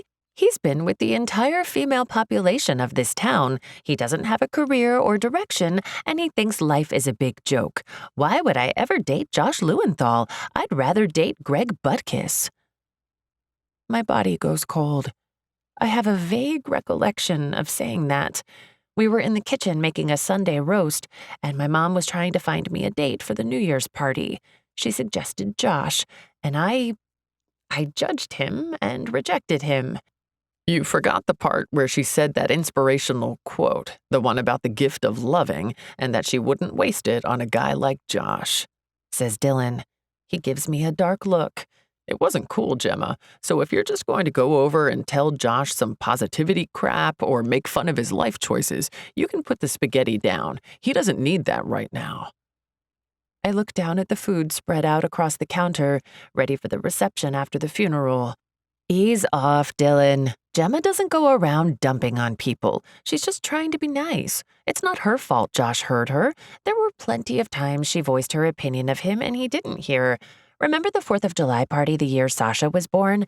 Josh was there, and she said, "Where did all his potential go? Remember when we all thought he was going to do great things? But like Ian says, it takes a great person to do truly great things." I'm cold with shame. Okay, I won't try to set Gemma up with Josh. My mom says they wouldn't be a good fit anyway. Gemma needs someone who doesn't mind that she can't have children, and who doesn't care if she's a tad bit overweight or wears oversized sweaters, and I press my hands to my cheeks. They feel drained of blood. Then I turn to my mom and my sister and brother. Mom, I'd appreciate it if you didn't ever try to fix me up again, or fix me, period. I know you mean well, but it hurts me when you try it, okay? It makes me feel as if you don't think I'm okay just as I am. And I know I'm not as pretty as Leah or as funny as Dylan, but that doesn't mean you have to fix me. Maybe you could just love me as I am? My mom gives me a stunned look. But dear, I do love you as you are. I look at her through watery eyes, and I realize that yes, of course she does. I'm sorry, Gemma. I was trying to be useful. It's hard to be useful as a mom when your kids are all grown and living their own lives. She reaches out and gently tugs on a lock of my hair, just like she used to when I was little. That's all right, Mom. I say, don't cry. She sniffs and dabs her eyes with the kitchen towel. Dylan clears his throat. Well, Mom, you could take care of me by letting me have that tray of meatballs and maybe that chocolate chiffon pie. I also wouldn't mind you ironing my clothes like you used to. My mom swats at Dylan with the kitchen towel. Shame. That's not what I meant. You're 33 years old. Iron your own underwear. Leah snorts into her hand. Then she steps closer to me and knocks my hip with hers. You all right? I shrug. I don't know. She nods. Me either. I haven't for a while now. She takes my hand in hers and squeezes it. Then we watch my mom chase Dylan around the kitchen while he tries to steal another meatball. I'm going to take these over to Josh. I grab the containers of spaghetti and Jell-O. I'll see you tomorrow, Leah says. Tell Josh I'll bring him a tie in the morning, calls Dylan through a mouthful of food. I wave as I slip out of the noise and warmth of the kitchen. No one answers the door, but it isn't locked, so I slip inside. The house looks exactly the same as the last time I was here with Josh, except his dad isn't in the recliner in the living room, and the television isn't turned on to some medical drama garbage. Josh? I call out. There's no answer. I walk farther into the house. It's quiet and dark, and there's a sadness hanging in the air that wasn't here before. It's like a curtain has been pulled and the room has been shaded from laughter. I stop when I see a half-finished Sudoku puzzle on the seat of the recliner. I wonder how many half-finished things lie around the house, waiting for Josh to stumble on. I clasp the containers of food to my chest and move farther into the house. There's a light coming from under the door leading to the basement. I turn the door handle and walk down the carpeted stairs. I let out a shaky breath when I see Josh hunched over his drawing table. His back is to me, his shoulders are slumped, and he's running his pencil over a piece of paper.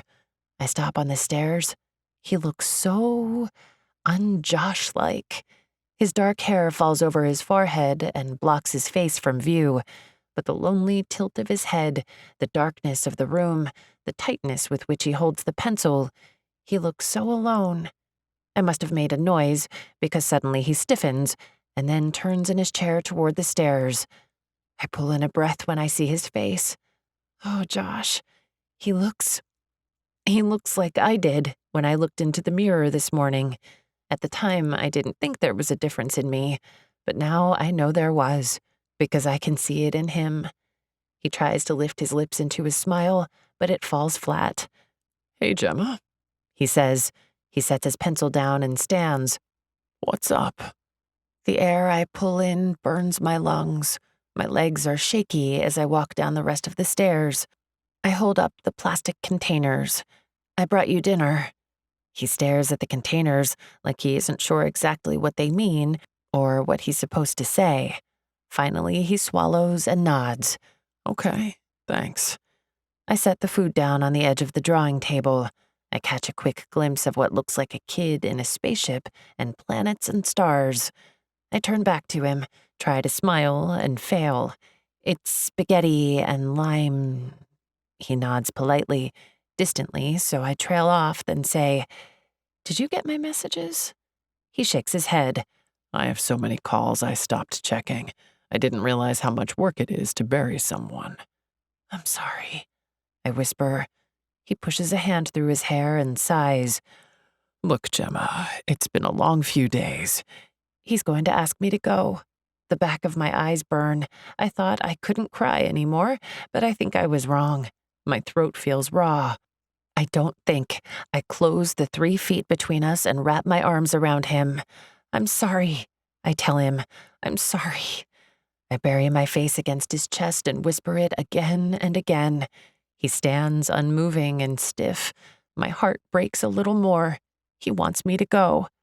I start to pull away, but suddenly Josh moves. His arms come around me, and he pulls me close and drops his face to my hair. Then I feel his shoulders start to shake with choked tears as he silently mourns his dad. His hands move over my back, and he clings to my dress and pulls me closer. I hold him as tight as I possibly can. We stand in the center of the darkened room, holding each other. The only light is a small desk lamp illuminating the drawing table. I bury my face into Josh's chest, and he drops his chin to rest on my head. Minutes pass. We don't speak, and I don't want to move. But finally, Josh pulls away. When he does, I notice the chill in the room and wrap my arms around myself. He gives me a small smile that doesn't reach his eyes. Sorry about that. I guess it hadn't really hit me that he's gone. I shake my head. It's okay. He puts his hands in his pockets and takes a step back. How are you? He looks down at my arms crossed over my abdomen. How's the baby? My skin goes cold, and I turn my face to the side. I'm weak, aren't I? Because it's so hard to say this out loud, and I don't have any pithy quotes or positivity to make it better either. Gemma? I look back at him. He's a better person than I ever knew, than I ever gave him credit for. I wish I'd seen it 2 years ago, or 2 months ago, or heck, even 2 weeks ago. Did you get to tell your dad? I ask. I hold my breath. I hope he at least had that. Josh nods. He was really happy. I told him you'd give her his middle name, Charlotte for Charles. He gives a wry smile. You don't have to. Obviously, he's not here to know the difference, but it made him happy to think you'd do it. My heart beats a painful tune in my chest. I'm sorry, I whisper. He shrugs and gives me the ghost of one of his former smiles. No worries. Like I said, you don't have to. She didn't make it. I hold my breath to keep from crying. Josh stops, and his brows lower in confusion. What? I shake my head quickly and pull in a sharp breath. I miscarried. I'm miscarrying. He stares at me, and the look he gives me makes me realize for the first time how much he wanted her, how much he cared. He wasn't just a donor. He wasn't just a friend. He loved her too. How was it? I shake my head. No, we didn't cause it. Dr. Ingraham said it's common, that about 20% of all IVF pregnancies result in biochemical pregnancies. He said, I stop because I can't remember what he said, and it doesn't matter what the percentages are, because a percentage is just a percentage until it happens to you. You're bleeding right now? Josh asks. I look at him and nod. He closes his eyes. His lips tremble, then he presses them into a firm line. After a moment, he draws in a deep, shuddering breath. When he opens his eyes again, he steps forward and runs his finger over my cheek to catch a tear. I had that comic I wrote for her. Do you mind if I read it before? I look at the table and the papers laid out. Of course, of course.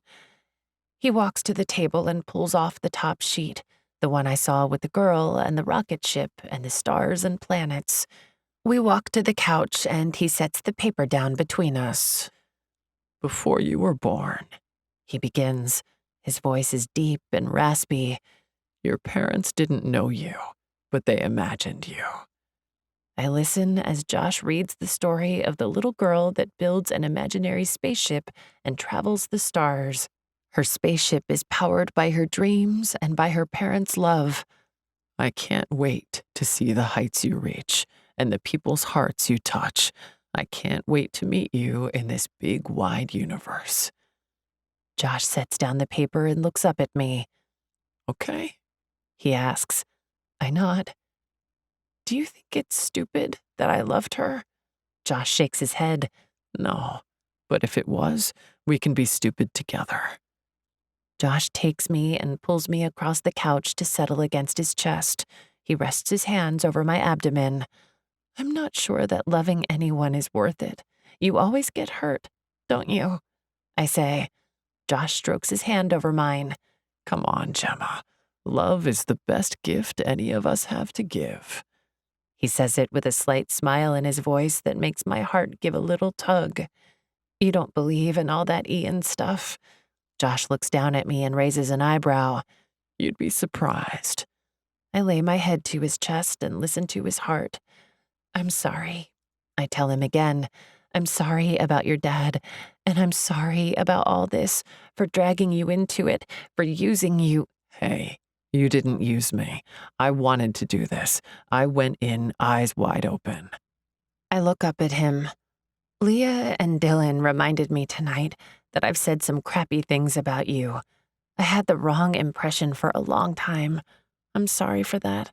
It's hard to admit when you've been so wrong about someone, and I was wrong about you for a long time.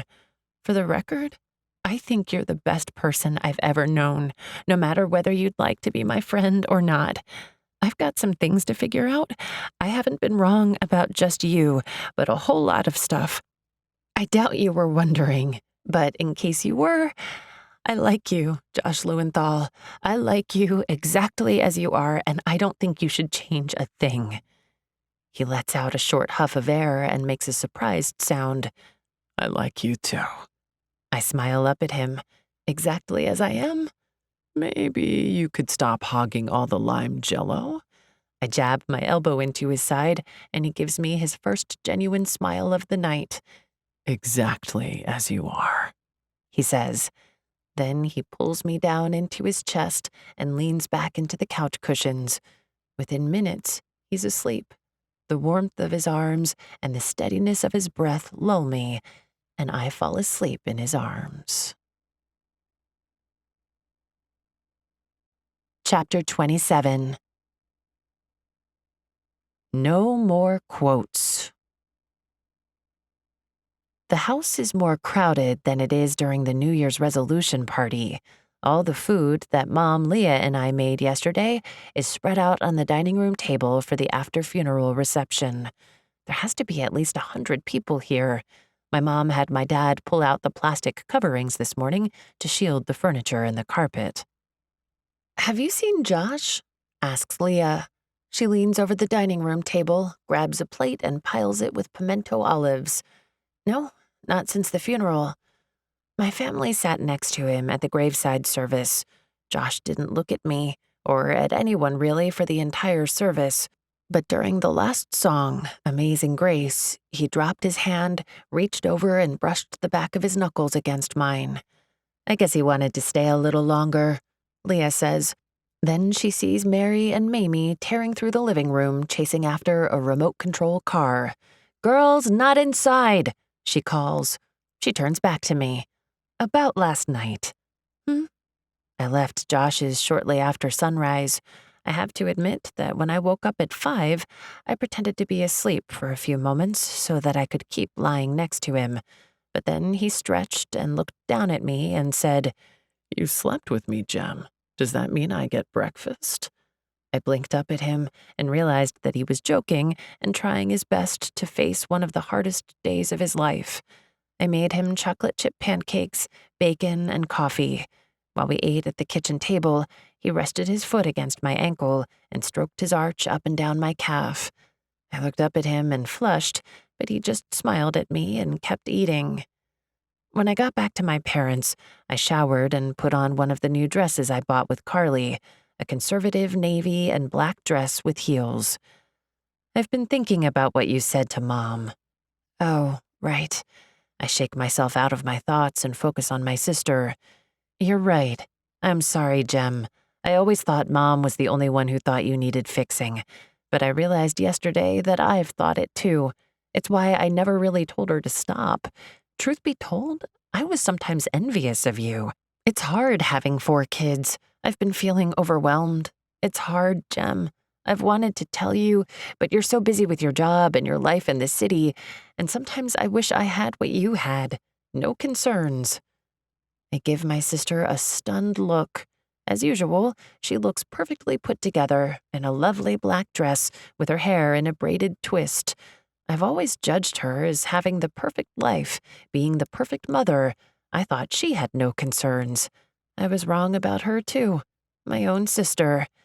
Suddenly, it hits me. Each of us, all the people in our lives, are like icebergs floating near each other. We only see the top of the icebergs, the faces we show the world, and the rest, all our inner lives and secret fears, remain hidden underneath the surface. I was judging based on the tiniest glimpse of a person, not what was inside. But the thing is, Leah is wrong about me too, because I haven't shared either. I was too afraid to share myself with my own family. I look around the dining room. No one is nearby. I'm sorry, Leah. I didn't realize. Funny thing, I've always envied you. I'd love to have a big family. I bite my bottom lip and then decide to take the plunge. I'm trying to have a baby. Leah starts to choke on the pimento olive she was eating. She hits her chest and her eyes begin to water. Did you just say you're having a baby? I turn around. My mom stands behind me, a shocked look on her face. But Gemma, you're infertile and single, unless… What? My mom stops talking and shakes her head in confusion. I look around at the large number of people gathered in the living room. There's Mimi and Greg Butkus, Father Ghibli, a number of Mr. Lewenthal's former colleagues. I grab Leah and my mom and pull them into the kitchen. It's time. I won't tell them about Josh's role. That's his decision. But it's time I told my family who I am, or at least who I want to be. When my mom and Leah face me, I say, I had IVF. I was pregnant, but it didn't stick. My mom's hand flies to her mouth. Mom, I know you want me to get married to some old guy and follow the traditional route for life, but that's not how things have worked out. I might have a baby with IVF, and I might be single when it happens, and I hope that you'll love me and the baby just as much as you would if it happened in the normal way of things. My mom takes a hard swallow, then puts her hands on her hips. What's normal, Gemma Louise? Normal my behind. What kind of nonsense are you talking about?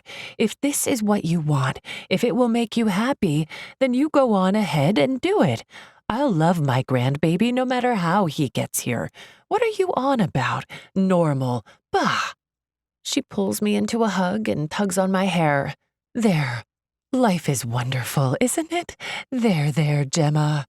She pats my back, and I realize that I'm sniffling back tears. I lost an early pregnancy last year, my sister says. It's why I was so down at Christmas and New Year's. I pull out of my mom's arms. My mom nods at Leah. She already knew. It was hard, she says. My mom nods again. I look at them both. Sometime soon, do you want to go out? All of us? Just us? It's been years. I miss you. My mom smiles, and a little spark enters her eyes that I usually only see right before she's about to suggest another match. You can tell us all about IVF. A few minutes later, Leah is called away by Colin. His remote control car's battery died. Then my mom is called away to replace the 7-layer salad and refill the punch bowl. I'm left alone in the kitchen. I sit quietly for a moment and take in how much has happened. I still don't believe in quotes, and I'm not sure about love, but I do know that I've been doing some things wrong, and I have work to do. First, I need to find a new job. Second, I need to apologize to my friends. Third, I need to ask Josh if he'll forgive me and if he could possibly, maybe, want to try again. My heart thuds at the thought. I'll give him time. We both need some time. I walk back toward the dining room. When I do, I see Josh in the living room talking to Father Ghibli. I stop and just watch him. Gemma, wow, you look great. I shake my head and turn to find Greg Buttkiss looking over my new dress and my figure appreciatively. Your mom mentioned at New Year's that you're looking to date. There's a new steak place in town. What do you think about— She's not available, my mom says. She's carrying the punch bowl and pushing past us. Greg turns to her and his mouth drops open. Huh? Buzz off, Greg. Gemma isn't for you. I press my lips together and hold back a laugh. But you said— my mom said— Buzz off, my mom calls. She plops the punch bowl down and it sloshes over the edges. What do you think my Gemma is? A buffet you can browse at your leisure? She picks up her towel. Shoo! Greg looks at her like she's lost her mind, which maybe she has. I hold back a laugh. My mom winks at me and then hurries back toward the kitchen. Gemma, dear, I'm getting more barbecue sausages. If he bothers you, you can drop them on his shirt. I cover my mouth with my hand because my mom knows about New Year's and Mort and all of that mortification. She saw, and she's telling me in her own way that she's on my side. I look out over the living room with a wide smile on my face. At that moment, Josh looks up and meets my eyes. My smile falters. I hope he's okay. I mean, how can he be? But I hope he'll be okay. He says something to Father Ghibli and then starts to walk my way. I twist my hands together and wait for him to reach me. Hey, I say. He smiles. Thanks for coming. Of course I came. Look at all the people that are here. So many people cared. I meant last night. Heat prickles over my skin as I remember the feel of his warm chest. Are you staying in town tonight? I shake my head, but my chest pinches with disappointment. I wish I could stay. I have to work tomorrow, and I have a lot of things to take care of in the city. Are you staying up here? He nods. For a bit. He doesn't say anything more, and my stomach drops. Oh. I pause and look around the living room at all the people in black and all the flowers brought back from the service. Do you think— will I see you soon? Josh studies me as if he's trying to read a code that he doesn't have the key to. So I say, I'd like to see you. Josh closes his eyes for a moment, then he peers at me. I shift in my heels and say, thank you for the comic you drew. It was beautiful. You can't know how much it meant to me. He nods and starts to say something, but then one of his dad's friends comes over to give Josh his condolences, and in seconds, Josh is surrounded by a group of people that doesn't thin up for more than an hour. At that point in time, I have to head out if I'm going to make the last train to the city. Josh looks at me through the crowd around him and gives me a half smile. I hold up my hand and wave to him. He really, really isn't anything at all like I believed. When the taxi pulls up to the house, I say goodbye to my mom, dad, sister, and brother. As I'm walking down the drive, the front door opens. I turn back and watch Josh jog toward me. What is it? I ask, my heart in my throat. He isn't wearing a coat. Tiny snowflakes fall around him. I wanted to say goodbye, he says. Oh, okay. Goodbye. Bye, Gemma. My heart falls from my throat to the sidewalk. You know what? There is no if, and, or but about it. I love Josh Lewenthal. I love him. Really, truly love him. And for someone who isn't sure how she feels about love, that's a really awkward position to be in. For all my realizations, I'm still as scared as ever. I probably won't see you for a while, he says. What? Why? He shrugs. Snowflakes dust his hair and his eyelashes. The taxi honks at me. I look over and hold up my finger in the 1-minute sign. I have to take care of my dad's estate. Then I'm going on tour. Tour? To Europe, for conventions, signings, that sort of thing. He shrugs again. I stare at him, unable to comprehend that Josh won't be around. He's always here. He's always around.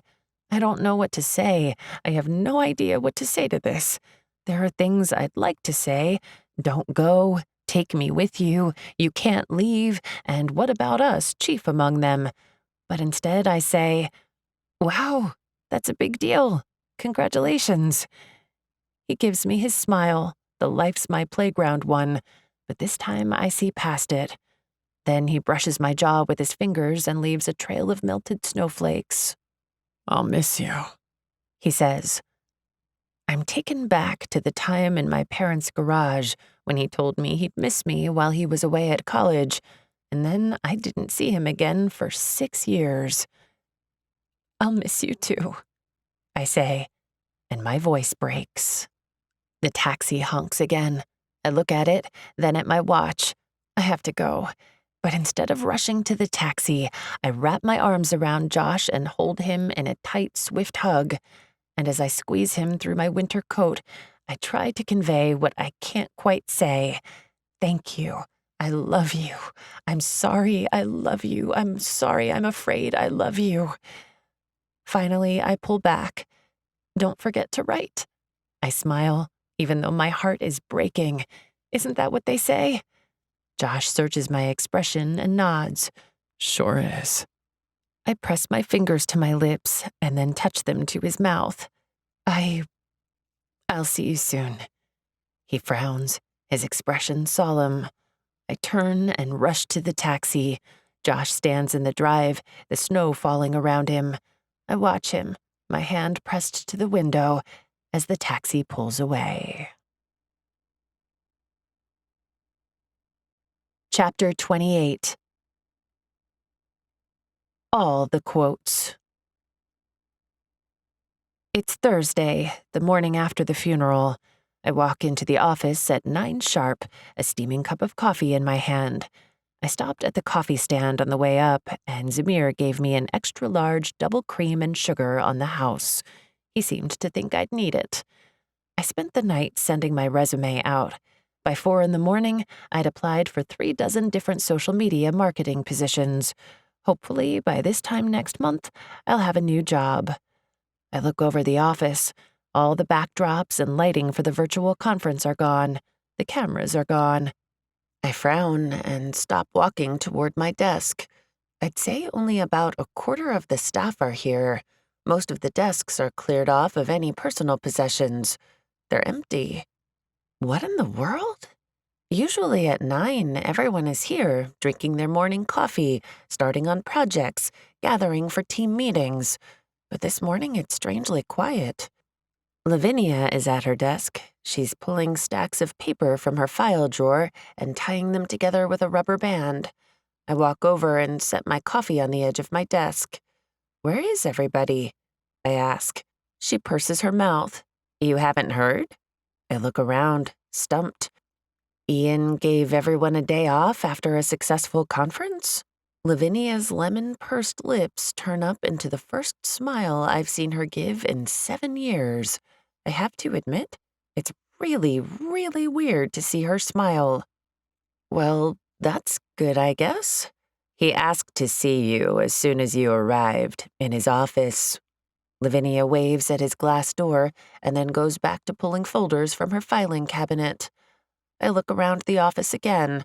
A few of the interns are openly staring at me, and the database techie that I threatened over the sparkling water gives me a salute. I send an awkward wave back, and then I pull off my coat and purse and hurry to Ian's office. I have no idea what's going on, but I have a feeling it has to do with his introduction for the conference and then me leaving for the day. I knock on his door and then slowly open it. Ian is at the back at his putting green. He's on the phone, talking loudly and pacing back and forth. When he sees me, he gestures for me to come in, then turns his back and continues his conversation. I close the door behind me and wander slowly toward him. It sounds like Ian is in the middle of a heated conversation and won't be finishing anytime soon. I can't hear the words, but his tone is not happy. I stop at the koi pond and watch the orange and gold fish swim to the surface and beg for food. But the koi pond reminds me of puking on Ian and realizing I was pregnant, so I turn away and walk toward Ian's desk. Just past it is an abstract painting that I can stare at while I wait for Ian to finish his phone call. I'm only a few feet from Ian's desk when something catches my eye. A book sits on the edge of his desk. It's open to a page near the center. That's not unusual. What's unusual is that the book is one of those thick 300-page leather-bound drawing journals with unlined artist's paper and a silk ribbon to mark the pages. I lower my brow and step closer. The page that the book is opened to is filled with ink sketches. I take a sharp breath and run my hand over one of the drawings. It's me. It's a sketch of me. Or at least me as I looked 15 years ago. I recognize the t-shirt I was wearing. It was my favorite band, and I have on the thick-rimmed glasses I decided I needed to wear as a fashion statement. What is this? The hair on my arms rises in goosebumps. I look back at Ian, but his back is turned away from me. He's looking out over Midtown, snarling into his phone. I glance back at the journal. Ian didn't know me when I was a teenager. He didn't meet me until 7 years ago. I look at the page again. Opposite the sketch of me are the scrawled words, "Anything is possible if you put your mind to it." What is this? Slowly, I reach out and turn the page. It's a sketch of a shaggy dog with floppy ears and a tongue that hangs from the side of his mouth. I know this dog. It's Dodger, Josh's dog. He died almost 15 years ago. Under the drawing of Dodger are the words, "A friend is someone who accepts your past, loves you in the present, and believes in your future." My word. Oh, my word. I bend over the desk and flip through the journal. It's full of Josh's sketches. Hundreds, no, thousands of drawings. There's a sketch of his childhood home, his dad reading a book, our school, Dylan laughing, me again, a landscape, a picnic basket. Every page, nearly every drawing has a quote under it. I recognize every single one, because Ian has used all these quotes in his books, on his website, in his marketing campaigns. My skin goes cold and clammy as I comprehend that the last 7 years of my life have been based on a lie. I turn the pages again and stop at a picture I see. What? I remember this day. It's the last time that my family went on a picnic in the park together. Leah had almost finished college. Dylan had just turned 16 and liked to sulk. I was 15 and feeling incredibly awkward. Josh tagged along for the picnic. I think Dylan invited him, or maybe my mom did. After we'd eaten, my mom and dad called us all to come and lay in the grass and look at the clouds. Dylan and I both balked, but finally gave in. So, for the last time, even though we didn't know it was the last time, we stretched out in the grass, held hands, and looked at the clouds. Josh captured that moment with his drawing. Each one of us is looking up at the sky, except him. His head is turned to the side, and he's looking at me. Underneath the drawing are the words, "Love is the best gift I've ever had the privilege to give."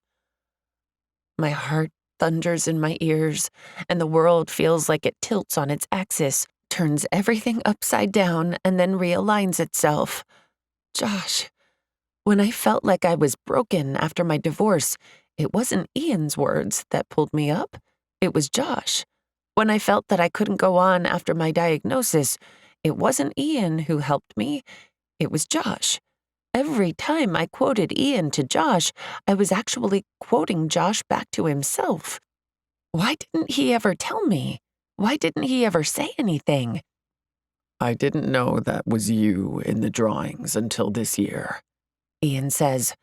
I look sharply over at him. I was so engrossed in the journal that I didn't hear him walk up. He gestures at the picture. "Your looks improved with age. Lucky for you." A hot anger rises in me. You stole Josh's book. It's half question, half statement. Then Ian smirks, and like a movie shown in replay, I remember all of Ian's questions about Josh, his gloating reaction to Josh outside the restaurant. I remember how Josh stared at the quote on my wall, how he seemed annoyed whenever I told him to stop quoting Ian, how I thought that some of the quotes sounded just like something Josh would say. I remember all of it, and all the missing pieces clicked together to make a new picture. You lied. Josh never took your work. At the startup, you stole his work. You made a company from his ideas. You're the thief. I look at Ian with a whole new level of disgust. I thought he was a sleaze that knew how to write inspirational words, but no, he's a sleaze that steals other people's words. You're disgusting. Ian lifts his eyebrows, then shrugs. Unfortunately, half my fan base agrees with you. The microphones were on during your practice introductory remarks, and someone fed them to the live stream. I narrow my eyes. What's he talking about? Then I remember. He showed his true colors, and someone must have aired him to 20,000 people.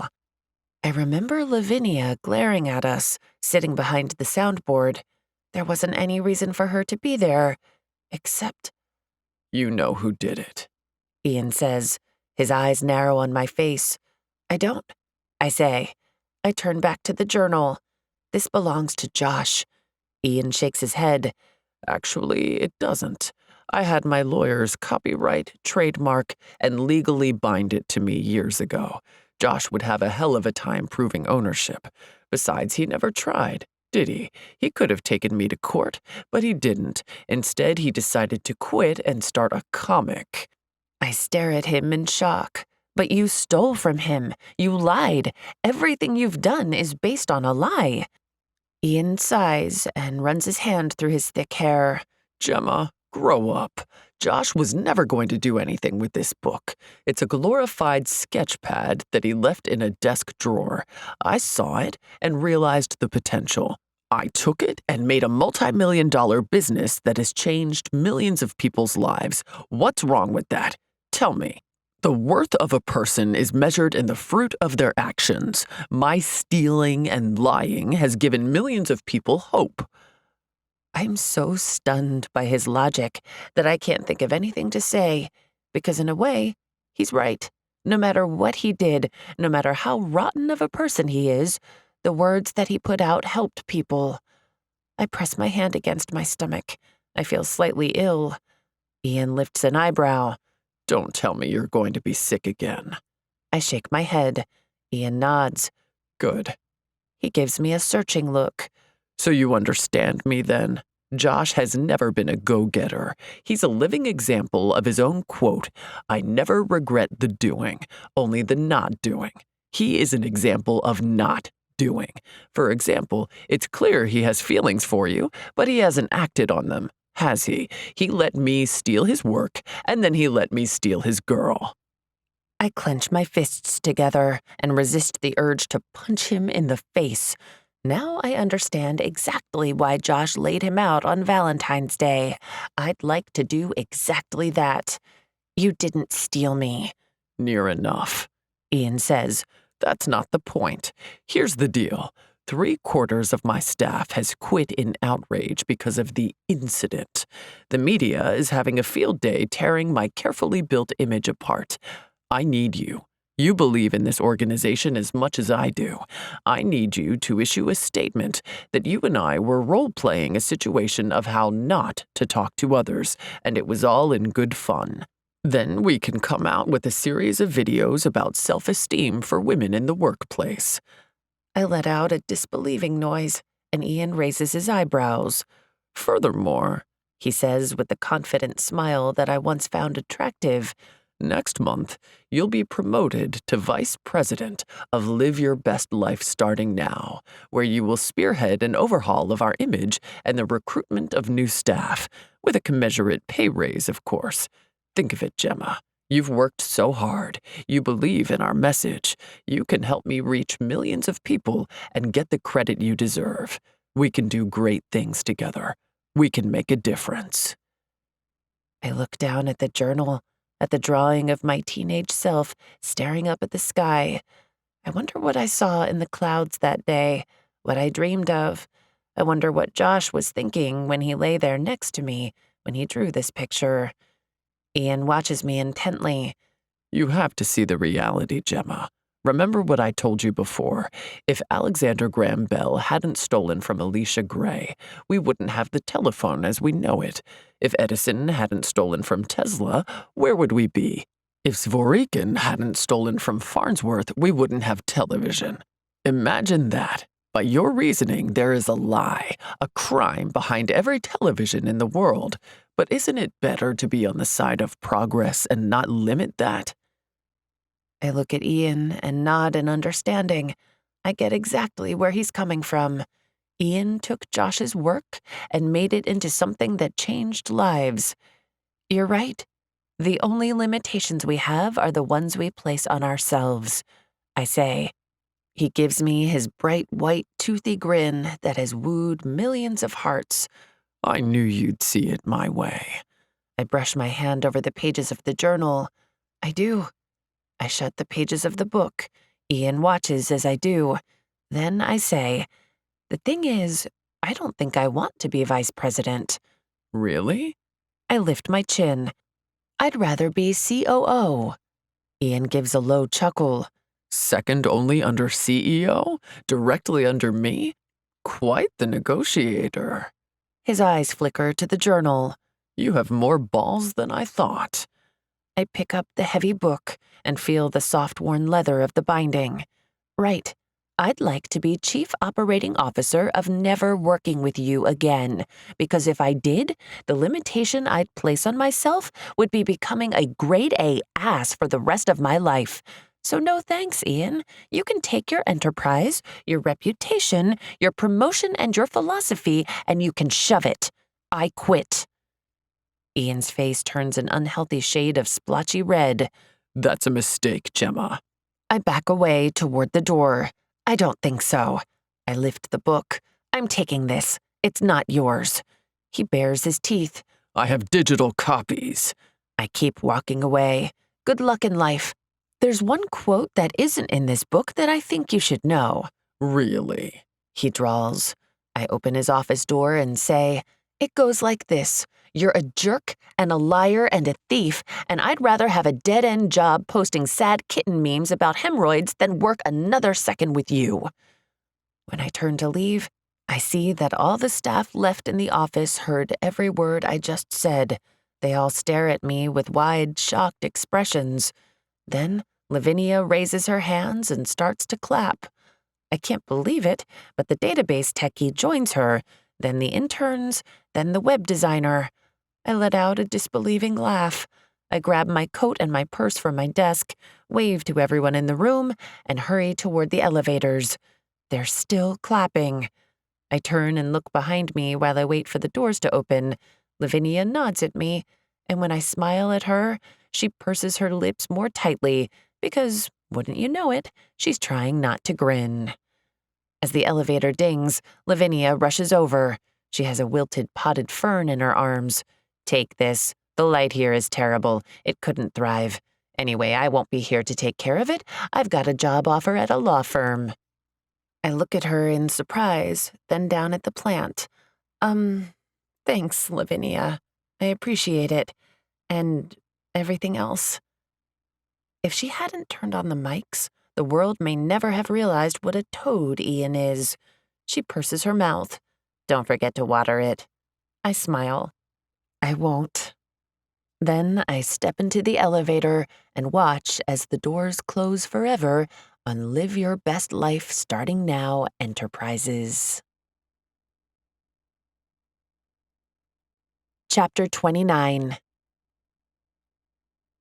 I've never regretted the doing, only the not doing. I step into the basement of Clive's Comics with an armful of decaf coffees and a bakery box. I'm late for the meeting. Hannah, Carly, and Brooke are already seated, and Brooke is in the middle of a story. couldn't believe the freaking ice worked. He iced his testicles for 2 weeks and his sperm count doubled. Hannah, I think you're crazy, but even crazy is right once in a... Brooke trails off when she sees me standing in the entry. Hey, everybody, I say. I shift uncomfortably. I didn't exactly leave them with the best impression of me, and I don't think they expected to see me again. Brooke raises her eyebrows. Carly bites her lip, but doesn't say anything, and Hannah looks down at her lap. So, I begin. I heard there was a fertility meetup down here every Thursday, and that it had some nice people at it. I swallow nervously. Hannah wrinkles her forehead in confusion, and Brooke crosses her arms across her chest and frowns. Carly shakes her head. Yeah, I messed up. So anyway, my name's Gemma. I used to judge books by their cover. In fact, I was a real jerk about it. I said some stupid things to people I consider my friends. Also, I have terrible fashion sense, and I'm routinely late. Brooke straightens in her chair and focuses on me. I think she's realized that I'm reciting her introduction of me from all those weeks ago with a few modifications. Hannah starts to smile. I want to have a baby, clearly. I blink quickly and say, and I'm delighted to make your acquaintance. No one says anything. All three of them just stare at me like I've lost my mind. So I hold up the coffees in the box and I say, I also brought coffee and some humble pie. Then Brooke snorts and shakes her head. Hannah gives a full smile and Carly says, Darling, I absolutely love humble pie. I give a sigh of relief. Thank goodness, because it would have been really awkward eating the whole thing on my own. Everyone starts talking at once, but over the noise, Brooke says, I told you she'd be back. We sit down, and I cut into the caramel apple pie with crumble topping. I hand out forks, plates, and jumbo pieces to everyone. This is so good, Hannah says. It isn't on my raw diet, but it's good. Darling, humble pie is on every diet, Carly says. Brooke grunts and says around her mouthful, So, to sum up my iced testicles story, our embryos came back with the PGT results, and we had a winner, and now I'm pregnant. What? Congratulations! That's amazing! I get up and give Brooke a quick hug. She grimaces at me, but I can tell she's pleased. I'm happy for you, I say. She shrugs. It's all thanks to Hannah. Hannah blushes and tries to deny it, but Brooke says, Please accept my thanks. Did I ever tell you about that case where the woman never accepted thanks and it turns out it's because she was collecting? You told us. Hannah interrupts, and I had nightmares for weeks, so there's no need for a repeat. I grin at all of them. What happens when we've all moved on and don't need our meetings anymore? Carly asks. Brooke is pregnant. Gemma, too. I look down. I haven't mentioned yet that I'm not anymore. Hannah will be soon, I'm sure, and me, I'm not trying anymore. I had the divorce papers delivered to Theo last night, so that's it for me. Oh, Carly, I'm so sorry, Hannah whispers. I look around the room at the group of women who have almost nothing in common with each other except for one thing, not infertility, but friendship. We'll keep meeting, I say. Why do we need an excuse? We're friends. We'll stay friends. Just because we stop fertility treatments doesn't mean we have to stop being friends. We'll meet whenever we want for as long as we want. They all look at me, identical stunned expressions on their faces. Then Brooke says, Who is this woman, and why is she talking like a real person instead of spouting inspirational quotes? Carly covers her mouth, and Hannah stifles a laugh. I grin at them, and am about to give them a quote when the sidewalk cellar door bangs shut. Loud footsteps rush down the stairs and then down the hall. Who is that? Hannah asks. We all turn and watch the door. Did I ever tell you about that guy, the cellar psycho? Murmurs Brooke. But then Hannah shushes her because a large, brooding man fills the doorway. Carly pulls in a sharp breath. Wow, Brooke says. That's some Heathcliff going on right there. No one moves. It's Carly's husband, and he looks terrible. The last time I saw him, he was in an expensive tuxedo, perfectly groomed, an arrogant, impatient, disapproving king of his domain. The last time I saw him, I would have bet that Carly was right, and he truly married her for her looks alone. Now... Carly, he growls. Carly stiffens and raises her chin. Theo, I'm in a meeting. If you would like to speak, do so through my lawyer. He draws in a deep, shuddering breath. His tie is loose, his suit wrinkled, his hair sticks up on end, and his eyes are bloodshot. He looks like a man that just found out he's lost his whole world, and he has no idea what to do about it. He strides across the room, steps over the box of pie, and comes in front of his wife. Carly flattens her lips and shakes her head. I know you don't like to lose, Theo.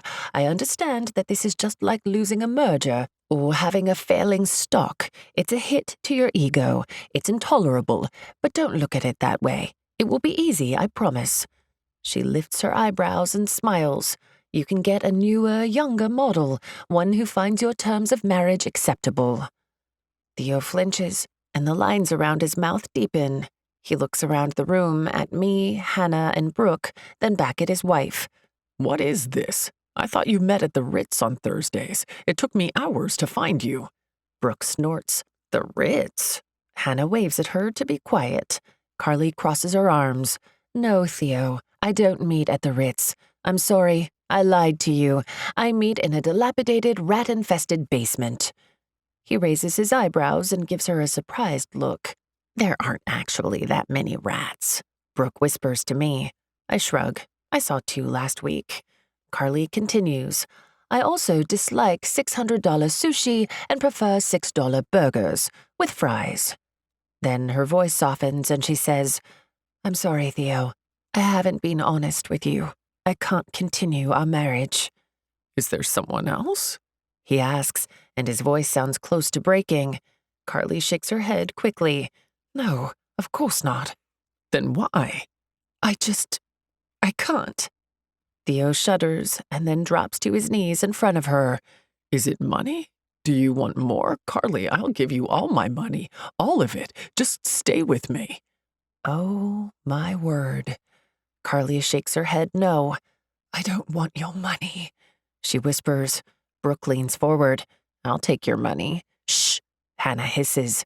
What? He's giving out money, Brooke says. Theo looks around the room. He looks lost, confused, and nothing at all like the scowling, arrogant businessman I remember. He turns back to Carly. You don't want my money? He sounds surprised, the idiot. Carly shakes her head. No, Theo, I don't. I thought you were happy with our arrangement. Not anymore. Theo drops his head. He says in a low voice, Did you know I was terrified when you agreed to be my wife? I knew someday money wouldn't be enough, but I wanted you so much, I took the risk that you'd stay. I know I'm not a good bargain. I'm not what you deserve, but if there's anything I can do to convince you not to go, tell me. Please tell me. I'll give you the world. Holy shit, whispers Brooke. Ask for a Learjet. No, wait, an island. Ask for an island. I kick her in the shin. Luckily, neither Carly nor Theo heard her. Theo reaches up and grasps Carly's hands like they're a lifeline. I can see her fingers shaking in his. She's scared. I know she's scared because I felt exactly the same way. Wait, I still do. It's terrifying telling someone you love them. She looks across the room and meets my eyes. I nod at her. Love is the best gift I've ever had the privilege to give, I say in a quiet voice, and I mean it. I realize that I mean it. I thought if I stopped loving, then I'd no longer hurt, but I had it wrong. In life, there will be times that you hurt no matter what, whether you love or not. I press my hand to my abdomen. I'm glad to have loved. I think of Josh cradling me in his arms. I'm glad to have loved. I think of my mom and sister, my brother and dad. I'm glad to have loved. I think of Jeremy, of my broken heart, and I'm glad to have loved. I look around the room at my friends, and I am glad to have loved. Carly takes a deep, steadying breath and gives me a small smile. Then she leans forward and puts her mouth to her husband's ear. As she whispers to him, his shoulders straighten and his head tilts up. He looks at her with something like awe. You love me? He asks in a stunned voice. You love me? Suddenly, he shakes himself off, stands, grabs Carly under her legs, and pulls her into his arms like a groom carrying his bride over the threshold. I'm taking you home, he growls. Then he whispers something to Carly. Her face flames bright red, and she looks over her husband's shoulder and smiles at us. Wow, Brooke says. Hannah stares at them with wide eyes. Ladies, have a good night, says Theo. Then he swiftly carries Carly out of our pink uterus room. She waves at us from over his shoulder. We stare after them in stunned silence. When the cellar door clatters shut, Brooke shakes herself and says, she really should have asked for an island. Hannah starts to laugh, and then after she wipes her eyes, she asks, was there any more pie? I grin at her. There sure is. We scoot in our chairs and eat out of the box, our forks scraping the bottom of the pan. While we eat, I tell them about the baby not sticking, about Josh's dad, and the truth that I've not been able to face, that I've been misjudging people I care about, hiding behind quotes, and hiding from love. I knew you had a thing for the FF, Brooke says. I give her a skeptical look. No, you didn't. You thought there was blackmail involved or a fetish. She holds back a laugh and shrugs. Well, I never said I was always right. What are you going to do? Asks Hannah. I look at my two friends, and I know that whatever I decide to do, they'll support me. Or they'll tell me they think I'm being an idiot. Either way, they'll be here for me. Well, his dad just died, and he's mourning. That's not the best time to start a relationship. I begin. That's rough, Brooke says. And he's headed to Europe for a tour. Hannah nods. And for the past 7 years, I've worked for the man that stole his ideas and pretended they were his own. And I continuously quoted that man to him, and I've really messed up, you know? Brooke pops a bit of apple into her mouth and nods. You have, she says around her mouthful. But then I think about Carly and how she was brave enough to tell the truth. I'm going to tell him, I say. I'm going to tell him the truth. I think you should read his comic, Hannah says. I stare at her and shake my head. What? She nods quickly. It's really good. You should read it. You still haven't read it? Brooke asks. She's swiping her finger on the bottom of the pie plate. No. And I have to admit I'm embarrassed by that fact. Why haven't I read his comic? Brooke shakes her head. Gemma, read his comic. But I'm thinking about something else. What if he says that he doesn't feel the same way? I voice my biggest fear out loud, but neither of them have to answer because I already know. I take a breath. It's okay, I say. If he doesn't, I'm still glad to have loved. Brooke pats her hand against my thigh. That a girl. Also, I had a client once in a similar situation. She took a meat cleaver. Brooke! Hannah stands and shakes her head. I'm going home. The pie's gone, and I have an hour of fertility meditations and fertility yoga before bed. Brooke and I stand too, and I grab the empty box and the plates and cups. Hannah digs around in her purse while I do. Then she makes a happy sound and holds a piece of paper out for me. I printed this out the other day. It might give you courage. I take the folded, crumpled paper and open it up. It's a computer printout of a single-frame comic with Josh's signature and date at the bottom. It's from just before Valentine's Day. The panel shows a man staring into the distance. His expression is forlorn. The words say, I've never regretted the doing, only the not doing. My heart thumps in my chest. Josh drew this right after my transfer, and then Ian quoted it to him. Who is this? I ask, pointing at the man. That's Grim, the main character in Josh's comic. She closes her purse and starts walking out. Brooke and I follow. You've read it? I ask Brooke. She rolls her eyes. Duh, I'm one of those freaks in costume waiting to get my comic book signed. I give a surprised laugh. Then I squeeze her in another quick hug. You're going to be a good mom, I tell her. She gives me a watery smile. Obviously, I quit smoking. My husband has magic ice sperm. I won my last case. I can do anything. I laugh. Hannah calls from the stairs. Come on, the rats are looking at me from the dark. It's creepy. Next time we really should meet at the Ritz. Huh, Brooke says. Then we all look at each other and say, nah. Instead of parting ways, we walk to the subway together. It's nearly March, and the weather is warming up. I tilt my face up to the night sky. It's been a good day. I quit my job, got Josh's journal back for him, apologized to my friends, and found the courage that I didn't know I had. I finger the printed copy of Josh's comic in my pocket. I've never regretted the doing. Chapter 30. Anything is possible if you put your mind to it. Take 2. I spent the entire night reading 7 years' worth of comics, and after nearly 12 hours of reading, 3 things are obvious. 1, Josh is a genius. 2, he needs a social media marketing coordinator for his legion of fans. 3, he loves me. He really, really loves me. Halfway through the series, I grabbed my purse and coat, hailed a taxi to Grand Central, and caught the early morning commuter train north. I stare at the last entry. Josh uploaded it last night. The main character, Grim, is traveling across the galaxy, leaving behind any hope of being with the woman he's wanted for so long. He'll be gone for a year, if not more. The last panel shows a picture of Grim and Jewel, an entire galaxy apart. I'm Jewel. I'm the girl in Josh's comics. When Hannah and Brooke wanted to know if Grim would ever end up with Jewel, and Josh looked at me and said he didn't know, it's because he was waiting on me to answer him. He's been writing me a love letter for years, and I never knew. I never knew. The train slows to a stop at my station. I grab my purse and coat and jump to the platform. Josh's dad's place is only a half-mile from the station, so instead of catching a taxi, I run. Because you know what?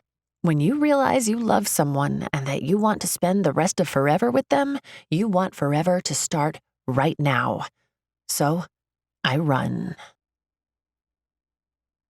Josh doesn't answer. I knock and knock and knock, but he doesn't answer. The lights in the house aren't on, and the door isn't unlocked, like usual. The spare key isn't under the mat. I knock some more. Then I pull out my cell phone and dial Josh's number. It goes to voicemail. Josh, hey, I'm at your dad's place. Are you here? Come answer the door. He doesn't, and he doesn't call back. I start to text him, but I spin around when a car pulls into the drive. It's him. It's Dylan. What you doing in town, Gem? He calls from his car window. Mom's making pancakes and bacon this morning. Want some? I stare at Dylan. He works the night shift, and when he's lucky, my mom pampers him with breakfast before he heads to his place and crashes. Gemma, I'm tired. You want pancakes or not? Stop knocking on Josh's door. He's not there. My stomach drops. Where is he? Dylan gives me a funny look. He took the train down to the city this morning. Or last night. Dunno. He has a flight to London today. I hurry over to Dylan's car and jump in the passenger seat. Josh already left for his tour? He didn't say goodbye. Does that mean he'll be gone for a year? That he doesn't think there's any hope? He didn't say goodbye.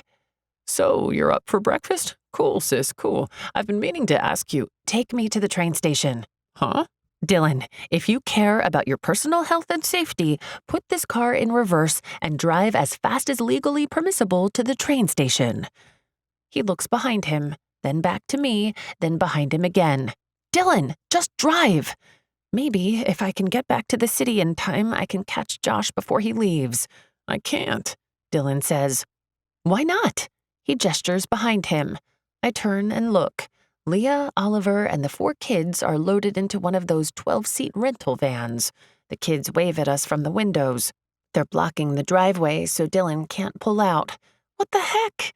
I jump out and run to Leah's window.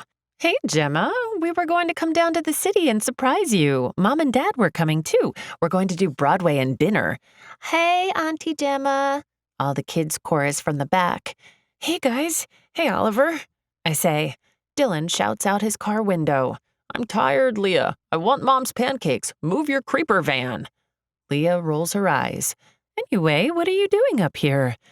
My stomach flips over, and my purse feels heavy with the weight of Josh's journal and printouts of my favorite parts of his comics. I have to talk to Josh, I say. He's flying to London, Dylan calls. Forget it. Let's have breakfast. I grind my teeth. Brothers. Why? I need to go to the train station. I have to get to New York as fast as possible. Leah frowns at me, and then her expression clears. You like Josh, she says. I nod. Then her eyes widen and fill with understanding, and she says, You really like Josh. I nod again. Oh, wow. Okay. She sends me a look that says she's here to help, whatever I need. Did you just say that Gemma likes Josh? My best friend, Josh? I turn around. Dylan has left his car and is standing behind me, his arms folded across his chest. Leah glares at him and puts on her mom of 4 little kids voice. Yes, I said it. Get over it. Dylan stares at me, then at Leah, then he shrugs. Fine, whatever. Can we have pancakes now? Leah scoffs. Her phone rings. She looks down at it, then answers. Hey, Mom. No, we're on our way. We ran into Gemma. No, she has to catch the train down. Leah pauses and her forehead wrinkles. She says to me, Mom says there's a 4-hour delay on the southern route. My chest squeezes, and I shake my head. When is Josh's flight? I ask Dylan. I don't know, sometime today. He said he was going to stop by his place in Williamsburg first. I blow out a breath. Okay. Mom says we can all ride down in the van. It'll be faster than the train. Leah says. No breakfast? Dylan asks. Leah rolls her eyes. Mom says she'll pack up the pancakes and bacon in Tupperware if you want to ride in the back and sleep on the way to the city. Cool, I'm in. Leah gives me a searching look. How about it, Gemma? Oliver won't speed, but we'll still beat the train. We'll help you catch Josh before he flies out. That's what you want, right? My chest expands. This is my family. Oh, geez, this is my family. Oliver drove by my parents' place, and they climbed into the van. My mom had 2 coolers worth of food and drinks, to which Dylan and all the kids cheered. Dylan took 5 pancakes, rolled them up like tortillas around his crispy bacon, ate them all in 90 seconds, and then fell asleep in the back. He snores. My mom can't stop saying, Josh? Josh Lewenthal? I made this match, didn't I? 2 years ago I suggested it, and when you were little I told you he was a good boy. I cover my snort. She did not. Then my mom gets a happy smile on her face, stares out the window, and then a few minutes later she starts up again. Leah rolls her eyes at me in the mirror, and I smile back. But it's a weak smile, because I'm nervous. What if he's already gone? What if I was wrong and he doesn't love me and the jewel in his comics doesn't actually stand for Gem? I shake my head. It doesn't matter. I'm going to tell him. I'm going to stop hiding. As we cross the bridge, I stare at the glittering line of skyscrapers, at all of Manhattan sprawled out in front of us. Dylan lets out another snore, and the kids start to sing for the 1000th time.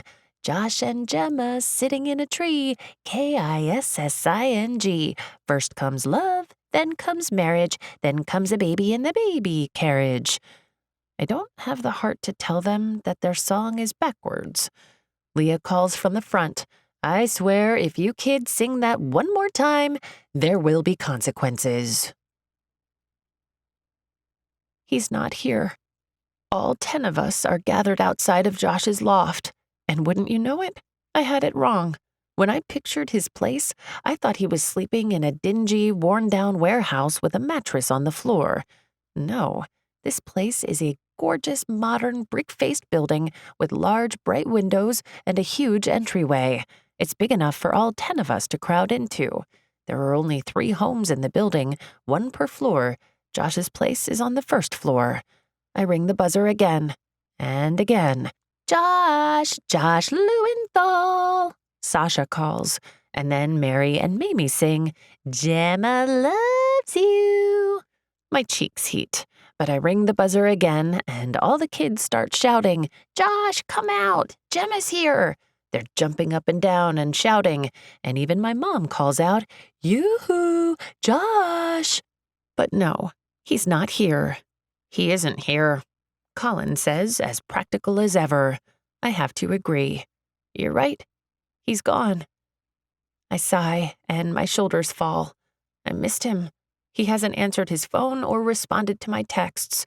Not any of Dylan's either, which can only mean one thing. He's gone. He's either in the air or already in Europe. I missed him. This is a beautiful home, my mom says. Not bad. My dad agrees. Yeah, he bought it after he got that television miniseries contract. It's not bad. Dylan shrugs. All the grown-ups turn and look at him. What? He asks. I shake my head. I feel deflated, hugely, unbelievably deflated. On the first day of this year, I told myself that I didn't care about Josh, that I just needed his sperm. Now I realize that I've never been more wrong in my life. It's not about making a baby with Josh. It's just about being with Josh. The two of us, together, come what may. I reach up and wipe a tear from my cheek. Don't cry, Auntie Gemma, Sasha says. That's right, Colin says. Like you say, if at first you don't succeed, try again.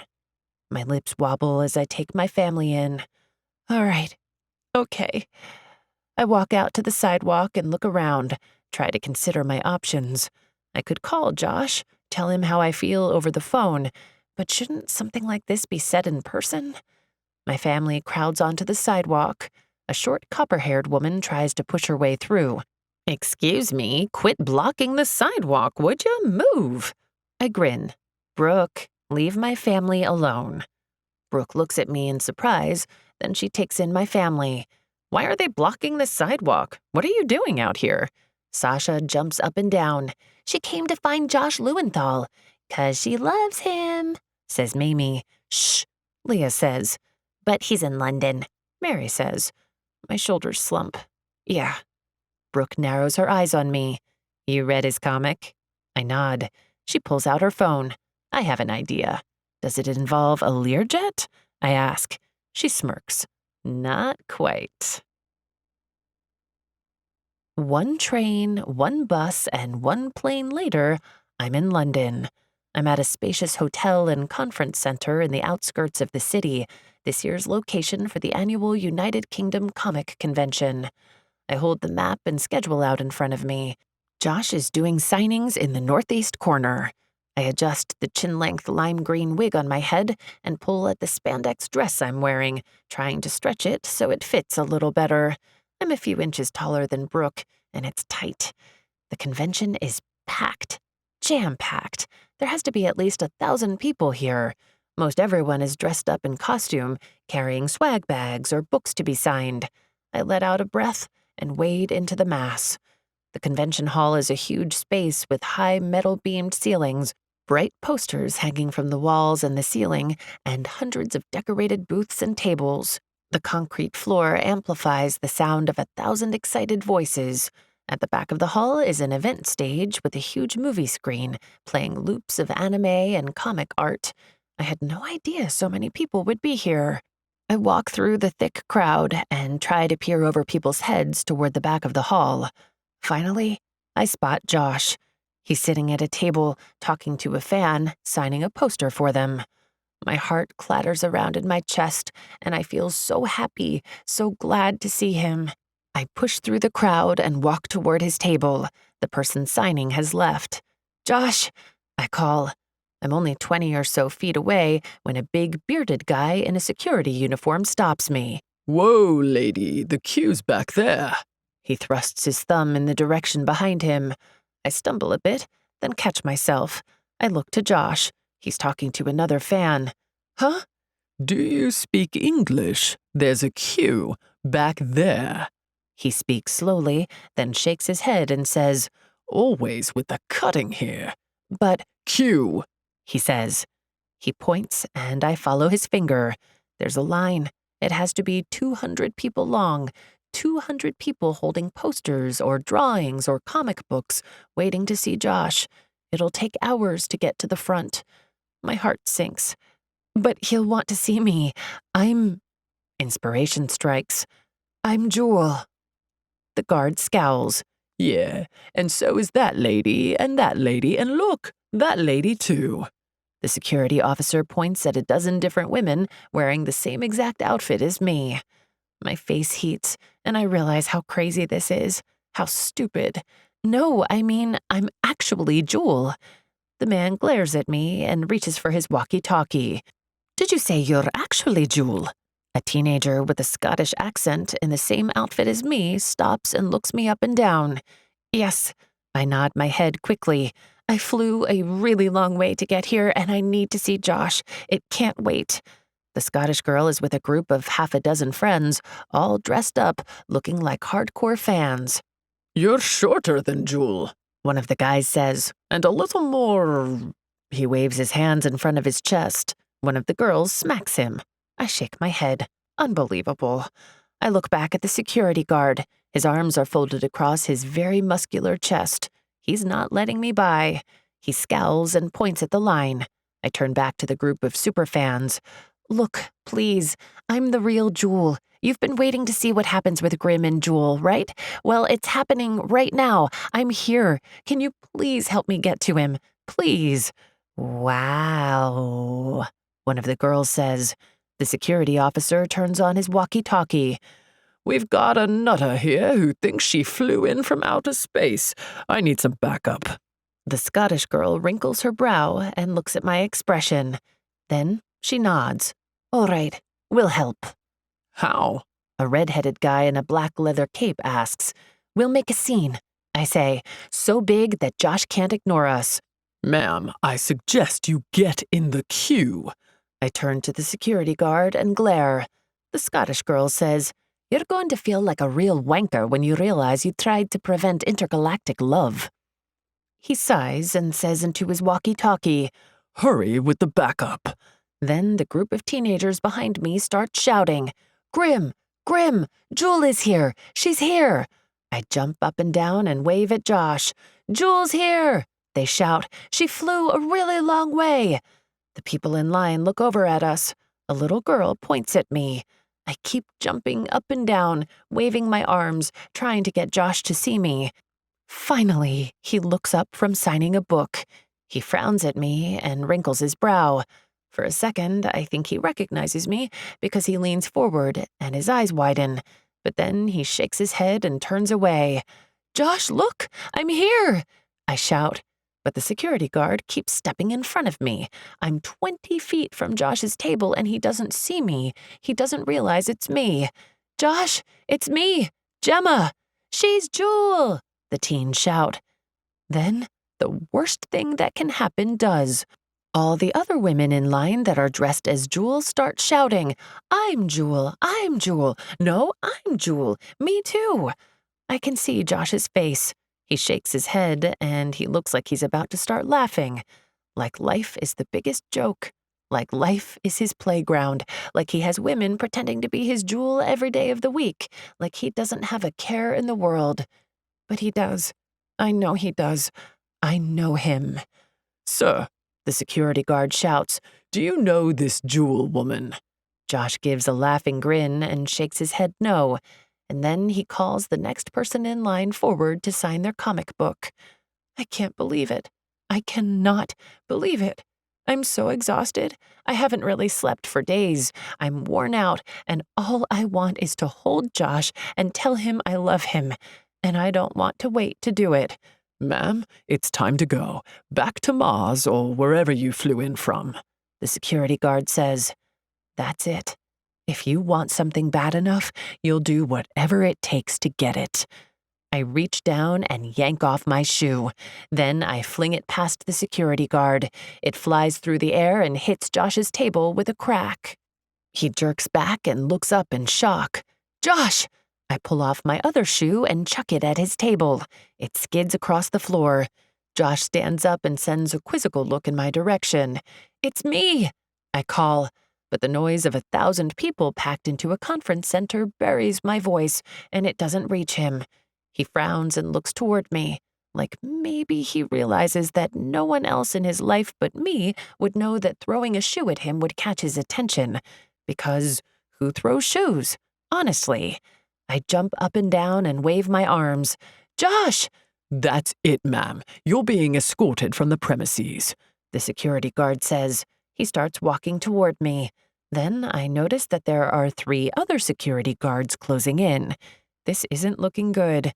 But, as the extremely sexy, world-famous quote maven Josh Lewenthal once said, anything is possible if you put your mind to it.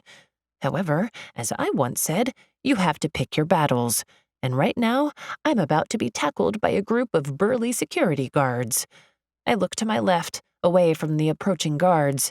There's a space through the crowd, and something else, something that you better believe the universe provided just for this moment. I sprint barefoot across the floor toward the low stage with a microphone in the middle. There's a blonde woman at the microphone announcing a special event starting in only 5 minutes. When she finishes her announcement, she sets the microphone back in its stand. I run up the steps. "Excuse me, sorry. I grab the microphone. From the height of the stage, I can see the security guards hurrying towards me. I don't have all that much time. "Josh," I say. "It's me, Gemma." We're 100 feet apart, separated by a big crowd and 4 angry security guards. But when he hears me, his head snaps up and he looks around the room.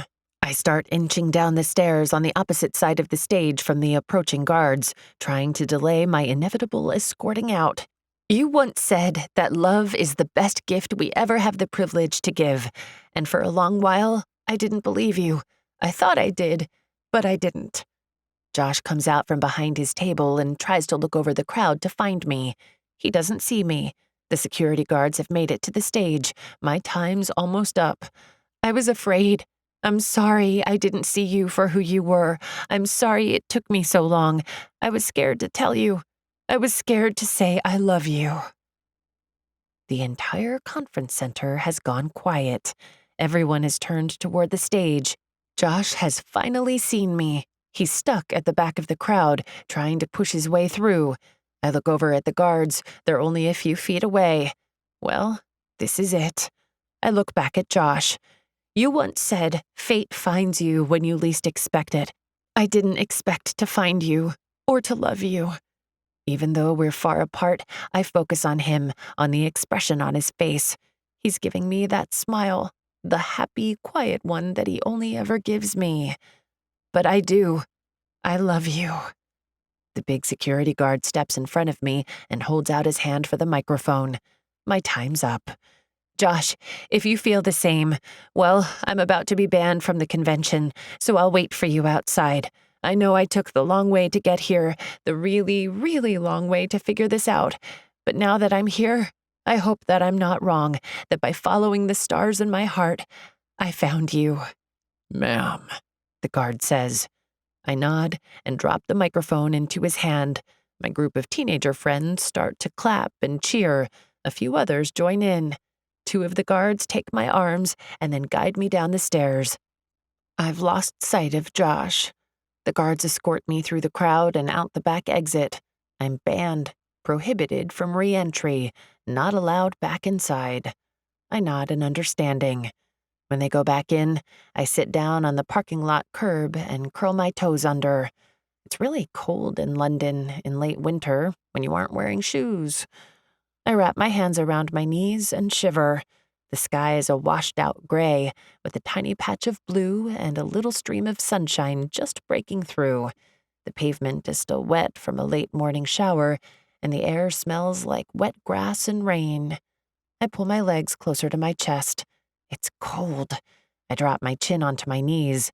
Then I hear the metal door clang shut. I turn and look over my shoulder. Josh strides toward me. My heart leaps into my throat. "Hey." I smile up at him. He lifts an eyebrow, then sits down next to me on the concrete curb. He picks up a strand of my lime green wig and his eyes crinkle. So random, Gemma. So random. I give him an answering smile. You don't like it? He shakes his head. I didn't say that. It's hard to take a full breath. You didn't say goodbye. You left, and you're going to be gone a year, and you didn't say goodbye. His brows lower. What? Who said that? Grimm. In your comic, he was leaving for a year, and he didn't let Jewel know that he loved her, and— You read my comic? Josh's grin spreads across his face. I swallow. Mm-hmm. What did you think? He looks at me closely, his face only a few inches from mine. The mist from our breath mingles in the air between us. I liked it. I really liked it. But I think Grimm should have told Jewel that he loved her. Josh looks into my eyes, then he reaches up and runs his finger down my cheek. Do you? My heart leaps at his touch. I do. I whisper. Gemma. He leans forward. Yes. I hold my breath. I only left for the weekend. I fly back on Monday. What? My mind is fuddled with his mouth so close to mine. I canceled my tour. I'm staying in New York. Why? I whisper. He reaches up and places both hands on my jaw and strokes my skin with his fingers. I thought we could try making a baby again. At his words, my heart starts to fill up with so much happiness. He wipes a tear from my cheek. Then he leans forward and brushes his lips across my skin, over my cheeks, my nose, my eyes. His mouth is warm and gentle. I hold still under him as he trails his lips over my face. I let out a small sound. He pauses, his mouth hovering over me, his hands not moving.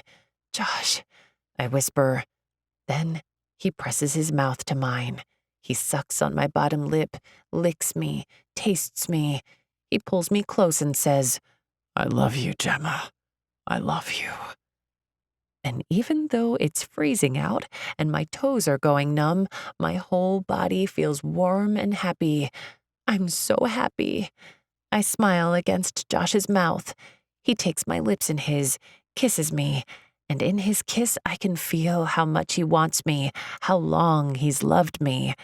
Then he says, Gemma, if you don't let me strip you down and make love to you in the next 5 minutes, you and I are going to have problems.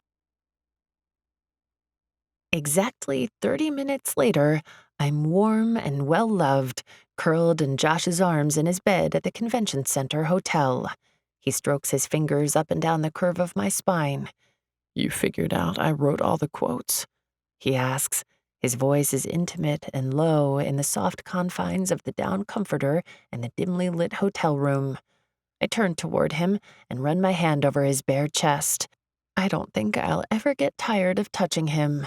I found your journal in Ian's office. I brought it with me.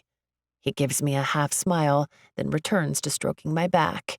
Why didn't you ever say anything? Why didn't you fight him? I ask. I shiver when he places a kiss between my neck and my collarbone. Then Josh pulls back and says, Why would I?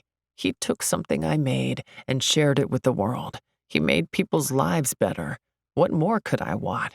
Money, power, recognition? If I wanted those things, it would stop being about making the world a better place and start being about me. That's not who I am. He's right. It's not. He truly does just care about making the world better. But why didn't you tell me? I ask. Why didn't you tell me Ian was a thieving liar and that you loved me? His hand still's on my back. Would you have believed me? Oh. No. I had a lot to learn. He starts stroking my back again. After a moment of quiet, I say, You don't have to cancel your tour, you know. It's a big deal. It bothers me that he'd give up such a huge opportunity. He makes a low sound against the back of my neck. Maybe you could come with me. It's 3 months. Paris, Prague, Budapest. Imagine the trouble we could get up to together. I hide my face in the pillow and grin. Finally, when I'm able, I turn and look at him. I like getting into trouble with you. After a moment, he says, Gemma? His fingers play with my hair. You love me. His voice is low and raw and happy. I nod. I do. I really, really do. He makes a sound and then flips over and pulls me on top of him. Do you know how long I've been waiting for you to say that? I shake my head no, then squirm a little until I'm settled comfortably on top of his chest. How long? His eyes drift to my mouth, and he smiles. 2 years ago, exactly 2 weeks before New Year's, I heard your laugh. I'd heard it 1,000 times before, practically my whole life, but for some reason, that day it hit me. Right here. He puts his hand to his heart.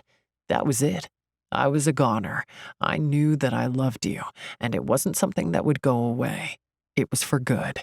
Then your mom asked if she could set us up for the New Year's party, and I thought, yes, say yes. But you... I bury my face in his chest. Don't say it. You told the truth. I look at him. He shrugs. So I started working on becoming the man you'd want to spend the rest of your life with. My eyes widen. The 2-year sex drought. His lips lift into a half smile. It was worth it.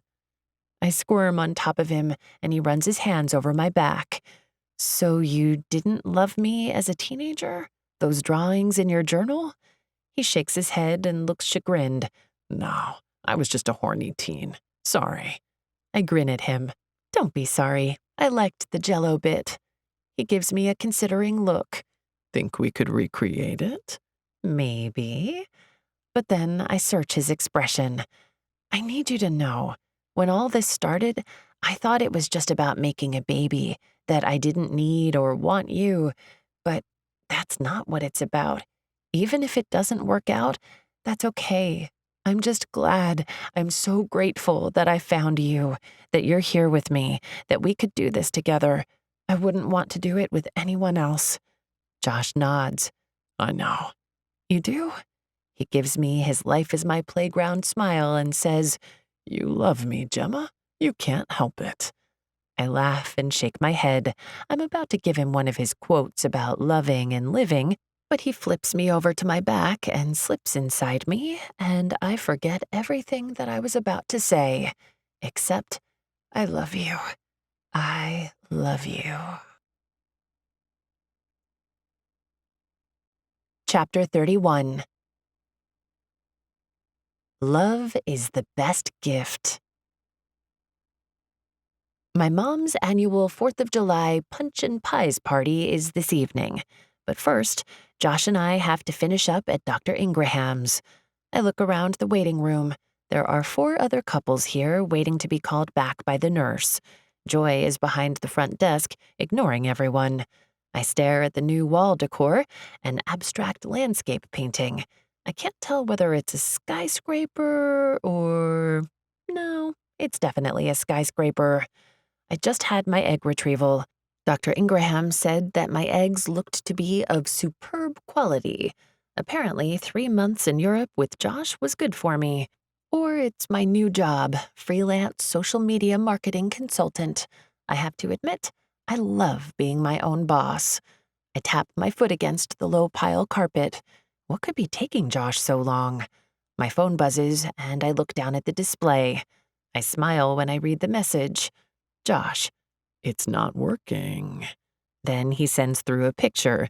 It's a shot of the production room. The room is just as bare and depressing as the last time he was in there. This time Josh is in the shot too, and he's sending me sad puppy eyes. I can't help it. I grin. Gemma, look up some porn. Josh. Gemma. I stand and hurry to Joy's desk. I clear my throat. She looks up and raises an eyebrow. What? I need to use the bathroom, I say. She shakes her head and drops the bathroom key into my hand. The phone buzzes again. Josh. Inspiration? I step into the bathroom and lock the door behind me. Gemma, how about an ankle pic? Josh. Gemma, I could send you a pic of my stomach. Josh. Gemma, they're knocking on the door. Little help here? I grin at myself in the mirror. Then I prop my phone on the sink and hit the video call button. Josh answers on the first ring. Gemma? His voice echoes in the tile bathroom. I put my finger to my lip and smile. Then I whisper, "How's this?" I pull my t-shirt over my head. My hair comes out of my ponytail and falls around my shoulders. I stand in front of the camera in my bra and shorts. Josh's eyes go wide, and he gets that look I recognize, the one where I have about 5 seconds to choose between the bedroom or the floor. Not a breast man, He says with a low growl. I smile at him, then turn my back to the camera. I unhook my bra and let it fall away. I hear his sharp intake of breath, but I don't stop. I unbutton my shorts and then slowly slide them down my legs. Gemma. I push my panties down my legs until I'm standing in front of the camera completely naked. Josh sucks in a harsh breath. I look over my shoulder and smile at him. His eyes aren't focused on my bare skin, but on my face. I love you. Have I told you lately how much I love you?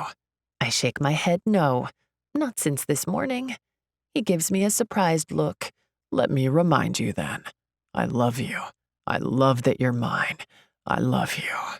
I love you, I say back. And that's when I know everything is going to work out. Everything is going to be okay. Everything is going to be perfect. Because when you believe the universe is going to give you good things, sooner or later, it will. It's January 1st, and all our friends and family are gathered at the annual Wieners and Wine New Year's resolution party. My parents' house is full to the brim with guests, even more than usual. There has to be at least 100 people here. The plastic wrap is out in full force, protecting all carpeting and furnishings from barbecue sauce and red wine spills. I breathe in the happy familiar smell of barbecue wieners, mini gherkins, and lime jello. My mom bustles out of the kitchen with a tray of pimento olives on toothpicks. She lifts it up high as Sasha, the twins, and Colin race under it after their new puppy, a little cocker spaniel named Chase. "Kids, no running in the house," Leah calls after them, but she's distracted when Oliver grabs her hand, spins her around, and dips her. Leah smiles up at Oliver, then he plants a kiss on her lips. Leah made her resolution come true, I say. Josh looks at my sister and her husband. Dance lessons? I nod. And Sasha got her resolution. I point at the puppy that the kids got for Christmas. The girls are now huddled under the dining room table, trying to pry Chase away from chewing up the table leg. "What are we talking about?" Brooke walks over with her husband in tow. He's a bulky, rough-looking New York City police officer with a tiny little newborn in his arms. "You're Daddy's girl, aren't you?" He coos to her. Josh looks over at me and smirks. Then he turns to Brooke. "We're pointing out whose New Year's resolution came true." "Mine did," Brooke says. Then she nods at Carly and Theo. "Carly's too. Did I tell you? He got her a Learjet." I shake my head. I don't think that was her resolution. Brooke nods sagely. "But it should have been." Hannah comes over. She's in a long red velvet dress with a crown braid on top of her head. She looks like a fairy princess. She has the tiniest little baby bump, and I expect she'll have an announcement for everybody soon. "Mini gherkins. I love mini gherkins," she says. She scoops a dozen of them onto her plate. Brooke looks over at me and gives me a wide-eyed stare. I wink at her. She turns to Hannah. "Pickles aren't on the raw fertility diet." Hannah scowls at Brooke. "I'm having pickles, okay? And do not tell me a crazy story about some random pickle crime boss, or I will stab you with a toothpick, 'kay?" Brooke gives a huge smile. "Sure, Hannah. Don't worry about it. Have as many pickles as you want." I cover a laugh. Josh leans into me. "What's with the pickles?" He murmurs. "You never want pickles." I wrap my arms around him and lean my head against his shoulder. "Yeah, it's all cantaloupe and steak for me." He chuckles, and then he gently rests his hand over my rounded belly. His hand moves in a slow, loving circle, and I feel the baby give a kick. "He's awake," I say. "She," Josh says. He gives me a teasing smile and spreads his fingers across my belly. The protective warmth of him spreads through me. We decided to wait to find out whether our baby's a girl or a boy. I think he's a boy, but Josh swears she's a girl. In 4 short months, we'll find out. What was your resolution? Hannah asks. I'm still looking at Josh. His expression is intimate, and I'd like to take him upstairs to someplace quiet so that I can kiss him and— Gemma? I blink and shake my head. Josh chuckles. He knows exactly what I was just thinking. It came true, I tell everyone. I take Josh's hand and hold on to him, and it was better than I could ever have imagined. I never, ever could have guessed what fate had in store for me when I wrote my New Year's wish. Do you know, I say to Josh, everyone in my family had their resolution come true. The kids got their puppy, Dylan got his promotion, my parents went to Fiji, but I never— I frown at Josh and wrinkle my brow. What? He asks. He lifts an eyebrow and pulls me closer to him. I never asked what your resolution was. Every year, when we write our resolutions and my dad reads them out loud and then tosses them into the fireplace, I imagine that there's a little bit of magic helping make our dreams come true. But I never asked Josh if his resolution came true. The corner of his mouth lifts into a nervous smile, and he shakes his head. What is it? I frown. No, it didn't happen yet. My chest pinches. He seems so uncertain. He swallows nervously. What? I ask. Can I help? What was it? I mean, this amazing guy I know once said, anything is possible if you put your mind to it. Josh chuckles. Did he now? He was right. Brooke calls over her husband's shoulder. Hannah's munching on a pickle, but she says, I have a quartz on me if you need to manifest your intentions. I grin at Josh, and his eyes light up with laughter. I'm good. He tells Hannah, I'm just about to get there, I think. Oh, I say in surprise. That's good. Josh nods. Sure is. Want to hear it? Yes, of course. Josh presses a kiss to my lips. I wrap my hands around his neck. That was it? A kiss? He laughs and shakes his head. Not even close. Since he's not talking, I think back to last year's reading. Was it to take night classes? No. I laugh. Go to the gym? No. Josh growls. I look at him, and the expression in his eyes makes my heart stutter. Save money? Travel? He slowly shakes his head. I can't think of any other resolutions from last year's reading. In fact, the only thing I really remember is Josh lifting his glass to me, toasting me as if we'd just made a deal. My dad had read my resolution last, and Josh had watched me, and he watches my expression intently. You want to know? I do. He smiles when I say those words. What was it? He leans close, presses his lips against my ear, and says, Convince the woman I love to marry me. My heart gives a happy, joyful beat. Then I turn my face to him and catch his mouth with mine. I clasp my hands around his neck and kiss him. Wow, that's some resolution, Hannah says. I laugh against Josh's mouth. Finally, he pulls away. Last year? I ask. You made that resolution last year? He gives me a laughing look and then says, I had high hopes. Then he drops to his knee in front of me and takes my hands in his. Around us, all of our friends and family realize that Josh is about to propose. The room grows quiet, and even the puppy stops misbehaving. My vision goes blurry, and I blink back tears. He made a resolution to marry me last year? Gemma, I love you. He begins, and he squeezes my hands. We've known each other a long time. He grins and lifts an eyebrow. A laugh bubbles up. 25 years. He nods. I think you can say that I'm a decent guy. Mm-hmm. I can't speak. I can't. He's so wonderful. So Josh. We grew up in the same town. Went to the same school. Your brother's my best friend. I come to your holiday parties, birthdays. I'm always around. I start to laugh. I can't help it, but I'm also starting to cry. I love him so much.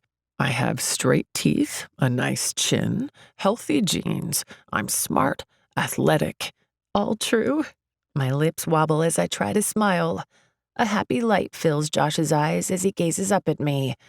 I thought maybe you'd want to know me for another 25 years, and then 25 after that, and then many years more for as long as we both live. My heart fills with so much joy, so much love. Marry me, Gemma. I love you. I'll keep on loving you. You're the star that guides my heart. Marry me. I try to hold back my tears, but I can't. Yes, yes, of course, yes. I drop to my knees and wrap my arms around him. He pulls me to him and presses his mouth to mine. I can taste tears of happiness and love and joy. The baby gives a kick. Josh grunts in surprise and then pulls me closer. He approves, I say. She, Josh says.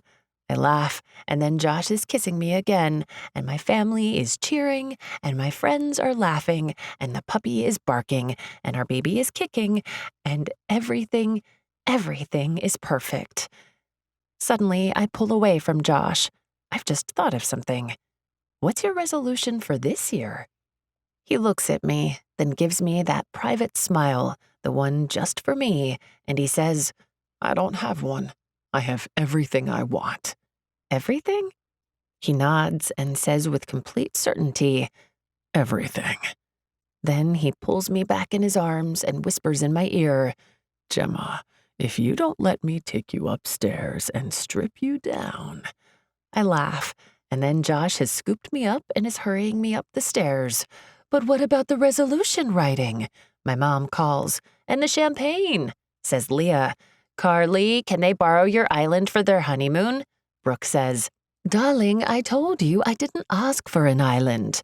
Do you think they'll want a summer wedding? My mom asks. Josh grins down at me, and I start to laugh. Then I can't hear my family and friends anymore because Josh has made it up the stairs, and he's looking at me like there isn't anyone or anything in the whole world except me. And I know exactly how he feels. I love you. He kicks open the door to my bedroom and gently drops me onto my childhood bed. Kinky, I say. He lifts an eyebrow. I figured the garage would be too cold. Maybe this summer, after the baby comes. His eyes light up and he grins. Deal. I laugh and he covers my mouth with his. He strips me down and then he loves me and loves me and loves me some more. And me, I love him right back. After all, everybody knows love is the best gift in the whole wide world. The end. This has been Josh and Gemma Make a Baby, written by Sarah Reddy, narrated by Erin Mallon. Copyright 2021 by Sarah Reddy. Production copyright 2022 by Sarah Reddy.